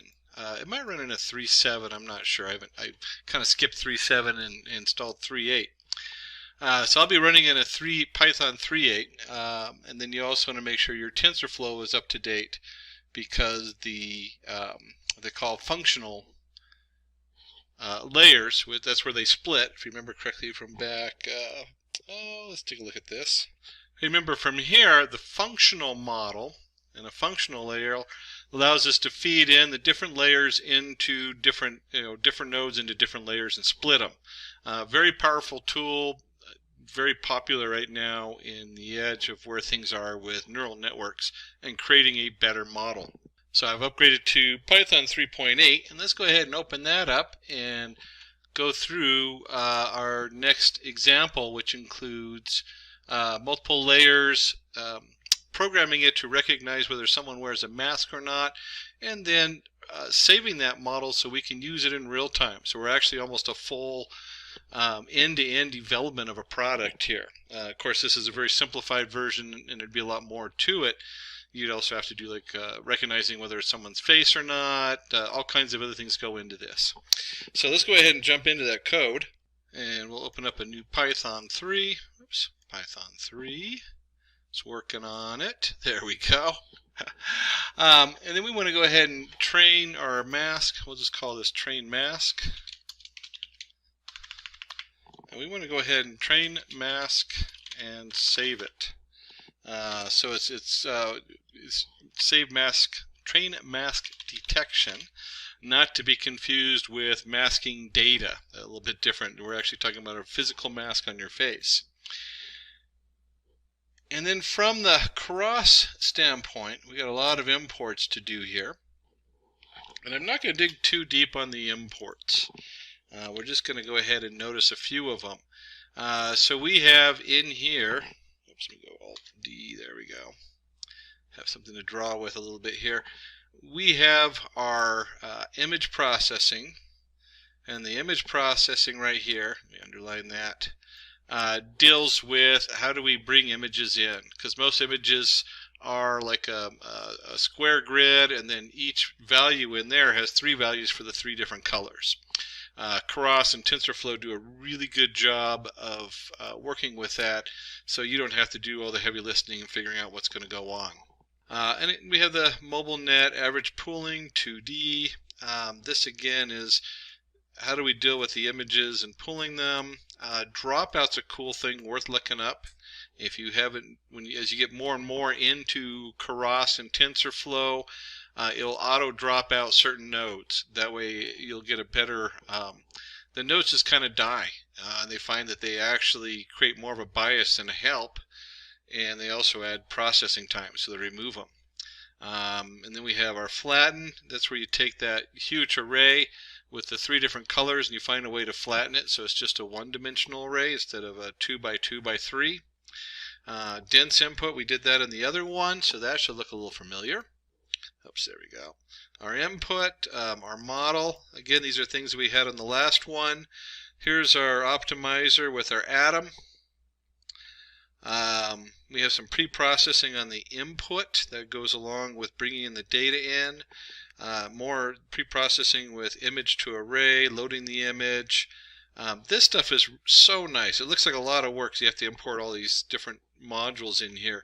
But the truth is it does everything for you. You're not doing a lot of pre-processing. You're letting the software do the pre-processing. And we're going to be working with setting something to categorical. Again, that's just a conversion from a number to a category. 0, 1 doesn't really mean anything. It's like true, false. Label binarizer, the same thing. We're changing our labels around. And then there's our train, test, split, classification report. Our IM utilities, let me just go ahead and scroll down here a notch for these. This is something a little different going on down here. This is not part of the TensorFlow or the sklearn. This is the scikit setup and TensorFlow above. The path, this is part of OpenCV, and we'll actually have another tutorial going out with the OpenCV. So if you want to know more about OpenCV, you'll get a glance on it in this software, especially the second piece when we reload up the data and hook it up to a video camera. We're going to do that on this round. But this is part of the OpenCV thing, and you'll see CV2 is usually how that's referenced. But the IM utilities has to do with how do you rotate pictures around and stuff like that, and resize them. And then the matplot library for plotting, because it's nice to have a graph, tells us how good we're doing, and then of course our numpy numbers array and just a straight OS access. Wow, so that was a lot of imports. Like I said, I'm not going to I spent a little time going through them, but we didn't want to go too much into them. And then I'm going to create some variables that we need to go ahead and initialize. We have the learning rate, number of epochs to train for, and the batch size. And if you remember correctly, we talked about the learning rate to the negative 4.00001. A lot of times it's 0.001 or 0.001. Usually it's in that variation depending on what you're doing and how many epochs, and they kind of play with the epochs. The epochs is how many times we're going to go through all the data. Now I have it as 2. The actual setup is for 20, and 20 works great. The reason I have it for 2 is it takes a long time to process. One of the downsides of Jupyter is that Jupyter isolates it to a single kernel. So even though I'm on an 8-core processor with 16 dedicated threads, only one thread is running on this, no matter what. So it doesn't matter. So it takes a lot longer to run, even though TensorFlow really scales up nicely. And the batch size is how many pictures do we load at once and process. Again, those are numbers you have to learn to play with depending on your data and what's coming in. And the last thing we want to go ahead and do is there's a directory with a data set we're going to run. And this just has images of masks and not masks. And if we go in here, you'll see data set, and then you have pictures with masks. They're just images of people with masks on their face. And then we have the opposite. Let me go back up here. Without masks. So it's pretty straightforward. They look kind of askew because they tried to format them into very similar setup on there. So they're mostly squares. You'll see some that are slightly different on here. And that's kind of an important thing to do on a lot of these data sets. Get them as close as you can to each other. And we actually will run in this processing of images up here, and the cross layers and importing and dealing with images. It does such a wonderful job of converting these that a lot of it we don't have to do a whole lot with. So you have a couple things going on there. And so we're now going to be, this is now loading the images, and let me see. And we'll go ahead and create data and labels. Here's our here's the features going in, which is going to be our pictures, and our labels going out. And then for categories in our list directory, and if you remember, I just flashed that at you. It had face mask or no face mask. Those are the two options. And we're just going to load into that. We're going to append the image itself and the labels. So we're just going to create a huge array. And you can see right now this could be an issue if you had more data. At some point, thankfully I have a 32 gig hard drive or RAM. Even that, you could do with a lot less of that. Probably under 16 or even 8 gigs would easily load all this stuff. And there's a conversion going on in here. I told you about how we are going to convert the size of the image so it resizes all the images. And that way our data is all identical the way it comes in. And you can see here with our labels, we have without mask, without mask, without mask. The other one would be with mask. Those are the two that we have going in there. And then we need to change it to the one-hot encoding. And this is going to take our, up here we had, was it labels and data. We want the labels to be categorical. So we're going to take labels and change it to categorical, and our labels then equal a categorical list. We'll run that. And again, if we do labels and we just do the last or the first 10, let's do the last 10 just because minus 10 to the end. There we go. Just so we can see what the other side looks like. We now have 1. That means they have a mask. 1, 0, 1, 0, so on. 1 being they have a mask, and 0 no mask. And if we did this in reverse, I just realized that this might not make sense if you've never done this before. Let me run this. 0, 1. So 0 is, do they have a mask on? 0. Do they not have a mask on? 1. So this is the same as what we saw up here without mask. 1 equals, the second value is without mask. So with mask, without mask. And that's just with any of your data processing, we can't really, if you have a 0, 1 output, it causes issues as far as training and setting it up. So we always want to use a one-hot encoder if the values are not actual linear value or regression values. They're not actual numbers if they represent a thing. And so now we need to go ahead and do our train X, test X, train Y, test Y, train split test data. And we'll go ahead and make sure it's going to be random, and we'll take 20% of it for testing and the rest for setting it up as far as training their model. This is something that's become so cool. When they're training these sets, they realize we can augment the data. What does augment mean? Well, if I rotate the data around and I zoom in, I zoom out, I rotate it, shear it a little bit, flip it horizontally, fill mode, as I do all these different things to the data, it is able to, it's kind of like increasing the number of samples I have. So if I have all these perfect samples, what happens when we only have part of the face, or the face is tilted sideways, or all those little shifts cause a problem if you're doing just a standard set of data. So we're going to create an augment in our image data generator, which is going to rotate, zoom, and do all kinds of cool things. And this is worth looking up, this image data generator and all the different features it has. A lot of times, the first time through my models, I'll leave that out because I want to make sure there's a thing what we call build to fail, which is just cool to know. You build the whole process, and then you start adding these different things in so that you can better train your model. And so we go and run this, and then we're going to load. And then we need to go ahead, and you probably would have gotten an error if you hadn't put this piece in right here. I haven't run it myself because the guys in the back did this. But we take our base model, and one of the things we want to do is we want to do a mobile net v2. And this is a big thing right here. Include the top equals false. A lot of data comes in with a label on the top row. So we want to make sure that that is not the case. And then the construction of the head of the model that will be placed on the top of the base model. We want to go ahead and set that up. And you'll see a warning here. I'm kind of ignoring the warning because it has to do with the size of the pictures and the weights for input shape. So it'll switch things to defaults, just saying, hey, we're going to auto shape some of this stuff for you. You should be aware of that. With this kind of imagery, we're already augmenting it by moving it around and flipping it and doing all kinds of things to it. So that's not a bad thing in this. But in other data, it might be if you're working in a different domain. And so we're going to go back here, and we have our base model. We're going to do our head model equals our base model output. And what we got here is we have an average pooling 2D, pool size 7.7 head model. Head model flatten. So we're flattening the data.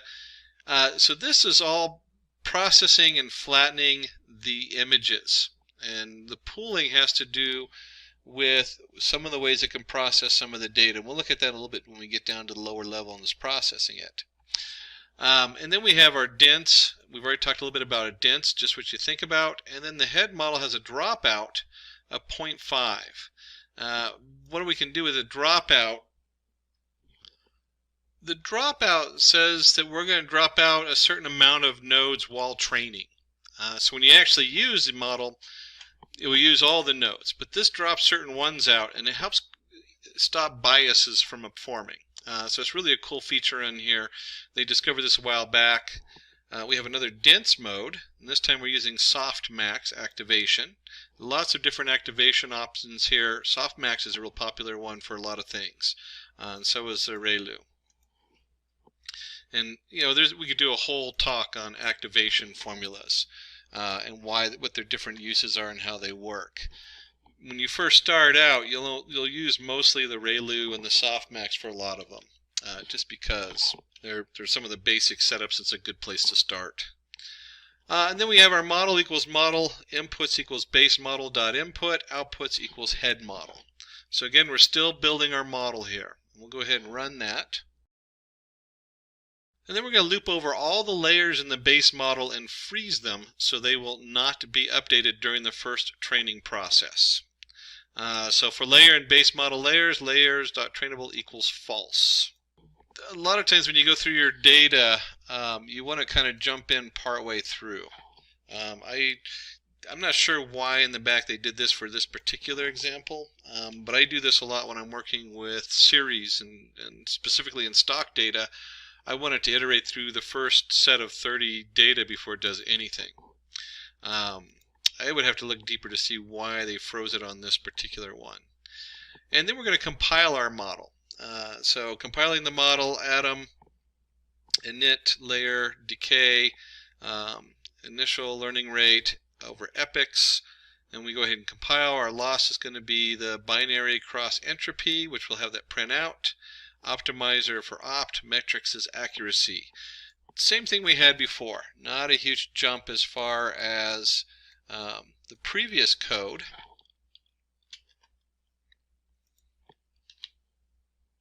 And then we go ahead and we've gone through all this, and now we need to go ahead and fit our model. So train the head of the network. Print info training head, run. Now I skipped a little time because you'll see the run time here is at 80 seconds per epoch. It takes a couple minutes for it to get through on a single kernel. One of the things I want you to notice on here while it's finishing the processing is that we have up here our augment going on. So anytime the train X and train Y go in, there's some randomness going on there and is jiggling it around what's going into our setup. Of course, we're batch sizing it, so it's going through whatever we set for the batch values, how many we process at a time. And then we have the steps per epoch, the train X, the batch size, validation data. Here's our test X and test Y where we're sending that in. And this, again, it's validation. One of the important things to know about validation is when both our training data and our test data have about the same accuracy, that's when you want to stop. That means that our model isn't biased. If you have a higher accuracy on your testing, you've trained it, and your accuracy is higher on your actual test data, then something in there is probably has a bias and it's overfitted. So that's what this is really about right here with the validation data and validation steps. So it looks like it's, let me go ahead and see if it's done processing. Looks like we've gone ahead and gone through 2 epochs. Again, you could run this through about 20 with this amount of data, and it would give you a nice refined model at the end. We're going to stop at 2 because I really don't want to sit around all afternoon, and I'm running this on a single thread. So now that we've done this, we're going to need to evaluate our model and see how good it is. And to do that, we need to go ahead and make our predictions. These are our predictions on our test X to see what it thinks are going to be. So now it's going to be evaluating the network, and then we'll go ahead and go down here, and we will need to turn the indexing, because remember it's either 0 or 1. It's 0, 1, 0, 1. So you have 2 outputs: not wearing a mask, not wearing a mask. And so we need to go ahead and take that argument at the end and change those predictions to a 0 or 1 coming out.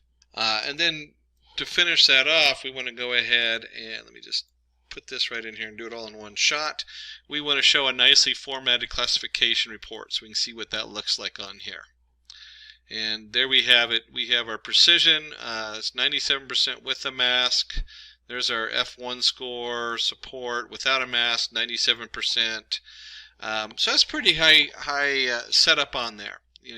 3 people are going to sneak into the store who are without a mask and that thinks they have a mask, and there's going to be 3 people with a mask that's going to flag the person at the front to go, oh, hey, look at this person, he might not have a mask.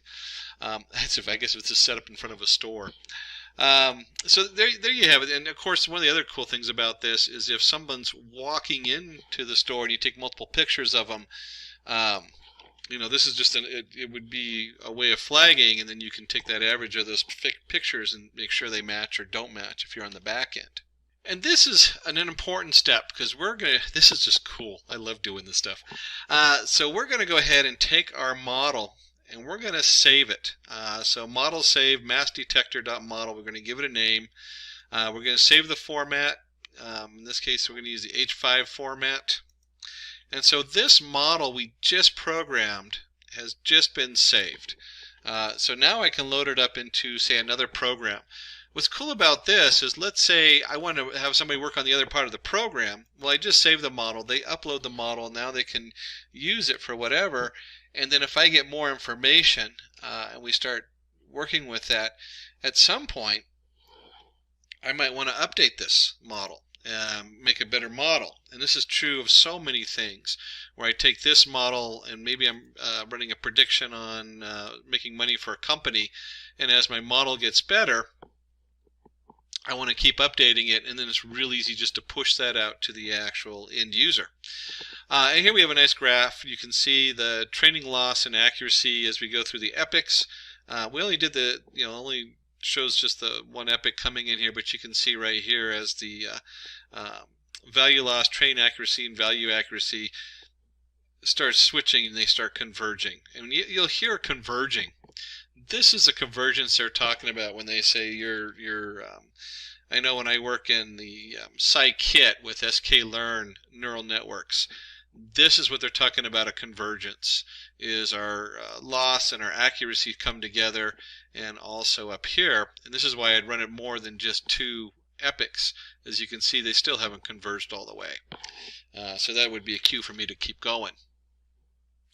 But what we want to do is we want to go ahead and create a new Python 3 program. And we just did our train mask. So now we're going to go ahead and import that and use it and show you in a live action. Get a view of both myself in the afternoon along with my background of an office, which is in the middle still of reconstruction for another month. And we'll call this mask detector. And then we're going to grab a bunch of a few items coming in.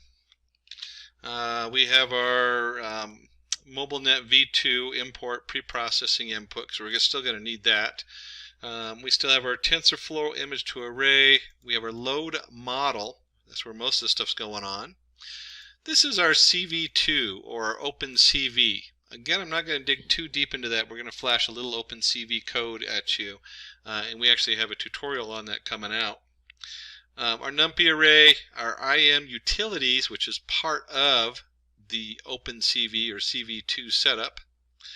And then we have, of course, time and just our operating system. So those are the things we're going to go ahead and set up on here. And then we're going to create, this takes just a moment,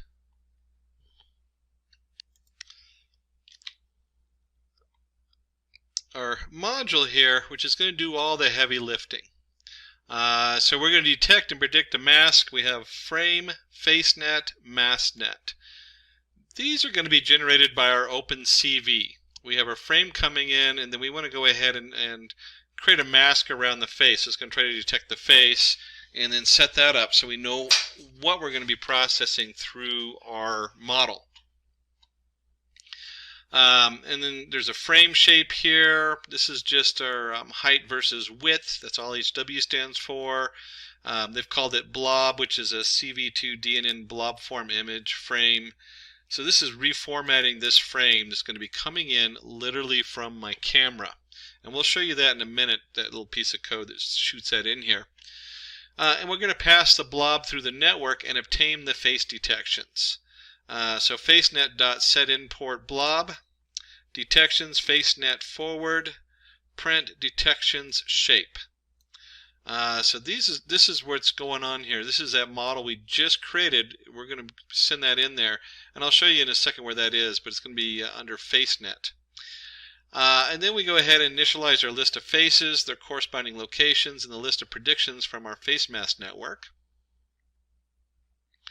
We're going to loop over the detections, and this is a little bit more work than you think as far as looking for different faces. What happens if you have a crowd of faces? So we're looping through the detections and the shapes going through here. And probability associated with the detection. Here's our confidence of detections. We're going to filter out weak detection by ensuring the confidence is greater than the minimum confidence.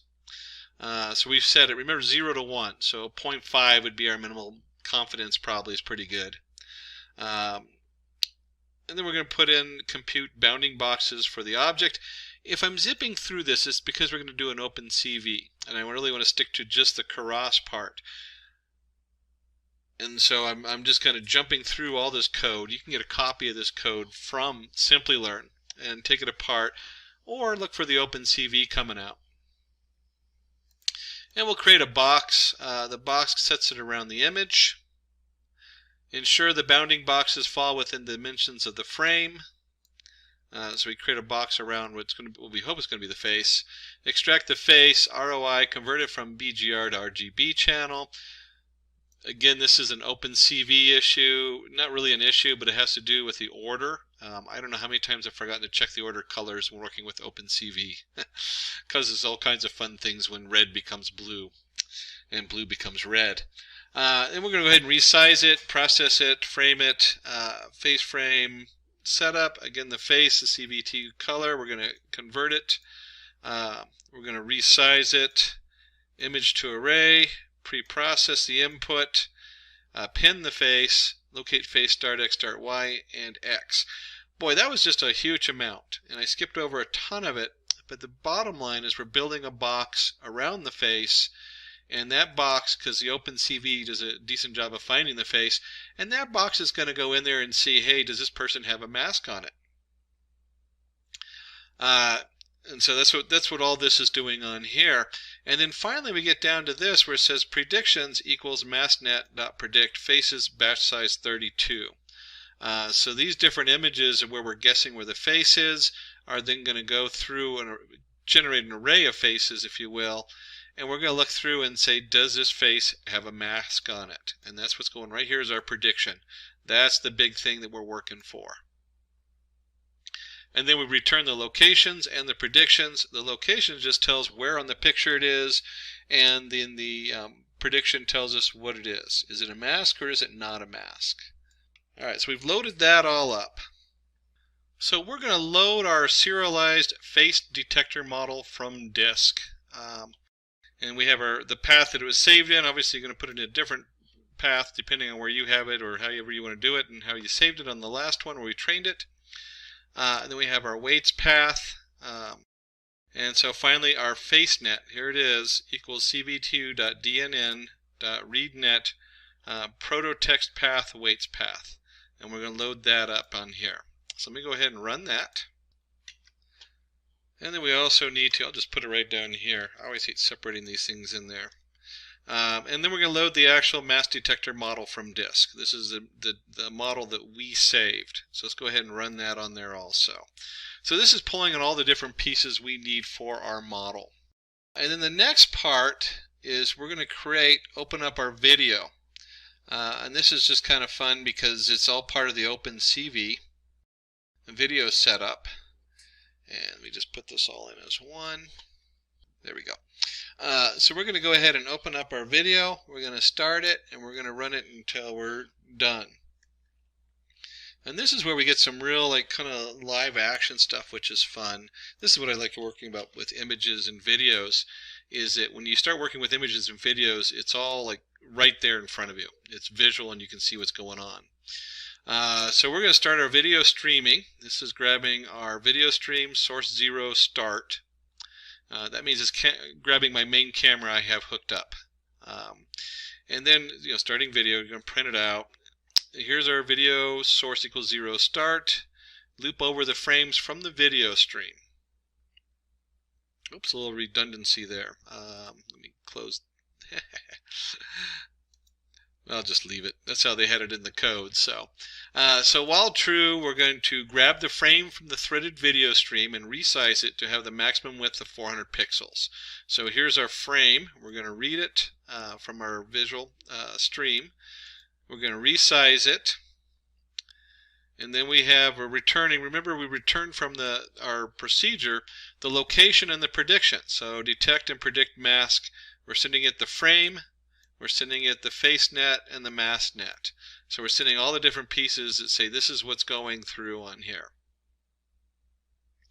And then it returns our location and predictions, and then for our box and predictions in the location and predictions, and the box is again, this is an OpenCV set that says, hey, this is a box coming in from the location, because you have the two different points on there.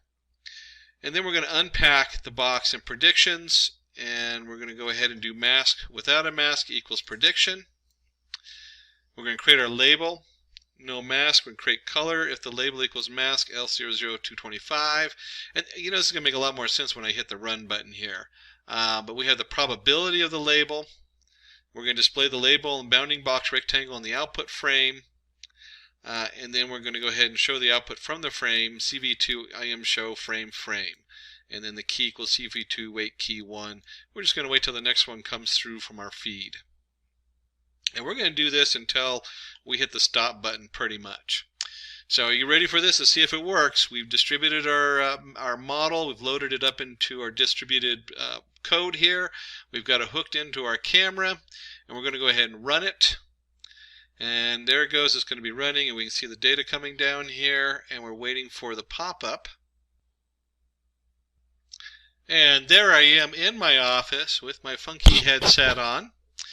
And you can see in the background my unfinished wall, and it says up here, no mask. Oh no, I don't have a mask on.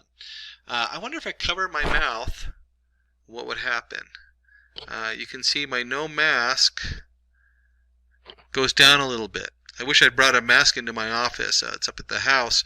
But you can see here that this says, there's a 95, 98% chance that I don't have a mask on. And it's true, I don't have a mask on right now. And this could be distributed. This is actually an excellent little piece of script that you could start, you install somewhere on a video feed on a security camera or something, and then you'd have this really neat setup saying, hey, do you have a mask on when you enter a store or public transportation or whatever it is where they're required to wear a mask. Let me go ahead and stop that. Now, if you want a copy of this code, definitely give us a holler. We will be going into OpenCV in another one, so I skipped a lot of the OpenCV code in here as far as going into detail. Really focusing on the Keras, saving the model, uploading the model, and then processing a streaming video through it so you can see that the model works. We actually have this working model that hooks into the video camera, which is just pretty cool and a lot of fun. So I told you we're going to dive in and really roll up our sleeve and do a lot of coding today. We did the basic demo up above for just pulling in a Keras, and then we went into a Keras model where we pulled in data to see whether someone was wearing a mask or not. So very useful in today's world as far as a fully running application. Sequential models in Keras. So what is Keras? Keras is a high-level Python deep learning API, which is used for easy implementation of neural networks. It has multiple low-level backends like TensorFlow, Thano, PyTorch, etc., which are used for fast computation. So you could think of this as Keras being almost its own little programming language, and then it sits on neural networks. In this case, the ones listed were TensorFlow, Thano, and PyTorch, which can all integrate with the Keras model. This makes it very diverse and also makes it very easy to use and switch around with different things. Keras is very user-friendly as far as neural network software goes as a high-level API. Computational graphs. So computational graphs are really the heart and soul of neural networks. We talk about a computational graph. They are a visual representation of expressing and evaluating mathematical equations. The nodes and data flow in a graph correspond to mathematical operations and variables. You'll hear a lot, some of the terms you might hear are node and edge, the edge being the data flow in this case. It could also represent an actual value. They have, I think in Spark they have a graph X, which works just on computing edges. There's all kinds of stuff that has evolved from computational graphs. We're focusing just on Keras and on neural networks. So we're not going to go into great detail on everything a computational graph does. It is a core component of a neural network is what's important to know on this. So Keras offers a Python user-friendly front end while maintaining a strong computation power by using a low-level API like TensorFlow, PyTorch, etc., which use computational graphs as a backend. So one, this allows for abstraction of complex problems while specifying control flow.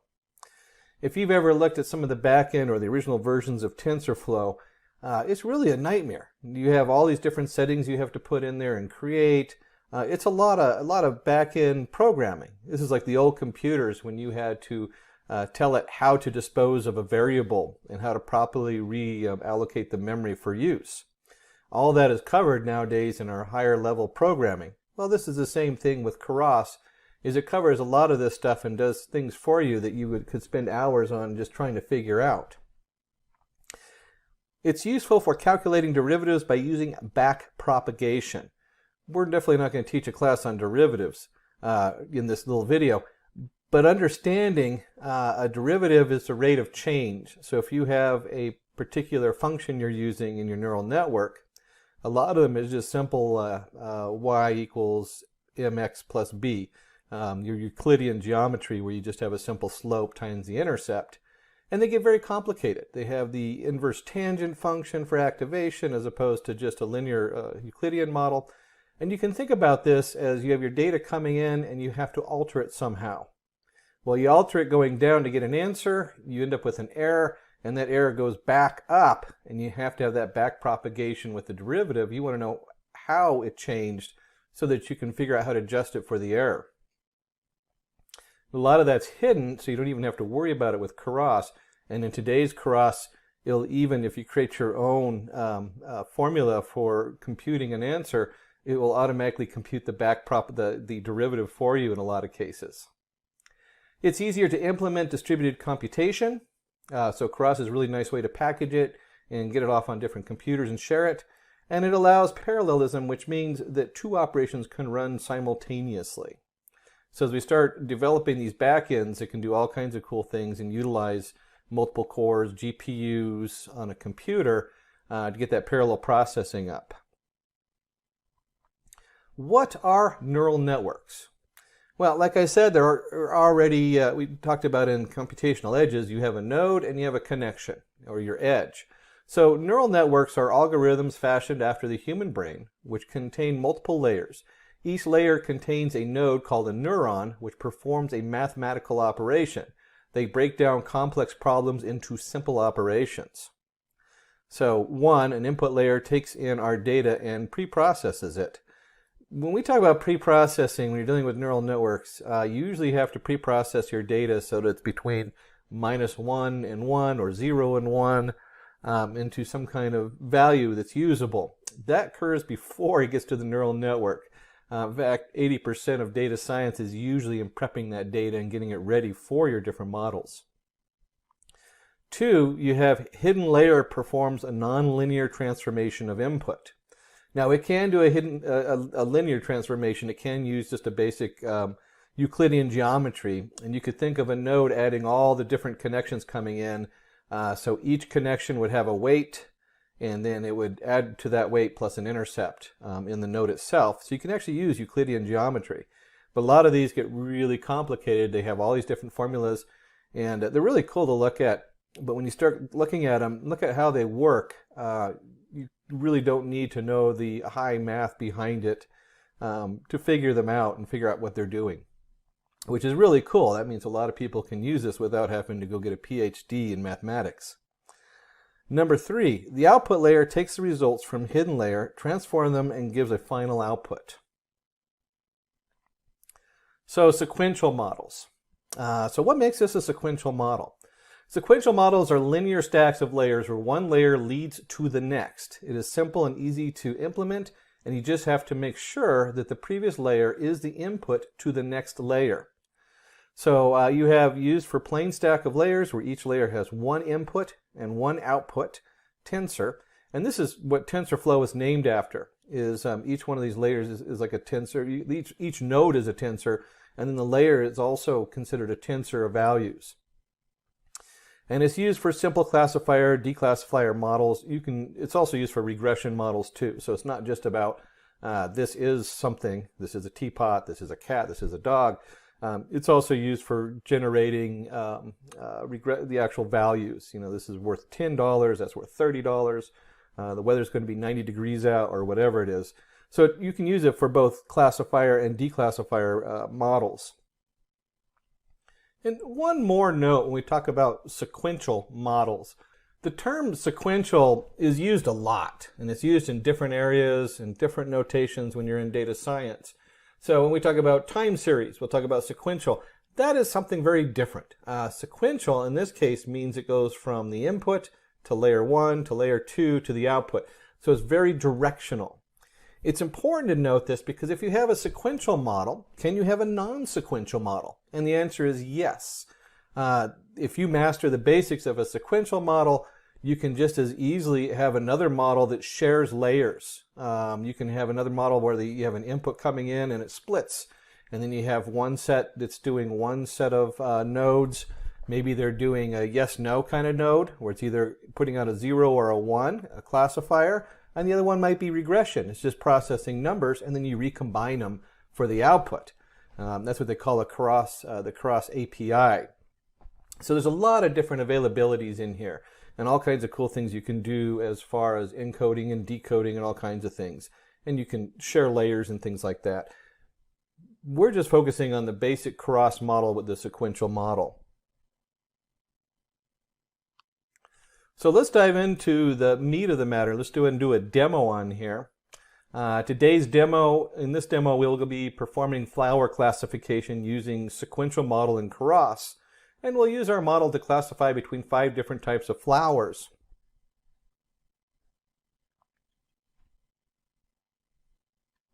Now, for this demo, and you can do this demo on whatever platform you want, or whatever user interface for developing Python, I'm actually using Anaconda, and then I'm using Jupyter notebooks to develop in. And if you're not familiar with this, you can go under Environment. Once you've created environment, you can come in here to open a terminal window. And if you don't have the different modules in here, you can do your Conda install, or whatever module it is. Just happened that this particular setup didn't have a Seaborn in it, which I already installed. So here's our Anaconda, and then I'm going to go back and start up my Jupyter notebook, where I already created a new Python project, Python 3. I'm in Python 3.8 on this particular one. Sequential model for flowers. So lots of fun there. So we're going to jump right into this. The first thing is to make sure you have all your modules installed. So if you don't have NumPy, Pandas, Matplotlib, and Seaborn in the Keras, and sklearn, or scikit, it's not actually sklearn, you'll need to go ahead and install all of those. Now, having done this for years and having switched environments and doing different things, I get all my imports done, and then we just run it, and if we get an error, we know we have to go back and install something. Right off the bat, though, we have NumPy, Pandas, Matplotlib, Seaborn. These are built on top of each other. Pandas, the data frame, and built on top of NumPy, the data array. And then we bring in our sklearn, or scikit. This is the scikit setup, scikit. Even though you use sklearn to bring it in, it's a scikit. And then our Keras. We have our pre-processing the images, image data generator, our model. This is our basic model, our sequential model. And then we bring in from Keras layers, import dents, optimizers. These optimizers, a lot of them already come in. These are your different optimizers, and it's almost, a lot of this is so automatic now. Atom is a lot of times the default because you're dealing with a large data. And then we get our SGD, which is smaller data, does better on smaller pieces of data. And I'm not going to go into all of these different optimizers. We didn't even use these in the actual demo. You just have to be aware that they are different optimizers. And the more you dig into these models, you'll hit a point where you do need to play with these a little bit. But for the most part, leave it at the default when you're first starting out.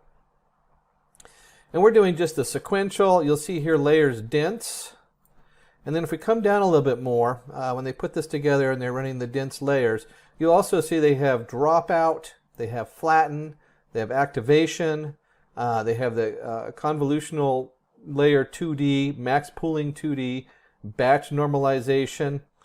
What are all these layers? And when we get to the model, we're going to talk about them. A lot of times when you're just starting, you can just import Keras.layers, and then you have your dropout, your flatten, your convolutional neural network 2D. And we'll cover what these do in the actual example when we get down there. What I want you to take from here, though, is you need to run your imports and load your different aspects of this. And, of course, your TensorFlow TF, because this is all built on TensorFlow. And then finally, import random as RN, just for random generation. And then we get down here, we have our CV2. That is your open image, or your open CV, they call it, for processing images. That's what the CV2 is. We have our TQDM. The TQDM is for is a progress bar, just a fancy way of adding. When you're running a process, you can view the bar going across in the Jupyter setup. Not really necessary, but it's kind of fun to have. We want to be able to shuffle some files. Again, these are all different things. PIL is another image processor. It goes with the CV2. A lot of times you'll see both of those. And so we run those. We've got to bring them all in. And the next thing is to set up our directories. And so when we come into the directories, there's an important thing to note on here, other than we're looking at a lot of flowers, which is fun. Is when we get down here, we have our directory archive flowers. That just happens to be where the different files for different flowers are put in. We're denoting an X and a Z. And the X is the date of the image, and the Z is the tag for it. What kind of flower is this? And the image size is really important because we have to resize everything. If you have a neural network, and if you remember from our neural networks, let me flip back to that slide. When we look at this slide, we have two input nodes here. With an image, you have an input node depending on how you set it up for each pixel. And that pixel has 3 different color schemes usually in it, sometimes 4. So if you have a picture that's 150 by 150, you multiply 150 times 150 times 3.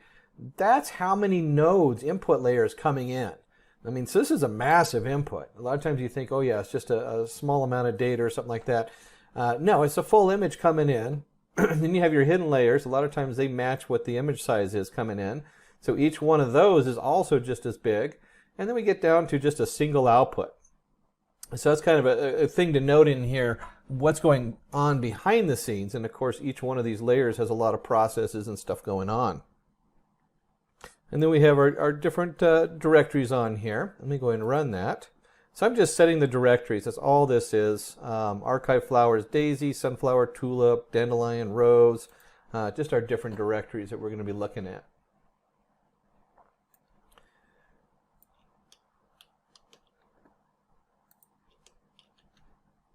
And then we want to go ahead and we need to assign labels. Remember, we defined X and Z. So we're just going to create a definition here. And the first thing is return flower type. Okay, it just returns it what kind of flower it is, I guess, assign the label to it.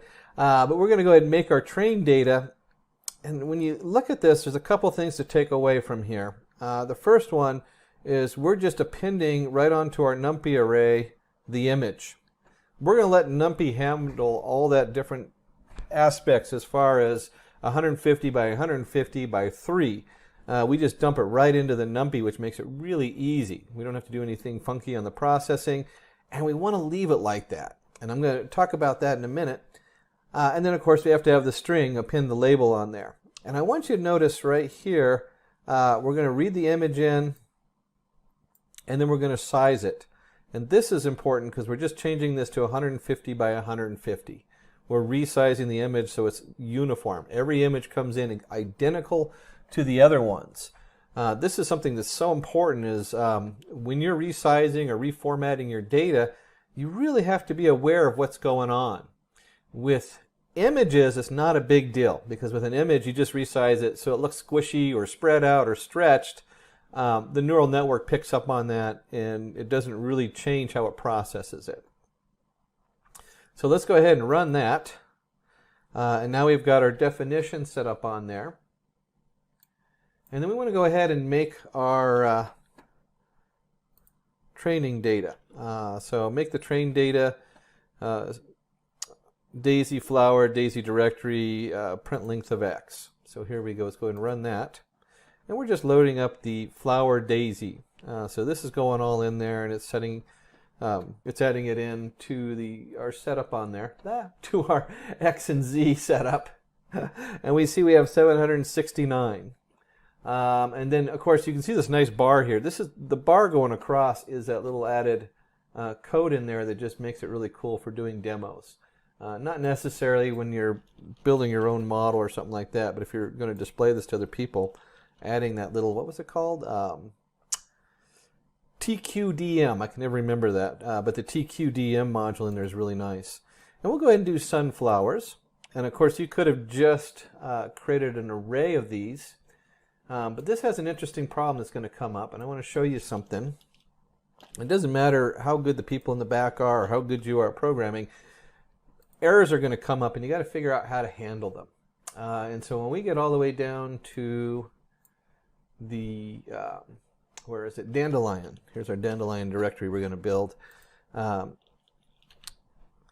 has some cool things it does, which makes this really easy to deal with. But at the same time, you would want to go back in there depending on how many times you rerun this, how many times you pull this. So when you're finding errors going in here, there's a couple things you can do. And we're just going to, oh, it wasn't, there it is. There's our error. I knew there was an error. This processed 1,062 out of 1,065. Now, I can do a couple things. One, I could go back into our definition, and I can just put in here try. And so if it has a bad conversion, because this is where the error is coming from, just skip it. That's one way to do it. When you're doing a lot of work in data science, and you look at something like this where you're losing 3 points of data at the end, you just say, okay, I lost 3 points. Who cares? Or you can go in there and try to delete it. It really doesn't matter for this particular demo. And so we're just going to leave that error right alone and skip over because it's already added all the other files in there.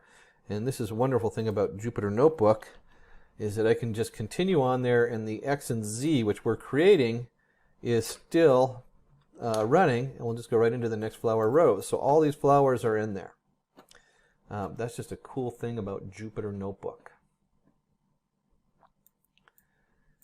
And then we can go ahead and just take a quick look and see what we're dealing with. And this is, of course, really, when you're dealing with other people and showing them stuff, this is just kind of fun where we can display it on the plot library here. And we're just going to go through and let's see, what do we got here? Looks like we're going to do like 5 of each of them, I think. Is that how they set this up? Plot library 5 by 2. Okay, oh, I see how they did it. Okay, so 2 each. So we have 5 by 2 set up on our axes, and we're just going to go in and look at a couple of these flowers. It's always a good thing to look at some of your data.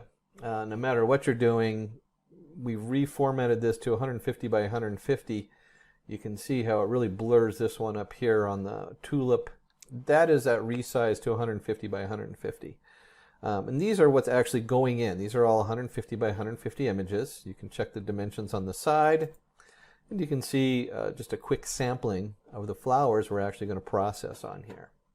And again, like I said at the beginning, most of your work in data science is reprocessing this different information. So we need to go ahead and take our labels and run a label encoder on there. And then we're just going to, LE is a label encoder.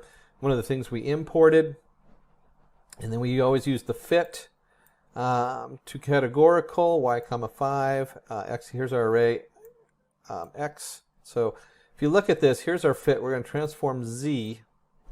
That's our z array we created. And then we have y, which equals that. And then we go ahead and do to categorical. We want 5 different categories. And then we create our x. NP array of x. X equals x over 255. So what's going on here, there's 2 different transformations. One, we've turned our categories into 0, 1, 2, 3, 4, 5 as the output. And we have taken our x array. And remember, the x array is 3 values of your different colors. This is so important to understand. When we do this across a NumPy array, this takes every one of those 3 colors. So we have 150 by 150 pixels. Out of those 150 by 150 pixels, they each have 3 color arrays. And those color arrays range from 0 to 250.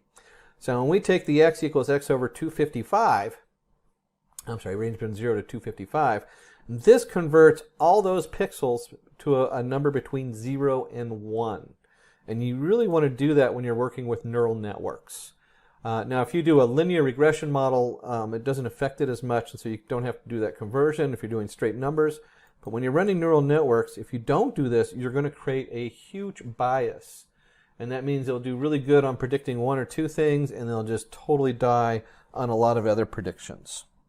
So now we have our x and y values. X being the data in, y being our known output. And with any good setup, we want to divide this data into our training. So we have x train, we have our x test. This is the data we're not going to program the model with. And of course your Y train corresponds to your X train, and your Y test corresponds to your X test, the outputs.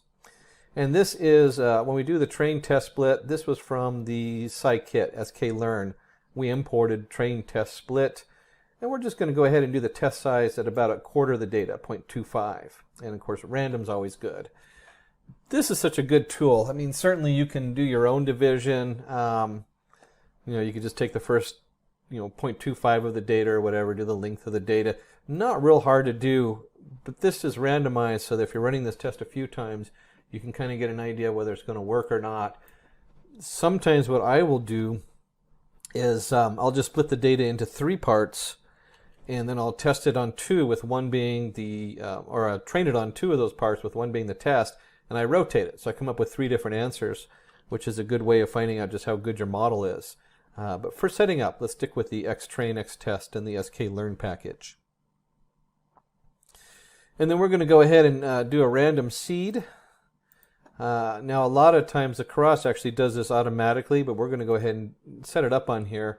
And you can see we did an NP random seed from 42, and we get a nice RN number. And then we do TF random, we set the seed. So you can set your randomness at the beginning of your TensorFlow. And that's what the tf.random.set is. So that's a lot of prep. All this prep, and then we finally get to the exciting part. This is where you probably spend, once you have the data prepped and you have your pipeline going and you have everything set up on there, this is the part that's exciting, is building these models.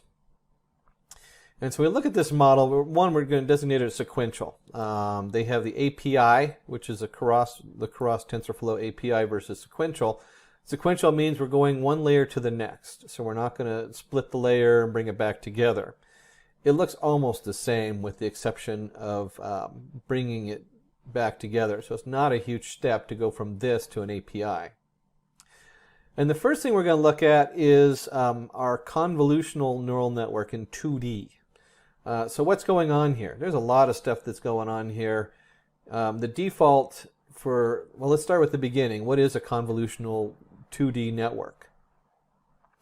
Well, a convolutional 2D network creates a number of small windows, and those small windows float over the picture, and each one of them is their own neural network, and it's basically becomes like a categorization. And then it looks at that and it says, oh, if we add these numbers up a certain way, we can find out whether this is the right flower based on this little window floating around, which looks at different things.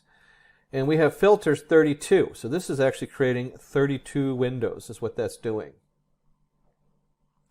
And the kernel size is 5 by 5. So we're looking at a 5 by 5 square. Remember, it's 150 by 150. So this narrows it down to a 5 by 5. It's a 2D, so it has your X, Y coordinates. And when we look at this 5 by 5, remember each one of these is actually looking at 5 by 5 by 3. So we're actually looking at 15 by 15 different pixels. And padding is just, usually I just ignore that. Activation by default is ReLU. We went ahead and put the ReLU in there.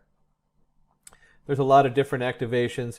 ReLU is for your smaller, remember I mentioned atom, when you have a lot of data use an atom kind of activation, or use an atom processing. We're using the ReLU here. It kind of gives you a yes or no, but it doesn't give you a full yes or no. It has a 0 and then it kind of shoots off at an angle. Very common. It's the most common one. And then of course here's our input shape, 150 by 150 by 3 pixels.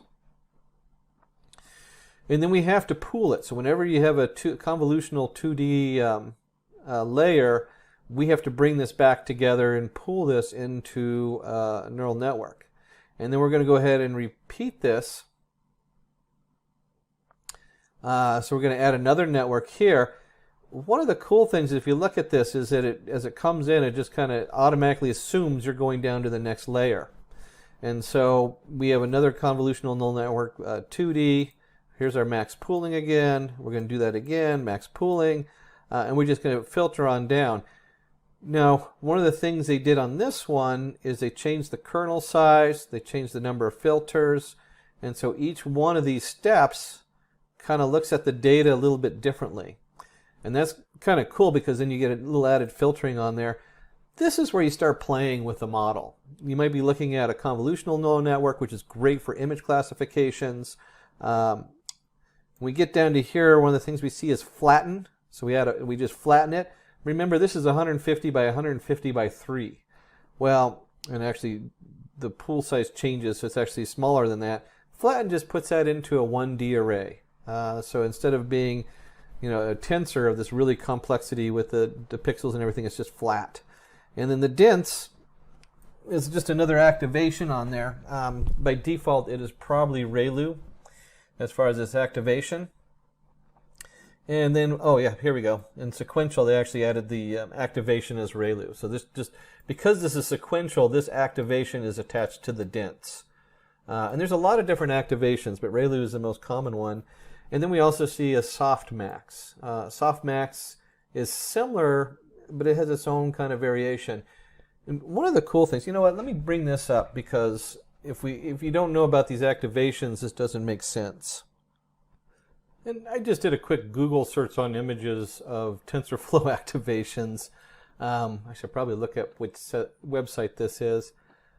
But this is the output of the values. So as your x, as it adds in all those weighted x values going into the node, it's going to activate it a certain way. And that's a sigmoid activation. And you can see it goes between 0 and 1 and has a nice curve there. This also shows the derivatives. And if we come down, the 7 popular activation functions, nonlinear activations, there's a lot of different options on this. Let me see if I can find the... Oops, let me see if I can find the specific to ReLU. So this is a leaky ReLU.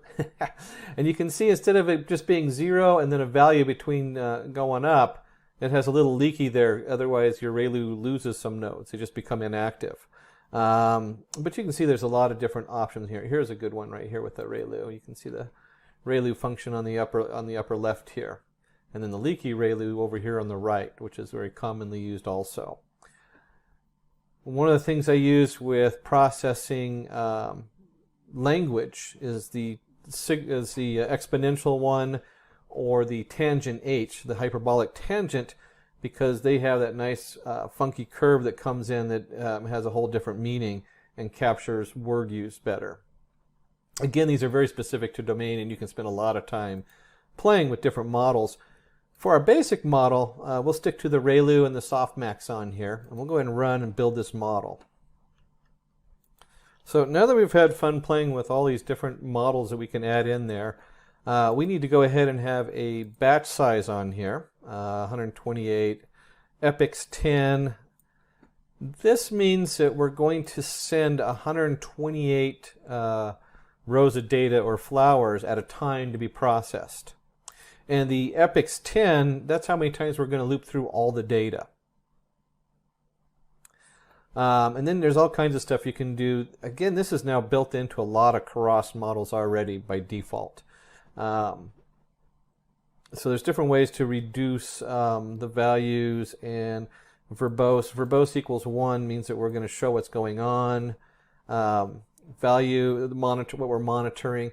We'll see that as we actually train the model. This is what's going to come out of there. If you set the verbose equal to 0, you don't have to watch it train the model, although it is kind of nice to actually know what's going on sometimes.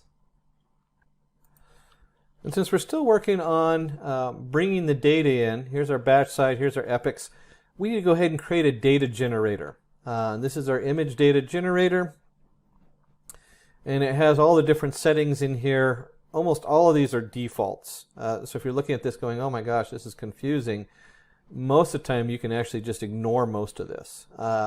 Vertical flip, so you can randomly flip pictures, you can randomly horizontally flip them. You can shift the picture around. This kind of helps, gives you multiple data off of them. Zooming, rotation, there's all kinds of different things you can do with images. Most of these we're just going to leave as false. We don't really need to do all that setup because we already have a huge amount of data. If you're short data, you can start flipping like a horizontal picture and it will generate, it's like doubling your data almost.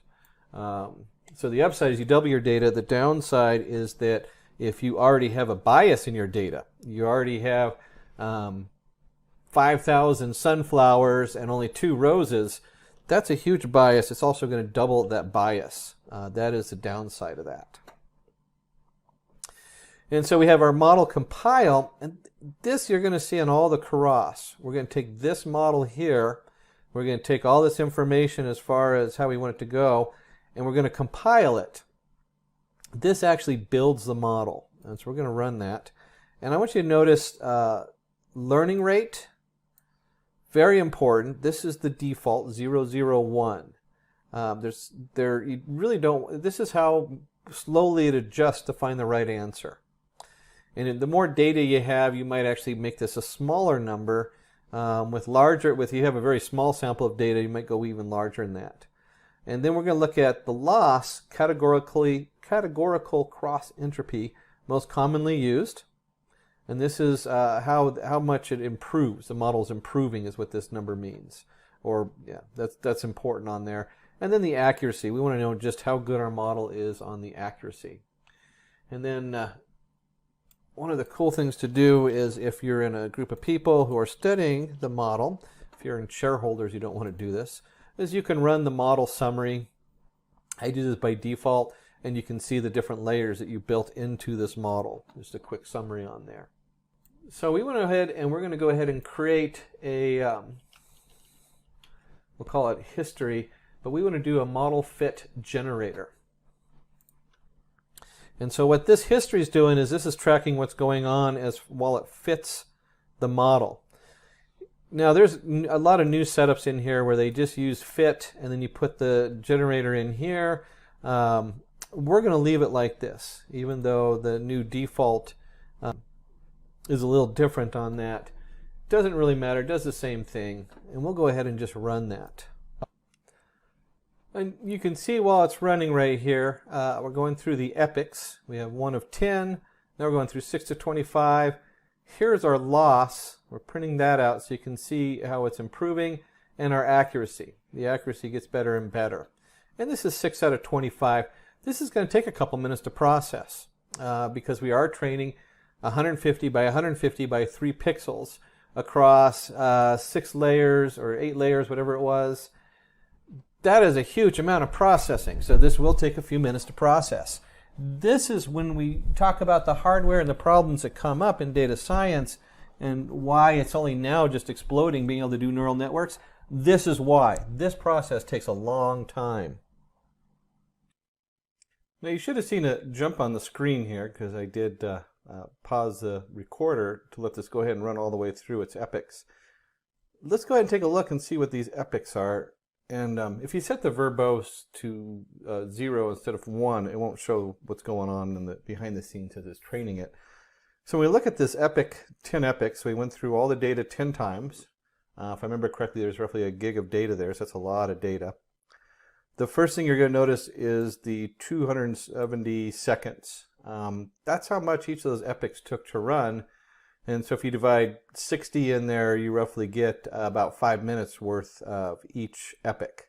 So if I have 10 epochs, that's 50 minutes, almost an hour of runtime. That's a big deal when we talk about processing. On this particular computer, I actually have, 8 cores with 16 dedicated threads. So it runs like a 16-core computer. It alternates the threads going in. And it still takes it 5 minutes for each one of these epochs. So you start to see that if you have a lot of data, this is going to be a problem if you have a number of models. You want to find out how good the models are doing and what model to use. And so each of those models could take all night to run. In fact, I have a model I'm running now that takes about a day and a half to test each model. It takes 4 days to do the whole data. So what I do is I actually take a small piece of the data, test it out to find out, get an idea of how the different setups are going to do, and then I increase that size of the data and then increase it again, and I can just take that curve and kind of say, okay, if the data is doing this, then I need to add in more dense layers or whatever. So you can do a small chunks of data and then figure out what it costs to do a large set of data and what kind of model you want. The loss, as we see here, continues to go down. This is the error. This is how much error is in there. It really isn't a user-friendly number, other than the more it trends down, the better. And so if you continue to see the loss going down, eventually you'll get to the point where it stops going down and it goes up and down and kind of wavers a little bit. At that point, you know you've run too many epochs. You're starting to get a bias in there, and it's not going to give you a good model fit. The accuracy just turns this into something that we can use. And so the accuracy is what percentage of guesses, in this case it's categorical, so this is a percentage of guesses are correct. Value loss is similar, it's a minus a value loss. And then you have the value accuracy, and you'll see the value accuracy is pretty similar to the accuracy, just rounds it off basically. And so a lot of times you come down here and you go, okay, we're doing 0.5, 0.6, 0.7, and that is 70% accuracy, or in this case 68.59% accuracy. And that's a very usable number, and it's very important to have.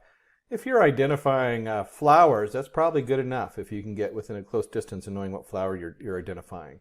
If you're trying to figure out whether someone's going to die from a heart attack or not, you might want to rethink it a little bit, or rekey how you're building your model. So if I'm working with a group of clients, shareholders in a company or something like that, you don't really want to show them this. You don't want to show them, hey, this is what's going on with the accuracy. These are just numbers. And so we want to go ahead and put the finishing touches, just like when you are building a house and you put in the frame and the trim on the house. It's nice to have a nice view of what's going on. And so we'll go ahead and do a pie plot, and we'll just plot the history of the loss, the history of the value loss over here. Epochs, train, and test. And so we're just going to compute these. This is really important. And what I want you to notice right here is when we get to about 5 epochs, a little more than 5, 6 epochs, you see a crossover here. And it starts crossing as far as the value loss. And what's going on here is you have the loss in your actual model and your actual data, and you have the value loss where it's testing it against the test data. The data wasn't used to program your model, wasn't used to train your model on. And so when we see this crossing over, this is where the bias is coming in. This is becoming overfitted. And so when you put these two together, right around 5 and 6, you start to see how it does this switch over here. And that's really where you need to stop, right around 5, 6. It's always hard to guess, because at this point the model's kind of a black box. But you know that right around here, if you're saving your model after each run, you want to use the one that's right around 5 epochs, because that's the one that's going to have the least amount of bias. So this is really important as far as guessing what's going on with your model and its accuracy and when to stop. It also is, I don't show people this mess up here. I show somebody this kind of model, and I say this is where the training and the testing comes in on this model. It just makes it easier to see, and people can understand what's going on. So that completes our demo, and you can see we did what we were set out to do. We took our flowers and we were able to classify them within about 68, 70% accuracy, whether it's going to be a dahlia, sunflower, cherry blossom, rose. A lot of other things you can do with your output as far as different tables to see where the errors are coming from and what problems are coming up. Companies across the globe are generating data at a rapid rate, and data science is helping them draw valuable insights and make business decisions. Hello everyone. Welcome to this video tutorial on data science interview questions. In this video, we will learn some of the important questions that are often asked in any data science interview. We'll discuss questions related to various aspects of data science such as programming, SQL, mathematics, statistics, linear algebra, and probability. Finally, we'll get an idea about the top machine learning and deep learning interview questions that are frequently asked in interviews. So let's begin. Hi everyone. Welcome to this live session by Simply Learn. Today, we are going to talk about some of the essential programming interview questions for a data scientist role. Now, since Python is widely used programming language for data science, machine learning, and deep learning, we will be solving our problems in the Python programming language using Jupyter Notebook. So, let's wait for a few minutes for people to join in. Also, if you haven't subscribed to our channel yet, then please make sure to subscribe to it now and stay updated with all the recent trending technologies. And if you want to get the code file that we will use in this session, then please put your email IDs in the chat section of the video. Our team will share the interactive IPython notebook with you.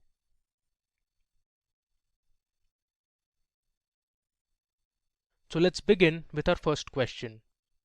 Our first question is, how do you get a list of all the keys in a dictionary? Now in Python for data science, data structures play an important role to store and manipulate data. Dictionary is one such data structure that is declared using curly braces, and they are written as key value pairs. You can see on the screen I have my dictionary called D, and it is assigned using curly braces. Now to get a list of all the keys in a dictionary, we use the .keys function. Now let me take you to my Jupyter notebook. So here is my Jupyter notebook, and you can see my first cell. I have my dictionary defined. So the name of the dictionary is D, and it has the key values. The keys are the country names and the values are the capitals of each country. So I have India and the capital is New Delhi. Then I have USA, the capital is Washington. Similarly, I have Spain, Madrid, and we have Germany and Berlin. Now India, USA, France, Spain, all these are my keys. So to get the keys, I'll use the .keys function. So I'll write my dictionary name, that is D dot, I'll give keys, close the brackets and hit Shift Enter. You can see these are the list of my keys in the dictionary D. Alright. Okay. Now let's move to our next question. So our next question is, what do you mean by list comprehension in Python? So list comprehensions are a short and easy way to define and create new lists based on existing lists. So suppose you want to iterate through a list and find all the even numbers in the list. You can either use a for loop and an if condition as shown here, or you can write a list comprehension to do it in one line of code. You can see this is my list comprehension. So let me show you both the ways.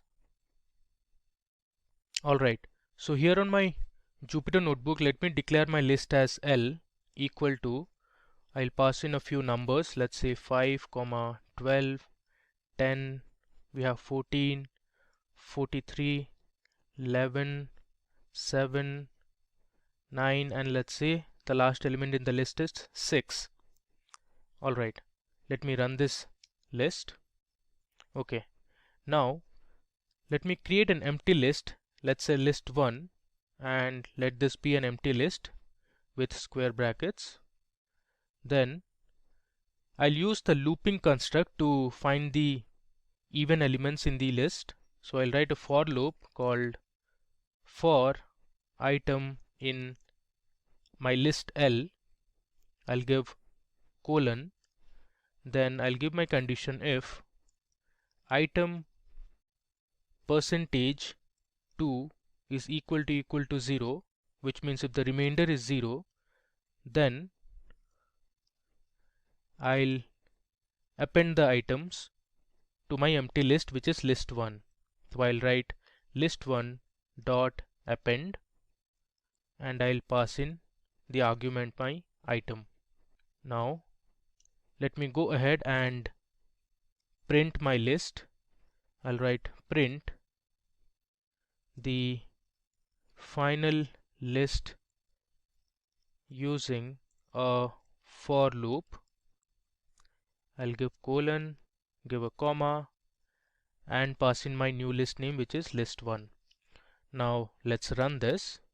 You can see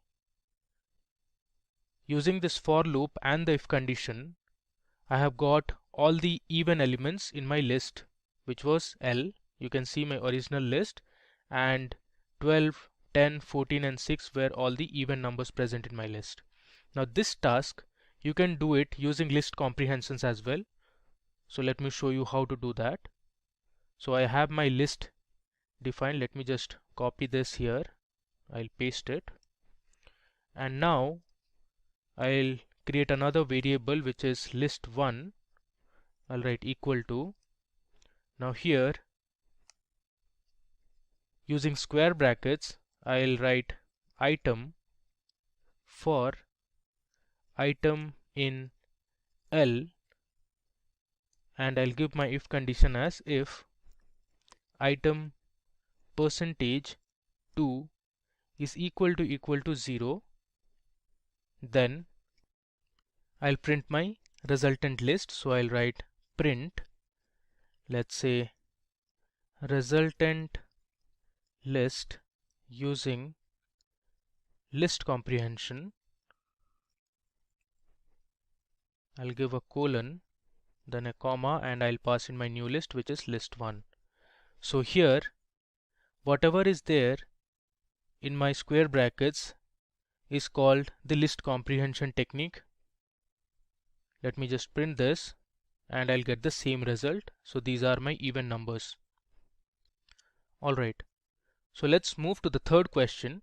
So our third question is, given a list of numbers, find the squares of the numbers using the map function in Python. Now the map function calls the specified function for each element of an iterable and returns a result. So let me show you an example to find out squares of a list of numbers using the map function.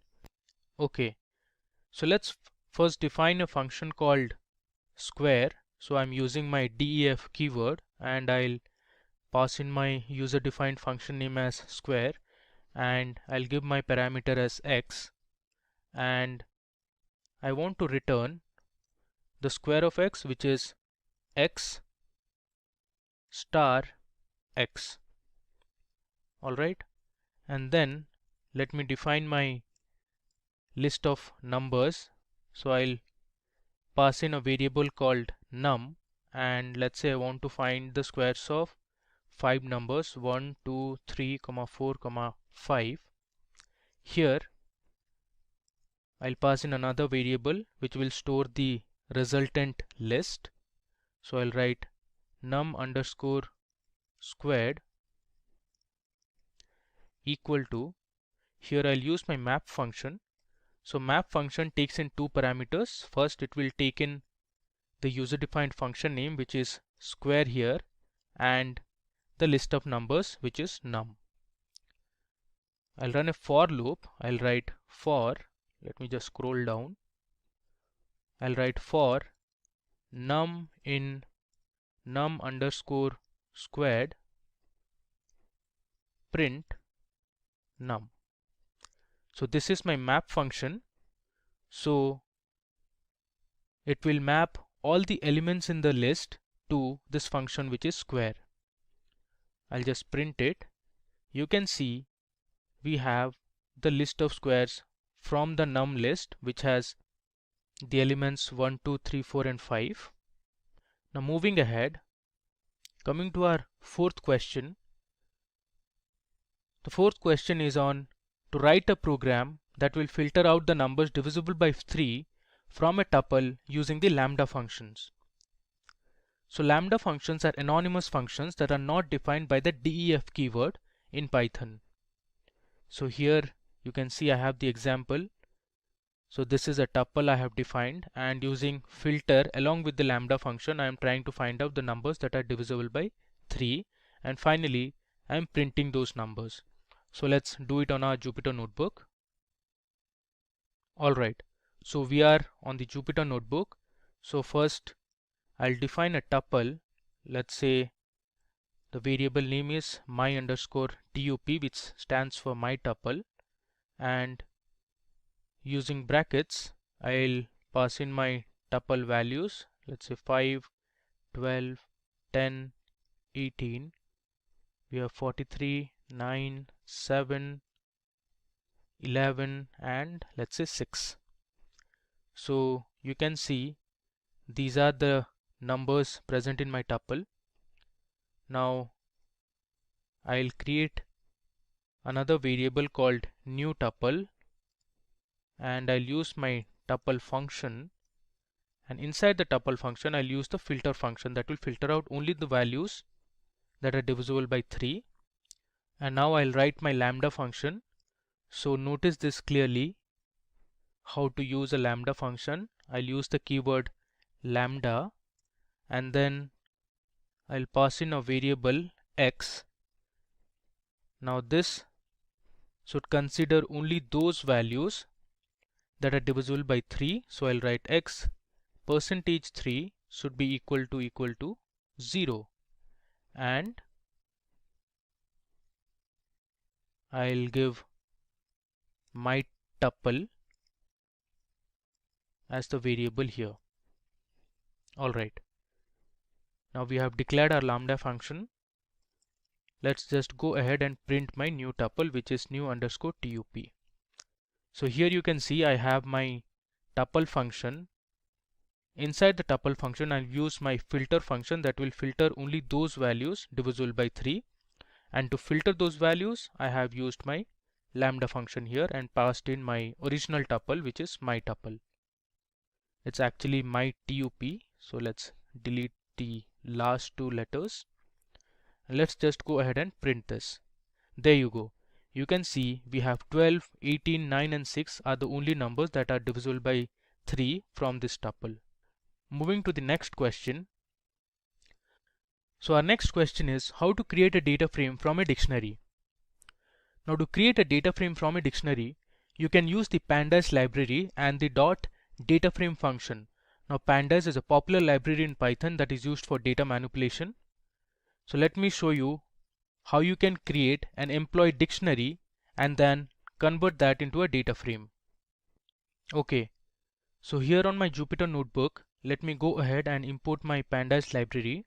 So I'll write import pandas as pd, and next let's create my employee dictionary. So I'll write emp, which stands for employee, and within curly braces I'll give my key value pairs. So my first column would be the name of the employee, and let's pass in a list of employee names. I'll write Amy. Let's say we have Angela. The third employee's name, let's say we have Samuel, and let Danny be our fourth employee. I'll give a comma. Now the second attribute in our dictionary will be the age of the employee. So my key would be age, and let's create a list of age values. I'm assigning random values to those employee age, 30 and let's say 32. And let's create another variable called city. Here variable refers to the column name of the data frame. Let's say Amy is from New York. Then we have Angela from Chicago. Let's say Samuel is from Boston, and we have Danny from, let's say, Seattle. Okay, so if I run this, I have my employee dictionary created. So if you want to see the dictionary, you can write print and pass the variable name, which is emp here. So this is my dictionary. Now to convert this dictionary into a data frame, you can simply write df, and you can give the pandas library as pd and use the data frame function. So I'll write data frame, and I'll pass in my dictionary name, which is emp here. Let's run it. Okay, so we have successfully created our data frame. Now let me just print the data frame. I'll write df. There you go. You can see I have a nice table here, which is actually a data frame. Here you can see the indices, and you can see our column names as name, age and city, and these are the values or the rows. Alright. Now let's see the sixth question we have. So the question is, what is the difference between LOC and ILOC in Python? Now as data scientists, you would often want to analyze a chunk of data and not all the rows in it. So LOC and ILOC functions can help you fetch specific rows and columns from your data frame. LOC function uses row or column labels to select and slice data from a data frame, while ILOC uses integer index to select specific rows and columns. Remember, ILOC stands for index location. I'll use a car data frame to show how LOC and ILOC works. Now on your screens you can see the data frame. So it has a column called brand, which has different brand names such as Ford, there's Hyundai, Tata, Mahindra, there's Maruti, there's Kia Motors. Then we have the year in which the car was manufactured. We have the number of kilometers the car has run. We have the city and the mileage the car gives. So let me first create this data frame on my Jupyter notebook. Okay, so here on my notepad I have my code written to create the data frame, that is car. I'll just copy this code and I'll paste it to this cell. Okay, let me just run it. So if I go on top, you can see we have successfully created our car data frame. Now let me go ahead and print this data frame. So I'll write print, in brackets I'll give my data frame as car. Let me run it. Alright, so here is my data frame. Now suppose you want to see the data from second row till the fifth row for brand and city columns, so you can use the LOC function. So I want my data from the second row till the fifth row for brand and city columns. So let me show you how to do that. So first I'll write my data frame name, that is car, and then I'll give my function as LOC, and within brackets I'll give my row index values. So I'll give from 2 to 5, which is second row to fifth row, and I'll give my column names as brand. I'll give a comma, and my second column which I want is city. So here I'm using the labeled based indexing. Let me just run it. There you go. You can see we have the information available for the second row, third row, fourth row and the fifth row. Alright. Similarly, let's see one more example for index location based slicing. So suppose you want to see the data from second, third and fourth row for year, kilometers and city columns. So for that you can use the ILOC function. So I want the value for second, third and fourth row, and the columns that I want are years, kilometers and the city column. So for that I'll give my data frame name as car dot, this time I'll use ILOC, and within square brackets I'll give my row values and the column values. Now one thing you should notice here is, if you use ILOC, Python will exclude the last index, which is the fifth row, and similarly here it will exclude the last index from the column, which is the fourth column. If I run this, you get the desired result. Now let's see another example. Let's say this time I want to print the rows that have mileage less than 25 for brand and city columns. So you can use a print function, and I'll pass in my data frame as car and use LOC. Here I'll give my condition as car, and I want my condition, that is mileage should be less than 25, and I want the brand name. So I'll use a square bracket and give my brand column, and I also want the city column. Okay, let me close it. If you run this, now these are the brand names Renault, Tata and Kia, which have mileage less than 25. Let me just verify this. You can see all these values are less than 25. Similarly, you can use the ILOC function as well. I can write print, I'll give car dot ILOC, within square brackets I'll give car, and my condition column is mileage. Now this should be less than 25. I'll use dot values, and then I'll give my column numbers as 0, 2. Let me run it. There you go. The same result, we have got it using ILOC function this time. And you can see the columns were 0, 2, which means we wanted the first column, which is brand, and the second column, which was kilometers.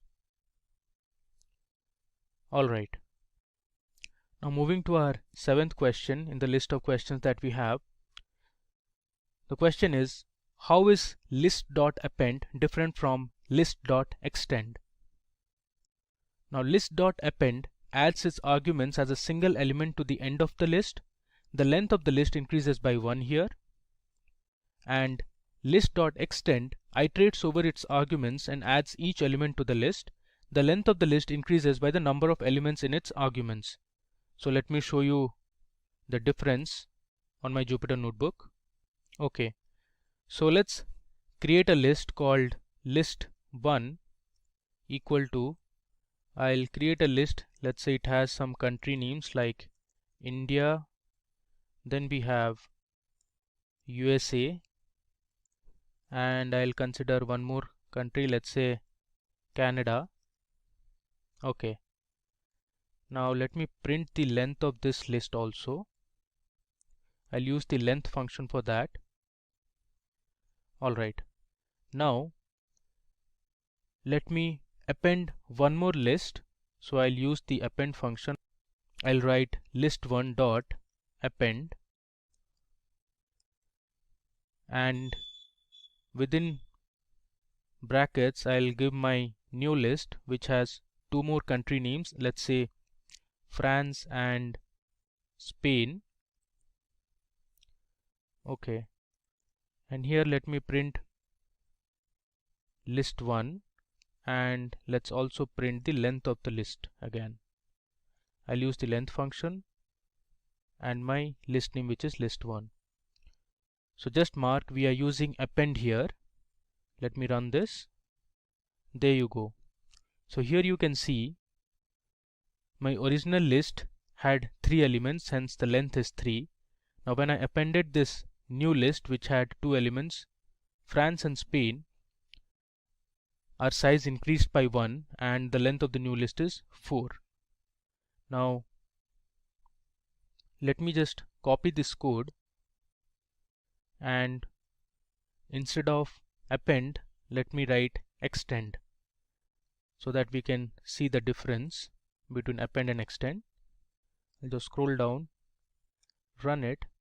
Here you can see our original list had 3 elements, but after we extended our list with 2 more elements, the length of the new list became 5. So these are the 5 elements in the list, and here you can see there were total 4 elements in the list when we appended the new list. Okay, now moving to our 8th question. Suppose you have a car dataset which has a mileage column. You need to create a new field called MLG that will accept 2 values. If mileage is less than 25, then the value should be low MLG, and if the mileage is greater than or equal to 25, then the mileage should be high MLG, or the value should be high MLG. Now while analyzing data, data scientists often need to create extra columns in the data frame to add more values that will help you make your data analysis more efficient. So this question is related to one such instance or one such idea. So here you can see my data set. It has the brand name, year, kilometers, city, and the mileage column. Now if mileage is less than 25, I'll add the value low MLG to my new column, else If mileage is greater than or equal to 25, I'll add high MLG to my new column. So here you can see my final output. Wherever the mileage is less than 25, it should print low MLG, else it should print high MLG. And now let's do this on my Jupyter notebook. So we'll use lambda functions that we learned earlier to perform this task. I'll write a function, let's say f is equal to, you can call this as a function or a variable. I'll give the keyword lambda and use x as my parameter. Now x should be low MLG if x is less than 25, which is mileage here, else if it's not less than 25, it should return high MLG. Now what I'll do is I'll give my data frame as car and I'll create my new column, that is MLG. Then I'll write equal to car dot, I'll give my column name from the original data frame, which is mileage, and I use my apply function and pass in the variable f. Now let's just print this data frame. If I run it, you can see the output here. We have created a new column which is MLG. You can see our new column name was MLG, and these are the results. So for Renault, Tata and Kia, for the last 3 rows, since the mileage is less than 25, it returned low MLG. For the remaining, it gave us high MLG. Now moving to the 9th question. So this is our next question. We want to create a 4x4 matrix and find the sum of all the diagonal elements in the matrix. Data scientists often work with multiple dimensional arrays or multi-dimensional arrays and matrices to build models. This question is related to an operation on a 4x4 matrix. So first, we need to create an array which will be a numpy array of 4x4 shape, and then we'll see how to calculate the diagonal elements or the sum of the diagonal elements. So I am on my Jupyter notebook. First, let's import the numpy library. So I'll write import numpy or numpy as np. Let me run it. Okay, now I'll create my 4x4 matrix. So I'll write m is equal to np dot array, and I'll create my 4x4 matrix. Let's say the values are 1, 2, 3, 4 in the first row, and in the second row I'll pass 5, 6, 7, 8. In the third row we'll have 9, 10 and 11, also 12, and finally we'll have 13, 14, 15 and 16 in the fourth row. I'll just run it. Now if I print m, you can see this is a 4x4 matrix. So this is one way of creating a 4x4 matrix, which is a bit tedious and lengthy. Instead of that, you can also use arange function.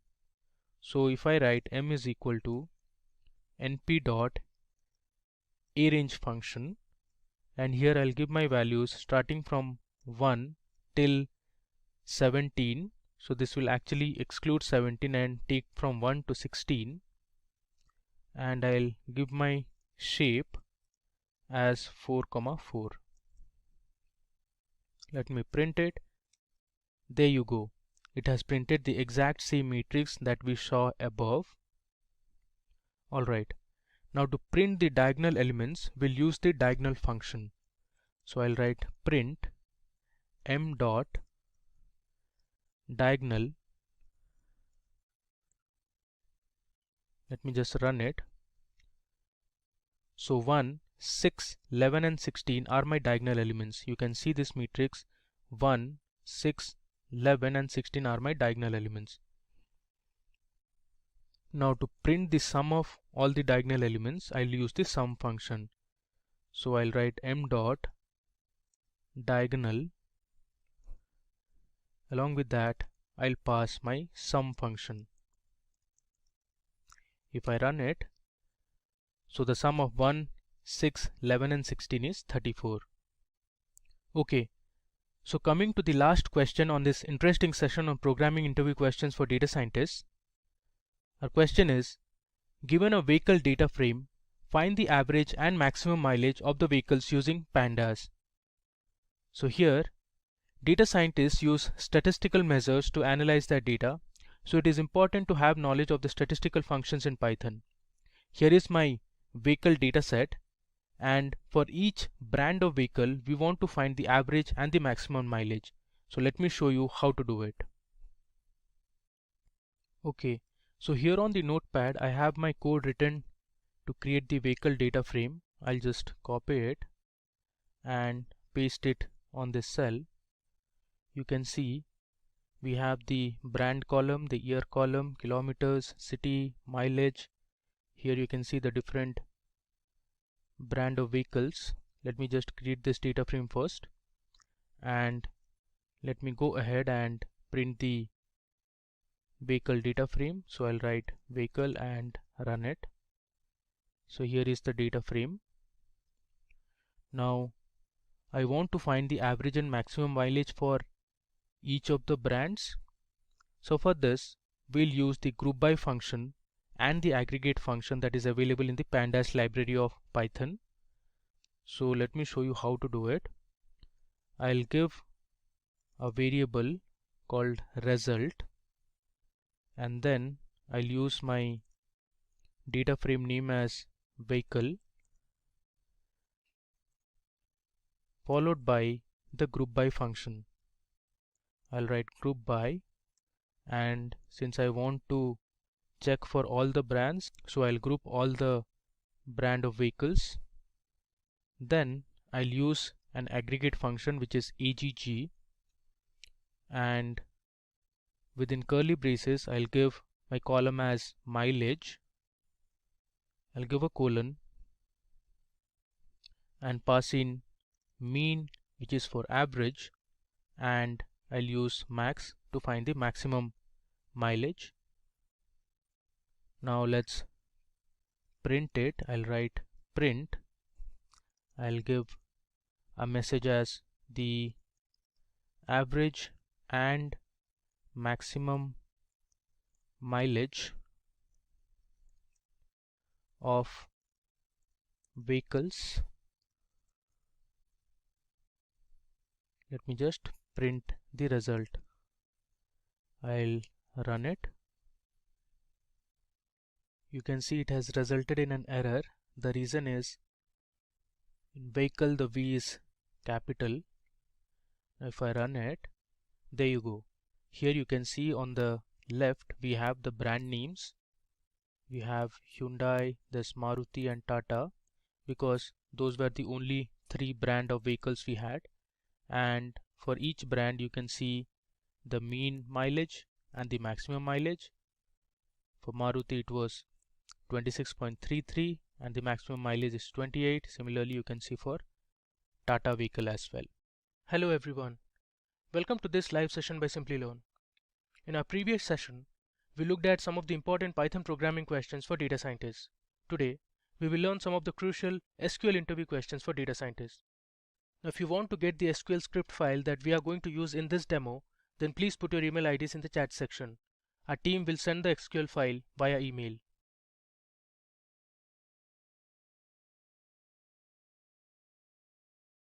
SQL is a widely used language for querying data from databases.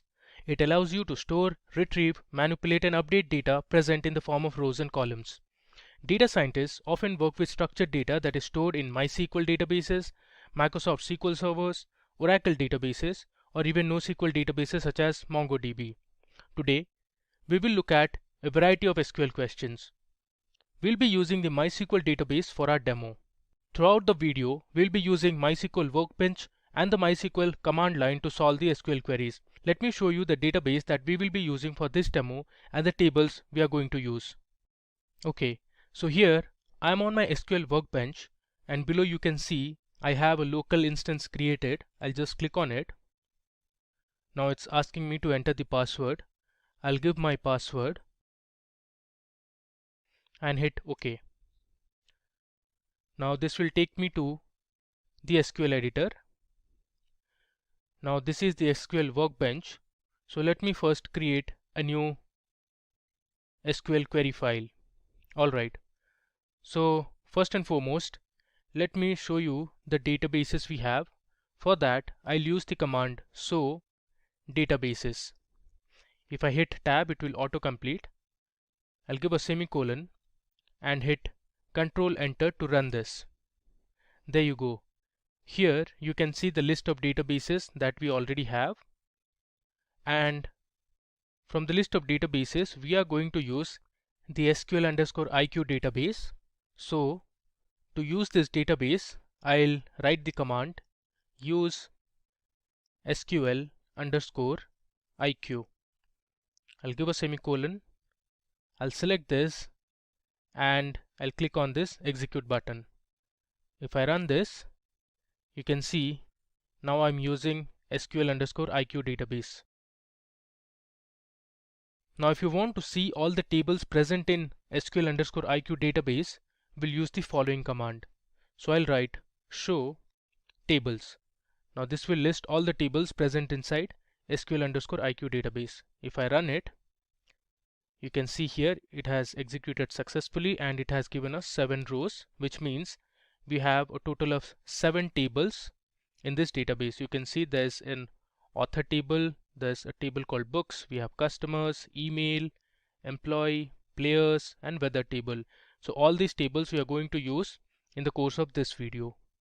Now if you want to have a look at the data present in one of the tables, you can just use the select statement. So I'll write select star from, let's say I want to see the data present inside the employee table, so I'll write employee. So this is my table name. I give a semicolon. If I select this, hit the execute button, there you go. It shows me that it has returned 6 rows, and these are the column names. We have the name of the employee, the age of the employee, we have the employee's salary, and the employee ID. So there are total 6 employees in the table. Alright, now I can do the same operations on my SQL command line as well. Now let me open the command line first. Okay, so this is the MySQL command line client. It is asking me to enter the password, so I'll give my password first. Alright, now here you can see I have come inside MySQL. Now the operations that we performed on the MySQL workbench, the same operations can be performed on the command line as well. So I'll write use SQL_IQ. I'll hit enter. You can see the message, it says database changed. Now if you want to display the tables present inside this database, I can use show tables command. I have to give a semicolon and hit enter. There you go. You can see the list of tables we have inside the database. Now if you want to have a look at the content of one of the tables, I can just write select star from, let's say, players. If I give a semicolon, hit enter, you can see the rows and columns in the dataset. Alright, and with that, let's move on to our first question on SQL. Okay, so our question is, what is the difference between where and having clause in SQL? So where clause is used to filter the records based on the specified condition, while the having clause is used to filter the records from groups based on specified conditions. You need not worry, we'll do the demo for where and having clause using the employee table. So where clause cannot have aggregate functions such as count, sum, min, or maximum functions. Having clause can operate on aggregate functions. Now where clause is implemented on rows, Well, having clause is implemented on columns. Now let me show you an example of how a where clause is different from an having clause. So I'll take you to my MySQL workbench. Alright, so we are on the SQL workbench. So suppose I want to get the records of the employees whose age is greater than 30. For this, I can use a where clause. So since I want to get the employees whose age is greater than 30, I'll use a where clause. I'll write my SQL query as select star from employee where I'll write age is greater than 30. If I give a semicolon and run this, it will return all the employees whose age is greater than 30. You can see 36, 36 and 35. These are the employees whose age is greater than 30. Now I have intentionally kept some duplicate rows because we are going to use this in our next questions. Again, I can also do the same task using the having clause. So let me just copy this query. I'll paste it here. Now instead of where, I'll write having. So you will see that even this query will return the same result. If I run it, you can see it gives me the same result. Now let's say I want to find all the records where the count of age for all the employees is greater than 1. In this case, I can't use a where clause. It will throw me an error since where clause cannot be used with aggregate functions. So let's try using an aggregate function in the where clause. So I'll write select star from employee where count of age is greater than 1. So the idea is to find all the records where the count of age for all the employees is greater than 1. So if I run this SQL query, you can see it has given me an error. It says invalid use of group function. Now instead, we need to use a having clause along with the group by clause to solve the problem. So I'll group all the age values and then find the count of each age value. So let me just paste this, and here I'll edit my SQL query. Instead of where, I'll write having, and just after the table name I'll use the group by clause. So I'll write group by age. Now let's run it. Alright, you can see our SQL query has returned only those employees whose age occurs more than once. Now let me just verify this. If I run my employee table, you can see Angela's age, that is 36, has been repeated twice. You can see Angela here as well, and similarly we have Mike also repeated twice. Alright. Now let's see the second question. Now this is a multiple choice question where you need to answer the correct SQL query based on the question. So the question is, the correct SQL query to select all the records of employees with ARI in their names is. So we have a list of 4 options given, and out of that you need to find the correct option. Now the answer to this question is this. So if you write select star from the table name, which is employee here, where name like, then if you give this condition, it will return all the records where employees have ARI in their names. Now like is an operator in SQL that is used to search a specified pattern. So here our pattern is we want all those employees who have ARI in their names. The first percentage means that the name can have any number of letters in the beginning, followed by ARI in the middle, and the last percentage means the name can have any number of letters in the end. So let's do this on our MySQL workbench. Let me first display all the employees in the table. So I'll write select star from employee.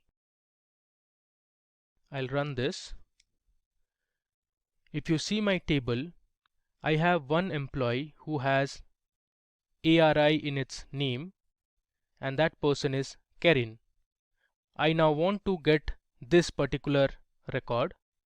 So what I can do is I'll write a select query, select star from employee where name, then I'll use the like operator where name like within double quotes I'll give percentage ARI, again a percentage, close the double quotes and give a semicolon.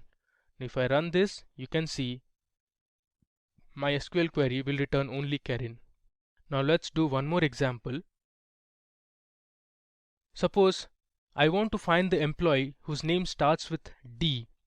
So the way to do is something similar to what we saw just now. So here in my condition, I'll just replace this with D. This means the name should start with D, and after that it can contain any number of letters. Now let's run it. There you go. So our table had one employee called Danny whose name started with D. Now moving to our third question. So the question is, we want to write a query to find the players with the least number of goals. So there are two methods to do it. One where you can use a subquery and the other method to use the limit operator. So let me show you both the methods. First, let me go ahead and display all the tables present in my database, that is SQL or SQL_IQ. Alright, if I scroll down, you can see we have a table called players. So I'm going to use the players table to find the player with the least number of goals. So let me show you the first method, that is by using a subquery. So I'll write select star from my table name, which is players, where goals equal to, and in this I'll write my subquery using brackets. So I'll select minimum goals from the table that is players. I'll close the bracket and then I'll give a semicolon. Now let me go ahead and run this. You can see Matt was the player from Scotland who scored the least number of goals, that is 3. Now let's break it down. So what we did was, first my SQL query found out what was the minimum goal scored by a player. So if I run this, you will see it will return me 3. So 3 was the least number of goals scored by one of the players.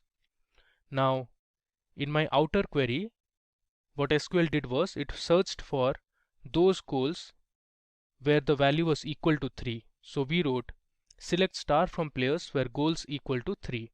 Hence, if I run this, you will find the player who scored only 3 goals, and that player is Matt. Alright. Now the other way to do is using the limit operator. So this is more simpler than the previous method. I can write select star from players order by goals. Now let me first run this SQL statement. If I run this, you can see we have ordered this in ascending order. So the person who has scored the least number of goals appears at the top, and the person with the player with the highest number of goals appears at the bottom. And from this table I only want the first row, and for that I can use the limit operator. So if I write limit 1, it will display only the first row. If I run it, you can see it shows me only the record for Matt. Moving ahead, now let's see the fourth question in our list. The question is, write the SQL query to find the player with the second highest number of goals. Now again, there are two methods to do it. One is by using limit and offset, and the other method is to use a subquery. So let's see both the methods. I'll first write my SQL query using limit and offset. So my query will be select star from players order by goals descending. Let me just run this. Alright, so here you can see my table has been ordered in descending order of goals. So Anthony has scored the most number of goals, then comes Daniel, followed by Sam, and at the end we have Matt, who scored the least number of goals. Now out of this, I want the player who scored the second highest number of goals, which is Daniel. So I want my SQL query to return this row that has player ID 103, name is Daniel, country is England, and goals is 7. For that, MySQL has two features. So I can use limit 1 followed by offset 1. So what this query does is, it will offset one row, that is, it is going to offset the first row, or it is going to skip the first row and then print only the second row, because I have set my limit to 1. So let me just run it. You will see we get the desired result. The player name is Daniel and the number of goals scored is 7. Now the other method to do is using a subquery. Now let me write my subquery. First I'll write my outer query, which is select star from, and here I'll write my subquery select star from players order by my column name, which is goals, in descending order. Here I'll limit it to 2. Then I'll give my alias name as T. Then I'll use order by goals limit 1. Let me just run it first. If I run this, you see here I get the same result. Now let's first break it down. I'm going to run this subquery first. So here I have select star from players order by goals descending and limit is 2. Let me just run it. So the selected SQL query returns the first two rows ordered by goals, and if you see here clearly, we have again ordered the value returned in ascending order, which means from this table, if I order this table in ascending order, Daniel should appear first, and out of that I'm limiting my result to 1, so it will print only Daniel. If I run this again, you can see I have the desired output. Now let's check the fifth question in our list. Given the below email table, write a SQL query to find the distinct domain names from the email column. So if you consider this as my email table, the domain names are gmail.com, yahoo.in, and we have hotmail.com. These are the distinct domain names. Now to solve this task, again we have two methods. Either you can use the substring underscore index function, or you can use the substring function. Now the substring underscore index function returns a substring of a given string before a specified number of delimiters. So let me first use the first method. Okay, so here on my SQL workbench, I'll write select. I'll use the keyword that is distinct. Then I'll use my function, which is substring underscore index. Here substring underscore index will take 3 parameters. The first is the original column name, which is email, followed by the delimiter I'm looking for, that is @. So I'll put @ with single quotes since it is a text or a character, and then I'll give the number of times to search for the delimiter. here it is going to be -1. So you can either give a positive value or a negative value. If it is a positive number, then this function will return all to the left of the delimiter. If it is a negative number, the function returns all to the right of the delimiter. Alright. And then I'll give an alias name as, say, domain name from my table, that is email. If I run this, you can see I have the list of all unique domain names or distinct domain names that we saw in our table. This is one of the ways. The other way is to use the substring function. Now the substring function extracts a substring from a string starting at any position. So let me write my SQL query. I'll write select distinct. I'll then give my function as substring. Here substring will take in two parameters. The first parameter is the column name, which is email ID here. So I'll write email. I'll give a comma. Next, I want to find my delimiter. So for that, I'm going to use another function called locate. And here I want to locate the index position of @. So I want to give my delimiter as @ followed by the column name, which is email.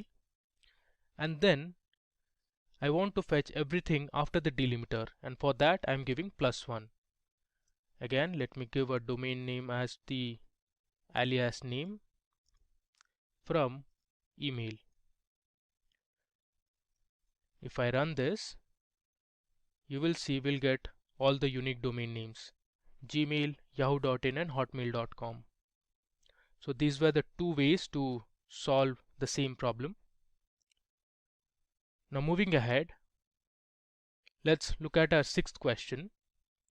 So our question is, write the SQL query to find duplicate records from a table without using a temporary table. Now, one of the other variants of this question is to delete all the duplicate records from a table without using a temporary table. Now to solve such queries, you can use the group by and the having clause. Let's look at how to do it.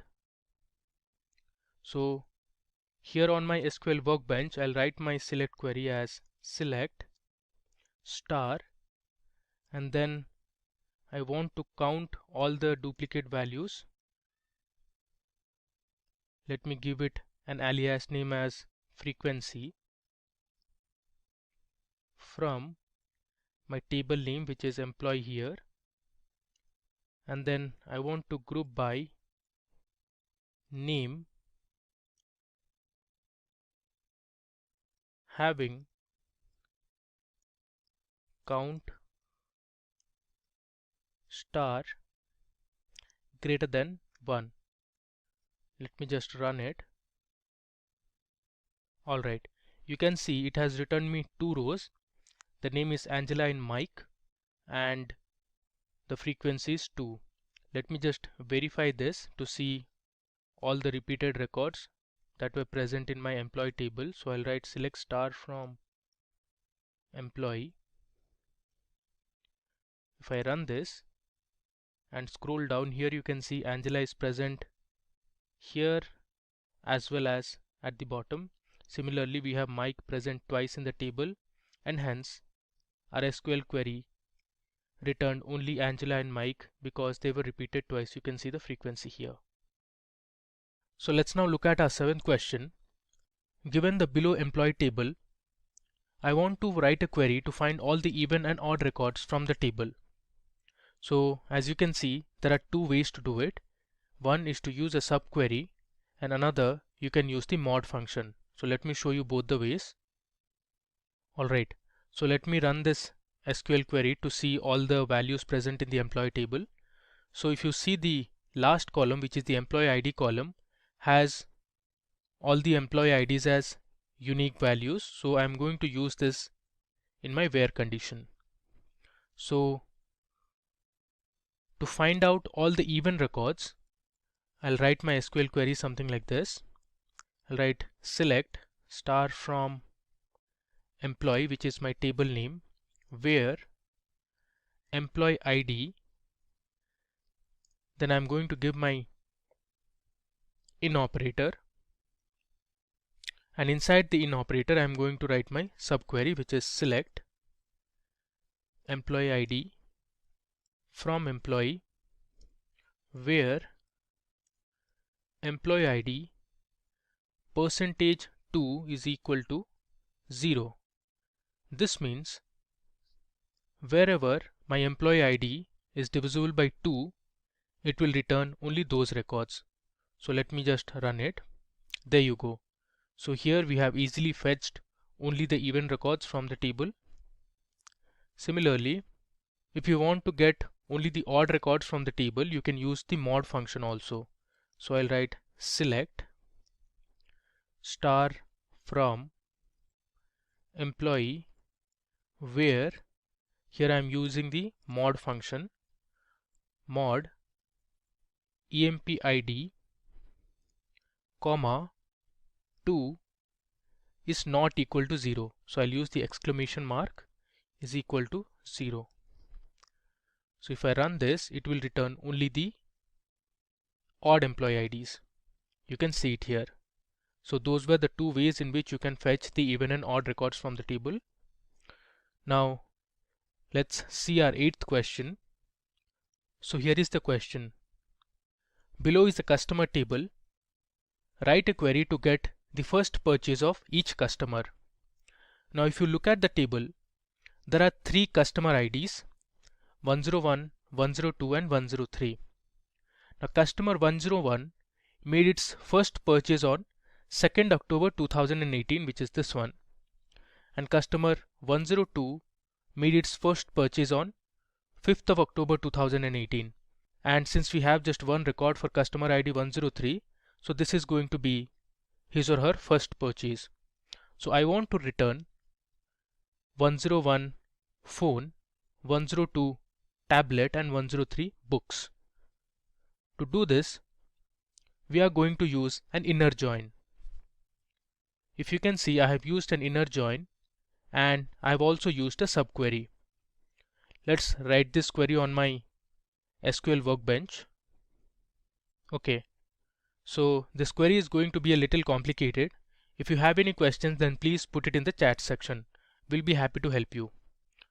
So I'll start with select. I'm going to take an alias name as t dot. I'll write cust underscore id comma t dot purchased at comma, the next field I'm going to select is t dot item from customers as t. Next I'm going to write my inner join, and inside the inner join I'll write my subquery, which is going to be select customer ID comma, I'm going to take the minimum value from the purchased at column, which is my date column. Close this.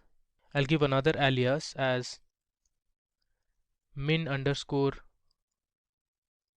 purchased underscore at from, my table name is customers. Then I'm going to group it by 1. Here 1 means the first column that you have put in the select statement, which is customer ID. So I'm grouping by customer ID. I close the bracket, and everything I'm going to give an alias name as t1.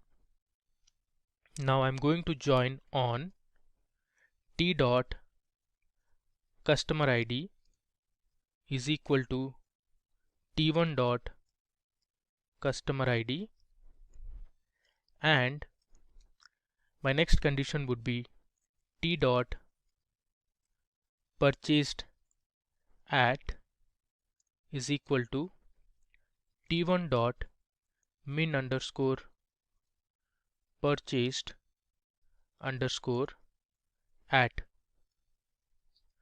I'll give a semicolon. I would request you to go through this SQL query in a detailed manner so that you understand it line by line. Let me just run it now. If I run it, okay, it has thrown me an error which says table SQL underscore IQ customer does not exist. The reason is my table name is customers. Alright, so let me run it once again. Okay, so there's one more error. It says unknown column purchases at. So we had made a spelling mistake here. It should be purchased at. Now let's try and run it. Alright, there you go. So for customer ID 101, the first purchase was made on 2nd of October 2018. Likewise, for customer ID 103, the first purchase was made on 5th of October. And similarly for customer ID 102, the first purchase was made on 5th of October again. Now moving to the 9th question. So here we have a weather table. We want to write an SQL query to find all the date IDs with higher temperature compared to its previous dates. So if you see, we have a date ID column, we have the date and the temperature. Using this table, I want to find those IDs with higher temperature compared to its previous dates. So if you look for date ID 1, the temperature is 32. For date ID 2, the temperature is 31. For date ID 3, the temperature is 30.8. Now if you clearly notice, for date ID 4, the temperature is 31.5, which is actually higher than the previous date ID, which is 30.8. Similarly, for date ID 5, the temperature is 33, which is again higher than the previous date, which is 31.5. Now if you look at the date values, they start from 10th of March till 15th of March 2020. Now to solve this query, we are going to use SQL joins again, and I'm going to use a function called to_days. Now MySQL to_days function returns the number of days between a given date and year 0. So let's go ahead and write this SQL query. Alright, so first let me select all the rows from the temperature table which we are going to use for this particular question. I'll run it. Alright, there's some error. Actually the name of the table is weather and not temperature, so I'll write weather. Let me run it.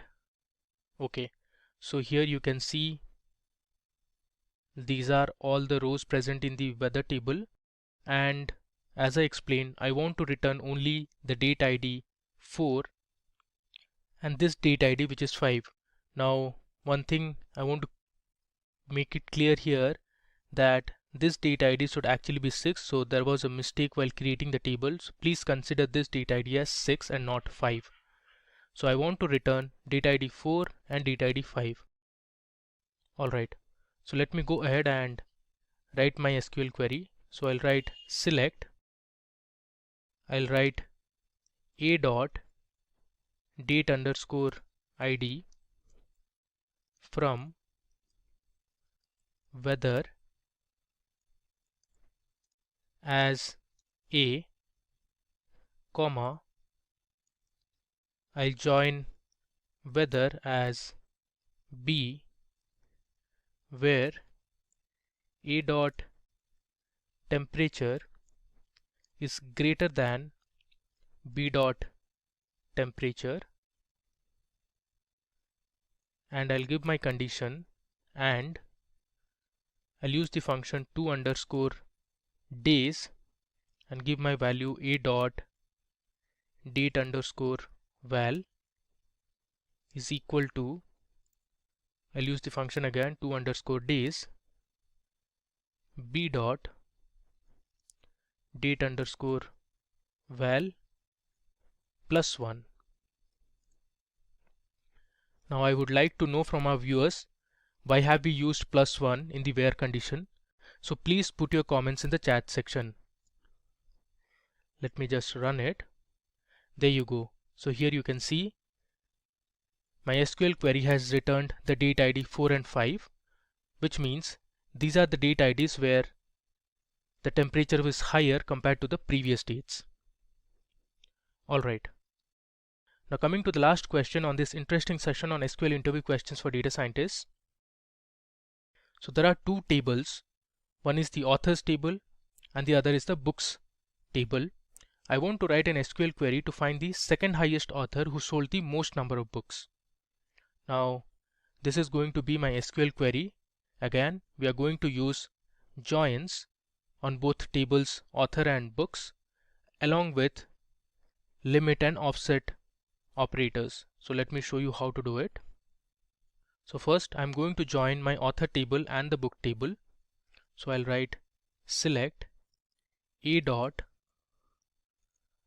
author underscore name, comma, I'm going to find the sum of copies sold from the books table. So I am giving my alias name as b dot copies underscore sold, which is my table name.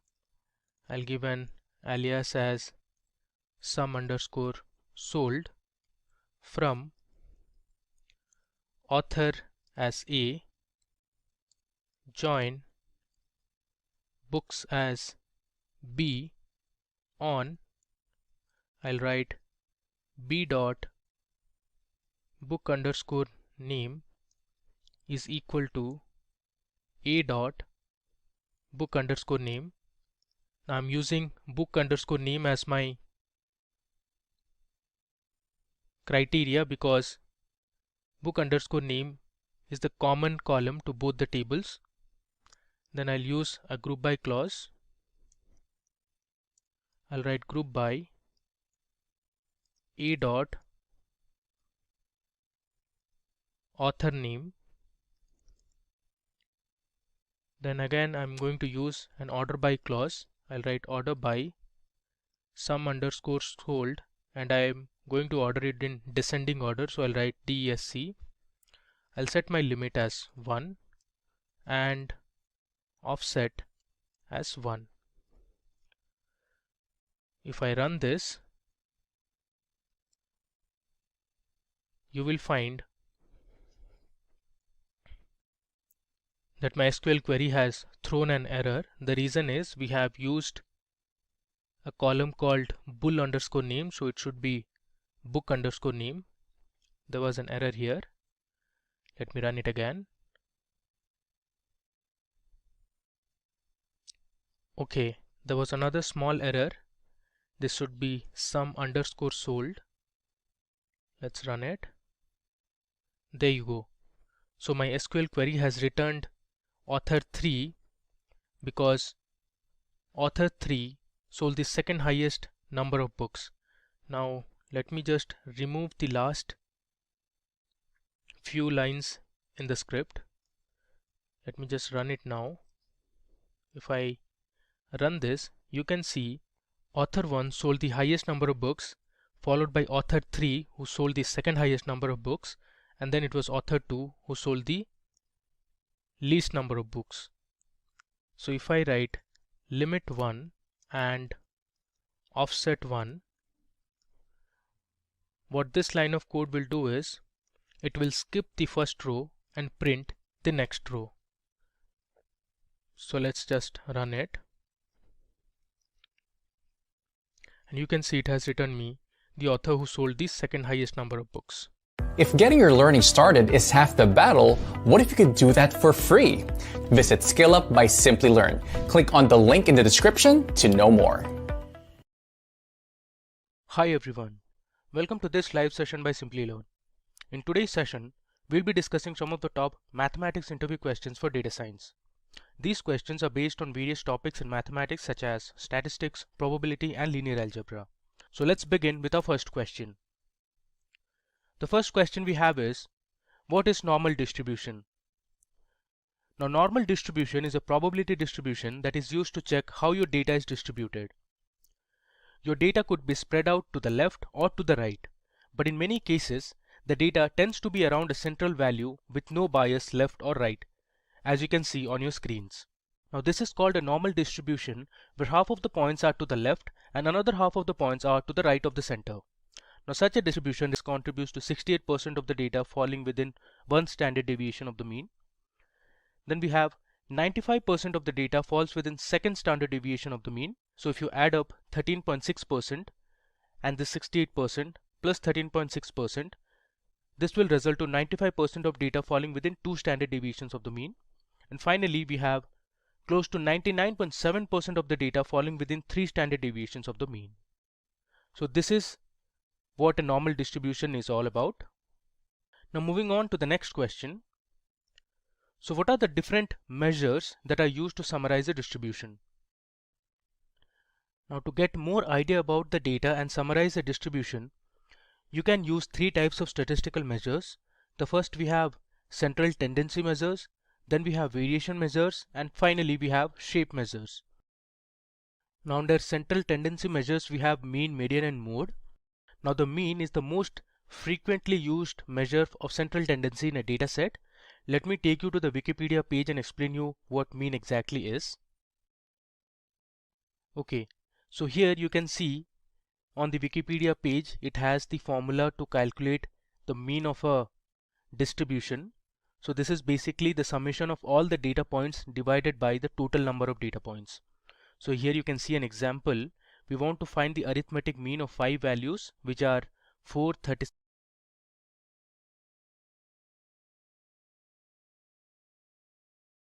We'll pick the fourth element from our ordered set of points, that is 6 here, and hence 6 is the median for this ordered set of points. Now if you have an even number of observations, as you can see here, total we have 8 observations.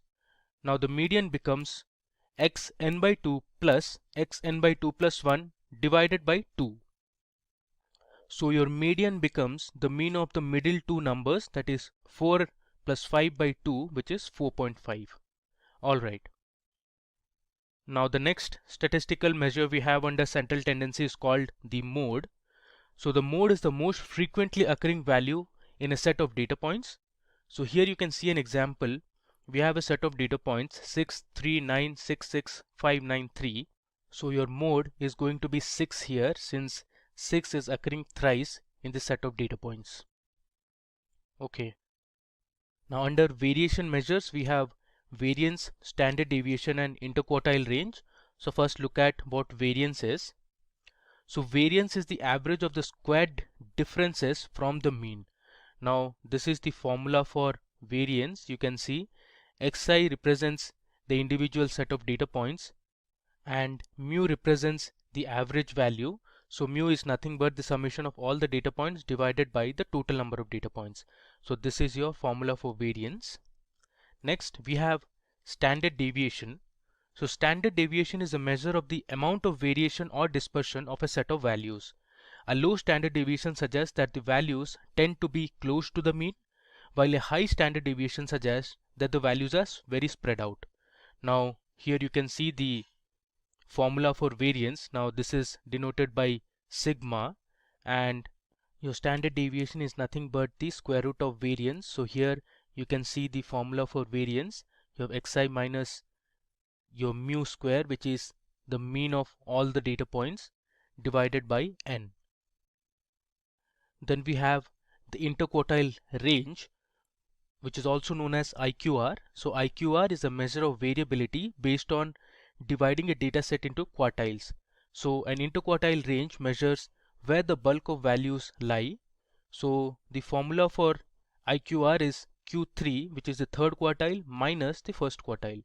So here you can see we have a list of data points. Then we are ordering the data points first, and then we cut the list into quarters. So first you have the Q1, then you have Q2, and finally you have Q3. So for these set of data points, your IQR is going to be 7 minus 4, that is 3. Then we have shape measures. So under shape measures we have skewness and kurtosis. So skewness is a measure of symmetry. Your distribution is symmetric if it looks the same to the left and the right of a center point. Now they are majorly of two types. One is called negative skew, or which is also known as left skew. Then we have positive skewed or right skewed. And finally, we have kurtosis. So kurtosis is a measure of the tailness of a probability distribution. It defines how heavily the tails of a distribution differ from the tails of a normal distribution. So if you consider these distributions, the kurtosis will calculate the tailness, which is actually these areas of a distribution. Now let's look at a third question. So the question is, create a sparse matrix in Python. Now in numerical analysis, a sparse matrix or a sparse array is a matrix in which most of the elements are zero. Now there are multiple ways to create a sparse matrix. I'll show you two ways to create a sparse matrix. So let me take you to my Jupyter notebook, where I'll create a matrix first and then we'll see how to create sparse matrix out of it. So I am on my Jupyter notebook here. First, let me import the necessary libraries. So first I am going to import numpy as np, and then from scipy we'll import sparse. I'll run this cell. Okay. Next, let me go ahead and create a matrix. I'll use the np.array function, and within this function I'll create a 3x3 matrix and I'll assign the elements. So my first row will have 1 2 3, next we'll have 4 5 6, then we'll have 7 8 and 9. Alright, let me run this cell. Okay, now let me go ahead and print my matrix. So I'll use the print function, and let's say I'll pass in a message that is original matrix, comma, and then pass in my variable name that is matrix. Let's run it. So here you can see I have my original matrix. It is a 3x3 matrix and has 9 elements in it. First, let's see how using dictionary of keys you can create a sparse matrix. So for that, I'll write the print statement, and then I'm going to use a function which is called DOK, that stands for dictionary of keys underscore matrix, and I'll pass in my variable name which is my original matrix. So if I run this, you can see I have got my dictionary of keys sparse matrix. Next, I'll show you how using diagonal storage paste you can create a sparse.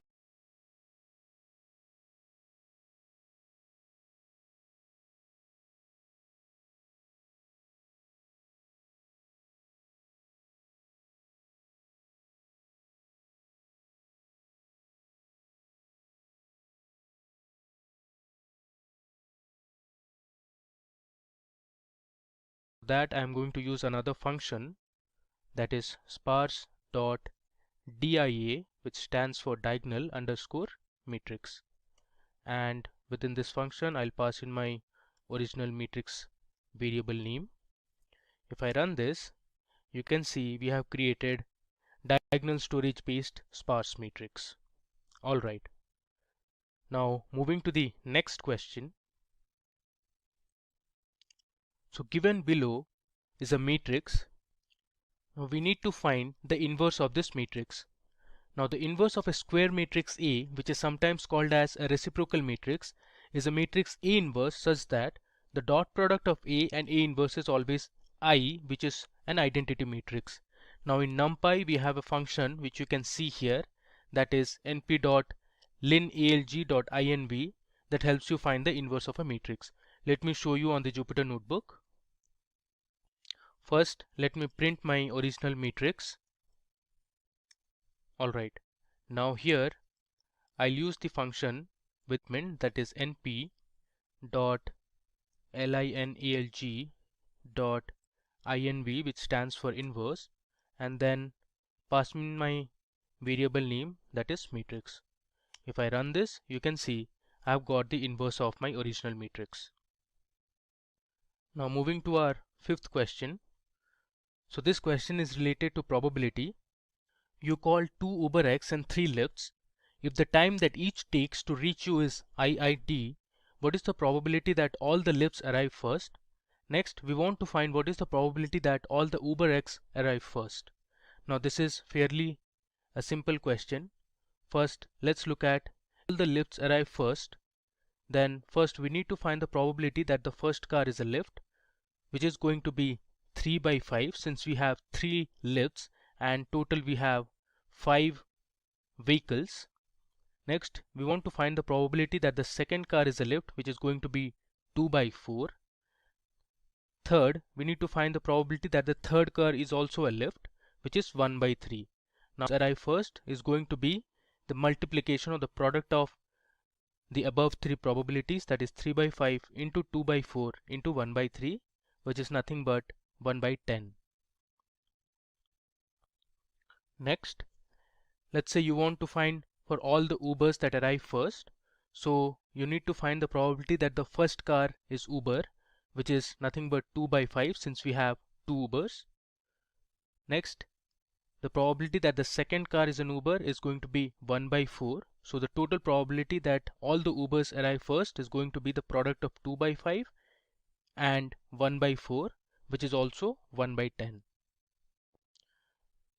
Now moving to the sixth question, the mean, median and mode of a distribution are 30, 25 and 20.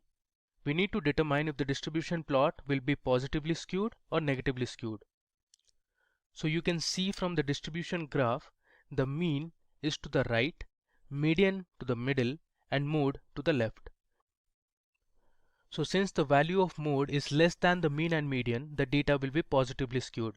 And similarly, the skewness of the distribution is on the left if the mean value is less than the median and the mode occurs at the highest frequency of the distribution.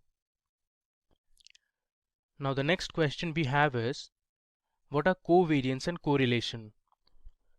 So covariance and correlation are measures that help you understand the relationship between two continuous variables.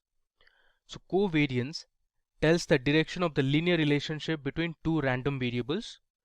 The direction means if the variables are directly proportional or inversely proportional to each other. So increasing the value of one variable might have a positive or a negative impact on the value of the other variable. Now covariance can take any value between minus infinity and plus infinity. So below you can see the formula to calculate the covariance. So you have summation xi minus x bar or x dash here represents the mean, xi represents the individual points, then this is multiplied by yi minus y dash or the mean of y divided by the total number of observations. Next, we have correlation. So correlation explains the change in one variable leads to how much proportion changes in the second variable. Correlation tells how strongly two random variables are related to each other. It takes values between -1 and +1. A negative correlation means they are inversely proportional to each other. A positive correlation means they are directly proportional to each other. If the correlation coefficient is 0, then there is no linear relationship between the variables. So here below you can see the formula to calculate the correlation. Now moving to the eighth question. So what are the sampling methods used in data science? Now sampling is a statistical technique that is used to select, manipulate and analyze a subset of data points and find patterns and trends in the large data set being examined. Now there are two types of sampling methods. We have probability sampling and non-probability sampling. Now under probability sampling we have something called as random sampling. So in random sampling, every individual is chosen entirely by chance and each member of the population has an equal chance of being selected. Then we have stratified sampling. So in stratified sampling, subsets of the population are created based on a common factor and samples are randomly collected from each other. Now talking about systematic sampling. So in systematic sampling, a sample is created by setting an interval at which to extract data from the larger population. An example could be selecting every fifth row in a spreadsheet of 100 items and creating a sample size of 20 rows for analysis. And finally, under probability sampling, we have cluster sampling. So in a cluster sampling, subgroups of the population are used as the sampling unit rather than individuals. So the population is divided into clusters and a whole cluster is randomly selected to be included in the analysis. Now let's look at the sampling methods that are present under non-probability sampling. So first we have convenience sampling. So for convenience sampling, the samples are selected based on the availability. So this method is used when the availability of samples is rare and costly. So based on convenience, samples are selected. Second, we have quota sampling. So quota sampling depends on some preset standard. The proportion of characteristics in sample should be the same as the population. Next, we have purposive sampling. It is also known as judgmental sampling.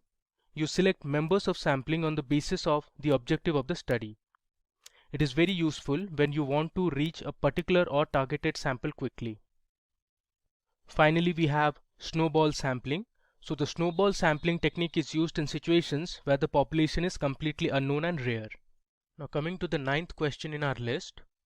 So explain what p-value tells about statistical significance. So p-value is a statistical test that is used in hypothesis testing. It helps you to decide whether to accept or reject the null hypothesis. The null hypothesis, represented as H0, is a commonly accepted fact. It is the opposite of alternative hypothesis. Researchers and scientists work to reject or disapprove the null hypothesis. They come up with an alternative hypothesis that they think explains a phenomenon, and they work to reject the null hypothesis. For example, null hypothesis or H0 could be the world is flat, and an alternative hypothesis could be the world is round. So lower the p-value, the greater the statistical significance of the observed difference. Now the p-value is just one piece of information you can use when deciding if your null hypothesis is true or not. The p-value lies between 0 and 1, as you can see here. The threshold for p is set to 0.05. When the value is below 0.05, the null hypothesis is rejected. Now coming to the final question in our list of mathematics interview questions for data science. So the question is, what do you understand by type 1 versus type 2 error? Now in statistical theory, the statistical error is an integral part of hypothesis testing. In statistical hypothesis testing, no test is ever 100% certain. That's because we rely on probabilities to experiment. Even though hypothesis tests are meant to be reliable, there are two types. So type 1 error occurs when the null hypothesis is true and we reject it. It is also known as a false positive finding or conclusion. An example could be an innocent person is convicted. And type 2 error occurs when the null hypothesis is false and we accept it. It is also known as false negative finding or conclusion. An example could be a guilty person is not convicted. So here you can see we have a reality where your null hypothesis is true, and here we have the null hypothesis is false, and this is where the type 1 error lies. So this can also be represented as false positive, where the null hypothesis is true and we reject it, and this could be false negative, where the null hypothesis is in reality it's false and we accept it. Welcome to this video tutorial series on data science interview questions. In our previous video, we had discussed the important interview questions on mathematics, statistics, probability, and linear algebra that are often asked in any data science interview. Today, we will learn about some of the machine learning and deep learning interview questions. So let's begin with our first question. The first question is, how to detect outliers in data? So in data analytics and machine learning, you often find data points that lie at an abnormal distance from other points in a random sample from a population. Those are called outliers. Now outliers in data can significantly impact any prediction analysis. There are majorly three different methods to treat outliers. First, we have the univariate method. It is one of the simplest methods for detecting outliers. The univariate method uses box plots. A box plot is a graphical display for describing the distributions of the data. Box plots use the median and the lower and upper quartiles. This method looks for data points with extreme values on one variable. Next, we have the multivariate method. So the multivariate outliers can be found in an n-dimensional space having n features. We look for unusual combinations of all the variables in this method. Finally, we have Minkowski error. This method reduces the contribution of potential outliers in the training process.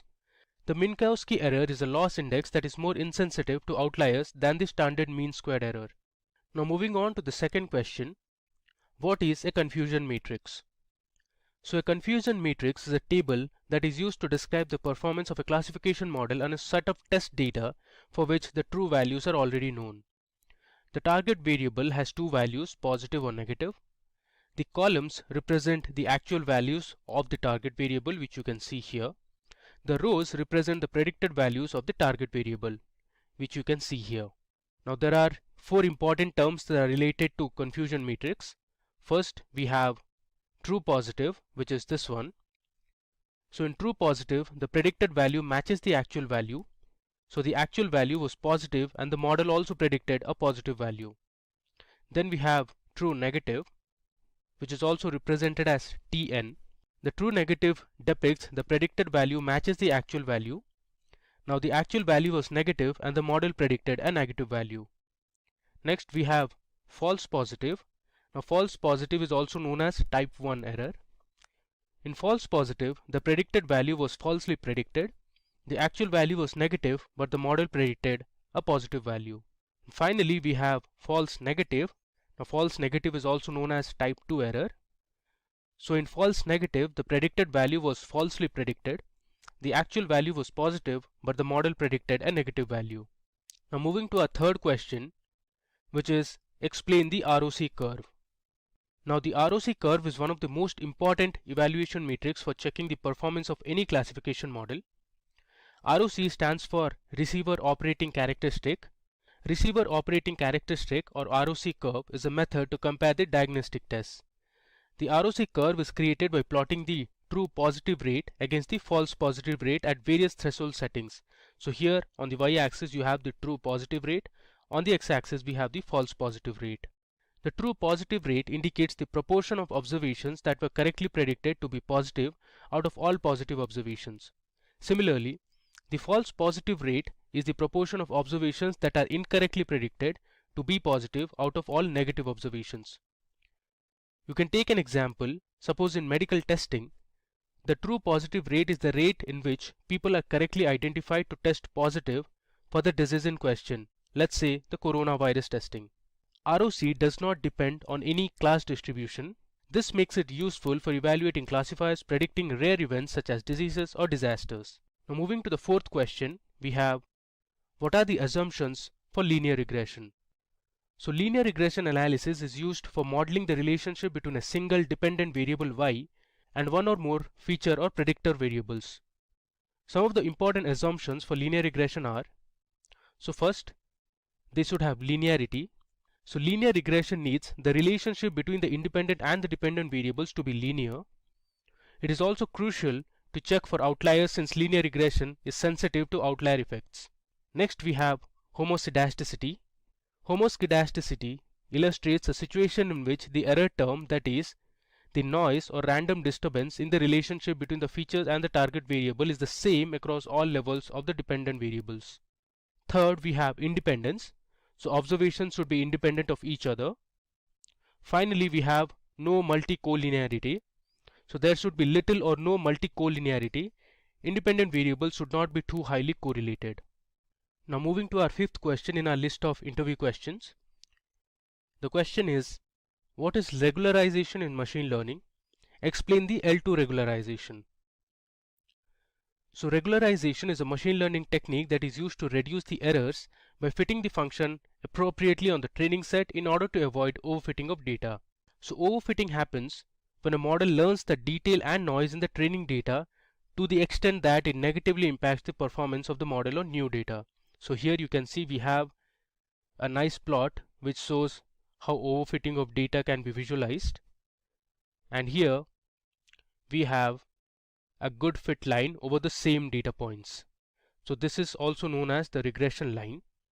Now L2 regularization is also known as ridge regression. So ridge regression modifies the overfitted model by adding the squared magnitude of coefficient as a penalty term to the loss function. So on the right you can see a set of data points plotted, and we have our linear regression line, and here we are calculating the cost function for the ridge regression line. So our cost function is actually loss plus lambda into summation of w squared, where loss is actually the sum of squared errors or squared residuals. Lambda stands for penalty for the errors. W is called the slope of the curve or line. Okay, now consider a case where there are 2 points passing through the linear regression line. Now if you calculate the cost function, we get the value as 1.69. So here we have assumed that loss is 0 since the 2 points lie directly on the line. We have taken lambda to be 1 and w is 1.3. So if you use this function or this formula, you get the cost function as 1.69. Now moving ahead, let's consider another situation where we'll calculate the same cost function for the ridge regression line. There is some loss for both the points as they are not on the same line. So here you can see the sum of squared residuals is 0.05, which actually is the sum of 0.2 square. I'm assuming this as 0.2 and 0.1 for this one. So if you square both and add it, the value is 0.05, a lambda is again 1, and w we have assumed to be 0.6. Now if you find the cost function, the value is 0.41. Let's draw the linear regression line and the ridge regression line with all the points. We find that the ridge regression line has the best fit since its cost function is less. If getting your learning started is half the battle, what if you could do that for free? Visit SkillUp by Simply Learn. Click on the link in the description to know more. Now coming to the 6th question, what are the different methods to split a tree in a decision tree algorithm? So there are 3 methods to split a decision tree. First we have variance. So reduction in variance is an algorithm that is used for continuous target variables. This algorithm uses the standard formula of variance to choose the best split. So here you can see the standard formula of variance, which is summation of x, that is all the individual points, minus x bar, which is the mean, squared divided by the total number of observations. Now the split with lower variance is selected as the criteria to split the population. Now the steps to calculate variance is, you need to calculate variance for each node, and then you need to calculate for each split as the weighted average of each node variance. Moving ahead, the second method we have is information gain. So information gain is used for splitting the nodes when the target variable is categorical. It works on the concept of entropy. Now the degree of disorganization in a system is known as entropy. So here you can see the formula for information gain, which is 1 minus entropy. Finally we have Gini impurity. So Gini impurity is the probability of incorrectly classifying a randomly chosen element in the dataset if it were randomly labeled according to the class distribution in the dataset. So below you can see the formula for Gini impurity. So we have 1 minus summation of pi whole square, where n represents the number of classes and p of I represents the probability of randomly picking an element of class I. Now moving to the 7th question. So the question is, how do we find the optimum cluster value in k-means clustering algorithm? Now there are 2 methods to find the optimum cluster value. So first we have the elbow method, which is one of the most well known for finding the optimum number of clusters. So in this method you need to calculate the within cluster sum of squared errors for different values of k and choose the k for which within cluster sum of squared errors first starts to diminish. So in the below plot of squared errors versus the number of clusters k, you can see at k is equal to 4, the squared error starts to diminish. So hence our optimum k value is 4. Next we have the silhouette method. So the silhouette method measures how similar a point is to its own cluster compared to other clusters. The average silhouette method computes the average silhouette of observations for different values of k. The optimum number of clusters k is the one that maximizes the average silhouette over a range of possible values for k. The silhouette score reaches its global maximum at the optimal k. So in our case, the average silhouette reaches maximum at k is equal to 2, which you can see here. So our optimum cluster value will be 2 here. Moving ahead, the 8th question in our list is, how does the pooling layer work in a convolutional neural network? So the pooling layer performs a downsampling operation in order to reduce the dimensionality of the feature map. So in the pooling operation, you slide a two-dimensional filter over each channel of feature map and summarize the features lying within the region covered by the filter. It is a common practice to periodically insert a pooling layer in between successive convolutional layers in a convolutional neural network architecture. So the pooling layer operates independently on every depth slice in the input and resizes it spatially using the max operation. So in the diagram shown here, you can see we have a rectified feature map.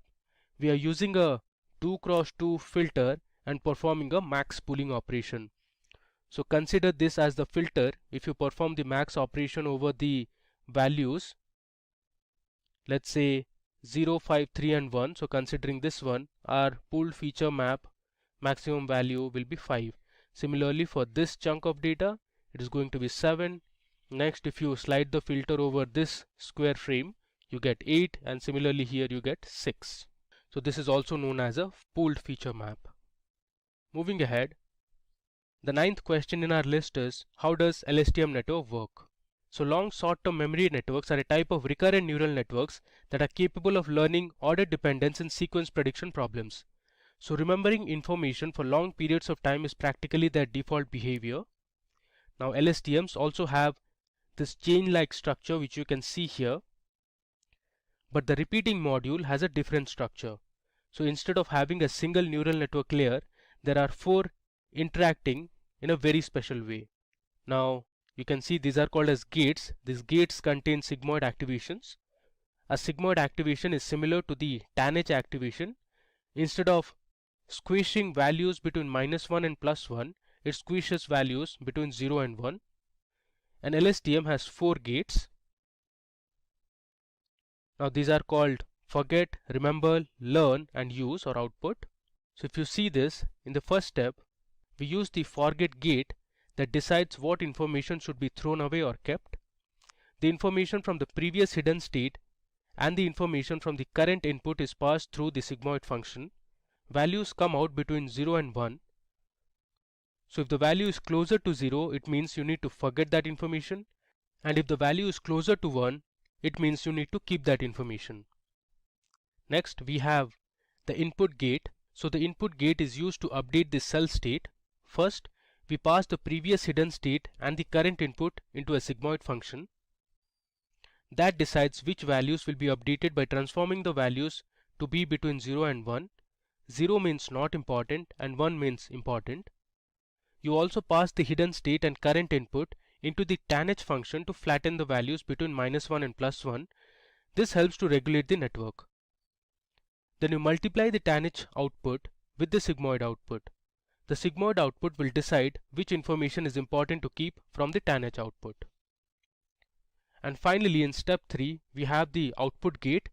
This output gate is used to decide what the next hidden state should be.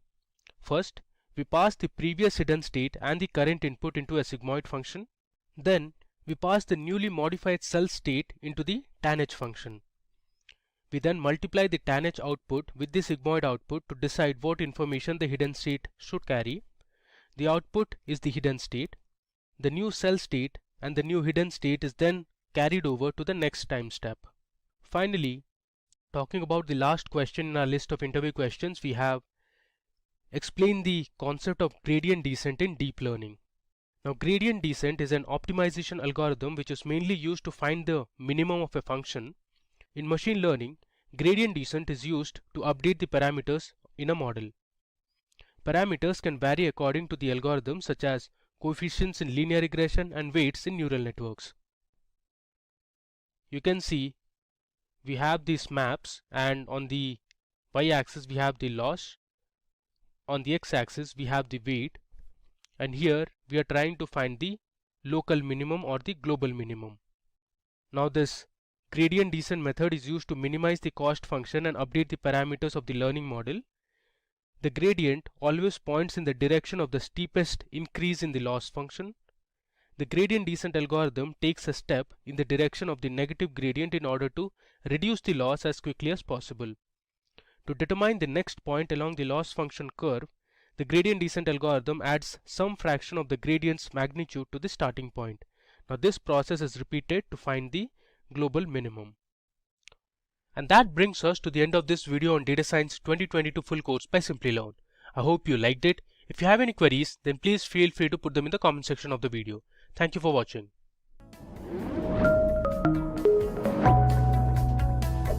Hi there, if you like this video, subscribe to the Simplilearn YouTube channel and click here to watch similar videos. To nerd up and get certified, click here.